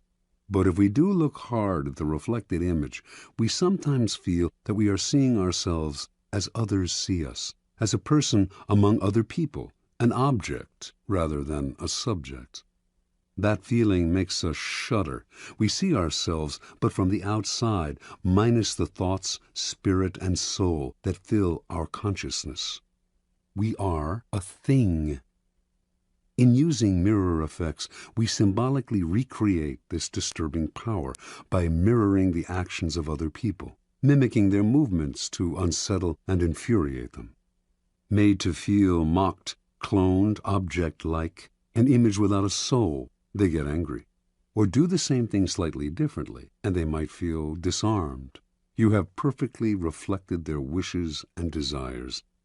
This is the narcissistic power of mirrors. In either case, the mirror effect unsettles your targets, whether angering or entrancing them, and in that instant, you have the power to manipulate or seduce them. The effect contains great power because it operates on the most primitive emotions. There are 4 main mirror effects in the realm of power. The neutralizing effect. This is the essence of the neutralizing effect. Do what your enemies do, following their actions as best you can, and they cannot see what you are up to. They are blinded by your mirror. Their strategy for dealing with you depends on your reacting to them in a way characteristic of you. Neutralize it by playing a game of mimicry with them. The tactic has a mocking, even infuriating effect. Most of us remember the childhood experience of someone teasing us by repeating our words exactly. After a while, usually not long, we wanted to punch them in the face. Working more subtly as an adult, you can still unsettle your opponents this way. Shielding your own strategy with the mirror, you lay invisible traps or push your opponents into the trap they planned for you. The narcissus effect. Gazing at an image in the waters of a pond, the Greek youth Narcissus fell in love with it. And when he found out that the image was his own reflection, and that he therefore could not consummate his love, he despaired and drowned himself. All of us have a similar problem. We are profoundly in love with ourselves, but since this love excludes a love object outside ourselves, it remains continuously unsatisfied and unfulfilled. The narcissus effect plays on this universal narcissism. You look deep into the souls of other people, fathom their inmost desires, their values, their tastes, their spirit, and you reflect it back to them, making yourself into a kind of mirror image. Your ability to reflect their psyche gives you great power over them. They may even feel a tinge of love. This is simply the ability to mimic another person, not physically, but psychologically, and it is immensely powerful because it plays upon the unsatisfied self-love of a child. Normally, people bombard us with their experiences, their tastes. They hardly ever make the effort to see things through our eyes. This is annoying, but it also creates great opportunity. If you can show you understand another person by reflecting their inmost feelings, they will be entranced and disarmed, all the more so because it happens so rarely. No one can resist this feeling of being harmoniously reflected in the outside world, even though you might well be manufacturing it for their benefit and for deceptive purposes of your own. The moral effect. The power of verbal argument is extremely limited and often accomplishes the opposite of what is intended. As Gracian remarks, the truth is generally seen, rarely heard. The moral effect is a perfect way to demonstrate your ideas through action. Quite simply, you teach others a lesson by giving them a taste of their own medicine. In the moral effect, you mirror what other people have done to you and do so in a way that makes them realize you are doing to them exactly what they did to you. You make them feel that their behavior has been unpleasant, as opposed to hearing you complain and whine about it, which only gets their defenses up. And as they feel the result of their actions mirrored back at them, they realize in the profoundest sense how they hurt or punish others with their unsocial behavior. You objectify the qualities you want them to feel ashamed of and create a mirror in which they can gaze at their follies and learn a lesson about themselves. This technique is often used by educators, psychologists, and anyone who has to deal with unpleasant and unconscious behavior. This is the teacher's mirror. Whether or not there is actually anything wrong with the way people have treated you, however, it can often be to your advantage to reflect it back to them in a way that makes them feel guilty about it. Hallucinatory effect. Mirrors are tremendously deceptive, for they create a sense that you are looking at the real world. Actually, though, you are only staring at a piece of glass, which, as everyone knows, cannot show the world exactly as it is. Everything in a mirror is reversed. When Alice goes through the looking glass in Lewis Carroll's book, she enters a world that is back to front, and more than just visually. The hallucinatory effect comes from creating a perfect copy of an object, a place, a person. This copy acts as a kind of dummy. People take it for the real thing because it has the physical appearance of the real thing. This is the preeminent technique of con artists, who strategically mimic the real world to deceive you. It also has applications in any arena that requires camouflage. This is the deceiver's mirror.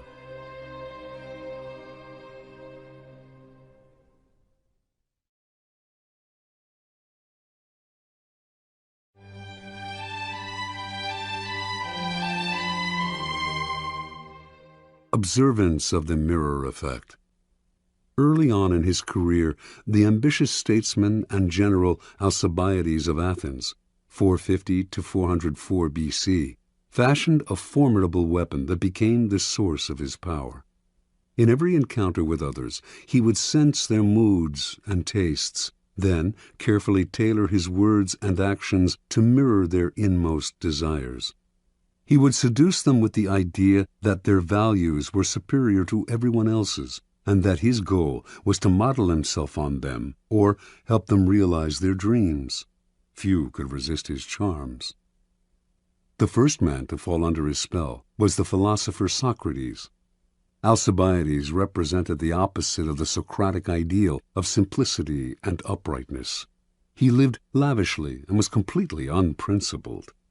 Whenever he met Socrates, however, he mirrored the older man's sobriety, eating simply, accompanying Socrates on long walks, and talking only of philosophy and virtue. Socrates was not completely fooled. He was not unaware of Alcibiades' other life. But that only made him vulnerable to a logic that flattered him. Only in my presence, he felt, does this man submit to a virtuous influence. Only I have such power over him. This feeling intoxicated Socrates, who became Alcibiades' fervent admirer and supporter, one day even risking his own life to rescue the young man in battle. The Athenians considered Alcibiades their greatest orator, for he had an uncanny ability to tune into his audience's aspirations and mirror their desires. He made his greatest speeches in support of the invasion of Sicily, which he thought would bring great wealth to Athens and limitless glory to himself. The speeches gave expression to young Athenians' thirst to conquer lands for themselves, rather than living off the victories of their ancestors. But he also tailored his words to reflect older men's nostalgia for the glory years, when Athens led the Greeks against Persia, and then went on to create an empire. All Athens now dreamed of conquering Sicily. Alcibiades' plan was approved, and he was made the expedition's commander. While Alcibiades was leading the invasion of Sicily, however, certain Athenians fabricated charges against him of profaning sacred statues. He knew his enemies would have him executed if he returned home, so at the last minute he deserted the Athenian fleet and defected to Athens' bitter enemy, Sparta. The Spartans welcomed this great man to their side, but they knew his reputation and were wary of him. Alcibiades loved luxury. The Spartans were a warrior people who worshipped austerity, and they were afraid he would corrupt their youth. But much to their relief, the Alcibiades who arrived in Sparta was not at all what they expected. He wore his hair untrimmed, as they did, took cold baths, ate coarse bread and black broth, and wore simple clothes. To the Spartans this signified that he had come to see their way of life as superior to the Athenian. He had chosen to be a Spartan rather than being born one, and should thus be honored above all others. They fell under his spell and gave him great powers. Unfortunately, Alcibiades rarely knew how to rein in his charm. He managed to seduce the king of Sparta's wife and make her pregnant. When this became public, he once more had to flee for his life. This time Alcibiades defected to Persia, where he suddenly went from Spartan simplicity to embracing the lavish Persian lifestyle down to the last detail. It was, of course, immensely flattering to the Persians to see a Greek of Alcibiades' stature prefer their culture over his own, and they showered him with honors, land, and power. Once seduced by the mirror, they failed to notice that behind this shield, Alcibiades was playing a double game, secretly helping the Athenians in their war with Sparta, and thus re-ingratiating himself with the city to which he desperately wanted to return, and which welcomed him back with open arms in 408 B.C. Interpretation. Early in his political career, Alcibiades made a discovery that changed his whole approach to power. He had a colorful and forceful personality, but when he argued his ideas strongly with other people, he would win over a few, while at the same time alienating many more. The secret to gaining ascendancy over large numbers, he came to believe, was not to impose his colors, but to absorb the colors of those around him, like a chameleon. Once people fell for the trick, the deceptions he went on to practice would be invisible to them. Understand, everyone is wrapped up in their own narcissistic shell. When you try to impose your own ego on them, a wall goes up, resistance is increased. By mirroring them, however, you seduce them into a kind of narcissistic rapture. They are gazing at a double of their own soul. This double is actually manufactured in its entirety by you. Once you have used the mirror to seduce them, you have great power over them. It is worth noting, however, the dangers and the promiscuous use of the mirror. In Alcibiades' presence, people felt larger, as if their egos had been doubled, but once he left, they felt empty and diminished, and when they saw him mirroring completely different people as totally as he had mirrored them, they felt not just diminished, but betrayed.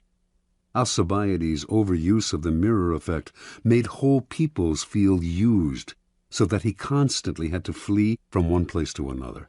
Indeed, Alcibiades so angered the Spartans that they finally had him murdered. He had gone too far. The seducer's mirror must be used with caution and discrimination. Law 45.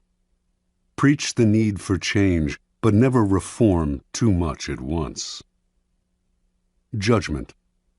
Everyone understands the need for change in the abstract. But on the day-to-day level, people are creatures of habit. Too much innovation is traumatic and will lead to revolt. If you are new to a position of power, or an outsider trying to build a power base, make a show of respecting the old ways of doing things. If change is necessary, make it feel like a gentle improvement on the past. Transgression of the law. Sometime in the early 1520s, King Henry VIII of England decided to divorce his wife, Catherine of Aragon, because she had failed to bear him a son, and because he had fallen in love with the young and comely Anne Boleyn. The Pope, Clement VII, opposed the divorce and threatened the king with excommunication. The king's most powerful minister, Cardinal Wolsey, also saw no need for divorce, and his half-hearted support of the king cost him his position and soon his life. One man in Henry's cabinet, Thomas Cromwell, not only supported him in his desire for a divorce, but had an idea for realizing it, a complete break with the past. He convinced the king that by severing ties with Rome and making himself the head of a newly formed English church, he could divorce Catherine and marry Anne. By 1531, Henry saw this as the only solution. To reward Cromwell for his simple but brilliant idea, he elevated this son of a blacksmith to the post of royal counselor. By 1534, Cromwell had been named the king's secretary, and as the power behind the throne, he had become the most powerful man in England. But for him, the break with Rome went beyond the satisfaction of the king's carnal desires. He envisioned a new Protestant order in England, with the power of the Catholic Church smashed and its vast wealth in the hands of the king and the government. In that same year, he initiated a complete survey of the churches and monasteries of England, and as it turned out, the treasures and monies that the churches had accumulated over the centuries were far more than he had imagined. His spies and agents came back with astonishing figures. To justify his schemes, Cromwell circulated stories about the corruption in the English monasteries, their abuse of power, their exploitation of the people they supposedly served. Having won Parliament's support for breaking up the monasteries, he began to seize their holdings and to put them out of existence, one by one. At the same time, he began to impose Protestantism, introducing reforms in religious ritual and punishing those who stuck to Catholicism, and who now were called heretics. Virtually overnight, England was converted to a new official religion. A terror fell on the country. Some people had suffered under the Catholic Church, which, before the reforms, had been immensely powerful, but most Britons had strong ties to Catholicism and to its comforting rituals. They watched in horror as churches were demolished, images of the Madonna and saints were broken in pieces, stained glass windows were smashed, and the church's treasures were confiscated. With monasteries that had succored the poor suddenly gone, the poor now flooded the streets. The growing ranks of the beggar class were further swelled by former monks. On top of all this, Cromwell levied high taxes to pay for his ecclesiastical reforms. In 1535, powerful revolts in the north of England threatened to topple Henry from his throne. By the following year, he had suppressed the rebellions, but he had also begun to see the costs of Cromwell's reforms. The king himself had never wanted to go this far. He had only wanted a divorce. It was now Cromwell's turn to watch uneasily as the king began slowly to undo his reforms, reinstating Catholic sacraments and other rituals that Cromwell had outlawed. Sensing his fall from grace, in 1540 Cromwell decided to regain Henry's favor with one throw of the dice. He would find the king a new wife. Henry's third wife, Jane Seymour, had died a few years before, and he had been pining for a new, young queen. It was Cromwell who found him one, Anne of Cleves, a German princess and, most important to Cromwell, a Protestant. On Cromwell's commission, the painter Holbein produced a flattering portrait of Anne. When Henry saw it, he fell in love and agreed to marry her. Cromwell seemed back in favor. Unfortunately, however, Holbein's painting was highly idealized, and when the king finally met the princess, she did not please him in the least. His anger against Cromwell, first for the ill-conceived reforms, now for saddling him with an unattractive and Protestant wife, could no longer be contained. In June of that year, Cromwell was arrested, charged as a Protestant extremist and a heretic, and sent to the Tower. 6 weeks later, before a large and enthusiastic crowd, the public executioner cut off his head. Interpretation. Thomas Cromwell had a simple idea. He would break up the power and wealth of the Church and lay the foundation for Protestantism in England. And he would do this in a mercilessly short time. He knew his speedy reforms would cause pain and resentment, but he thought these feelings would fade in a few years. More important, by identifying himself with change, he would become the leader of the new order, making the king dependent on him. But there was a problem in this strategy. Like a billiard ball hit too hard against the cushion, his reforms had reactions and caroms he did not envision and could not control. The man who initiates strong reforms often becomes the scapegoat for any kind of dissatisfaction, and eventually the reaction to his reforms may consume him, for change is upsetting to the human animal, even when it is for the good. Because the world is, and always has been, full of insecurity and threat, we latch on to familiar faces and create habits and rituals to make the world more comfortable. Change can be pleasant and even sometimes desirable in the abstract, but too much of it creates an anxiety that will stir and boil beneath the surface and then eventually erupt. Never underestimate the hidden conservatism of those around you. It is powerful and entrenched. Never let the seductive charm of an idea cloud your reason. Just as you cannot make people see the world your way, you cannot wrench them into the future with painful changes. They will rebel. If reform is necessary, anticipate the reaction against it and find ways to disguise the change and sweeten the poison. Keys to power. Human psychology contains many dualities, one of them being that even while people understand the need for change, knowing how important it is for institutions and individuals to be occasionally renewed, they are also irritated and upset by changes that affect them personally.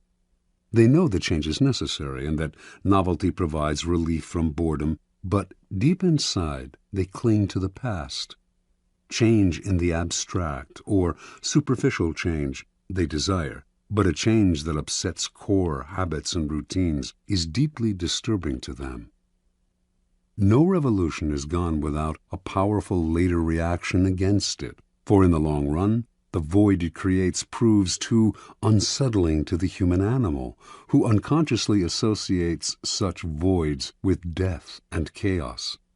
The opportunity for change and renewal seduces people to the side of the revolution, but once their enthusiasm fades, which it will, they are left with a certain emptiness. Yearning for the past, they create an opening for it to creep back in. For Machiavelli, the prophet who preaches and brings change can only survive by taking up arms. When the masses inevitably yearn for the past, he must be ready to use force. But the armed prophet cannot last long unless he quickly creates a new set of values and rituals to replace the old ones and to soothe the anxieties of those who dread change. It is far easier and less bloody to play a kind of con game. Preach change as much as you like and even enact your reforms, but give them the comforting appearance of older events and traditions. A simple gesture, like using an old title or keeping the same number for a group, will tie you to the past and support you with the authority of history. As Machiavelli himself observed, the Romans used this device when they transformed their monarchy into a republic. They may have installed 2 consuls in place of the king, But since the king had been served by 12 lictors, they retained the same number to serve under the consuls. The king had personally performed an annual sacrifice in a great spectacle that stirred the public. The Republic retained this practice, only transferring it to a special chief of the ceremony, whom they called the King of the Sacrifice. These and similar gestures satisfied the people and kept them from clamoring for the monarchy's return. Another strategy to disguise change is to make a loud and public display of support for the values of the past. Seem to be a zealot for tradition, and few will notice how unconventional you really are. The answer to innate conservatism is to play the courtier's game. Galileo did this at the beginning of his scientific career. He later became more confrontational and paid for it. So pay lip service to tradition. Identify the elements in your revolution that can be made to seem to build on the past. Say the right things. Make a show of conformity, and meanwhile, let your theories do their radical work. Play with appearances and respect past protocol. Finally, powerful people pay attention to the zeitgeist. If their reform is too far ahead of its time, few will understand it, and it will stir up anxiety and be hopelessly misinterpreted. The changes you make must seem less innovative than they are. England did eventually become a Protestant nation, as Cromwell wished, but it took over a century of gradual evolution. Watch the zeitgeist. If you work in a tumultuous time, there is power to be gained by preaching a return to the past, to comfort, tradition, and ritual. During a period of stagnation, on the other hand, play the card of reform and revolution, but beware of what you stir up. Those who finish a revolution are rarely those who start it. You will not succeed at this dangerous game unless you are willing to forestall the inevitable reaction against it by playing with appearances and building on the past. Law 46. Never appear too perfect. Judgment. Appearing better than others is always dangerous, but most dangerous of all is to appear to have no faults or weaknesses. Envy creates silent enemies. It is smart to occasionally display defects and admit to harmless vices in order to deflect envy and appear more human and approachable. Only gods and the dead can seem perfect with impunity. Transgression of the law. Joe Orton met Kenneth Hallowell at the Royal Academy of Dramatic Arts, London, in 1953, where both had enrolled as acting students. They soon became lovers and moved in together. Hallowell, 25 at the time, was 7 years older than Orton and seemed the more confident of the two, but neither had much talent as actors, and after graduating, having settled down together in a dank London apartment, they decided to give up acting and collaborate as writers instead. Hallowell's inheritance was enough to keep them from having to find work for a few years, and in the beginning he was also the driving force behind the stories and novels they wrote. He would dictate to Orton, who would type the manuscripts, occasionally interjecting his own lines and ideas. Their first efforts attracted some interest from literary agents, but it sputtered. The promise they had shown was leading nowhere. Eventually, the inheritance money ran out, and the pair had to look for work. Their collaborations were less enthusiastic and less frequent.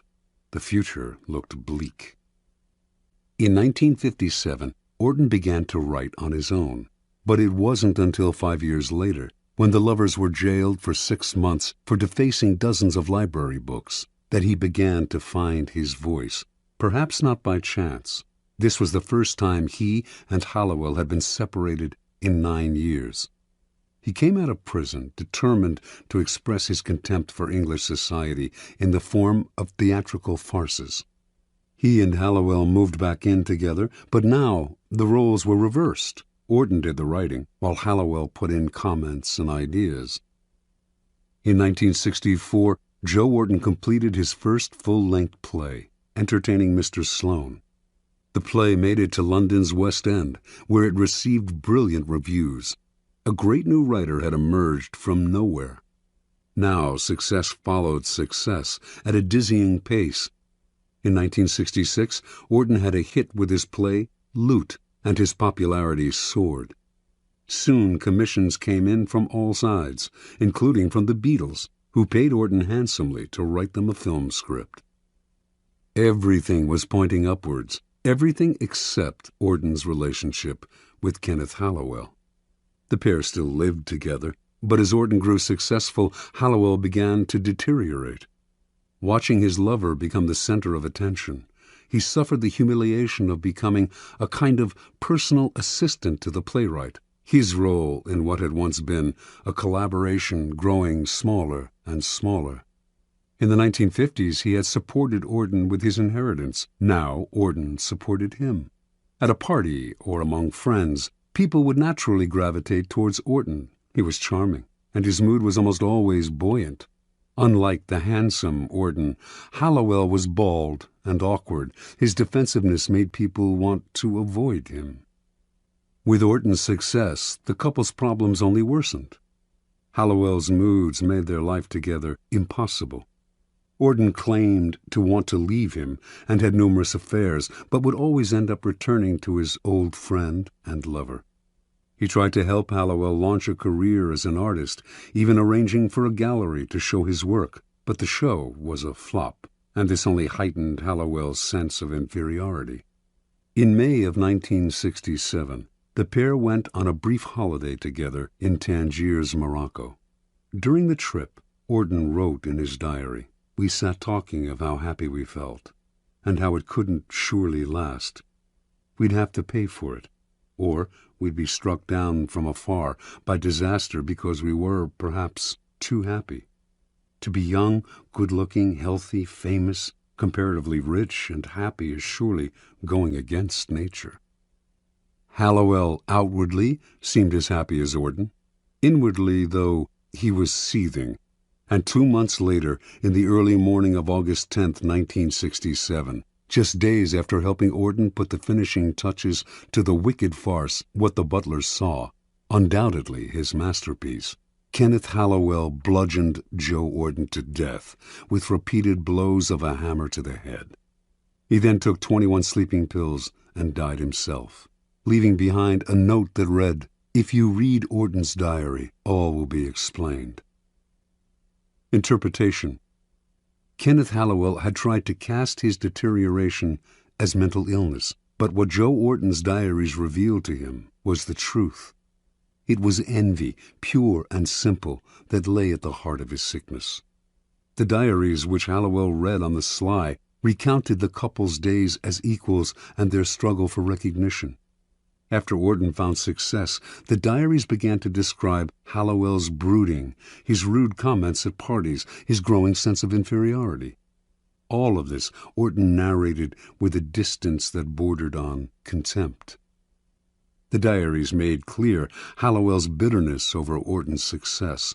Eventually, the only thing that would have satisfied him would have been for Auden to have a failure of his own, an unsuccessful play perhaps, so that they could have commiserated in their failure as they had done years before.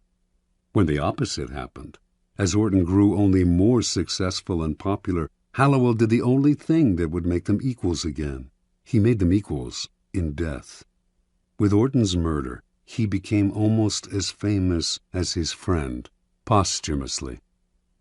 Joe Auden only partly understood his lover's deterioration. His attempt to help Hallowell launch a career in art registered for what it was, charity and guilt. Auden basically had two possible solutions to the problem. He could have downplayed his own success, displaying some faults, deflecting Hallowell's envy, or, once he realized the nature of the problem, he could have fled as if Hallowell were a viper, as in fact he was, a viper of envy. Once envy eats away at someone, everything you do only makes it grow, and day by day it festers inside them. Eventually they will attack. Only a minority can succeed at the game of life, and that minority inevitably arouses the envy of those around them. Once success happens your way, however, the people to fear the most are those in your own circle, the friends and acquaintances you have left behind. Feelings of inferiority gnaw at them. The thought of your success only heightens their feelings of stagnation.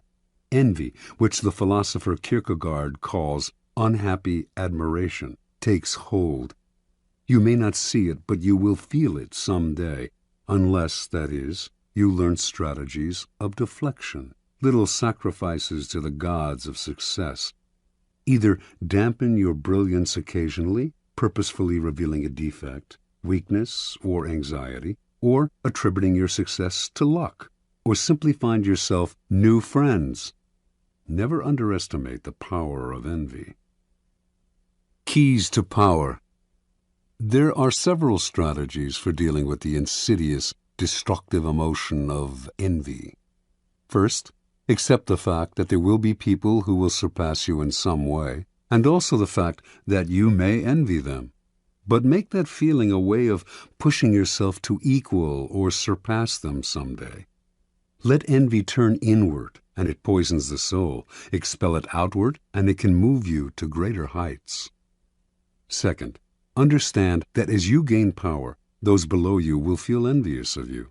They may not show it, but it is inevitable. Do not naively accept the facade they show you.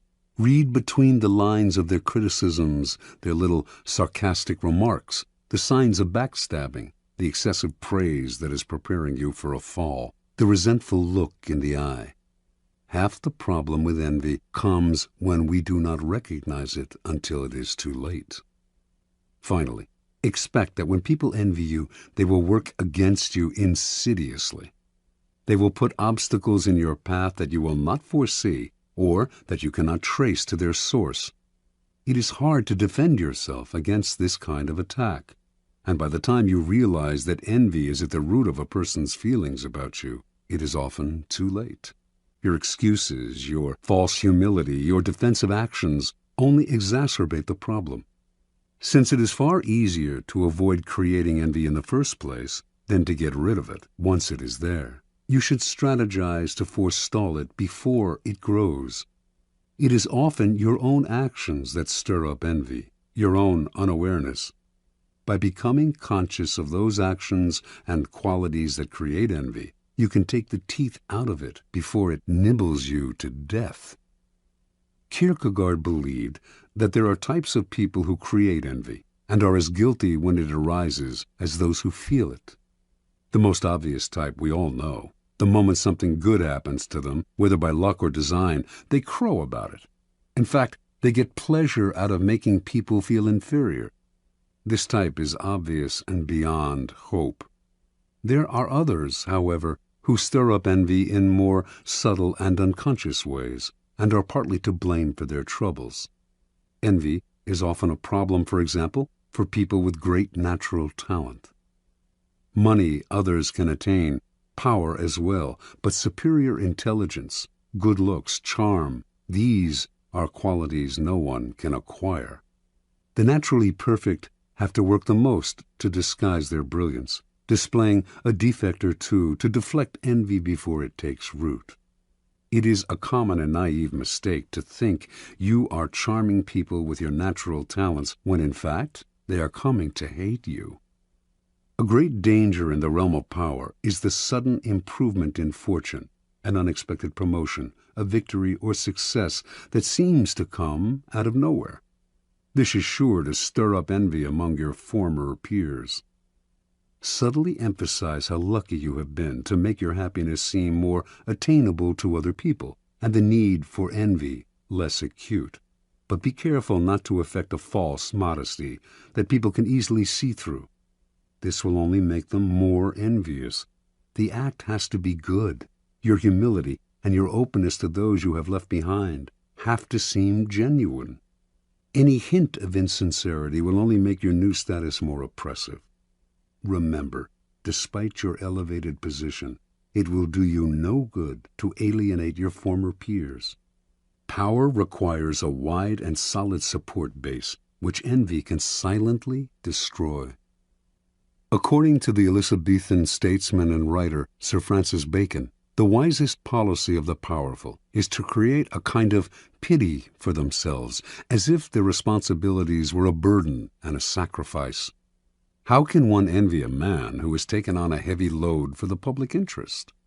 Disguise your power as a kind of self-sacrifice rather than a source of happiness, and you make it seem less enviable. Emphasize your troubles, and you turn a potential danger, envy, into a source of moral support, pity. A similar ploy is to hint that your good fortune will benefit those around you. To do this, you may need to open your purse strings. To deflect envy, Gracian recommends that the powerful display a weakness, a minor social indiscretion, a harmless vice.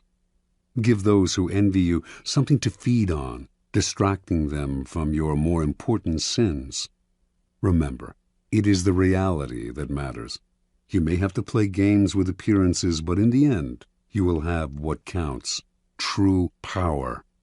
In some Arab countries, a man will avoid arousing envy by showing his wealth only on the inside of his house. Apply this wisdom to your own character. Beware of some of envy's disguises. Excessive praise is an almost sure sign that the person praising you envies you. They are either setting you up for a fall, it will be impossible for you to live up to their praise, or they are sharpening their blades behind your back. At the same time, those who are hypercritical of you, or who slander you publicly, probably envy you as well. Recognize their behavior as disguised envy, and you keep out of the trap of mutual mudslinging, or of taking their criticisms to heart. Win your revenge by ignoring their measly presence. Do not try to help or do favors for those who envy you. They will think you are condescending to them. Joe Wharton's attempt to help Hallowell find a gallery for his work only intensified his lover's feelings of inferiority and envy. Once envy reveals itself for what it is, the only solution is often to flee the presence of the enviers, leaving them to stew in a hell of their own creation. Law 47. Do not go past the mark you aimed for. In victory, learn when to stop. Judgment. The moment of victory is often the moment of greatest peril. In the heat of victory, arrogance and overconfidence can push you past the goal you had aimed for, and by going too far, you make more enemies than you defeat. Do not allow success to go to your head. There is no substitute for strategy and careful planning. Set a goal, and when you reach it, stop. Transgression of the law. In 559 BC, a young man named Cyrus gathered an immense army from the scattered tribes of Persia and marched against his grandfather, Astyages, king of the Medes. He defeated Astyages with ease, had himself crowned king of Media and Persia, and began to forge the Persian Empire. Victory followed victory in quick succession. Cyrus defeated Croesus, ruler of Lydia, then conquered the Ionian islands and other smaller kingdoms. He marched on Babylon and crushed it.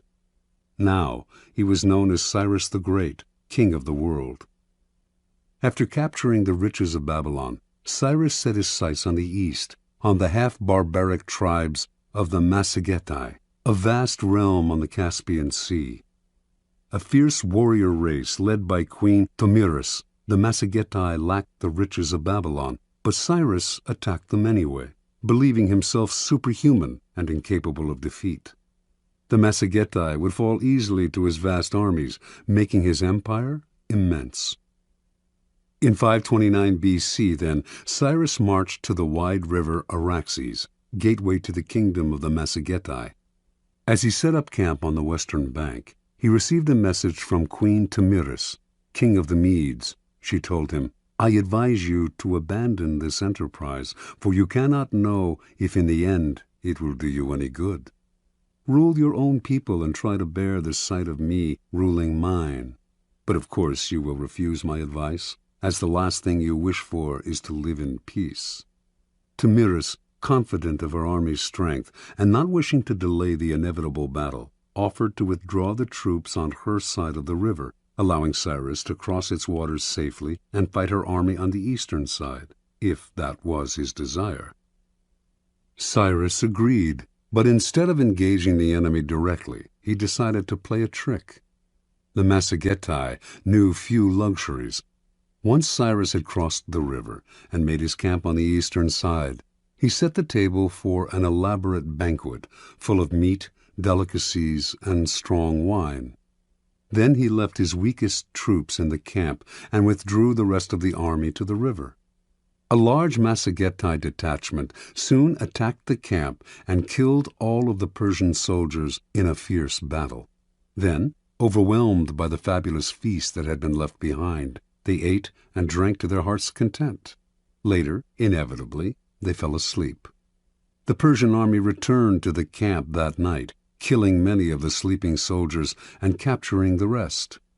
Among the prisoners was their general, a youth named Spargapises, son of Queen Tamiris. When the queen learned what had happened, she sent a message to Cyrus, chiding him for using tricks to defeat her army. "Now listen to me," she wrote, "and I will advise you for your own good.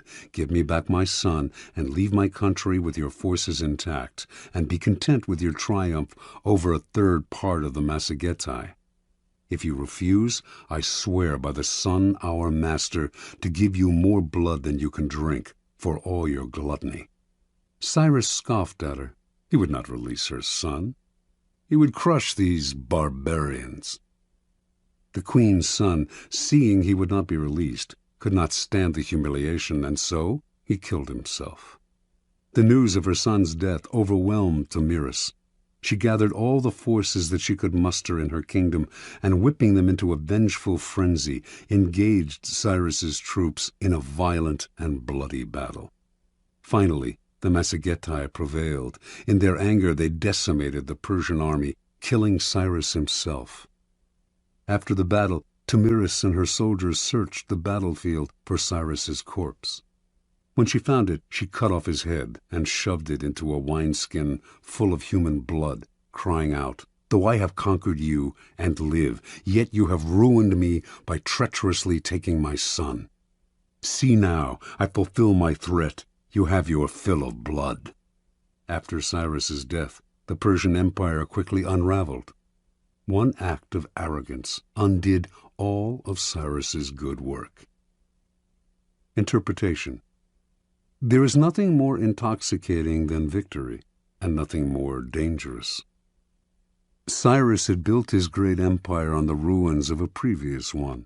100 years earlier, the powerful Assyrian Empire had been totally destroyed, its once splendid capital of Nineveh but ruins in the sand.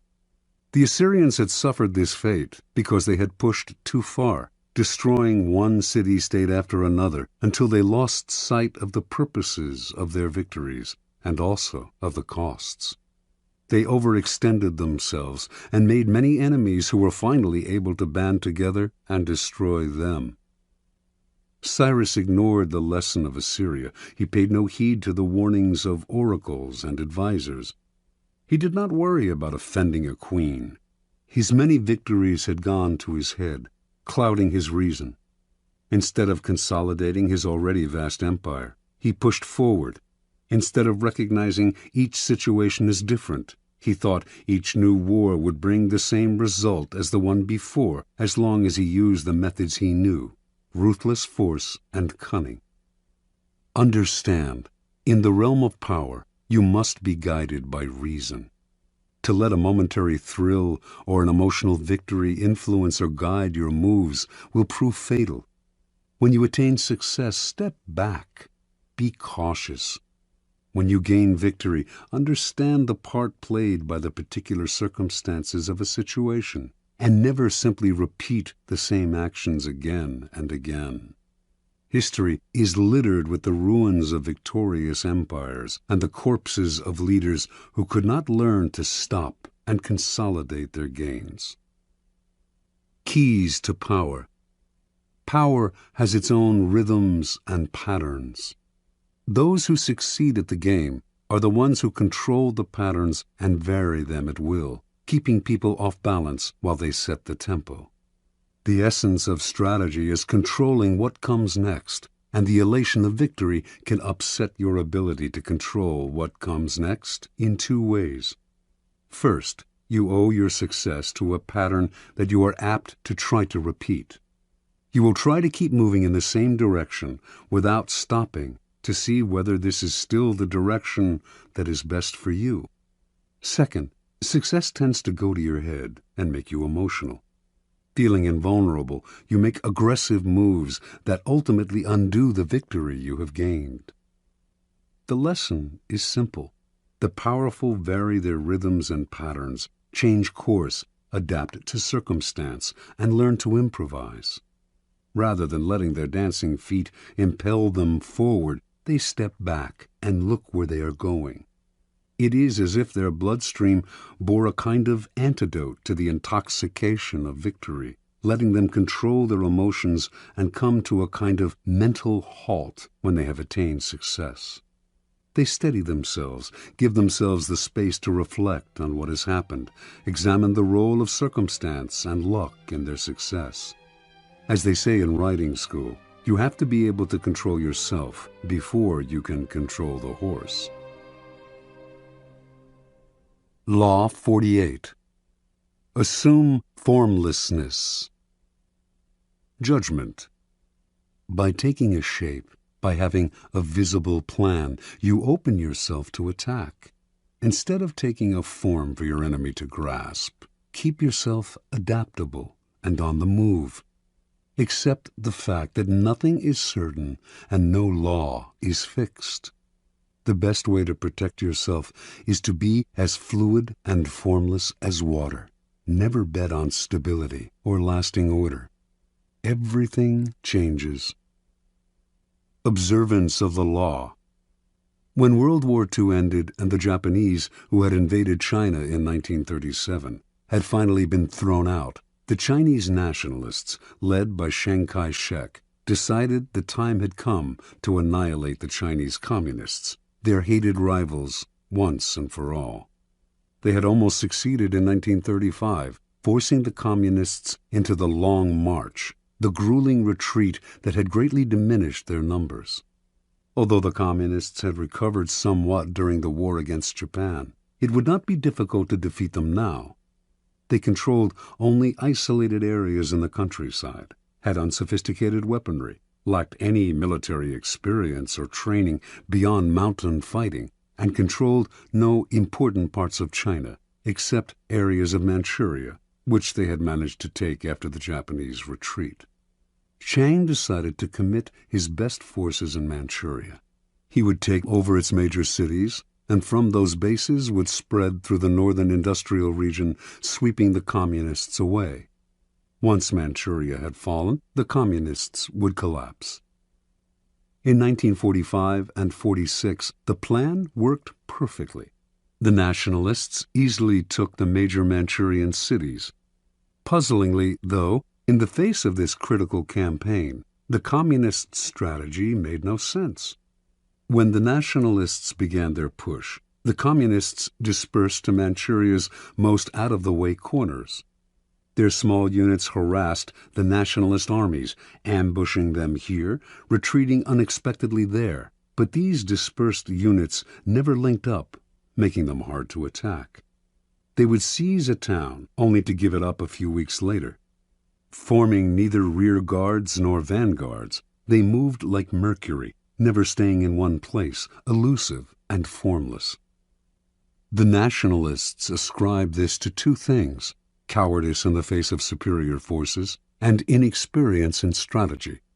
Mao Zedong, the communist leader, was more a poet and philosopher than a general, whereas Chiang had studied warfare in the West and was a follower of the German military writer Karl von Clausewitz, among others. Yet a pattern did eventually emerge in Mao's attacks. After the nationalists had taken the cities, leaving the communists to occupy what was generally considered Manchuria's useless space, the communists started using that large space to surround the cities. If Chiang sent an army from one city to reinforce another, the Communists would encircle the rescuing army. Chiang's forces were slowly broken into smaller and smaller units, isolated from one another, their lines of supply and communication cut. The nationalists still had superior firepower, but if they could not move, what good was it? A kind of terror overcame the nationalist soldiers. Commanders comfortably remote from the front lines might laugh at Mao, but the soldiers had fought the Communists in the mountains and had come to fear their elusiveness. Now these soldiers sat in their cities and watched as their fast-moving enemies, as fluid as water, poured in on them from all sides. There seemed to be millions of them. The Communists also encircled the soldiers' spirits, bombarding them with propaganda to lower their morale and pressure them to desert.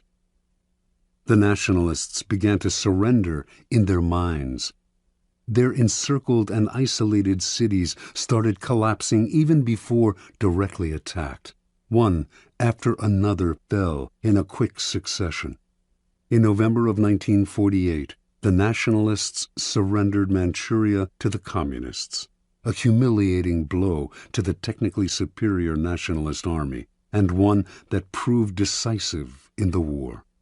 By the following year, the Communists controlled all of China. Interpretation. The two board games that best approximate the strategies of war are chess and the Asian game of Go. In chess, the board is small. In comparison to Go, the attack comes relatively quickly, forcing a decisive battle. It rarely pays to withdraw or to sacrifice your pieces, which must be concentrated at key areas. Go is much less formal. It is played on a large grid with 361 intersections, nearly 6 times as many positions as in chess. Black and white stones, one color for each side, are placed on the board's intersections, one at a time, wherever you like. Once all your stones, 52 for each side, are on the board, the object is to isolate the stones of your opponent by encircling them. A game of Go, called Wei Qi in China, can last up to 300 moves. The strategy is more subtle and fluid than chess, developing slowly. The more complex the pattern your stones initially create on the board, the harder it is for your opponent to understand your strategy. Fighting to control a particular area is not worth the trouble. You have to think in larger terms, to be prepared to sacrifice an area in order eventually to dominate the board. What you are after is not an entrenched position, but mobility. With mobility, you can isolate the opponent in small areas and then encircle them. The aim is not to kill off the opponent's pieces directly, as in chess, but to induce a kind of paralysis and collapse. Chess is linear, position-oriented, and aggressive. Go is nonlinear and fluid. Aggression is indirect until the end of the game, when the winner can surround the opponent's stones at an accelerated pace. Chinese military strategists have been influenced by Go for centuries. Its proverbs have been applied to war time and again. Mao Zedong was an addict of Wei Qi, and its precepts were ingrained in his strategies. A key Wei Qi concept, for example, is to use the size of the board to your advantage, spreading out in every direction so that your opponent cannot fathom your movements in a simple, linear way. Every Chinese, Mao once wrote, should consciously throw himself into this war of a jigsaw pattern against the nationalists. Place your men in a jigsaw pattern in Go, and your opponent loses himself trying to figure out what you are up to. Either he wastes time pursuing you, or, like Chiang Kai-shek, he assumes you are incompetent and fails to protect himself. And if he concentrates on single areas, as Western strategy advises, he becomes a sitting duck for encirclement. In the Wei Qi way of war, you encircle the enemy's brain, using mind games, propaganda, and irritation tactics to confuse and dishearten. This was the strategy of the Communists. an apparent formlessness that disoriented and terrified their enemy. Where chess is linear and direct, the ancient game of Go is closer to the kind of strategy that will prove relevant in a world where battles are fought indirectly, in vast, loosely connected areas. Its strategies are abstract and multidimensional, inhabiting a plane beyond time and space, the strategist's mind. In this fluid form of warfare, you value movement over position. Your speed and mobility make it impossible to predict your moves. Unable to understand you, your enemy can form no strategy to defeat you. Instead of fixing on particular spots, this indirect form of warfare spreads out just as you can use the large and disconnected nature of the real world to your advantage. Be like a vapor. Do not give your opponents anything solid to attack. Watch as they exhaust themselves pursuing you, trying to cope with your elusiveness. Only formlessness allows you to truly surprise your enemies. By the time they figure out where you are and what you are up to, it is too late. Keys to power. The human animal is distinguished by its constant creation of forms. Rarely expressing its emotions directly, it gives them form through language, or through socially acceptable rituals. We cannot communicate our emotions without a form. The forms that we create, however, change constantly, in fashion, in style, in all those human phenomena representing the mood of the moment. We are constantly altering the forms we have inherited from previous generations, and these changes are signs of life and vitality. Indeed, the things that don't change, the forms that rigidify, come to look to us like death, and we destroy them. The young show this most clearly. Uncomfortable with the forms that society imposes upon them, having no set identity, they play with their own characters, trying on a variety of masks and poses to express themselves. This is the vitality that drives the motor of form, creating constant changes in style. The powerful are often people who, in their youth, have shown immense creativity in expressing something new through a new form. Society grants them power because it hungers for and rewards this sort of newness. The problem comes later, when they often grow conservative and possessive. They no longer dream of creating new forms. Their identities are set, their habits congeal, and their rigidity makes them easy targets. Everyone knows their next move. Instead of demanding respect, they elicit boredom. "Get off the stage," we say. "Let someone else, someone younger, entertain us." When locked in the past, the powerful look comical. They are overripe fruit, waiting to fall from the tree. Power can only thrive if it is flexible in its forms. To be formless is not to be amorphous. Everything has a form. It is impossible to avoid. The formlessness of power is more like that of water or mercury, taking the form of whatever is around it. Changing constantly, it is never predictable.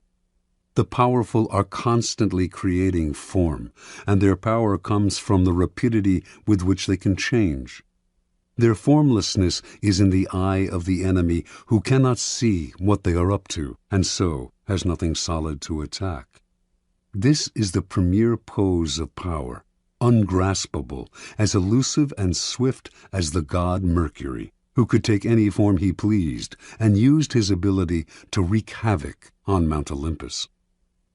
Human creations evolved toward abstraction, toward being more mental and less material. This evolution is clear in art, which, in this country, made the great discovery of abstraction and conceptualism. It can also be seen in politics, which over time have become less overtly violent, more complicated, indirect, and cerebral. Warfare and strategy, too, have followed this pattern. Strategy began in the manipulation of armies on land, positioning them in ordered formations. On land, strategy is relatively two-dimensional and controlled by topography. but all the great powers have eventually taken to the sea for commerce and colonization. And to protect their trading lanes, they have had to learn how to fight at sea. Maritime warfare requires tremendous creativity and abstract thinking, since the lines are constantly shifting.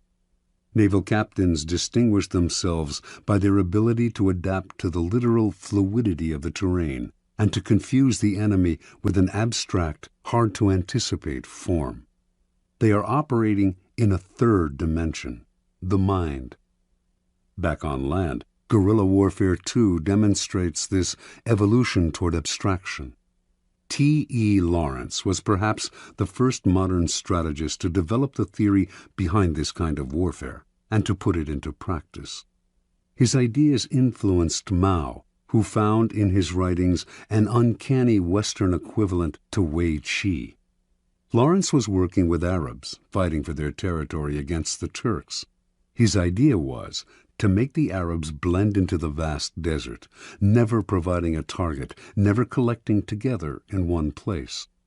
As the Turks scrambled to fight this vaporous army, they spread themselves thin, wasting energy in moving from place to place. They had the superior firepower, but the Arabs kept the initiative by playing cat and mouse, giving the Turks nothing to hold on to, destroying their morale. Most wars were wars of contact. Ours should be a war of detachment, Lawrence wrote. We were to contain the enemy by the silent threat of a vast, unknown desert, not disclosing ourselves till we attacked.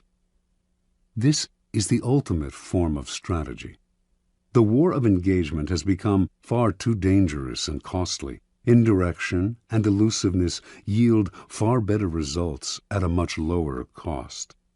The main cost, in fact, is mental, the thinking it takes to align your forces in scattered patterns and to undermine the minds and psychology of your opponents. And nothing will infuriate and disorient them more than formlessness.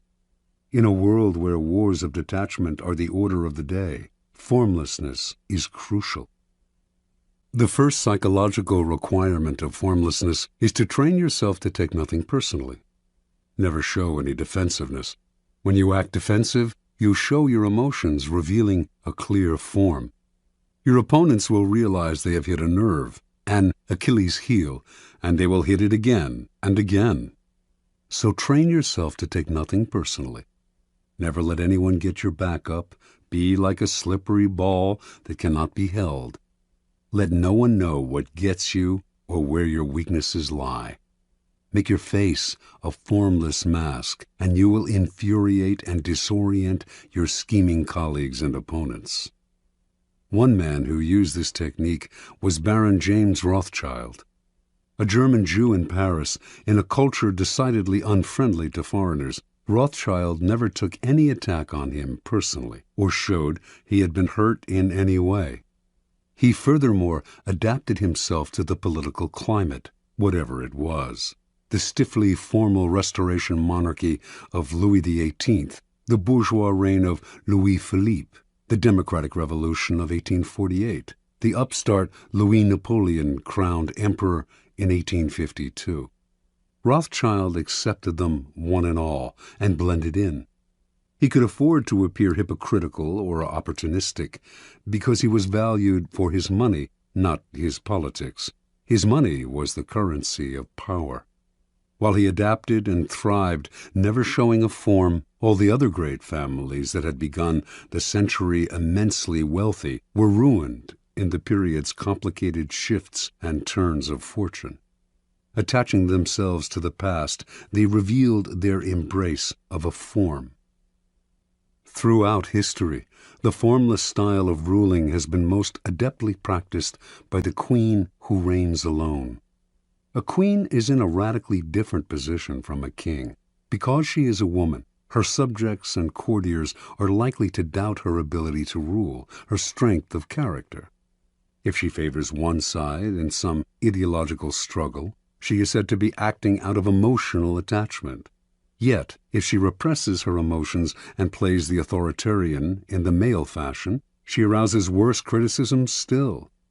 Either by nature or by experience, then, queens tend to adopt a flexible style of governing that in the end often proves more powerful than the more direct male form.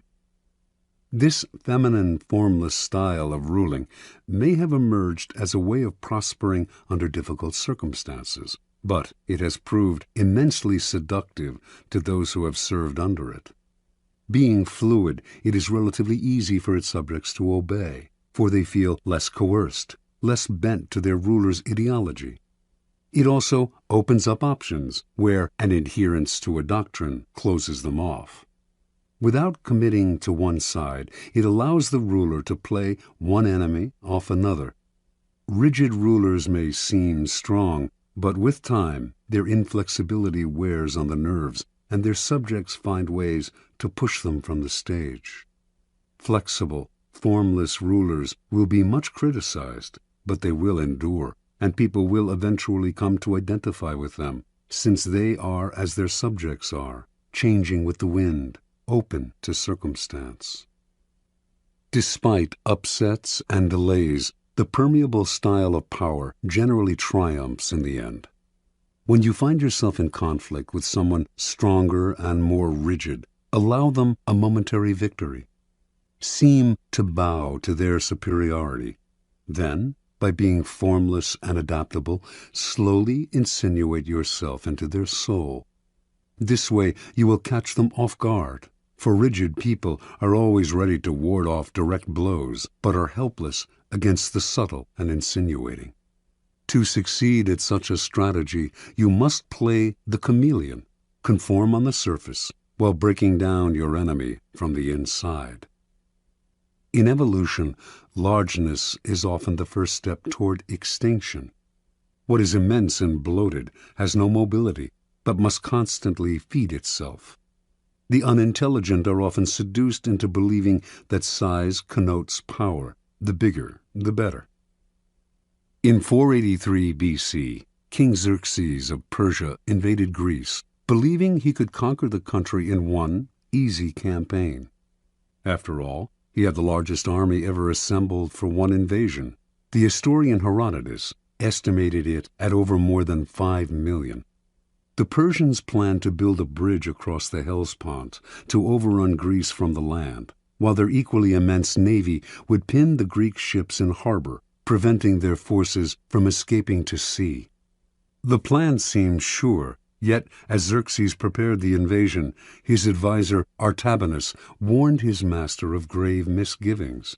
"The two mightiest powers in the world are against you," he said. Xerxes laughed. What powers could match his gigantic army? "I will tell you what they are," answered Artabanus. "The land and the sea. There are no safe harbors large enough to receive Xerxes' fleet, and the more land the Persians conquered, the longer their supply lines stretched, the more ruinous the cost of feeding this immense army would prove." Thinking his advisor a coward, Xerxes proceeded with his invasion. Yet, as Artabanus predicted, bad weather at sea decimated the Persian fleet, which was too large to take shelter in any harbor. On land, meanwhile, the Persian army destroyed everything in its path, which only made it impossible to feed, since the destruction included crops and stores of food. It was also an easy and slow-moving target. The Greeks practiced all kinds of deceptive maneuvers to disorient the Persians. Xerxes' eventual defeat at the hands of the Greek allies was an immense disaster. The story is emblematic of all those who sacrifice mobility for size. The flexible and fleet of foot will almost always win, for they have more strategic options. The more gigantic the enemy, the easier it is to induce collapse. The need for formlessness becomes greater the older we get, as we grow more likely to become set in our ways and assume too rigid a form. We become predictable, always the first sign of decrepitude, and predictability makes us appear comical. Although ridicule and disdain might seem mild forms of attack, they are actually potent weapons and will eventually erode a foundation of power. An enemy who does not respect you will grow bold, and boldness makes even the smallest animal dangerous. As you get older, you must rely even less on the past.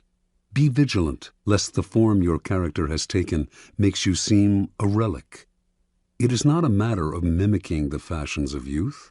That is equally worthy of laughter. Rather, your mind must constantly adapt to each circumstance, even the inevitable change that the time has come to move over and let those of younger age prepare for their ascendancy. Rigidity will only make you look uncannily like a cadaver. Never forget, though, that formlessness is a strategic pose.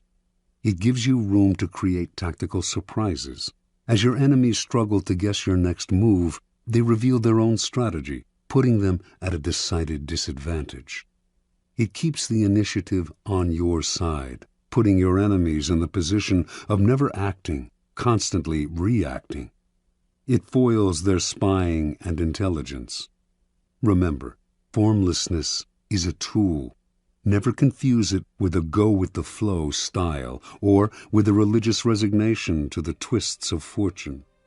You use formlessness not because it creates inner harmony and peace, but because it will increase your power. Finally, learning to adapt to each new circumstance means seeing events through your own eyes and often ignoring the advice that people constantly peddle your way. It means that ultimately you must throw out the laws that others preach and the books they write to tell you what to do and the sage advice of the elder.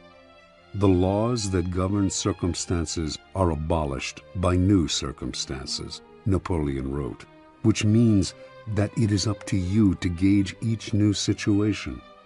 Rely too much on other people's ideas, and you end up taking a form not of your own making. Too much respect for other people's wisdom will make you depreciate your own. Be brutal with the past, especially your own, and have no respect for the philosophies that are foisted on you from outside.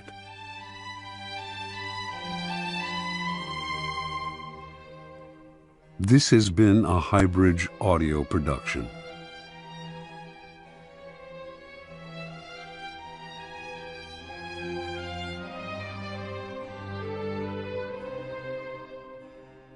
Also available from Robert Greene, The Art of Seduction and 33 Strategies of War.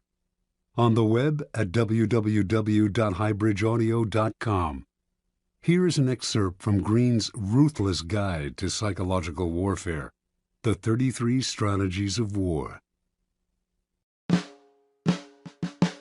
Do not fight the last war. The guerrilla war of the mind strategy. What most often weighs you down and brings you misery is the past, in the form of unnecessary attachments, repetitions of tired formulas, and the memory of old victories and defeats. You must consciously wage war against the past and force yourself to react to the present moment. Be ruthless on yourself. Do not repeat the same tired methods. Sometimes you must force yourself to strike out in new directions, even if they involve risk. What you may lose in comfort and security, you will gain in surprise, making it harder for your enemies to tell what you will do. Wage guerrilla war on your mind, allowing no static lines of defense, no exposed citadels. Make everything fluid and mobile. The Last War. No one has risen to power faster than Napoleon Bonaparte, 1769-1821. In 1793, he went from captain in the French Revolutionary Army to brigadier general. In 1796, he became the leader of the French forces in Italy, fighting the Austrians, whom he crushed that year and again 3 years later. He became first consul of France in 1801, emperor in 1804. In 1805, he humiliated the Austrian and Russian armies at the Battle of Austerlitz. For many, Napoleon was more than a great general. He was a genius, a god of war. Not everyone was impressed, though. There were Prussian generals who thought he had merely been lucky. If he ever faced the Prussians, he would be revealed as a great fake. Among these Prussian generals was Friedrich Ludwig, Prince of Hohenlohe-Ingelfingen. Hohenlohe came from one of Germany's oldest aristocratic families, one with an illustrious military record. To Hohenlohe, success in war depended on organization, discipline, and the use of superior strategies developed by trained military minds. The Prussians exemplified all of these virtues. Prussian soldiers drilled relentlessly until they could perform elaborate maneuvers as precisely as a machine. Prussian generals intensely studied the victories of Frederick the Great. War for them was a mathematical affair, the application of timeless principles. To the generals, Napoleon was a Corsican hothead, leading an unruly citizens' army. Superior in knowledge and skill, they would out-strategize him. The Napoleonic myth would lie in ruins, and Europe could return to its old ways. In August 1806, Hohenlohe and his fellow generals finally got what they wanted. King Friedrich Wilhelm III of Prussia, tired of Napoleon's broken promises, decided to declare war on him in 6 weeks. In the meantime, he asked his generals to come up with a plan to crush the French. Hohenlohe was ecstatic. The campaign would be the climax of his career. He had been thinking for years about how to beat Napoleon, and he presented his plan to the generals' first strategy session. Precise marches would place the army at the perfect angle from which to attack the French as they advanced through southern Prussia. An attack in oblique formation, Frederick the Great's favorite tactic, would deliver a devastating blow. The other generals, all in their 60s and 70s, presented their own plans, but these too were merely variants on the tactics of Frederick the Great. Discussion turned into argument. Several weeks went by. Finally, the king had to step in and create a compromise strategy that would satisfy all of his generals. A feeling of exuberance swept the country, which would soon relive the glory years of Frederick the Great. On October 5th, a few days before the king was to declare war, disturbing news reached the generals. A reconnaissance mission revealed that divisions of Napoleon's army, which they had believed was dispersed, had marched east, merged, and was massing deep in southern Prussia. The captain who had led the scouting mission reported that the French soldiers were marching with packs on their backs. Where the Prussians used slow-moving wagons to provision their troops, the French carried their own supplies and moved with astonishing speed and mobility. Before the generals had time to adjust their plans, Napoleon's army suddenly wheeled north, heading straight for Berlin, the heart of Prussia. The generals argued and dithered, moving their troops here and there, trying to decide where to attack. A mood of panic set in. Finally, the king ordered a retreat. The troops would reassemble to the north and attack Napoleon's flank as he advanced toward Berlin. Hohenlohe was in charge of the rear guard, protecting the Prussians' retreat. On October 14th, near the town of Jena, Napoleon caught up with Hohenlohe, who finally faced the battle he had wanted so desperately. The numbers on both sides were equal, but while the French were an unruly force, fighting pell-mell and on the run, Hohenlohe kept his troops in tight order, orchestrating them like a corps de ballet. The fighting went back and forth until finally the French captured the village of Vierzehnheiligen. Hohenlohe ordered his troops to retake the village. In a ritual dating back to Frederick the Great, a drum major beat out a cadence, and the Prussian soldiers, their colors flying, reformed their positions in perfect parade order, preparing to advance. They were in an open plain, though, and Napoleon's men were behind garden walls and on the house roofs. The Prussians fell like ninepins to the French marksmen. Confused, Hohenlohe ordered his soldiers to halt and change formation. The drums beat again. The Prussians marched with magnificent precision, always a sight to behold, but the French kept shooting. decimating the Prussian line.